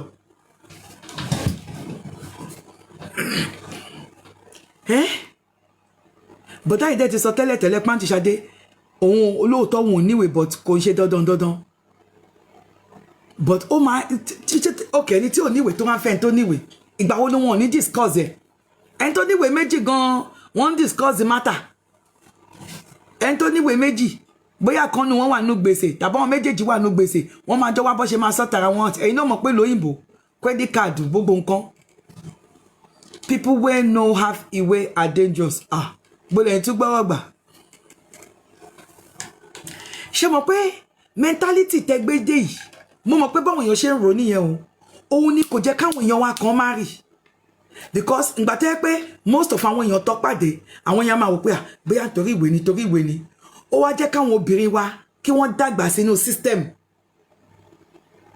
torí àwọn ọkùnrin wa tí ò níwèé wọn ò ní fẹ́ wọn àwọn tó níwèé wọ́n máa bẹ̀rù pé àbóyàwó ni Ṣadé fẹ́ wá gbà ẹ wojú tèmi tó ṣe rekete ń sìn kí n má wà níwèé pẹ̀lú bẹ́nu mi ṣe mú àgàgàgàgà kí n tí wọ́n wá sórí TikTok bí mo ṣe ń sọ̀rọ̀ yìí ọkùnrin wo ni òní máa wò wípé eléyìí tó bá gbàwé tán wọ́n máa rò bẹ́ẹ̀ náà so ìgbà míì gan tó bá tún níwèé o ò lè show potentials yẹ o ò ní lè show potentials yẹ whereas èèyàn kan sì sọ fún mi lẹ́ẹ̀kan ó láǹtí Ṣadé ọ̀tọ̀ ni ẹni tẹ́ ẹ jẹ́ tẹ́ bá ti jáde sórí TikTok ọ̀tọ̀ lẹ́ni tẹ́ ẹ jẹ́ ní live yín ṣẹ́tírí èmi gan mo kọ̀ wò pé ẹni get mi díẹ̀ Only you are a completely different person. Tẹ́ bá ti wá sí TikTok. And outside TikTok, you're a completely different person. But àwọn èèyàn tí ò bá mọ̀ nǹkan wò dáadáa, wọ́n máa sọ báwo pé ìwọ wọn àti Ṣadé yẹn bẹ́ẹ̀ bá lọ fẹ́ wọn níyàwó. Àwọn yẹn máa ṣe kinní kan ni, wọ́n máa ṣe kinní kan ni. Ṣé bọ̀dá kan ti wá síbí ńjọ́ kan? Tọ́níà, àwọn tó bá ti dàbí ìwọ wọn àti Ṣadé báyìí, olódì wọn kì í gbélé ọkọ. Torí pé distraction máa ti pọ̀ jù. Ta ló sọ bẹ́ẹ̀ fún yín? Ẹ wo mindset. Ṣètìrí. Ẹ wo mindset. Sọ̀rọ̀ wé. Wọ́n ti believe pé tó bá ń ṣe bẹ́ẹ̀. Àmọ́yé níjọ́ tí bọ̀dá yẹn sọ mo sílé o. Lájọ́ yẹn ni wọ́n ti wá sí bímọ. Ọ̀dọ̀ mo sílé wọn pẹ̀lú àpọ́nlé ni o. Bọ̀tọ́ mọ̀ pé mo sílé àwọn. Báwo ló ṣe máa sọ pé téèyàn bá ti dàbí tó dẹ̀ fi mí ṣe example kínní? Ta ló sọ bẹ́ẹ̀ fún yín? Hey. So, yeah, èyí gbọ́dọ̀ máa stereotype ni mo kà sí. Stereotype ni. Àmọ́ anybody could be anybody. Anybody could turn out to be anybody. Okay? But the most important thing ni wípé kí orí kó gbé ẹ̀kọ́ aláwòrè. Orí ló máa ń gbéyàn kan aláwòrè. Mo ṣe sọ fún yín. Ẹni yẹn sì sọ fún mi ní ìrọ̀lẹ́ ó láǹtí Ṣadé. Ọ̀tọ̀ lẹ́ńtẹ́ jẹ́ lórí TikTok. Ọ̀tọ̀ ni yín. Ọ̀tọ̀ ni yín. Tẹ́ bá dé kí ló ti ń porúkọ ẹ̀. Ọ̀tọ̀ ni yín ní outside TikTok. Ọ̀tọ̀ ni yín. Ṣé ti yé yín? Ọ̀tọ̀ ni yín outside TikTok. Ọ̀tọ̀ ni yín. So but àwọn ẹlòmíì bí mo ṣe sọ wọn kì í mọ̀ wò. Ẹlòmíì wọn kì í mọ̀ wò. Wọ́n máa kàn generalize ẹ̀ bí wọ́n ti fẹ́yàn kan tó pupa tẹ́ni yẹn ti disappoint wọn ní school. Ṣó ti yé yín? But ẹlòmíì àkọ́ máa wò pé kinní kan so rádaràda. Ìwà ló mátà. Ìwà àti irú ilé téèyàn ti jáde wá. Ṣé àwọn dókítà pupa? Dókítà wà ní ọkọ náà. To God be the glory, going to 30 years. Wọ́n dẹ̀ ṣe jù bẹ́ẹ̀ lọ. Àmọ́ iye àwọn èèyàn pupa tó wà ní ọkọ. So ṣé pupa ṣé kọ́lọ̀ lọ fi ń wà ní ọkọ? Ṣé ìyá ti wà ó pupa? Ìyá mi pupa, bàbá ìyá mi pupa, àwọn àbúrò ìyá mi pupa, family ìyá mi ní pupa ti wá. Tí wọ́n pupa funfun gidi gan ní family mom sí mi tó funfun gidi gan. Bàbá ìyá mi pupa tẹ́sẹ̀ ẹsẹ̀ dàbí òyìnbó ni. Ìyẹn bàbá ìyá mi. So gbogbo ló níyàwó tọ́lọ́kọ tó níyàwó tọ́lọ́kọ wọn. Èwo wá ní pé pẹ́pẹ́ sí o àwọn kan. A ní ogun ló ń bá yín pò ẹni kíní. O rí yàwó fẹ́. O ti pé 45 ogun ni. O rọ́kọ fẹ́. O ti lọ gbẹ́nu sí 50 ogun ni. Ẹ máa di kọ́lọ̀mù kẹ́ máa sọ pé kíní ogun ló ń bẹ́ everybody pò mẹ́ni. Kíní kankan lógún máa dì mú. Kíní kan lógún máa dì mú náà. Ogun máa jẹ́ kó máa ní orientation pé báyìí làwọn kan ṣe rí. Bó bá tún fọmọ dúdú náà tó bá treat ogun yẹn kó gbàdúrà dáadáa ọmọ dúdú á tún ṣe nǹkan tọ́mọ pupa ṣe. Ó yá kí ló wá fẹ́ ṣe sí? Lẹ́yìn yẹn kí ló máa ṣe sí? O ti fẹ́ dúdú o ti fẹ́ pupa. A ní kí orí la máa bẹ̀ báyìí. Orí gbé mi kọ́ aláwòrè. Orí gbé mi kọ́ aláwòrè. Orí ò gbé mi kọ́ aláwòrè. Àṣẹ. Ó máa gbàdúrà ni. A ní kó lọ ṣàwọ́ kọ́lá ń sọ lédè Yorùbá ní pé kó gbé ẹ̀kọ́ ẹni re. Ó fẹ́ fẹ́ ọkọ ni kó rán ọkọ rere fẹ́. Ó fẹ́ fẹ́ yàwó kó rí yàwó rere fẹ́. Kó fẹ́ bímọ kó rọ́ ọmọ rere bí. Torí àwọn ẹlòmíì àwọn ọmọ wọn ló máa ń padà di ọ̀tá wọn. So o gbọ́dọ̀ máa fi ọmọ gan sínú àdúrà.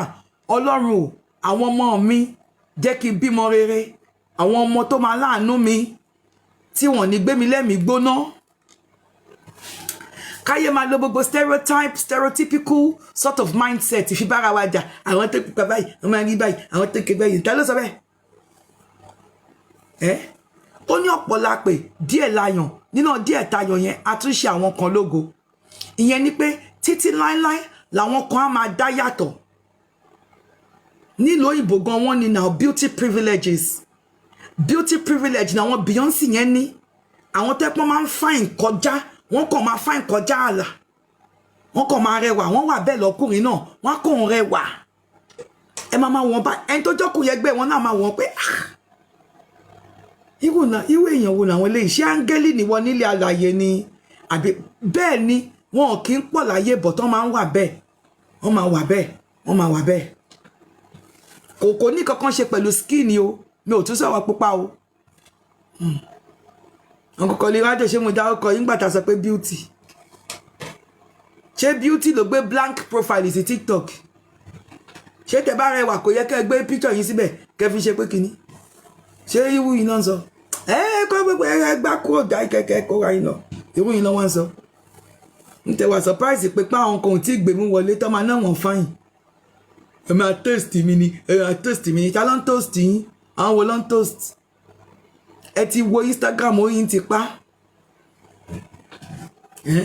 ẹ ti wá Instagram àdúrà tó bá máa gbà ní pé kọ́ ló ń gbé títí ẹkọ ẹ èwo nípa ẹ̀ àtijọ́dé ẹ̀kan ó yẹ kó toast mi ni ó yẹ kó toast mi mo fáyìn gan ta ló sọ pé ẹ fáyìn ta ló sọ pé ẹ fáyìn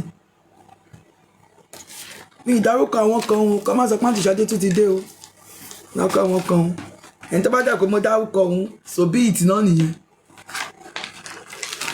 so bí ìtì ni àǹtílà nìkì ni ọkọ ẹwà yìí nígbà tẹ gamú tẹ gọmú sí ní kọ́ a máa bẹ̀rẹ̀ ètò ń sìn torí pé nílé mi bàbá mi fìdí pọ̀tẹ̀ kàkà kí gbogbo yín kẹ́ ẹ máa fún mi ní mọ́ní gan méjì FYP náà ìbẹ̀lẹ̀ ganu sí ẹnanu sí tẹrun sí ṣé mo tí ì rí kankan gbà lẹ́nìí ó tí ì rí kankan gbà máa ganu káàkiri TikTok máa ganu káàkiri power tap nílé bàbá mi fìdí pọ̀tẹ̀ nílé bàbá mi ni fìdí pọ̀tẹ̀ ni mo sọ ganu sí nọmú sí chamu sí chamuga sí chamuga ṣọṣọ sí ṣibẹ̀ yẹn sí ẹ̀yin náà FYP lẹ gan mú sí kí ló dé tẹ gan mú sókè yẹn kí ló dé gan mú síbẹ̀ ṣé kò yẹ kẹ́ ẹ follow mi tó bá yẹ kí gbogbo yín ti ń follow mi láti ọjọ́ yìí ẹ mọ iye followers tí mo ti máa ní rádaràda ọbẹ̀ ọlọ́kà kí gbogbo yín kẹ́kọ̀ọ́ ra yín lọ jàre Uncle Abdul ṣé mọ̀ pé ṣe jẹ́ mí nígún ẹ̀jẹ̀ àbí ṣe jẹ́ mí nígún ẹ̀jẹ̀ ṣe bí jẹ́jẹ́ mi mo jókòó síbí jẹ́ díẹ̀ mi pàǹtí ṣadé o mo fẹ́ ràgbọ̀ ẹ̀jẹ̀ fún yín o àbí Abdul ti ń túkọ̀ ni.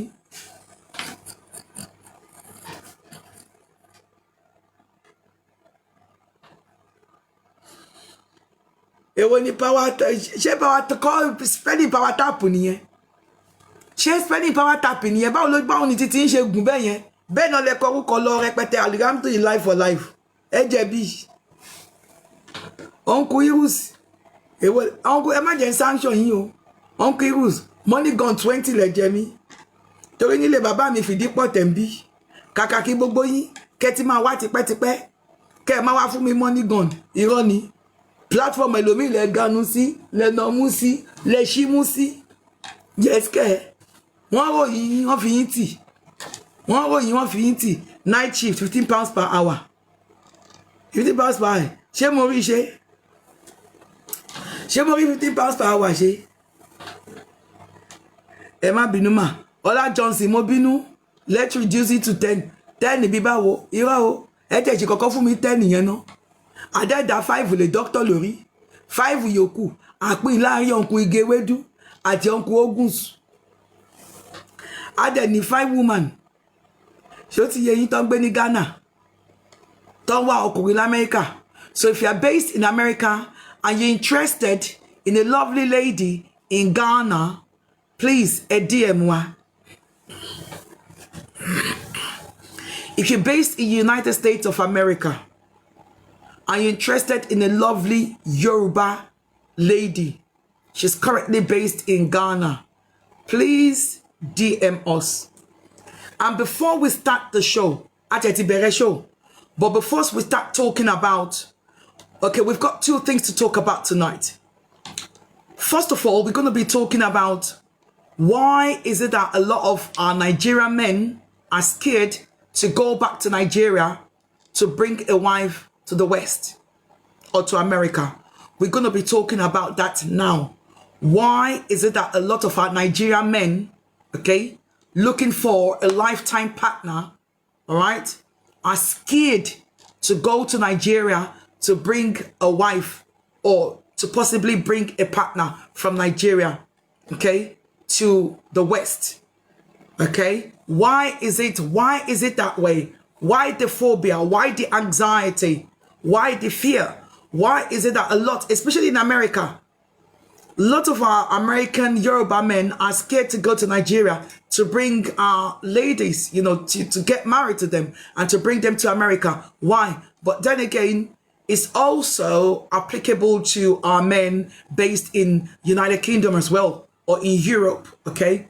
Why is it that a lot of our Nigerian men are scared to go back home to bring a woman, okay, get married to her and bring her to the West? And number two, ni wípé, what exactly are the interests of men? Okay, what is the expectations of our men from our women in a healthy relationship or healthy marriage? What is the behavior? What is the character? What is it that you're expecting from a woman, okay, in a relationship, behavioral wise? All right, so those are the two topics we're going to be talking about this morning. I want to say thank you so much to everyone who actually took part in the matchmaking session. And of course, if you are interested in this matchmaking, please DM me your WhatsApp contact number and reference matchmaking. And of course, we'll take it up from there. We're going to be taking your pictures, your name, your genotype, your religion, your profession, your country or area of residence. We're going to be taking that as well. And your age. And of course, how many children have you got? So if you are interested in this matchmaking, please send us your number referencing matchmaking. If you had sent us your number, all right, or once upon a time we've had, you know, a discussion about a particular person, it's most likely that the person opted out. Okay, I was speaking to a gentleman a few days ago, and he said to me, Auntie Shade, I like the lady, but she sounds a little bit controlling. Yeah, the gentleman actually said that to me, and I'm like, oh my God, she's like my ex. I don't want this. I'm over 50. I don't want this. So when I heard that, there's another lady I spoke to. She said to me, the man is too short. I spoke to another man. He said to me, Auntie Shade, that woman, she's got too many baggages. All right? What in the baggages you? And one more. Bolomo is not a problem. But on my one Nigeria, so you're not to one be. I spoke to another lady. She said to me, Auntie Shade, I can't go with that guy. He looked so unkept.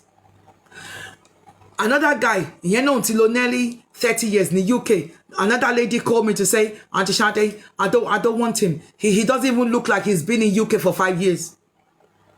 And he had supposed to be for nearly 30 years. La chaîne solo ìtọ́jú ara. Ẹ má kàn ẹ tọ́jú ara ti sọ yẹn ṣíwájú mi fẹ́ go back.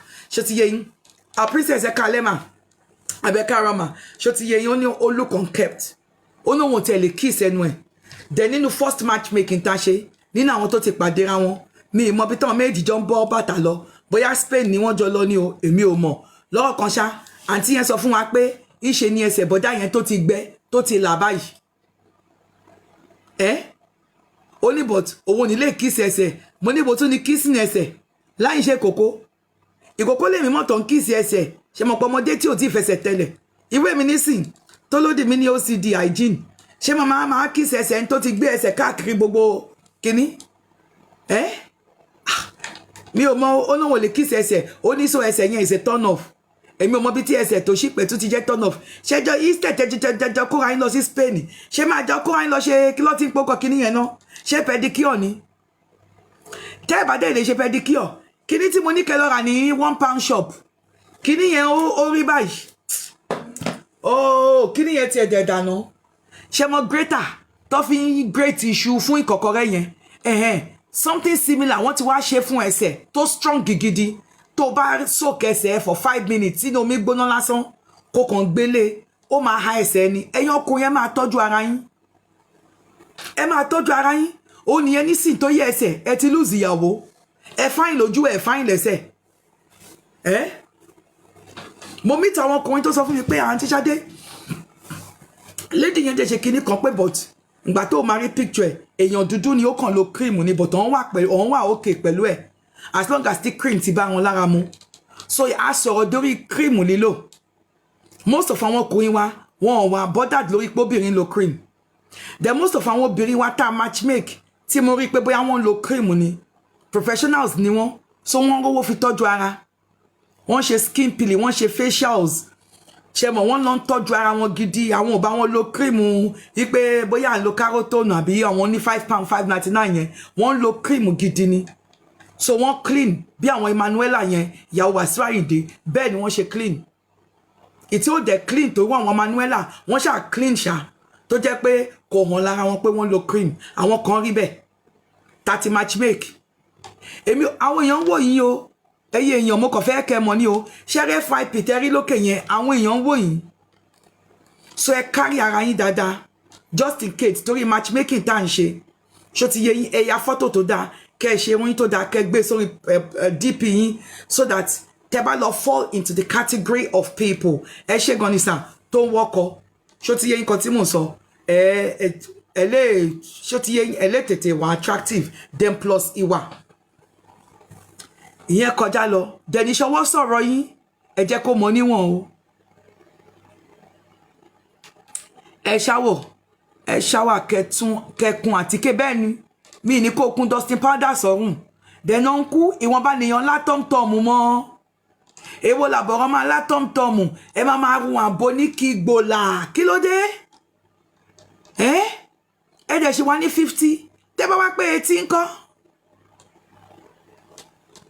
tó bá wọnú mọ́tò yín àbóníkì plus tọ́mtọ́mù ni bọ́ wọnú bedroom yín àbóníkì pẹ̀lú tọ́mtọ́mù ni kí ló dé tẹ́ ẹ̀rọ bẹ́ẹ̀ yẹn òdìlédìí yẹn lòun ò ṣe mọ́ yẹn nísìn ó láti Ṣadé òun ò lè fẹ́ kò tẹ́ ẹ sọ fún un pé òun máa mu sìgá ló ní kó wọ mọ́tò báyìí ní òun tọ́mtọ́m ló ńlá tọ́mtọ́m ní kíní yẹn kan ẹ̀yìn ẹ̀ mọ kí sweet máa kan ẹ̀yìn ẹ wo àwọn kíní kan wà wọ́n ti di turn off ìwọ́n bá ní ọmọ àwọn rọ́ọ̀bù mọ́ èmi gan bí mo ṣe wà ẹ má jẹ́ kí n tẹ̀ for table it's the construction job the body construction job kan náà ń kú yẹn ń ṣe wọ́n mu sìgá ni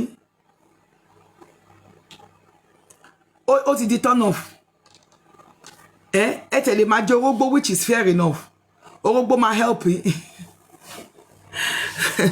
orógbó máa help yín pẹ̀lú blood pressure ṣó ti yéyìn àti gbogbo kinní yẹn but aboniki àti tọ́mtọ́m gan ní sugar so kò lè help dẹni wọn bá lè ló ń gùn mọ́ ganu sí nánú sí ṣẹ́nu sí gbẹ́nu sí ganu ìwọ́n yóò ṣọ́ṣọ́ tó ṣe ti mọ́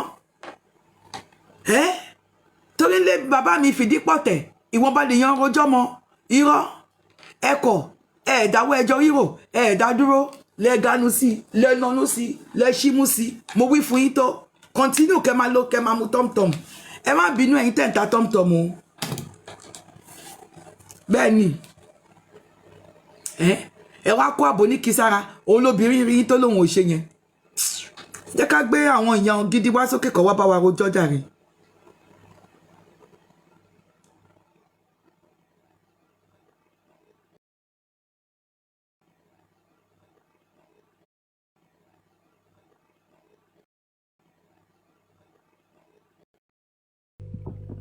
torí àwọn ọkọ tó ṣe àwọn ọkùnrin wa o kí ni matchmaking tún ti tan ìmọ́lẹ̀ sí gbogbo nǹkan tó wà nílẹ̀ yìí o àwọn ọkùnrin ò fẹ́ lọ Nàìjíríà lọ mú yàwó wa mọ́ ẹ gbà wá o ẹ jẹ́ máa bá wa power tap o kí ni ti ń ṣe bí ẹlẹ́mi géṣà o ẹ jẹ́ máa bá wa power tap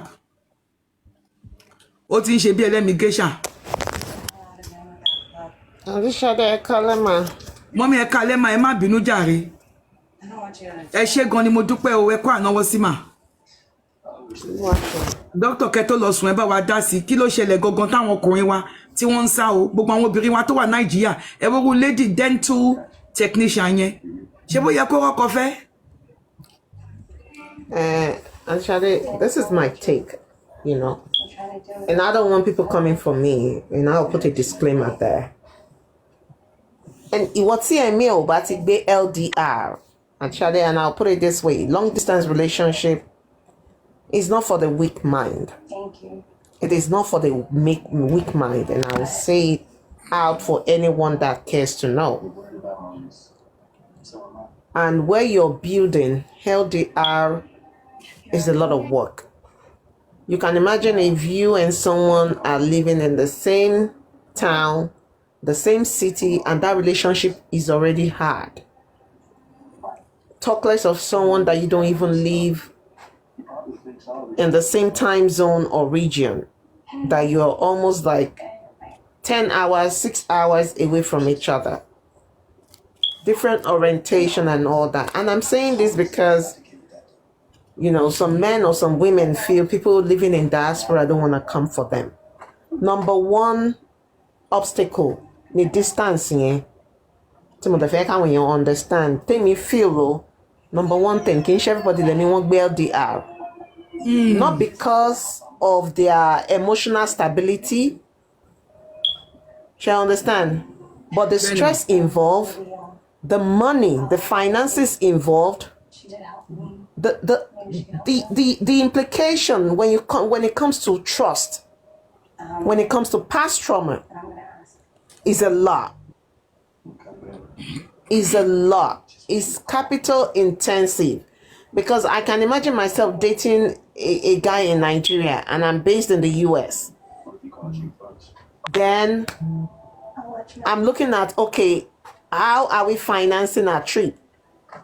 Every 3 months or twice in a year. Additionally, that's already a lot of money. And the truth is, go travel for like a month. You understand me?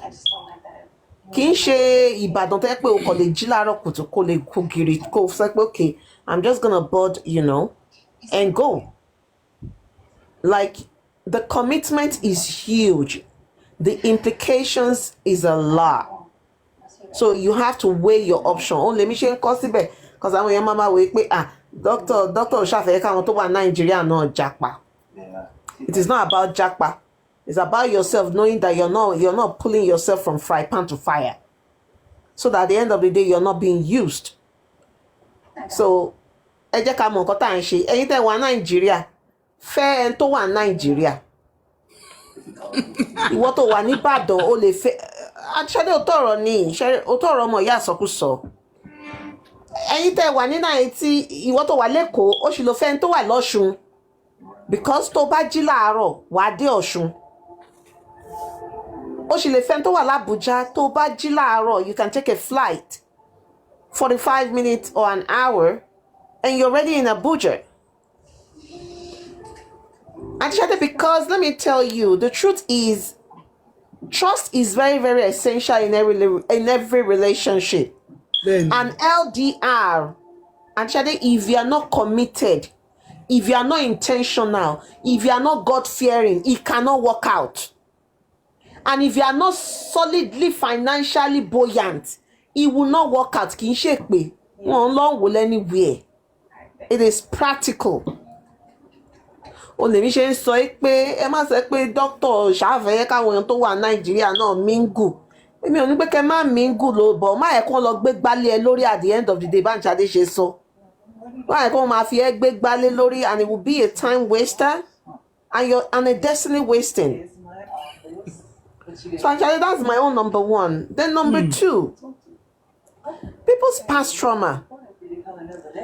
A lot of Nigerian ladies, a lot of Nigerian men had left a bad legacy. Examples. When it comes to people going back home to bring people here. And it is in two scenarios, Auntie Shade. We have users here who are intentional, bringing in vulnerable ladies to come and be enslaved. And we have sincere men and women who in the spirit of honesty went home to Nigeria to bring someone in to better their life. You understand me? However, àwọn tó wà vulnerable ń bì tí wọ́n fẹ́ lọ mú àwọn èèyàn ní ilé, ẹni tó wà nílé yẹn kò ní intention gidi. Intention ẹ̀ ni pé jẹ́ kí n ṣàtàn kí n ṣàgbàwé lọ́wọ́ ẹ̀. Ìyẹn dẹ̀ wọnú system, ó gbàwé lọ́wọ́ ẹ̀, ó fojú bọ̀dá wọn ṣégè, ó já bọ̀dá sí kolobo. Ẹ̀jọ̀ ṣé bọ̀dá yẹn again lẹ wá expect pé kó lọ sí Nàìjíríà kó tún lọ mẹ́lọ̀n bí? Láíláí, he has learnt his lesson. Twice beaten, once beaten, twice shy. Yeah, right? Shari, eleketa again that I feel is always another obstacle with African men that don't feel so secured. I want to use the word so secured. Is because there is women's liberation here. An African man that is not free of African mentality will not want to bring a woman here. Because women's liberation here, if you're not ready for it, you cannot even engage. Because wàá mọ̀ ẹ́ pé ìwọ ọkùnrin tó máa ń ná obìnrin ò lè ná obìnrin. Ìwọ tó yẹ pé o kò lè máa maltreat obìnrin anyhow. You cannot do it here. You have to tread softly and carefully so that you don't get in trouble. Ìwọ tó yẹ pé tó bá wà ní Nàìjíríà as ọkùnrin, o lè fún obìnrin méjì lóyún. Kó máa sá káàkiri, kó máa san kankan. Ibi ìwà san child support. Owó yẹn gan ò ní bọ́ sí ẹ lọ́wọ́ direct from the source ni wọ́n ti máa fàyọ. And you become so liable. So àwọn nǹkan kan tí àwọn African men máa ń ṣe lọ nílé tí wọ́n máa jẹ lọ. By God's grace, wọn ò lè ṣe níbí yìí kí wọ́n jẹ lọ. So òun lè ṣe máa rí most of the time. Àwọn ọkùnrin wa wọ́n máa ń sá. Ṣẹ̀dẹ̀ mọ̀ pé adẹ̀ní syndrome kan ní Nàìjíríà àti Ṣadé. Nǹkan tó yìnbó bá lọ rá ń ṣe dẹ́ẹ̀dẹ̀ díẹ̀. Tí eku ìdà yẹn bá bọ́ sí wa lọ́wọ́ times 20 la máa fi ń ṣe. So tí òyìnbó máa sọ fún ọkọ ẹ̀ pé òun ò fẹ́ mọ́ o, ìwọ bọ́ sí ilé apá òsì kémi máa wà nílé apá ọ̀tún. Nigerian women, most Nigerian women, wọ́n á lé ẹ síta nù, wọ́n á fìyà jẹ, wọ́n á sùn police station. Gbogbo nǹkan tó ṣe fún wọn yẹn, you will pay for it dearly. It's the bitter truth. So ìwọ ọkùnrin tó mọ̀ pé o mẹ̀bẹ̀ ń bẹ̀, you understand me? It becomes a problem. Tẹ́ pé àwọn kankan ìwọ ọkùnrin tó mọṣẹ́ léṣe, you understand me? Ó di pé kó di dandan kó mọ̀ bó ṣe lè jọ́gùn lára ẹ papọ̀ láti lè ṣe, because ọwọ́ méjèèjì la fi ń wẹ ọwọ́ tó bá ti dọ̀rọ̀ ìlú yìí. Àwọn tó dídí fẹ́ wọn òun lè ṣe rí pé most of them tó bá wá padà fẹ́ Nigerian àti Ṣadé, àmọye àwọn tó ti marry ní àmọye àwọn ọkùnrin tó yẹ pé wọ́n wà nílùú yìí that they are married and their wives are back home, but they decided not to file for their wives. Wọ́n dẹ̀ ń parọ́ fáwọn ìyàwó wọn pé àwọn ò tí ì níwèé, but most of these guys are already citizens. Wọ́n dẹ̀ ń parọ́ fáwọn ìyàwó wọn pé àwọn ò tí ì níwèé. And these women are suffering back home. You know why? Because they feel that once those women, they come into the system, they're gonna ruin it for them. Ruin it in the way that wọn nílé ṣe ogbó ṣìnà tí wọ́n ń ṣe, single life tí wọ́n live kákàkiri yẹn, they will not be able to live it. They will not be able to eat their cake and have it. Ẹ̀yin ọkùnrin ṣe mọ̀ pé mo sọ sí gbogbo ọ̀nà náà ni, but ní ìtẹ́mi mọ́ o, òótọ́ ọ̀rọ̀ bẹ́ẹ̀ ni mò ń sọ yìí. I have a husband. I know majority of his friends. I have cousins. I have brothers. And I've seen it all. Àárín ọkùnrin ni mo dàgbà sí. As a matter of fact, ọkùnrin gan ni mí. So I can tell you that most of all these games, I was raised amidst a lot of men. Uncles, brothers, cousins. I have a lot of them. Nephews, you understand me? It's a lot of them, and I see this game playing day in, day out. Sherry, èmi ò sọ pé àwọn obìnrin kọ̀ọ̀kan ló bà obìnrin jẹ́ o.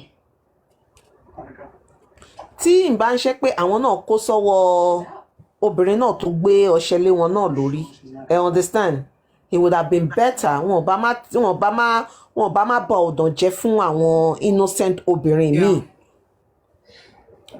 tó ń bọ̀ lọ́nà.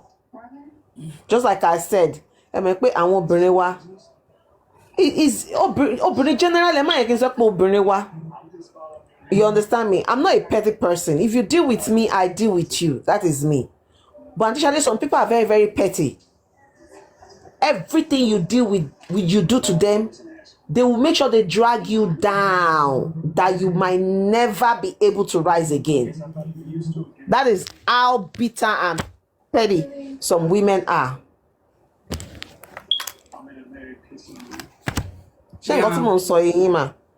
So gbogbo kini yìí ọmọ sọ pé what goes around comes around, right? That's how they say. Sherry, life yìí ecosystem ní gbogbo wa. Animals ni wa. Higher ones will feed on the lower ones. Báyìí mama recycle ara wa nìyẹn. But as ẹ̀gbọ́n àtàbúrò, as you know, ọmọ ìyá, as ọmọ ìlú sí ọmọ ìlú, how do we treat ourselves? That matters. Nǹkan tó ṣe séyàn kan, òun ló máa dínà ẹlòmíì. That is why we gotta be very, very careful. Even as ọmọ Nàìjíríà rere, nǹkan tó bá ṣe lójú òyìnbó tí ò dá, òun wọ́n máa fi wo ọmọ ìlú ẹ̀ míì tó ń bọ̀. And that is why you hear most of the time that they say, oh, when they call 419, tẹ́ bá sọ lójú àwọn dúdú Yankee àbáwọn òyìnbó Yankee, tẹ́ bá sọ pé Nigerian nìyí, they will look at you in a funny way. And God knows I always stand my ground. I tell them, bro, you got a problem with me, you say it out. You understand me? And I always tell them and educate them and say, we might be a Nigerian, we might all be Nigerians, but we don't all have the same attitude. Èmi dẹ̀ máa ń rán wọn létí máa sọ fún wọn pé ṣe àmì pẹ́yìn náà ní àwọn serial killer nínú ìlú yìí. Ẹ láwọn wèrè náà nínú ìlú yìí. The same thing náà ló apply sáwà táwa láti ilẹ̀ adúláwọ̀.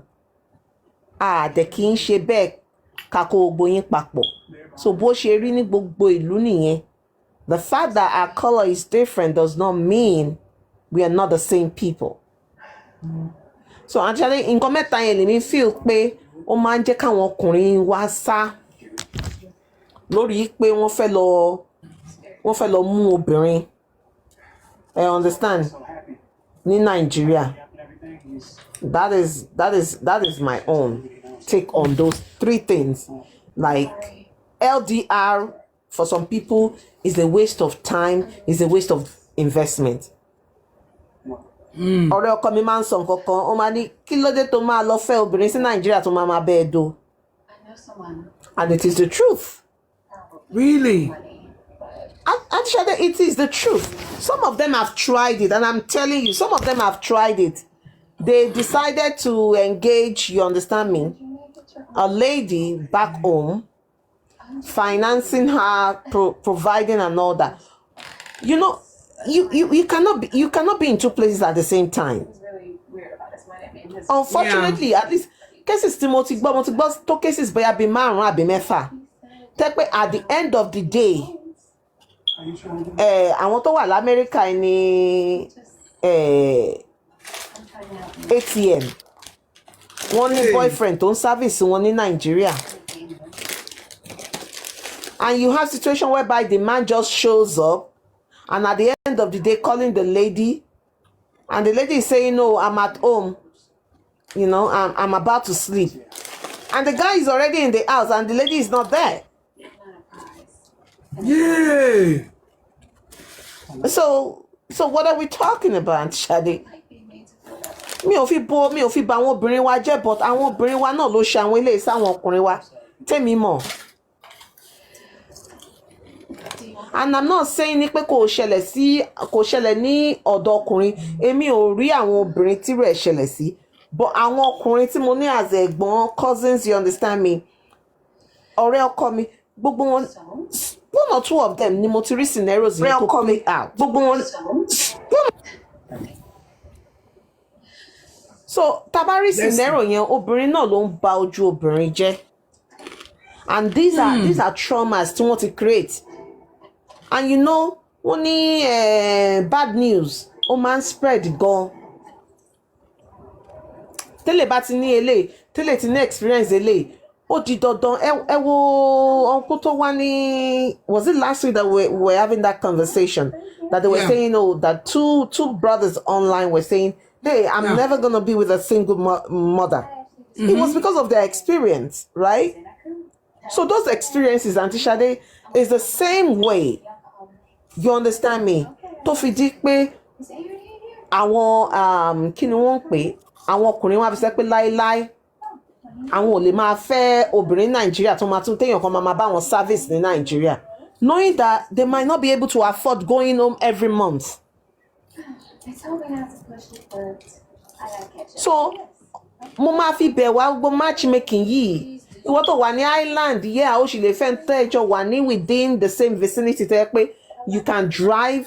Ebi máa sọ fáwọn èèyàn, if you really want to enjoy relationship, make sure, especially long LDR, Auntie Sade, make sure you are financially buoyant and both of you are intentional and ready to invest money-wise, Auntie Sade, into this thing. Ìwọ tó bá wà l'America, ìwọ tó bá wà ní London, tó ní LDR relationship, you cannot do a 6-month or 1 year visit.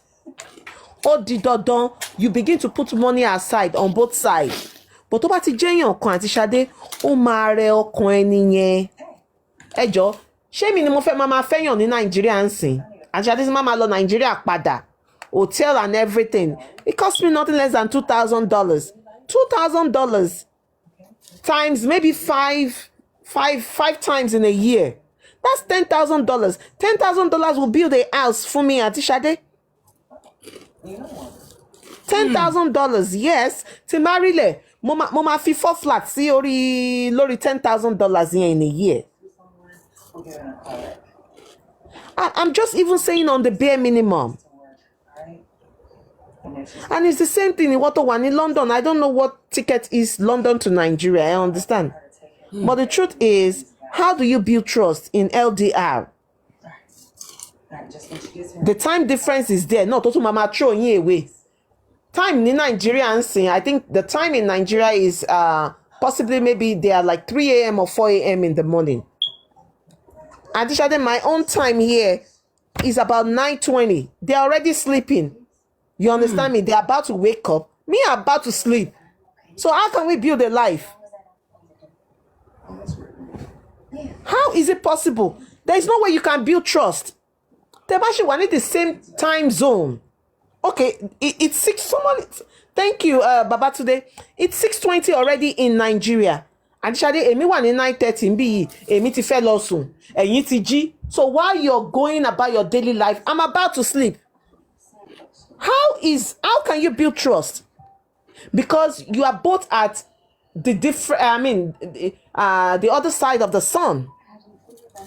While it's rising, you're dawning. So Sherry, relationship is not about sentiment. I might sound a little bit, I'm not harsh, but I'm someone that goes by, data and fact. I don't do sentiment, emotions. Ọlọ́run ò fi rán mi. I do empathy. You understand me?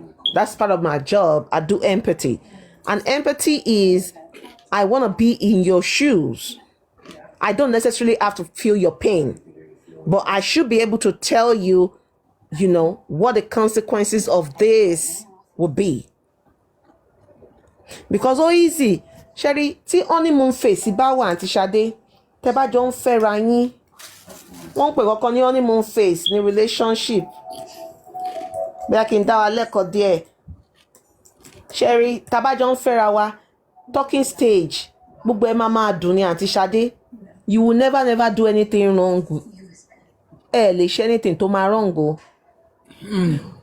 After 6 months, títí finish bá ti wọ̀, maybe you've probably had sex, you understand me, or you've not even had sex, and Shadi, everybody, you begin to see regularly, you begin to talk. It will take a while. Títí finish bá ti wọ̀, a year, 2 years. And Shadi, that kò sí, there will be an eye opener to something. You will start seeing some things with that person. That is when you know that ẹni yẹn gan stress yẹn gan pọ̀ jù. Ó máa ń pè ẹ́ nígbà tó bá ń sùn. Ó máa fẹ́ sùn o. He's always calling you when you want to sleep. And before you know it, boredom will set in. Then the other person, depending on how the love is balanced, the other person might feel like they want to talk to you. And they cannot access you. And sure, it's not because you are cheating. It's because at that time, bóyá ìwọ gan wà l'office, or bóyá ẹni yẹn ó ti sùn lọ, ó gbàgbé kó yọ do not disturb, ó ti sùn lọ. Ibi tí wàhálà ti máa bẹ́lẹ̀ nìyẹn téṣù ti máa wọlé. Àwọn nǹkan wà tẹ́ pé kì í ṣe ogun àti Ṣadé, we just create it for ourselves. Whenever my husband goes to Nigeria, we have a ground rule. My phone, I remove it on do not disturb. His phone, he removes it on do not disturb. So that at any point in time, in case of emergency, even aside emergency, we can reach each other at any time. Mo lè jí lágo kan òru time tèmi. Kí n pè kó dẹ̀ gbé phone. It is a norm. Ó lè jí lágo kan òru títí wọn. It is not because of insecurity. That is our grounding rules. Ó lè jí lágo kan òru ẹ̀ kó má lè sùn. And it feels like he wants to assess me, or maybe we've not been able to talk. Maybe at times I work in the trauma department. Maybe he's not been able to talk to me. Immediately, man, on my phone, I fall asleep. He should be able to access me. But Auntie Shade tell you, back in me, you think I want to do that? I'll put my phone on do not disturb. Because I don't owe him anything. Irú nǹkan bẹ́ẹ̀ yẹn dẹ̀ ni ó máa ń create tension in a relationship. Because ṣé mi tí mo ti lọ ṣiṣẹ́ lọ tó ti rẹ̀ mí tí mo wá délé tí mo wá sùn torí gan ti fẹ́ máa fọ́ ọ̀tá mi mo sùn ní 9:30 fóònù mi wá ring ó wá jí mi ní 12 ó expect pé kí n gbé call yẹn kémi àti ẹni wá máa rojọ́.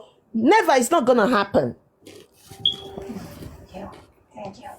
I will be cranky on the phone with you because I need my sleep. Nature deserves, nature's calling.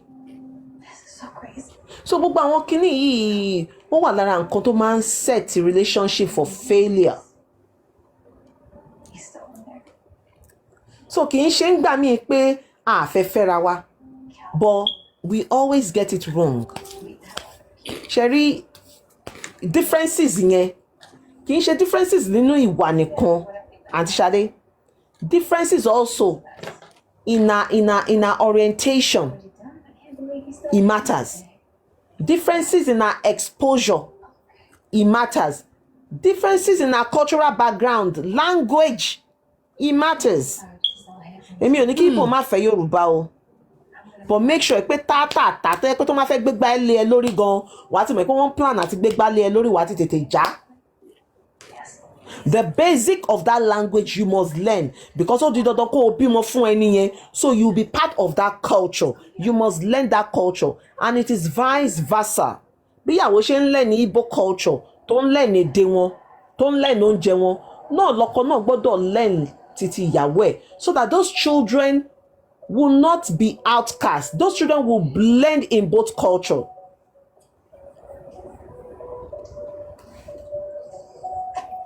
So, and Shade, it's a relationship, marriage is hard work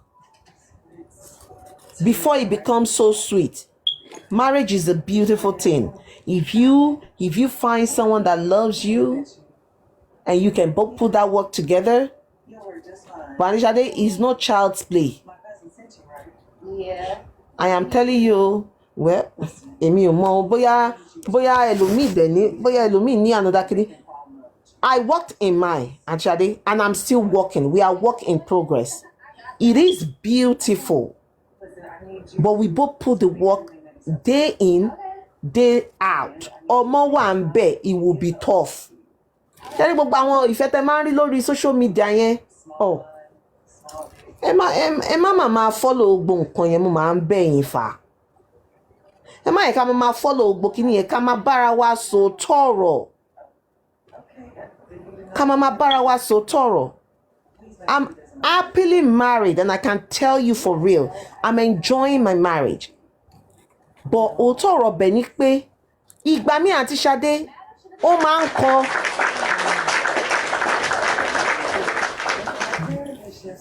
Kì í ṣe gbogbo ìgbà ló máa ń dùn. Tẹ́ bá rí mi, èmi mo ń post, ẹ rí mi tí mo ń post gbogbo gift tí mo ń ṣe kíní kan. Àti Ṣadé, the truth is there were times èmi àti yín á sọ̀rọ̀ later earlier láàárọ̀ yìí. I understand. The thing is, there are times my husband is not around. There are times we have misunderstanding. Ṣé yẹn máa gbé sórí TikTok ni? Ọjọ́ tèmi àti ẹ bá jọ ṣe gbàgbós. I don't mean we beat each other, but we have misunderstanding, which is part of, relationship. We disagree to agree, and we agree to disagree. We are adults. We are changing. Ẹ jọ̀ọ́ ṣé ọjọ́ tá bá disagree yẹn, ṣé mo máa post ẹ lórí TikTok? Àbí tí màá bọ́ sórí TikTok tí màá máa ké pé my husband disagree with me? No. It's called adulting. Ẹ máa sọ̀kẹ̀ mọ́ra ni. Tẹ́ bá jọ ṣe gbàgbós, ẹ tún máa délé, ẹ tún máa solve ẹ̀ náà ni. You disagree and you move on. Adulting. Bó ṣe rí gbogbo nǹkan tá máa ń wò lórí Nollywood yẹn, ẹ jẹ́ ká yé stop ṣe bẹ́ẹ̀ mọ́. And I think that is what is killing a lot of marriages, Aunty Ṣadé. Nobody has it all. I've been vulnerable with you all several times on this, telling you my story, how I was so obsessed about 6 foot, 6'2", 6 this. Nígbà tó lọ́pàá fojú mi hàn ṣégè fún ara mi náà báyìí ni mo fi mọ́tò mi sí reverse tí mo lọ ra jáde ń bẹ̀ tí mo dẹ̀ lọ wá ní 510 mi jẹ́jẹ́jẹ́jẹ́jẹ́ pé ókè o oní 510 ló dà pé orí mi rọ̀ mọ́ tó dẹ̀ fún mi ní fọkànbalẹ̀ tí ìgbà tí mo ṣe ń sọ yìí. Kẹwàá expect pé tí n bá ti wá dúró sórí 6'2", bóyá mi gan ò bá ti di single mother o, bóyá ọ̀tá mi gan ò bá ti ní high blood pressure, bóyá mi ò bá ti ti I don't know what would have happened, and that's the truth. Sometimes, Auntie Ṣadé, what we obsess, I call it obsession. What we obsess about is what will not give us peace. It is what will not give us peace and give us wàhálà. Ṣé pé àwọn obìnrin dẹ̀ ní Auntie Ṣadé? Sherry, I can tell you for free. We women, ṣé láwọn ọkùnrin wọn ní problem títí wọn o? They have their own wàhálà tí wọ́n kó bá wa. Bó ṣe ráwa obìnrin gangan standard tá à ń gbé fún ara wa gọ̀gọ̀gọ̀gọ̀. And I think it's the conditioning from home. I might be wrong, but that's my assumption based on my experiences. I feel it's a condition that wọ́n ti fi sí wa lórí pé, when you want to grow up, you must marry a rich man that looks fine, a man that has this, that is a lawyer, that is a doctor, that is this, that is that. I think we just have that. Then societal norm, you cannot marry someone that is not a professional. You cannot marry someone that is beneath you. You cannot marry, a man that is younger than you, and a whole lot of situations. The narrative here is not true. If indeed God is on your side. Àwọn nǹkan yẹn ló ń fi wá mi ò ní pé ká má ní. I'm not saying don't have your standard. Actually, ọ̀tọ̀ ní standard because, and I will paint a scenario. Actually, kí n má lè afford Kí ni the cheapest vehicle náà? Ẹ mọ̀ bí Nissan àbí Kia ló ṣe wọ̀rọ̀wọ́ jù ní Amẹ́ríkà. Kí n má lè afford the Kia, you know the Kia vehicle. Kí n wá máa sọ pé èmi fúnra mi ò lè kówó mi báyìí. Kí n lọ sọ́jà, kí n lọ ṣe down payment, kí n lọ ra Kia. Kí n wá ní mò ń wá ọkùnrin tó máa ra Bentley àbí Range Rover fún mi. That is the height o, Aunty Ṣadé. Okay, èèyàn kan sọ pé Prius. That's the height. Or kí n wá sọ pé ṣẹ́rí Range Rover gan ti pọ̀ jù kó wá ní pé mò ń wá ẹni tó máa ra Honda crossover fún mi. Ó ti pọ̀ jù. Mi ò sọ pé kó má ní ambition fúnra rẹ̀. There are a lot of men that you need to look beyond the material things. Let us learn as women. Look beyond the material things. Mo máa ń sọ fáwọn èèyàn, there is nothing wrong for you to be attracted to a man of substance. Ṣé rí pé wealth kan ni mo pè? Substance. It's very, very ṣé rí substance yẹn inclusive of that person's potential, because a lot of people do not understand pé ìràwọ̀ tó ní kálukú gan gbé ó máa ń bára wọn ṣiṣẹ́. You can marry a man, you can start dating a man today as someone who has a fire zodiac sign, you understand me? Tó ní ìràwọ̀ iná, tó dẹ̀ lọ fẹ́ ọkùnrin tó ní ìràwọ̀ òòrùn, and things begin to work out miraculously. How that máa yẹn ṣẹ́ṣó within the time. Tí máa yẹn bá dẹ̀ fi ẹlẹ̀ tó bá ti lọ fẹ́ another person, things will go down for him. Don't look at me like that. A lot of people do not understand that. Òun lè ṣe máa ń mú àwọn ọkùnrin tó máa ń wádìí àwọn ìyàwó tí wọ́n fẹ́ dáadáa. Wọ́n máa ní 1,000 side chick, wọ́n máa sọ fún 1,000 side chick yẹn pé mi ò lè fẹ́ o, akọ̀jọ́ ń gbádùn ara wa ni. Because mi ò lè fi ìyàwó mi sílẹ̀. Because a lot of them knows that ìyàwó wọn ní àṣírí ọ̀rọ̀ wọn. So, Sherry, until we ladies, we realize, Sherry, man tell more from the beginning, know your own power as a woman. Because if you don't know your own spiritual powers, ìwọ gan ọkùnrin máa máa dá ẹrí borí kákàkiri. Yeah, you are sure, you are true, man. Ẹ máa sọ̀rọ̀ yín lọ. Ọkùnrin máa máa dá ẹrí borí kákàkiri, because if you marry a man and the man is able to discover by himself wípé nǹkan tó ń gbé yìí, this is a lifesaver. Aunty Ṣadé, that man ó máa ṣèṣe ọkùnrin o, bọ̀ kò sí ilé ló ń padà bọ̀. Á dẹ̀ fi bẹ̀rù yẹn, that respect will be there for you. Kò sí bí nǹkan ṣe fẹ́ bàjẹ́ tó láàrin yín, that man will constantly know it at the back of his mind. Oníṣẹ́rí ìbéèrè ìtọ́ni máa ń wà, it's very, very important. Even when you decide and say, oh, they matchmake us. When they matchmake you before sleeping together, both of you individually go and seek, information, This lady really grows, guidance regarding this. Among men. And I can witness. Uncle Kamajo, kí ló ṣe yín? Ẹ jẹ́ kẹ́ dúró lórí mútu o. Ó yẹ máa sọ̀rọ̀ yín lọ jàre.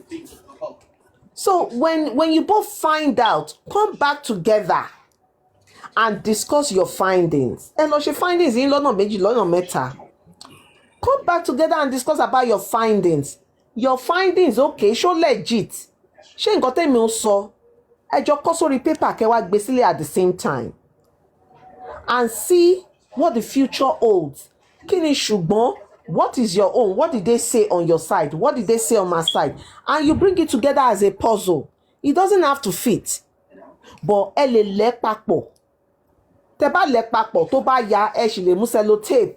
Tí sellotape yẹn bá worn out, ẹ tún máa wá new sellotape, ẹ tún máa tape ẹ papọ̀. Á tún dàbí odidi.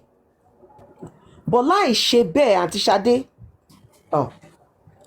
ọkùnrin wàá fẹ́ wọ́n á matchmake yín o wọ́n máa gbọ́ you are the love of my life you are the sugar in my tea the only cockroach the only idun on my bed that chop my blood and make me thin o.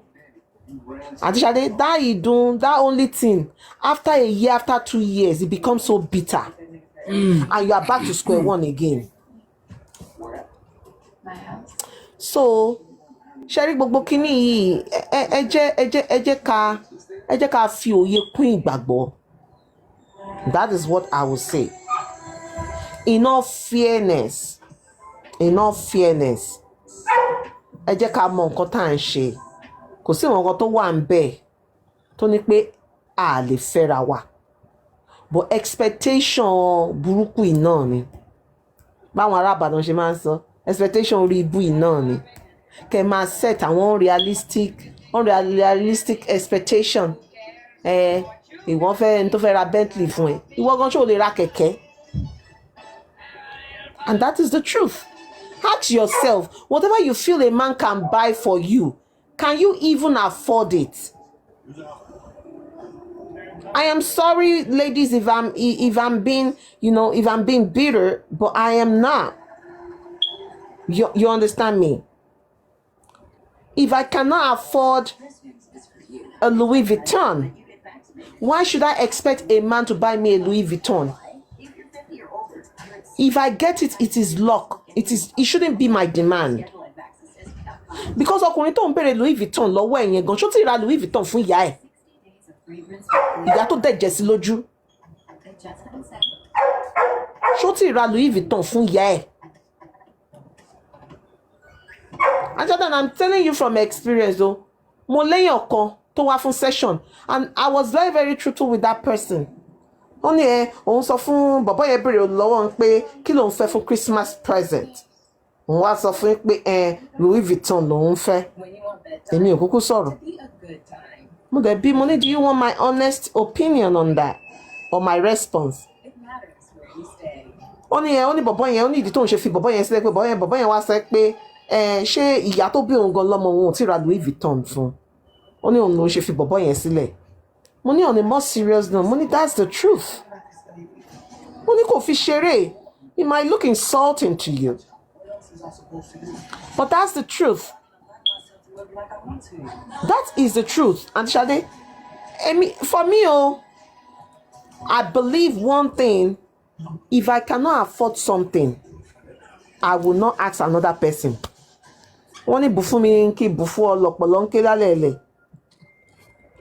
If I want my husband to buy me Bentley today, by the time I tell him I want to buy a Bentley, he knows that if I don't buy it if he doesn't buy it for me, I have my money in my account that I can go buy by myself. So he knows that I'm not asking beyond what he can afford. Then eléyìí kí máa yẹn pupa kóbìnrin yẹn lọ́yàn kó nídìí. It is always good now. But the thing is, what if you now marry that person? After 5 years, cancer wọ ọyàn kan, God forbid. Wọ́n bá fa ọyàn méjèèjì lọ. Ẹ jọ̀ọ́ kí ló máa wá ṣẹlẹ̀? Kí ló máa ṣẹlẹ̀? Will you put that woman away? Or bóyá wọ́n tó ní pé kí ni wọ́n ń pè? 6 inches ni wọ́n ń pè? On wa gbolanla, gbololola. After kí lorúkọ ẹ̀? After the marriage, only problem. Bóyá ní prostate cancer ni bọ̀dá ò bá kí n dìde mọ́ dáadáa. Ẹ máa fa generator kí generator tó down, plug ẹ ti lọ. Ṣó máa wá fi máa yẹn sílẹ̀ ni. Àbí gbogbo ẹ̀yin tẹ̀ ń wá 6-pack. 6-pack is good though, because my husband has 6-pack. You know, it is what you garbage into the system. The system might garbage out. So in here we can control it, Aunty Shade. For men, no, that is my belief. If you want your man to be 6-pack, and you know me, Aunty Shade, to be Joe. We manage our size. Yeah. It is whatever I fit in. You understand me? That is gonna express. If you know you want a 6-pack husband, feed him right. Má jẹ́ kó máa jẹ fùfú ní 10 p.m. Má jẹ́ kó máa jẹ iṣu àti ẹyin when it is not noon time that is gonna digest. Má fún ní ẹ̀bà jẹ. Tó bá jẹ́ tó like iyán ni, ṣe iyán yẹn fún ní 12 noon lọ́sàn-án. Jẹ́ kó ti jẹ́ 12 noon. Kì í ṣe alẹ́. Tó bá máa jẹ lálẹ́ bẹ́ẹ̀ yẹn, mọ̀ pé after 1 hour he finish eating, ẹ máa jọ rin block ni o. Ẹ jọ rin block yẹn. Tẹ́ bá ti wá rin block yẹn tó tẹ́ ti shower, ẹ gbára yín ní shagging lálẹ́. Ìyẹn náà exercise náà ni. Ẹ tún máa burn calories lórí bed. So ṣe rí pé gbogbo kíní yẹn lifestyle ní 6-pack. Kò sí ẹni tí pot belly ẹ̀ ò lè lọ sílẹ̀ àǹtí Ṣadé. Kò dẹ̀ sẹ́nibọ́dì tí ò lè lọ́yàn, kò sẹ́nibọ́dì tí ò lè yọ̀dí. It is lifestyle, it is finances. If you have your money, you can do it. Àǹtí Ṣadé àwọn èèyàn tí ń jò ń sìn. There are surgeries to go about jíjò. Take pé ẹ wo this actress now, this female actress, Eniola Badmus. She slimmed down now. Even got Teniola, the lady musician. You understand me? She slimmed down. There are a whole lot of ways to that now. So ẹ jọ̀ọ́ nítorí Ọlọ́run. Ṣẹ́rí mo sanra, mi ò sanra, ìyàwó ẹ̀ sanra. Kí ló jẹ́ kí ìyàwó ẹ̀ sanra? Ó ti bímọ. Ẹ̀yin obìnrin mo dẹ̀ máa ń sọ fún wa, health wa, her body is her choice. A lot of you do not know that gbogbo nǹkan tẹ́ ń gbà sápá yìí, ó ló ń jẹ́ kẹ́ tóbi. Ó ló ń fa cyst fún yín, ó ló ń fa ovarian cancer fún yín. Let your period flow till it ceases. Ó ló ń fa fibroid fún yín most of the time. Auntie Shade, these things is becoming genetic. Because why? Our grandparents, why they don't have this thing. But we are taking up some lifestyle that is not even our own. Let your period flow, Emma Bino. Let your period flow so that let them be responsible. Tó bá fẹ́ bá mi sùn láì lo rọ́bà ìdáàbòbò, jẹ́ ká jọ wo calendar. Tó bá dẹ̀ mọ̀ pé ò fẹ́ ọmọ, jẹ́ ká jọ wo calendar. There are days say pé yes, you have the free shot. Má dá sí bó bá ṣe wù ẹ́. Ẹ just set there are even mobile calendars, Auntie Shade. You don't have to have calendar on the wall in the room. Àwọn mobile calendar fẹ́ pé ẹ máa jọ share láàrin ara yín.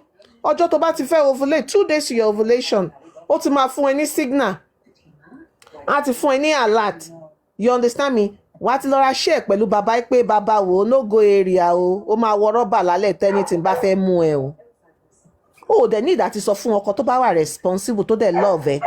Ó ti mọ.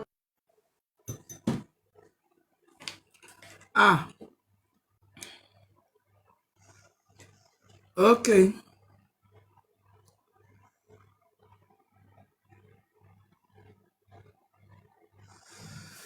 Network yẹn ti já doctor dànù.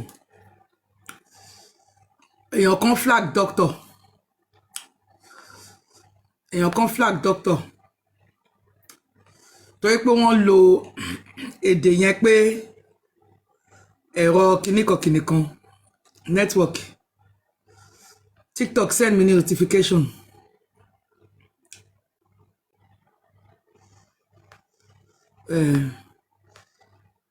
Tẹ́ bá ti fi lè sọ èdè Gẹ̀ẹ́sì, ṣó ti yé yín, èdè Gẹ̀ẹ́sì lórí pé ìbálòpọ̀ báyìí ogun dé nìyẹn. Àwọn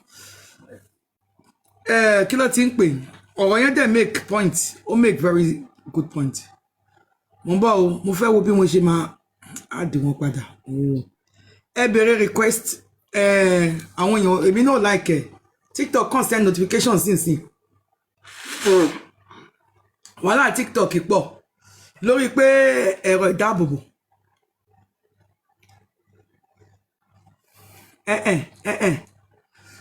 ó dà ń pé ti ìgbà tó fi sọ pé tó bá di lálẹ́ pé kí tọkọ-tìyàwó káwọn jọ wọnúlé kọjọ ìtó bẹ̀rẹ̀ pẹ̀lú ṣé s ló bẹ̀rẹ̀ pẹ̀lú àbísí irọ́ ti Ṣákìrà ìtó dàbí pé bóyá ìyẹn ẹ ti gẹ̀ẹ́tì o òun ni ìyẹn ni o ìyẹn ni ìyẹn ni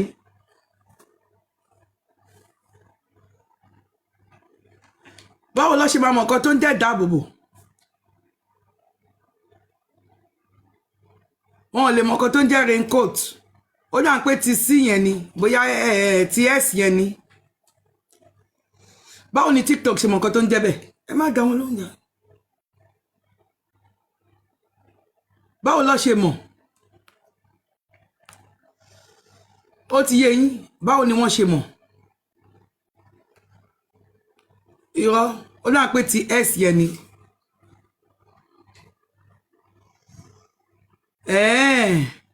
ṣé nǹkan tó kọ nìyẹn dókítà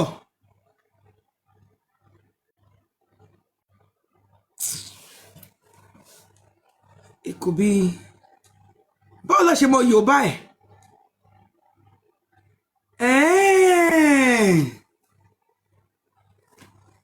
AI lè mọ̀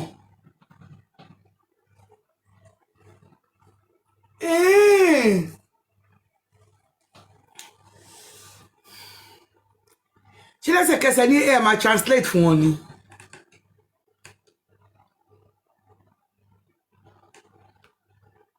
AI abẹnú gọ̀ǹgọ̀ la máa fi kásẹ̀ ńlẹ̀ continue o.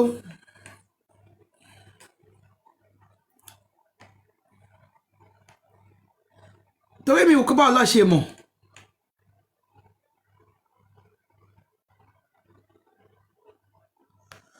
now ọ̀táyà o àbí mọ́mílà níkì now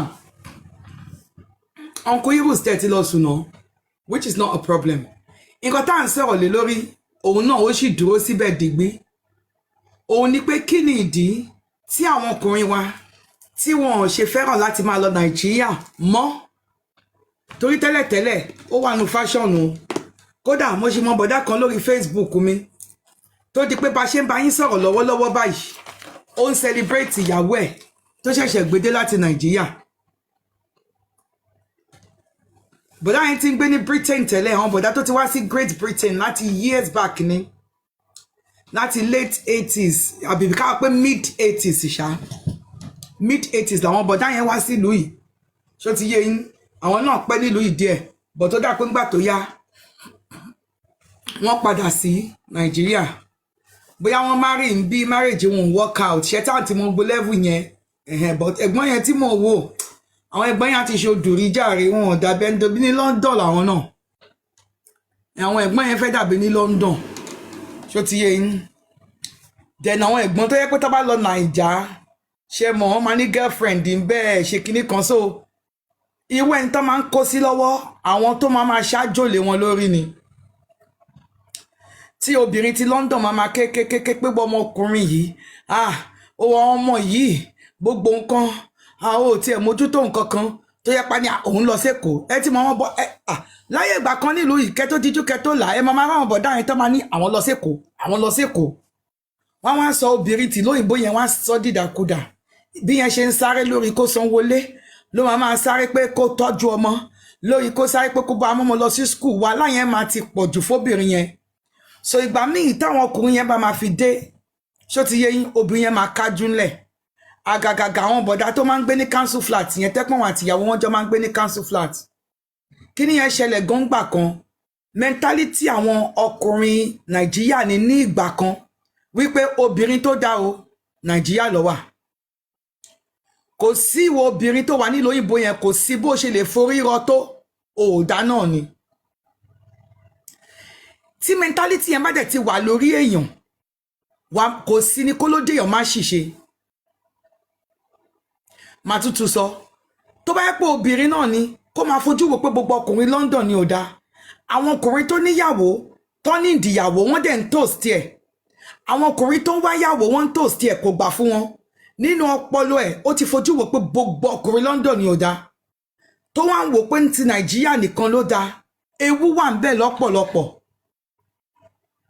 ewu wà níbẹ̀ ní ọ̀pọ̀lọpọ̀ ewu wà níbẹ̀ ní ọ̀pọ̀lọpọ̀ but ó wọ́pọ̀ sí ọ̀dọ̀ àwọn ọkùnrin ní ìgbà kan ní United Kingdom yìí trend ni ọ̀tọ̀lẹ́ni tó máa bímọ ọ̀tọ̀lẹ́ni tó máa ṣe gbogbo bùkátà tó máa ṣe gbogbo wàhálà àwọn dẹ̀ máa lọ sí Nàìjíríà wọn ò níwèé ayé ìgbà tó ṣe máa ń ṣòye olórí nígbà tó yẹ olórí kọjá lọ wọ́n máa ń ṣe kan tó máa ń pè ní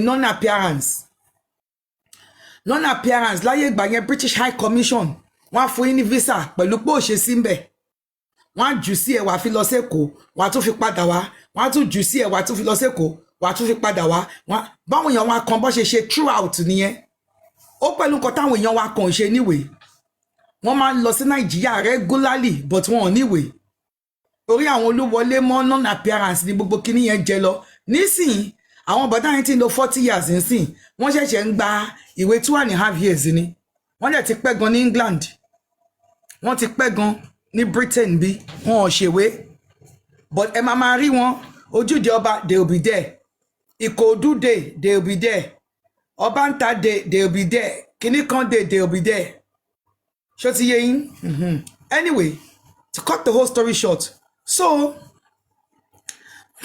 àwọn ẹ̀gbọ́n yẹn láyé ìgbà yẹn wọ́n máa ń já ọmọ sí obìnrin lọ́rùn ni tí wàhálà yẹn bá ti wá sún àwọn obìnrin yẹn ìgbà míì àwọn obìnrin yẹn bàdé táǹtà máa fi fọ̀rọ̀ lọ síbi sọ́hun àwọn èèyàn sọ fún wọn pé wo ẹni tí ò bẹ dá sí kò ṣeṣẹ́ ọkọ kò ṣe kinní kan míìwà bọ̀dá yẹn lẹ́ni tó ń bá sùn lẹ́kọ̀ọ́ ẹni tó dẹ̀ ń bá sùn lẹ́kọ̀ọ́ yẹn ẹsẹ̀ yẹn náà gùn ìyá máa ṣe gbogbo àdúrà gbogbo ètò gbogbo àjò pé kí ọkàn bọ̀dá yẹn kó máa fà sọ́dọ̀ òun ẹ̀yin èèyàn wa ẹ gbọ́dọ̀ mọ báwọn èèyàn ṣe máa ń lo agbára tí ẹ bá mọ̀ everybody á kàn máa bára wọn jà ni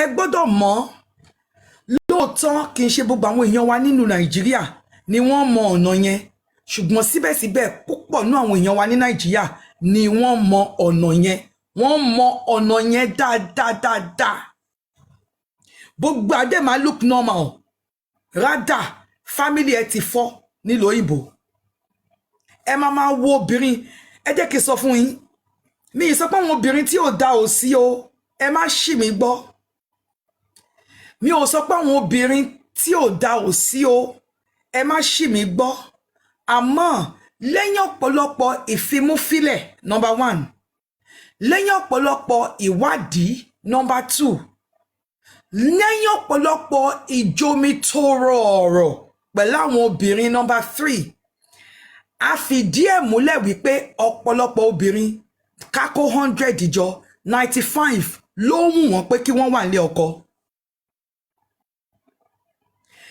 kí ni nǹkan àkọ́kọ́ tó máa ń kọ́kọ́ fa èdè àìyedè láàárín àwọn obìnrin ìlú òyìnbó àti ọkọ wọn infidelity ni wọ́n ní tí ewé bá pẹ́ lára ọṣẹ ó máa ń dọṣẹ ni tó bá fẹ́ obìnrin òyìnbó náà àbí lamẹ́ríkà tó bá fẹ́ obìnrin akátá àbí níbí báyìí tó bá fẹ́ obìnrin Caribbean yẹn the worst thing tí wọ́n lè sọ ipò lè ṣe fáwọn òun ni infidelity wọn ò fẹ́ kó fẹ́ lòmíì láwọn lóòótọ́ there are a lot of debates pé African culture ni ọkùnrin tó bá máa kọ́ sí tàbí tó bá máa commit infidelity pé bóyá oníyàwó ó fẹ́ obìnrin ó gbọ́dọ̀ lówó lọ́wọ́ gidi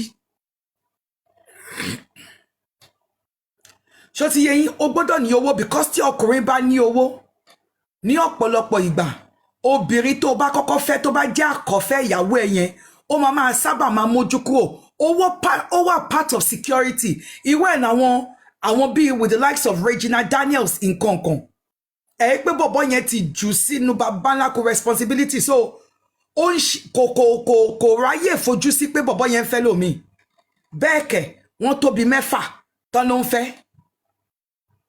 ẹ̀yí pé àwọn ìyàwó ti bí yẹn ti ẹ̀ rí wọn rárá Regina àti Lady Morocco yẹn lè máa rí because àwọn náà ní bí the last one ìyẹn tó bá jẹ́ pé nẹ́ẹ̀dò ní fẹ́ lòmí mọ́ àtobìnrin Morocco yẹn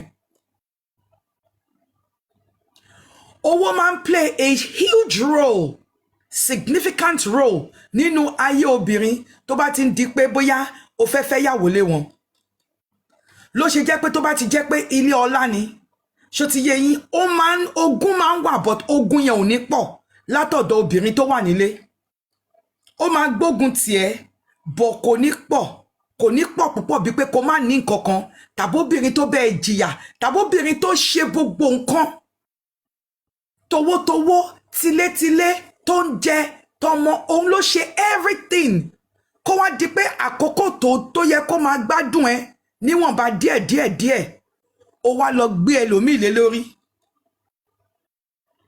mo dẹ̀ máa ń sọ fún yín ẹ lè máa sọ pé African culture ni kò ń ṣe African culture kò sí ọkùnrin tí ó wù pé kó máa taste mo ti bá wọn ọkùnrin sọ̀rọ̀ àgàgà àwọn ọkùnrin tí wọ́n bá ń jẹ́ jáde láti kékeré mo bá ọmọkùnrin kan sọ̀rọ̀ ọjọ́ kan ó ní àǹtí Ṣadé ìgbà tó ń wà ní school òun bá obìnrin sùn gan in fact ó lò ní another tone fún mi ó ní àǹtí Ṣadé àwọn obìnrin bá òun sùn gan ṣe ti rí báyìí so nísìnyí as an adult he's a responsible guy he's responsible he's tired he doesn't want to play around anymore he doesn't want to just mess around anymore he just want to his own wife and that's it ṣe ló dàn pé òwe tó máa ń pamọ́ obìnrin lára wípé mo ń bọ̀ mo fẹ́ kọ́kọ́ tiẹ̀ fẹ́ pàtẹ́wọ́ fún dókítà kí ni TikTok burúkú yẹn ti jẹ́ kí n máa distracted ẹ wo TikTok ọtẹ́ ẹ ṣe fún dókítà ò dáná o ẹ dẹ̀ wá ń gbé notification sọnù kànde ẹ kóranu lọ́jọ́ màmú ní màmá wọ́n ní kinní kan seasoned kí ló jẹ́ seasoned ṣé ìyẹn mi pé wọ́n lè wá síbí ni for tonight oh damn it ó ga o níbi tó yẹ pé bí tá a ti máa ń gbọ́ táwọn èèyàn ti ń bára wọn jà lórí péèjì míì lẹ́ẹ̀ṣe nǹkan kan sí wọn lórí pé ẹlòmíì kan sọ̀rọ̀ ẹ̀rọ ìdáàbòbò àbí kí lọ́tẹ̀ tí ń pè now wow I don't get it but we sort it out later mọ́mí níbikíbi tẹ́ bá wà tẹ́ bá ń gbọ́ wa lọ́wọ́ ẹ ṣé mà Ọlọ́run á nífẹ̀ẹ́ yín láṣẹ Èdùmàrè àmọ́ nǹkan tó jáyà ó níyàbọ̀ nísìn àwọn wèrè TikTok bọ́yẹ̀ ṣe fún wa náà di other day nìyẹn màmú ní màmá ní odindi PhD ó dà lè ní kọ́ máa power princess ẹ máa jẹ́ gbá o ẹ mọ̀ pẹ̀lú kwaya lẹ́wà mo lè gbà mú rẹ́ǹdì yín o ẹ bá wa pàtẹ́wọ́ fún dókítà it's a lovely lady àwọn èèyàn tẹ́ gbádùn wọn gan inú bí àwọn èèyàn ní comment section wíìsì ní káàdì ó dàárọ̀ jàre mo mọ̀ pélé tí mo lọ́dọ̀ yín God bless you Monday lọ́la ẹ máa lọ bí iṣẹ́ bẹ́ẹ̀ ni we love her o irọ́ kọ́ máa power tap yóò níyà wọ́n tiẹ̀ ti try ẹ bá mi kọ́ síbẹ̀ we love you doctor ká fi gbé doctor lárugẹ TikTok ẹ kú ìyà ṣàṣàǹgẹ̀lẹ̀ bí wọ́n lóògùn ẹrú doctor kò níwò bẹ́ẹ̀ ṣàṣàǹgẹ̀lẹ̀ TikTok mo níbẹ̀ ní wọ́fà ọgbọ̀n yes Fọláṣadé àti doctor àti gbogbo comment section níwò bẹ́ẹ̀ ṣàṣàǹgẹ̀lẹ̀ ẹ ṣe jàre princess ṣebí doctor là ń gbèjà lọ́wọ́ ẹ tún fẹ́ máa lára doctor ẹni pẹ́pẹ́ sí mí nǹkan ẹ dé o we love you doctor ẹ má dá TikTok lóhùn bọ́ bá ṣe lọ ṣe fún mi ní few weeks náà nìyẹn tọ́ ní pẹ́pẹ́ sí olódì títí àwọn spread kìíní níbi tá a ti ń sọ̀rọ̀ mental health ìjọ yẹn àwọn òyìnbó dẹ́pọ̀ lórí platform mi tọ́ wá ń ké tọ́ ń sọ̀rọ̀ oríṣiríṣi àjẹbí bí TikTok burú o.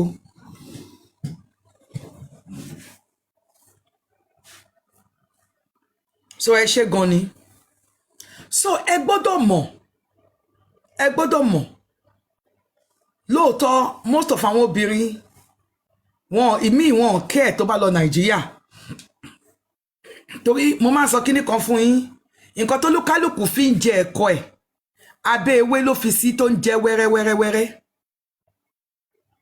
ọmọ àgbà làwọn kan wọn ọ̀ràn ẹ wọ́n mọ̀ pé bó ṣe lọ yẹn o ò lè mess up but àwọn kan lẹ́yìn chọ́ọ̀chì pé Jésù gbà mí mo dé wọ́n ọmọ kankan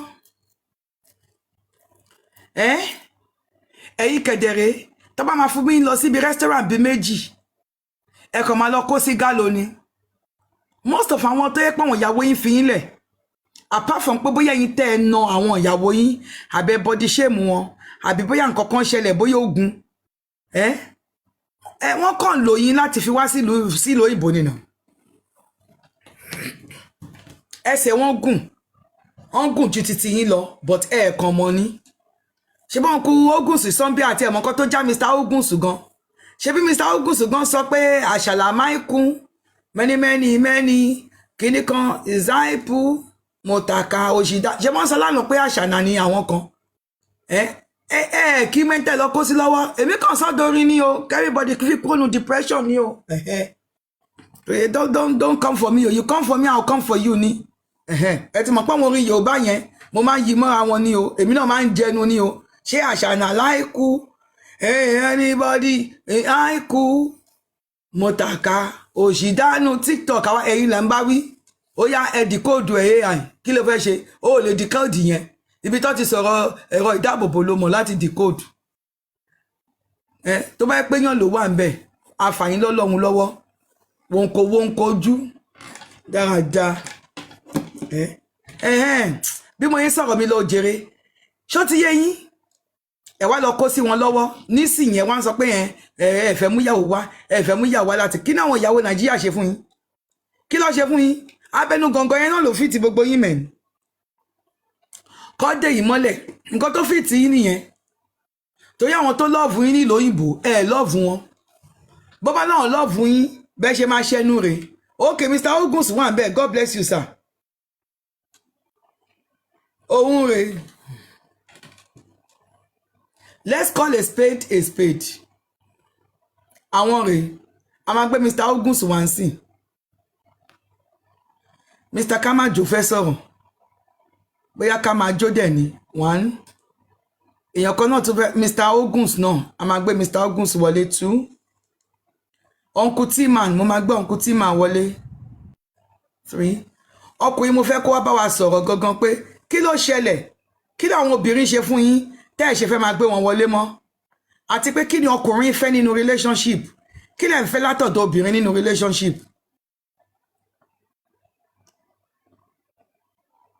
kí lẹ̀ ń fẹ́ látọ̀dọ̀ obìnrin nínú relationship ẹ jẹ́ ká gbọ́ lẹ́nu àwọn ọkùnrin wa náà ẹ jẹ́ kí n fi hàn yín ẹ̀yin rèé ńgbà tó máa ń sọ fún yín tó ń sọ fún yín wípé kẹfẹ́ yàwó wo ìwọ rè wo rẹ ṣé ó ti rẹ ṣé wọ́n kẹ́ mo sọ títí orí ẹ̀ fi pa ẹ̀yin tó rí yín pa ẹ má bínú o ẹ má bínú ara àwa yín náà ló mórí yín pa bẹ́ẹ̀ ṣé tán ó wá lejú kokoko wà dórí platform mi wà lejú kokoko àwọn wọn ló wà lejú sí listen to me and listen carefully ojú líle ọ̀rọ̀ sìgá my friend ogun tó ń ṣe ẹni kó lọ lejú mọ́ kí ló ń jáwọ́ èèyàn ẹ power tap o àyè power tap kò tún jẹ́ kí àwọn èèyàn dúró lórí platform Mr. Ogunsu àti kìnní ó ti já Mr. kìnní wálẹ̀ o ṣó ti rí rẹ look at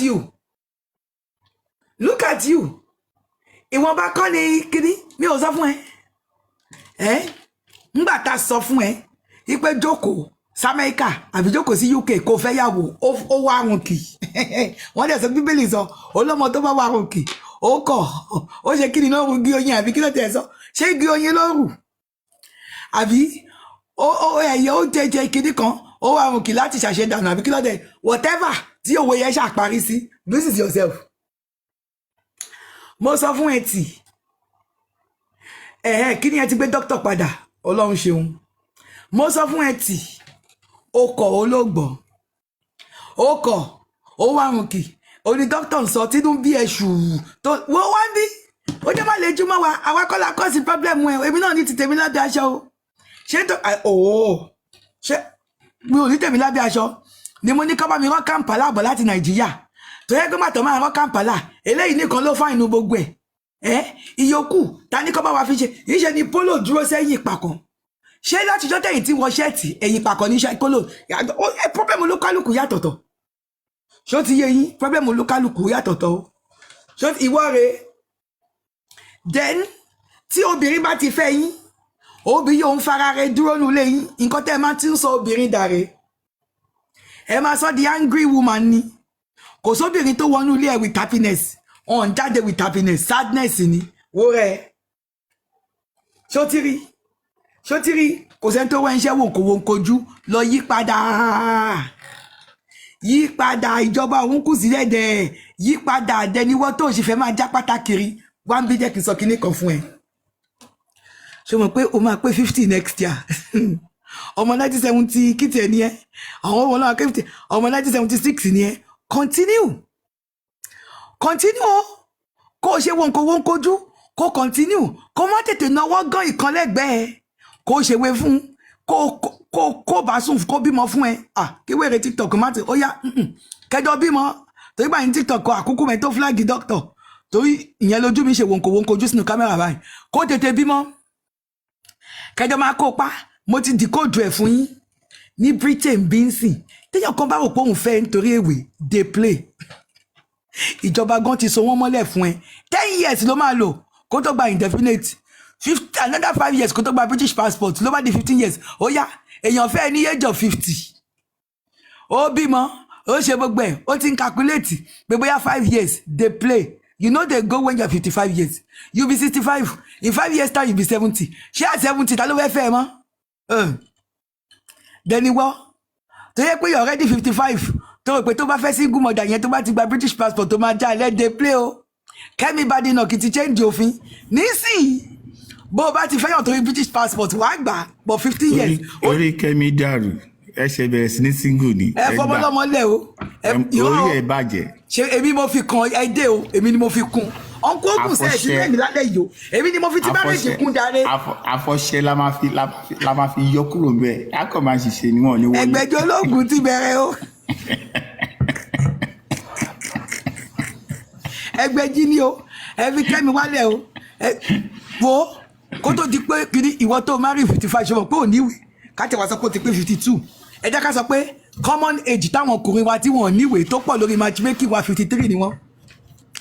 ìwọ single mother yẹ tó ní British passport má bẹ̀rù má fòyà jẹ́ kó fẹ́ ẹ in 10 years time ló ṣẹ̀ṣẹ̀ bá gba indefinite that is 63 plus another 5 68 ṣé ìtọ̀ 70 ló fẹ́ jẹ́ ẹlẹ̀ dey play by that time round mélòó ló máa lè lọ òun ni mo ní kí n sọ fún yín kẹ́lẹ́kẹ́lẹ́ ṣó ti yẹ tó bá wùn ẹ́ kó gbọ́ tó bá wùn ẹ́ má gbọ́ problem wọn nìyẹn àwa ti sọ títí wa ẹ̀yin tẹ́ ẹ̀ jẹ́ sọ pé TikTok tẹ flag doctor ẹ kú yà ṣó ti yẹ yín ẹni ẹlẹ́ni ṣe bí bẹ́ẹ̀ ṣe flag olódì tèmi náà nìyẹn níjọ́sí tẹ́ni your kidney coin is restricted for how many days tó yẹ pé book face la tún padà sí orí book face la padà sí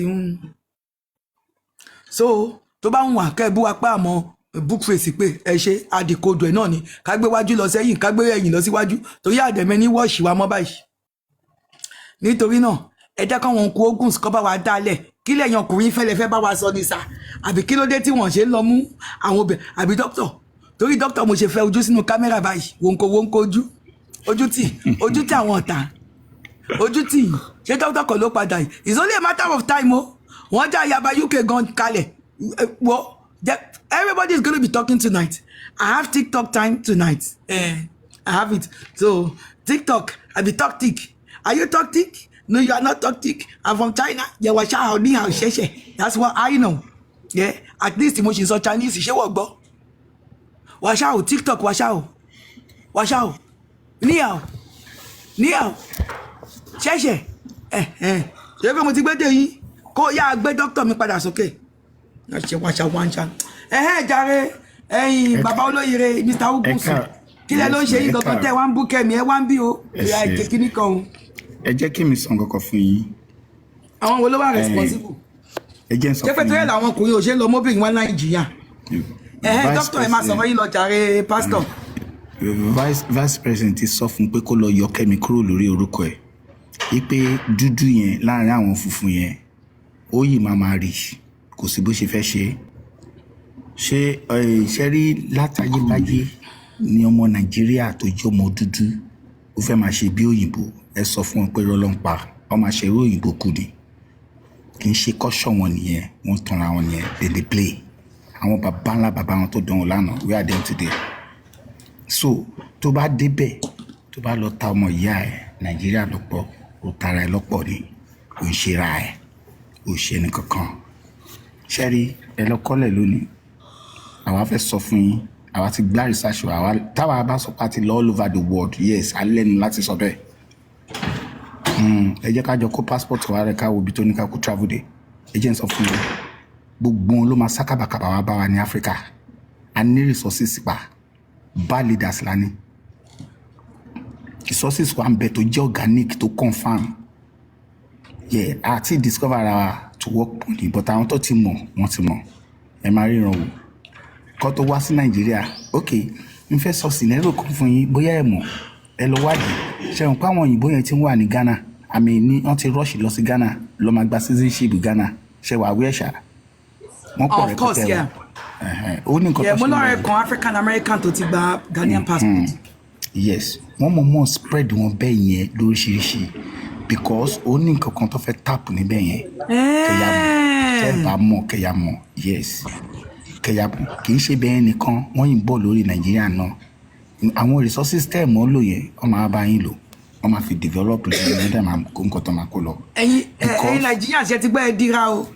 Nàìjíríà ní nǹkan bọ̀ Nàìjíríà ò mọ̀ pé àwọn ní nǹkan tó pọ̀ olórí la ṣìyàn olórí la ní resources wa but àwọn tó wà labroad tó bá yẹ pé tó ní foresight tó wà industrials tó ní business foresight àwọn yẹn ló tún discover tó lọ invest síbẹ̀ sórí àwọn nǹkan wọ̀nyẹn ẹ jẹ́ ká fi yẹn lẹ̀ business analysis ni ẹ fi Kẹ́mi lẹ̀ o Kẹ́mi máa padà wá blame rẹ̀ ìjọ tá a bá rí àwọn ọmọ ẹ̀ ní Nàìjíríà a máa di zone wọn ni a máa deport wọn padà sí Britain ni so kó má wọrí kó túbọ̀ bá ọmọ ìyá ìjẹ́ dáadáa kó máa sọ òyìnbó wèrè ń bẹ̀ nàìjà Kẹ́mi yẹn wọ́n ní kó lọ yọ kúrò ń bẹ̀ abára nìkẹ́ wàhálà ta ló sọ bẹ́ẹ̀ ló mọ̀ vice president ló sọ bẹ́ẹ̀ fún ó ní kó lọ yọ Kẹ́mi kúrò lórí orúkọ ẹ̀ náà kó má jẹ́ Kẹ́mi ṣé vice president Nigeria.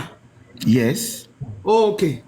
ó ní kó lọ yọ kúrò náà ó ní kó tó máa insult àwọn so ìjọ ilẹ̀ rí India kò insult Indian rí ìjọ ilẹ̀ rí China kò insult China rí ẹ rí pé Africa inú dúdú ọpọlọ wọn dúdú ẹ rí ẹrú yẹn ò ní kúrò nínú ìran wọn ẹ rí bó ṣe ń ṣe bí ẹrú láàrin àwọn òyìnbó mẹ olófò kọ́ lè máa praise eye service ṣẹ́rí kò dún ẹ̀yìn tó àwa tá à ń wò tá wà ní àwọn èèyàn sọ pé Uncle Oguns àwọn èèyàn sọ pé wọ́n fẹ́ gbọ́ view yín lórí reason táwọn ọkùnrin ò ṣe ń lọ mú obìnrin wá láti Nàìjíríà èèyàn kan ló dídí mention yín bí wọ́n wò yín lọ́wọ́.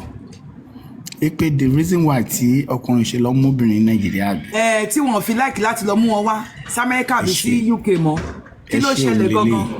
ẹ ṣe ẹ ṣe ṣẹ́rí nǹkan tó fẹ́ rí. wọ́n gbọ́ yín ókè ọ̀nkú yẹn náà láìkì yín ẹ jẹ́ ká gbàgbé wọn.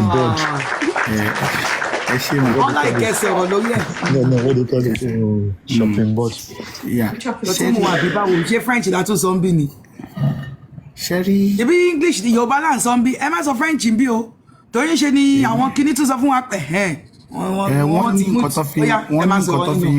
nǹkan tó fi máa interpret àwọn èdè yẹn ó ti wà lọ́wọ́ wọ́n wà lórí Google náà wọ́n ń ṣe kíní yẹn ẹ bá ṣe ń sọ yes òun ló ń lò wọ́n ṣẹ́dá àwọn òyìnbó tẹ̀ ń rí yẹn àwọn ló ń ṣiṣẹ́ yẹn wọ́n wá spy yín wọ́n wo gbogbo nǹkan tẹ̀ ń ṣe bẹ́ẹ̀ ṣe ń sọ̀rọ̀ yẹn wọ́n interpret wọ́n sáré ń ṣe àwọn ni nǹkan tó ń ṣe nìyẹn bó ṣe máa ń ṣe. ṣé dókítà lè béèrè request ni ṣé àwọn ló wá lọ́ọ̀kì wọn out ni. wọ́n máa ń ṣe bẹ́ẹ̀ gbà mí ẹ rí i pé gbà mí tẹ́ bá ti to àwọn èrò síbẹ̀ wọ́n á kọ̀ déédéé já wọn bíi network ni. wọ́n mọ̀ ṣe ni wọ́n máa tó ń ṣe wọ́n mọ̀ ṣe bẹ́ẹ̀ ni. wọ́n ní earpiece tí wọ́n ń sìn tó ń translate ok ẹ continue sir. rẹpẹtẹ gan so because irú àwọn tá à ń ṣiṣẹ́ ṣẹ́ tá yìí sí àmúyẹ àwọn Afghanistan gbogbo tó bá ti wá bẹ́ẹ̀ yẹn a kò máa tá a bá ti ṣe báyìí a bá ti sọ pé ok tó bá ti sọ èdè yẹn báyìí ó máa translate ẹ̀ sí English báwa tá a bá ti sọ English ó máa translate ẹ̀ sí Afghanistan tàbí any Ukraine any country tó bá ti wá ó máa translate ẹ̀ ní so àwọn application yẹn ló ń lò ló fi ń get gbogbo nǹkan tó everybody ń sọ torí ẹ̀ lẹ ṣe rí wọn àwọn China tọ́nà lọ ń kọ́ Yorùbá irọ́ ni o ọmọ ń kọ́ Yorùbá torí pé tó bá fẹ́ translate àwọn gbogbo àwọn wordings yẹn ni o wọ́n smart gan wọ́n intelligent gan so ẹ jẹ́ ká padà sórí ọ̀rọ̀ wa ṣe rí ìyá mi anybody tó wà lóyìnbó tó bá sọ pé òun fẹ́ lọ mú ọmọ Nàìjíríà ẹ kọ́kọ́ sọ fún pé ó ń tanra ẹni náà irọ́ ni kò sífẹ̀ẹ́ bẹ́ẹ̀ torí pé ó wà nílùú òyìnbó ni wọ́n wà vulnerable sí ìlú òyìnbó ni ṣẹ́rí nǹkan kan ni mo ṣe mo ní àwọn ọmọ kéékèèké kan 25 28 27 wọ́n fẹ́ tó bíi 8 mo á rẹ́rìn mo á fi wọ́n sí research mo á tọ́ ìpẹ̀lú brain wọn mo á discover pé ó lè ní gbogbo wọn nígbà tó try gbogbo effort wọn tán pátápátá tó rí pé mi ò fọ ìkọ́ndídì sọ ní ní àkó ẹ̀ ní bọ̀bọ̀ ìṣá àdéhùn tán ni. kí ló ń jẹ́ àkó ẹ̀? àkó ẹ̀ pé ẹni tó ya mága pé eléyìí ó ti sán lórí eléyìí gbá gan èmi náà bá dá lóhùn pé àwa náà mọ̀ pé ó lè níyìn náà á mọ̀ yín dáadáa iṣẹ́ tó mú yín lọ́dọ̀ ìyá yín àti bàbá yín lẹ́fẹ́ fẹ́ akọ abánirìn ẹ̀rù pé smart ni smart tí wọ́n bá mọ̀ pé wọ́n lọ́kọ̀ fẹ́ wọ́n jẹ́ kó fún ẹ lóyún kó bímọ 4 sí Nàìjíríà kó tó wá sí lóyìnbó gbogbo wọn sọ pé ó tí o ẹ̀rí pé ó lè ní wọn so share report ẹ jẹ́ kí wá sọ òtítọ́ ọ̀rọ̀ kan tó wà ń di ẹ̀ àwọn kan wà lóòtítọ́ wọn lówó ìdílé wọn lóòótọ́ bọ́ wọ́n fẹ́ fẹ́ ará lóyìnbó bọ́ àwọn yẹn ready láti genuine tó ní ẹ̀mí Ọlọ́run nínú for real wọ́n ti gbà pé òkè kìíní ti affect àwọn financially but táwọn bá rí ẹni tó ní owó tó dẹ̀wà fẹ́tò gẹ́gẹ́ bí ẹ̀mí Ọlọ́run tó ń gbénu wọn ready but ẹ bá máa wúrọ̀ àwọn yẹn wọn fine rárá wọn ugly wọ́n dẹ̀ ready láti wà faithful ẹ jọ ta ló fẹ́ yàwó tó wà presentable kò tún sí ìkànṣe nìyẹn. bó ṣó yẹ kí physical appearance kò matter no relationship ni. ìyá mi is part of it o ẹ má yẹ ká tọ́nà wa o ibi fún wọn bíbélì. ṣé pé dandan yẹn gbọ́dọ̀ fine. no kì í ṣe dandan nǹkan tẹ́mi bìlí pé gbọ́dọ̀ fine ni ìwà ló ṣe kókó jù. okay. but situation mi máa ń wà tábà rẹ ni tó rẹwà níwọ̀nba kì í ṣe jùjùjù bí ẹ ṣe fine yìí o tàbí tí gbogbo èèyàn máa fine tó bá dé pé all the eyes on you o but tó bá ṣe present today níwà ó better. Okay. Because kò sẹ́ni tó máa gbé ọkọ ẹ̀sẹ̀ gbẹ tàbí tó máa gbéyàwó ẹ̀sẹ̀ gbẹ tó ní tó bá ti bá ẹ wò ó tàbí kọ́ bá yes everybody ló fẹ́ nǹkan tó dáa everyone bíbélì àti Quran confirm ẹ̀ but èèyàn máa wà presentable èmi dẹ̀ believe pé owó máa tún gbogbo nǹkan ṣe ni ṣùgbọ́n àwọn ọmọ ta nísìn ayé generation S àwọn ọmọ generation kí ló ń pè wọ́n náà kọ̀ǹpútà jet lọ́dẹ̀ gùn sí everybody àárín ní fast track ní everybody rìn sí ayé jẹ́nsìn kíákíákíá ayé kọ̀ǹpútà everybody rìn sí everybody àwa ń ṣọ́ra lọ́wọ́ ẹni tó wà lábúròdù ń ṣọ́ ẹni tó wà Nàìjíríà ti Nàìjíríà ń ṣọ́ alábúròdù á pretend pa bí ọmọ gidi wọn mọ̀ pọ̀ ọmọ burúkú ọmọ gbòòrò ni èmi gan mo gbónú wọn gan pàápàá ó máa háìdẹ̀ fún yín nígbà tí a bá gbé dé lóyìnbó kó tó yọ lógo ẹ̀ ṣùgbọ́n àdúpẹ́ lọ́wọ́ Britain tó ti sọ pé ọdún 10 lè máa lò kẹ́ tó gba ìdẹ́fínilé yẹn wà bẹ́ẹ̀ náà ti Canada kò náà kéré wọ́n ti mú difficult kó tó wọ bẹ́ẹ̀ but the best ni pé ìwọ tó bá mọ̀ pé o níyàwó fẹ́ for genuinely tó wà Nàìjíríà tó dẹ̀ fẹ́ kó gbé wọlé má jẹ́ kó gbé wọlé ìwọ bí ọmọ tó máa bí sí Nàìjíríà kó tó mú ẹ wọlé ìgbà yẹn la máa mọ̀ pé o nífẹ̀ẹ́ tó tọ́ kò dẹ̀ níṣẹ̀lẹ̀ ọkọ lọ fi ogun búra fún ẹ pé ó yá wá búra lójú ayé làlá tó bá ti dé lóyìnbó tó bá ti sá lọ kí ayé la kó pọnmi sínú ikùn ẹ kó wú kó bẹ́ẹ̀ kúkú dá tàbí kọ́ ni kó wá lọ búra lójú ògùn ẹ má lo báìbù o torí báìbù wọn ti fi bíbélì ń parọ́ o àìmọye pásọ nírọ́ wọn dẹ̀ ti fi kúránì náà parọ́ gan so ẹ̀yin fi ogun kẹrọ omi sí inú ìbọn kẹ́ni kọ́ wa mú ipe lágbájá ọmọ lágbájá o èmi máa fẹ́ o ìjọ́kíjọ́ tó bá dé lóyìnbó tó ṣìwàwù tó fi mílẹ̀ tó lọ bá èèyàn kan báyìí ló máa ṣe ẹ́ o ẹ rí pé gbogbo wọn máa sálọ ní nǹkan á dẹ̀ ṣe wọ́n lóòótọ́. Ìyá mi ìfẹ́ ti sọnù bọ̀ ìfẹ́ yìí wà bọ̀ wọ́n scarce. Ìfẹ́ yẹn kó dẹ̀ tó lè wà ó máa involve connection. Mo mọ ọkùnrin yìí rí mo mọ obìnrin yìí rí bóyá ẹni tó bá mọ̀ wọ́n kó so wọn papọ̀ wọ́n ní kí yẹn fi máa ń work díẹ̀díẹ̀. Then but at times kí n sọ tòótọ́ fún yín ìgbà mi wà tí ọkùnrin tó wá bá wà of age of let's say 50, 55, 60 tó bá wà lóyìnbó tó bá rí ọmọ bíi 40, 35 ẹ̀ ní Nàìjíríà àkọ́kọ́ náà ẹ jẹ́ ká kọ́kọ́ sọ pé ó fẹ́ ti torí pé owó àti ìlú òyìnbó tó wà lọ́wọ́ ẹ̀ ló ṣe fẹ́ kò fẹ́ torí ìfẹ́ torí pé ó nífẹ̀ẹ́ o irọ́ kó gbàgbé ẹ̀. Ṣùgbọ́n Yorùbá náà ló pa òwe kan ẹ sọ pé kí ni Yorùbá pa ó ní tá a bá torí epo jẹṣu a torí iṣu jẹpo ọwọ́ ẹni kẹ̀rẹ́ ló mú ọwọ́ ẹni tọwọ́ bọ epo. So ìwọ tó wà lábroad náà ok mi ti wà lábroad owó ti wà lọ́wọ́ mi tí n bá wá fẹ́ Nàìjíríà àkó pé tó lábroad mi náà nǹkan tèmi náà ń wá lọ́wọ́ ẹ̀ lèmi náà máa fún ẹ ní condition tó bá ti meet up òun ni ọ̀rọ̀ máa fi agree. So but my best advice fáwọn tó bá gbọ́n tèmi rí pé wọ́n lè ṣe ni pé tó bá fẹ́ múyàn wá láti Nàìjíríà wá sí ìlú òyìnbó wọ́n lè ṣe báyìí kọ́kọ́ gbé wọlé as a visitor or as a fiancé kó má fún ní ìwé yẹn permanently kó jẹ́ kó wọlé náà. Though èmi máa wọlé tó máa yáwó náà tó máa lọ o bọ̀ àti gbàwé ẹ̀ ó máa nira díẹ̀ fún pẹ̀lú level tó bá wọlé yẹn. Ìmí adẹ àwọn bóyá àwọn tó wá bá tó jẹ́ target boyfriend ẹ̀ wọ́n á tètè fọ̀nà wọn I don't know but tí ẹni tó bá fẹ́ rí èèyàn bẹ́ẹ̀ yẹn tó bá fẹ́ risk ẹ̀ kọ́kọ́ gbé wọlé as a visitor. Mo rò pé àti ṣèwé yẹn tó bá rí pé ó difficult fóun pé ọkọ̀ tó dẹ̀ gbé òun wọlé níwèé yẹn lè jẹ́ kó jáwé jókòó jẹ́ pẹ̀lú ẹni yẹn yes ó lè jẹ́ kó jáwé jókòó jẹ́. Èmi ṣẹ́rí ẹjẹ́ sọ kankan ṣẹlẹ̀ sí àǹtí wa kan àǹtí wa yẹn fine gan àwọn àǹtí ẹ̀sù yẹn ni ó gba ṣégé náà dúrà àwọn àǹtí ẹ̀ máa pa wá ń gbà yẹn pé àwa ń kọ́ o ìyàwó kan ọkùnrin kan ni o wọ́n ti fi gbogbo Christian life yẹn sáwà lórí àwa ti agree.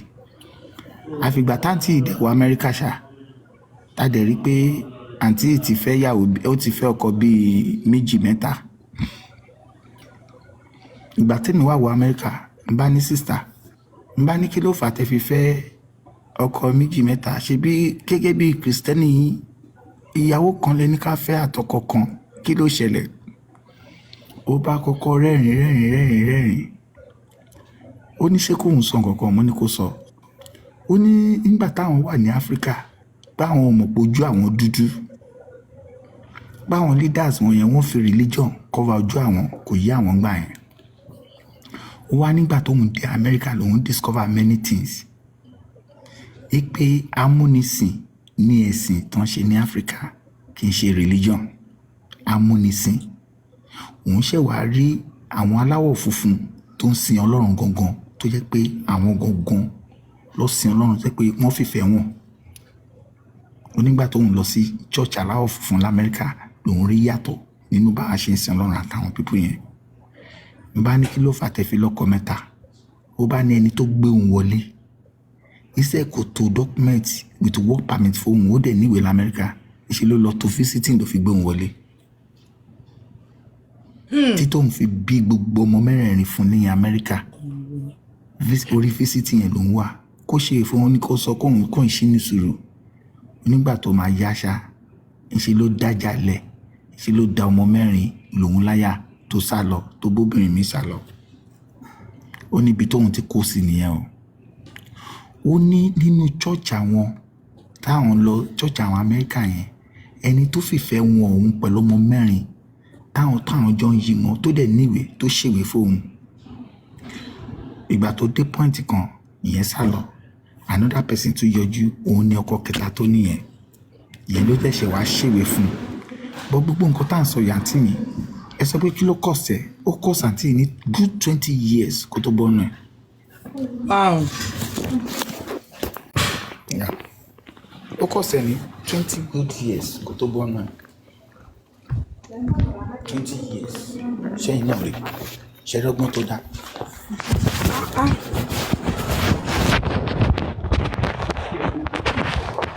Ẹ má bínú ibiṣẹ́ lọ́wọ́ ni o.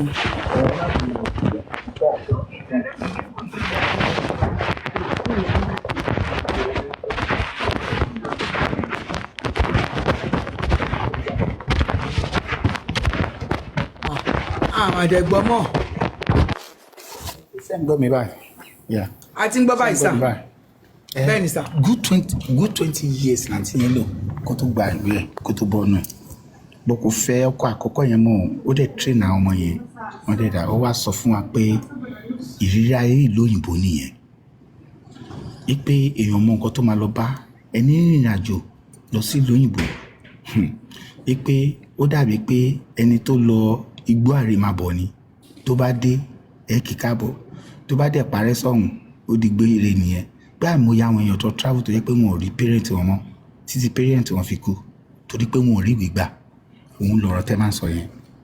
So a lot of some àwọn kan wà tán smart tán wà intelligent pé ìwọ tó mọ bí America ṣe rí àti London àti Canada yìí pé ìwọ kó tó gbà àti Germany àti France pé kó tó gbàwé yìí àwọn ọ̀nà táwọn máa gbégbá fún ẹ àwọn agbẹ́ wọlé bọ́tà àwọn amú nǹkan. So tó bá ti torí pé material things ti involve torí pé mo wà ń lóyìnbó ló ṣe sọ pé o fall in love fall in love tẹ́lẹ̀ on a normal ground o lè fẹ́ mi tẹ́lẹ̀tẹ́lẹ̀ torí pé owó tó wà lọ́wọ́ mi ni ìyẹn kẹ̀rí ló máa ń fa ìyẹn ò mú genuine love wá ìyẹn ti di kí ni máa pè ná ìfẹ́ ẹ̀tàn torí nǹkan kan ni mo ṣe fẹ́ ẹ ìyẹn ló pọ̀ jù torí ẹ̀ ni marriage of nowadays ṣe crash tó ń crush ó ń crush and crash ó dẹ̀ máa crush and crash forever ni. Bẹ́ẹ̀ ni nígbà kan tí ènìyàn bá jẹ́ graduate ní Nàìjíríà tó bá níṣẹ́ lọ́wọ́ ó lè rí ìyàwó gidi ṣùgbọ́n tó bá jẹ́ mechanic tó wà lọ́wọ́ ẹ̀ wàá fẹ́ graduate gan pàápàá. Ẹni tó gbà ìyàwó lọ́wọ́ èmi ọmọ tájọ lọ sí poli àti yunifásitì ẹni tó gbà lọ́wọ́ mi kò lọ skul o torí pé ó jẹ 4 million gbà yẹn 4 million yẹn ló wá fi ń ta mọ́tò ẹni yẹn kẹ̀lé kò fìdí gò kọ́ ó ọmọ yunifásitì lọ́ba pẹ́ni tó máa fẹ́ nìyẹn o torí pé owó wà lọ́wọ́ ẹ̀ bó ṣe gba ìyàwó ẹni tó lówó lọ́wọ́ nìyẹn o. Nígbà yẹn ìgbà yẹn lèmi ṣe wá fi rẹ̀ pé ìlú òyìnbó yìí àjọ máa pò ní. Nígbà tó wá gbọ́ pé èmi náà dẹ̀ ti arrive owó ti dé mo ti ń lọ káàkiri all over the world tó bá ti rí mi báyìí ó máa dojú bolẹ̀ ni. Bẹ́ẹ̀ ni ìwà obìnrin nìyẹn ẹ̀ẹ́dẹ̀ lè bá wọn wí gbogbo obìnrin ló ń fẹ́ ibi tó tutù tó fẹ́ bá sí. So for this reason àǹtí mi dẹ́nsìn ó ti wá wà obvious sí everybody wípé gbogbo àwọn ará Nàìjíríà yẹn ló fẹ́ jápa.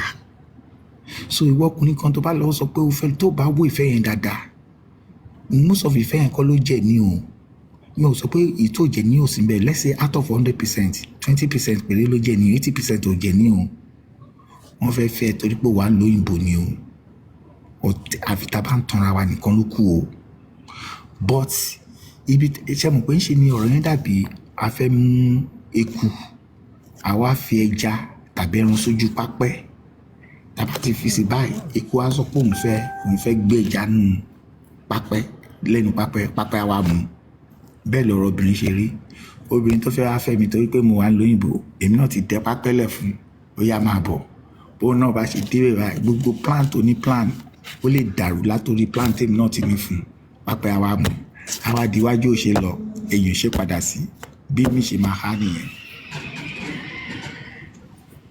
ṣe ti rí sí bó tí ọmọbìnrin mi bá rí pé òun ti há bẹ́ẹ̀ yẹn bọ̀ ìyẹn tá à ní rírú ẹ̀ mọ́ o kó má ṣẹlẹ̀ mọ́ o tọmọbìnrin mi tó bá jẹ́ pé ẹlẹ́mìí èṣù irú wọn máa ń parọ́ ọkùnrin yẹn wọ́n máa pa láàsì ni tó bá fi wàhálà pa wọ́n á wá oògùn tó máa fi yọ tó máa fi poison ẹ̀ tàbí kọ́ lọ ìgò mọ́nú oúnjẹ fún kọ́ pa in a silent way ìmí tó bá tó jẹ́ pé ọmọ gbòòrò tó ti jẹ́ pé ó ti báyà kìlà rẹ̀ ó lè plan fún boyfriend ẹ̀ ń ta kọ́ wá parọ́ ọkùnrin bẹ́ẹ̀ yẹn ó ti ṣẹlẹ̀ dáadáa lóṣìṣì so ọkùnrin gbọ́dọ̀ wò dáadáa kó wo ẹni tó fẹ́ fẹ́ irú èmi sì gbogbo nǹkan tẹ́ máa ń sọ kí lọkùnrin fẹ́ látọ̀dọ̀ obìnrin tẹ́ tó máa ń sọ yẹn èmi o nurse pọ́n tí n bá ti súnmọ́ ẹ báyìí pé n fẹ́ fẹ́ tí n bá ti rí pé ilá ẹ ó ti ga ju onírè mi lọ àǹtí mi I will back off o máa back off ni levels ni yes level oníkálukú yàtọ̀tọ̀ ẹ lè fi ejò lọ máa wé ẹranko ológbò ẹ dẹ̀ lè fi ológbò wé ajá ẹ dẹ̀ lè fi erin wé lion ẹ dẹ̀ lè fi lion wé gallant animal or python or whatever oníkálukú ló ní sàwáwù wọn ẹ wo dáadáa now tó fẹ́ sọ ilé in a spiritual realm tẹ́ bá date anybody ẹ lọ wo animal trace ẹ ṣe gbọ́ mi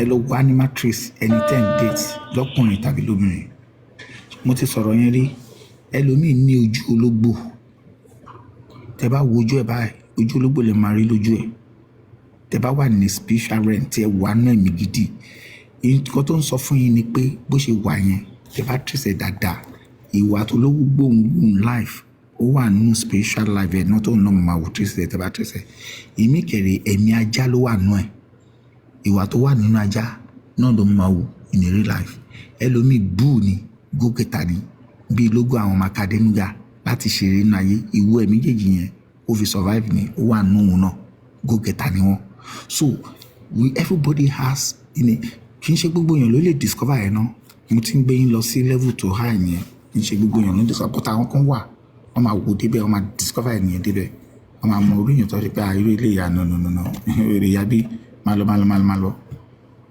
mo sọ fún irú èmi sìn irú ilé tèmi ti jáde sìn mo wo gbogbo ìyá ọ̀nkù mi tó jẹ́ ẹ̀gbọ́n dádì mi mo dẹ̀ wo ìyá tó bí mi mo dẹ̀ wo àwọn tó ń fẹ́ gbogbo wọn bó ṣe rí most of àwọn obìnrin tá máa ń fẹ́ wọ́n máa ń wà industrious gan wọ́n lè máa ní owó púpọ̀ but tó bá lè wà industrious tó pọ́n wà industrial yẹn máa ń jẹ́ kó ní owó lọ́wọ́ wọ́n máa ń jẹ́ obìnrin tó jẹ́ pé akíkanjú obìnrin tó mọ̀ pa business wọn bá máa ṣiṣẹ́ ìjọba wọ́n yìí máa ṣe business lẹ́gbẹ̀gbẹ̀ bó ṣe most of àwọn ìyá wa àwọn àǹtí wa bó ṣe build wọn nìyẹn ìgbẹ́ whatever you are doing there's nothing to dájú business lọ ṣáà máa ṣe business ẹ̀ torí pé anything lè ṣe ọkọ ẹ̀ anything tẹ́ lè ṣe wọ bí èèyàn kan ló máa bẹ̀rẹ̀ sí ní pick àwọn láti máa raise àwọn ọmọ yẹn irú ẹlòmíì bẹ́ẹ̀ tó yẹ pé irú ìyàwó bẹ́ẹ̀ ló ń wá ṣe ń pọ́ máa wò dáadáa kó tó fẹ́ kò lè lọ fẹ́ obìnrin tó jẹ́ ọ̀lẹ tó yẹ pé iṣẹ́ ọ́fíìsì nìkan ló mọ̀ ọ́ ṣe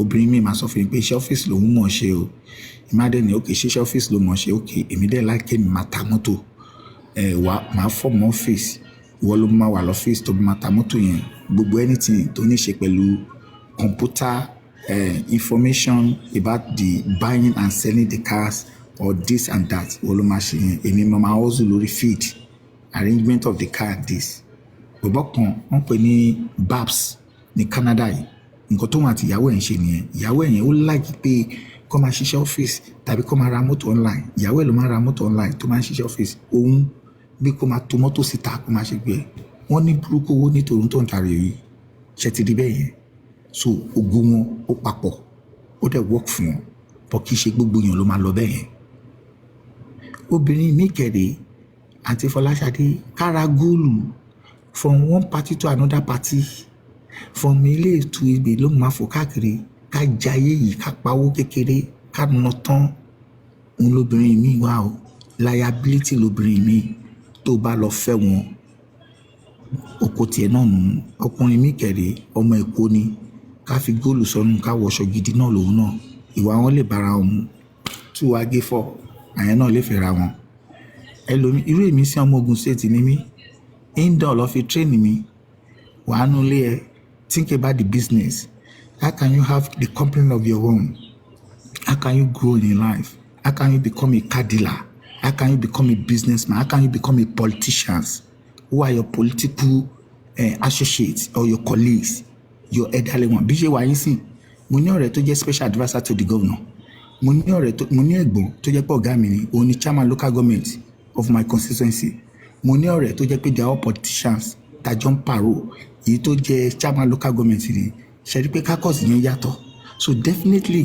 tèmi náà báyìí padà sílé máa padà sí the politics yẹn ni máa padà di senator tàbí rep náà ni ẹni ìyàwó tí bá fẹ́ máa padà di first lady níbì kan ni ṣe pé lómi dè máa sọ pé òun ò like politics tóun ṣe pé c'est different ball game so kó ní ká kú wo level ẹ̀ ṣé ó ṣe é fẹ́ fún mi ṣé kò ṣe é fẹ́ wo dáadáa o òun ni géèmì yìí o torí ẹ̀ lómi ó lọ kọjá àyẹ̀rẹ̀ ẹ̀ ẹni tó yẹ kó fẹ́ ló lọ fẹ́ o ẹni tó lágbára jùlọ ló lọ fẹ́ o ẹni tó sì ní level ẹ̀ ló lọ fẹ́ o ló ṣàkóbá fún un oníkàkú kó wo level ẹ̀ o èmi máa ń wo level mi o bá pàtì tẹ ọ̀ka mi àwọn kan dẹ̀rẹ̀ olóyìnbó ni wọ́n ọlọ́pẹ́ rẹ̀ òyìnbó lọ́mọ máa sọ kúrà tó o bá ti ní masters tàbí kó ní phd wọn ò lè fẹ́ o so irú àwa ta believe in education tẹ́lẹ̀ ta ti wá rí pé okay kàwé kó ní first degree kó dẹ̀ ṣe business kó lówó lọ́wọ́ orientation àti change o àwọn kan bó ní phd bó kàwé kó máa ṣiṣẹ́ ní cooperative organization wọn ò ní listen sí ẹ gẹ́gẹ́ bẹ́ẹ̀ ṣe máa ń sọ so taste oníkàlùkù ọ̀tọ̀ọ̀tọ̀ ni o ẹlòmíì lè jókòó sí di kọ̀ǹpútà nínú ọ́fíìsì ẹlòmíì á sọ pé kí n jókòó sí di kọ̀ǹpútà ojú òun máa wá mi ni o tòun ni pé kóun máa ṣiṣẹ́ field work ní tòun o I'm a businessman I prefer being on the field than being in the office so it is a different ball game so then ìgbà míì dẹ̀ wà tó yẹ pé obìnrin ò ní choice tó yẹ pé ẹni ọkùnrin tó bá fẹ́ yìí tó bá mú wa ní gbósùbà ni ṣé ẹ fẹ́ lọ fi ọmọ ìyá lọ́jà Fọláwíyọ́ Balógun tó ń taṣọ tó ń ta provision tó ń ta hoses ṣe fẹ́ fi ọmọ tó yẹ pé ìyá ẹ̀ ti fẹ́ jú ẹ̀ sínú business ẹ fẹ́ lọ fi wé ọmọ tó mówó ká tó gbowó ní ẹ̀ ń pèsè different ball game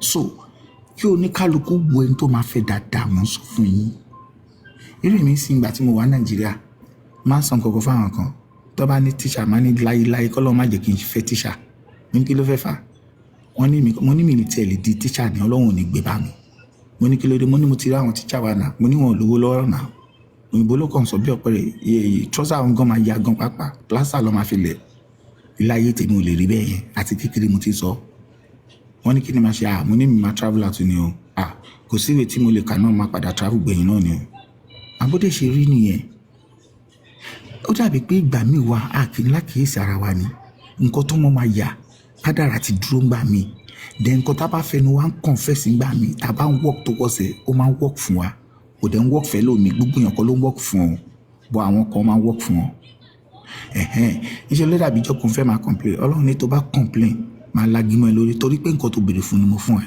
so nǹkan tó bá dé bá ń di ẹ nǹkan tó béèrè ni mo fún ẹ so Ọlọ́run ò jẹ̀bi mi o Ọlọ́run jàre mi ni o so bẹ́ẹ̀ ni life oníkàkú ṣe rí ọmọ wo ló fẹ́ fẹ́ obìnrin wo ló fẹ́ fẹ́ if gan ẹ jẹ́ n sọ fún yín ní tèmi o ìbá bẹ́tà kéèyàn wọ́ ọmọ nílùú òyìnbó tó wà kẹjọ fẹ́ra yín tẹ̀tí mọ system ibi tẹ̀jọ wà bó jẹ́ London lè wà ẹ ti mọ London ọwọ́ London ẹjọ fẹ́ra yín ó fẹ́ bẹ́tà jù kó lọ sọ pé òun ló ń gbéyàn Nàìjíríà good gàlà àwọn Nàìjíríà yẹn o tó bá dẹ̀ jẹ́ Canada ló wà wọ́n mọ Canada tàbí kó wá ní London tàbí America kẹfẹ́ra yín tó bá lọ gbọ́mọ Nàìjíríà good gà ni wọ́n ò lè fìfẹ́ báyìí òtítọ́ báyìí lò ó lè jẹ́ torí owó tó wà lọ́wọ́ àbí tó pò wá London ni o nǹkan tèmi lè sọ nínú ọ̀rọ̀ yìí nìyẹn mo ti sọ ọ̀pọ̀lọpọ̀ ọ̀rọ̀ ètò bá dẹ̀ jẹ́ ọgbọ́n èmi gan mo mú lò kó ní ká kú mú lò bẹ́ẹ̀ dẹ̀ múlẹ̀ ẹgbẹ́lẹ̀ tẹ bá ní àdí àti tẹ máa lò ẹ̀múlẹ̀ tó lè work fún yín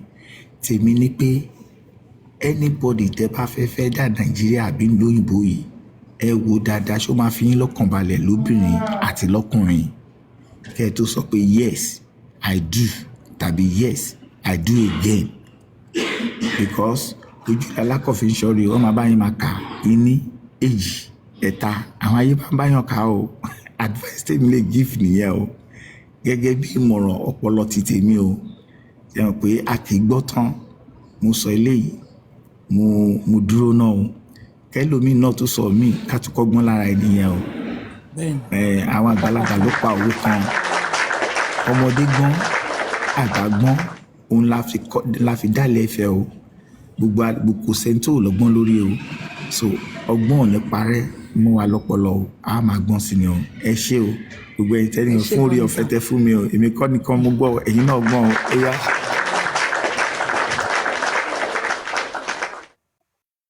ẹ ṣe gan ni Uncle Oguns ẹ rí pé submission wà very powerful wọ́n dẹ̀ mẹ́nuba àwọn key factors kan mi ìfẹ́ gba àwọn èèyàn wa ní àkókò so a máa fi àkókò ìpè Uncle Irus ẹ káàárọ̀ sà. Uncle Irus wọ́n dé o ìyá wọn kọ́kọ́ clear throat let me clear my throat ẹ káàárọ̀ sà ẹ ti ń sùn mọ́ ẹ pẹ̀lẹ́ nípẹ́ fi ilẹ̀ kẹ lọ sùn kí ni nǹkan tẹ́yìn ọkùnrin fẹ́ sà ó wà ní òbèrè tí a ti ń treat bọ̀ for few days kí ni nǹkan tí ọkùnrin fẹ́ látọ̀dọ̀ obìnrin nínú relationship ìyẹn ní ìkejì ni pé gẹ́gẹ́ bí ọ̀hún dádì wa Mr. Ogun ṣe sọ síwájú tí wọ́n dẹ̀ fún wa tọ́nà tó bá wa tàn ìmọ́lẹ̀ sí ṣùgbọ́n kí ni ìdí tó tún fi jẹ́ wípé àwọn ọkùnrin wa nílò ìbò wọn ò fẹ́ lọ mọ́ àwọn obìnrin wa láti lé mọ́ kí ló dé tó fi rí bẹ́ẹ̀ so 2 topics ni but ẹ lè bá wa yànnàná ẹ̀ fún wa so àyè wà fún wa ẹ ṣé sà. Okay, ẹ ṣeun gan mo kí everybody in this platform àwọn bàbá mi àwọn ìyá mi I greet everybody. Ìdí tí èmi rí wípé àwọn ọkùnrin òun fẹ́ lọ mú ìyàwó ní Nàìjíríà àbí fẹ́ ìyàwó ní Nàìjíríà òun ni wípé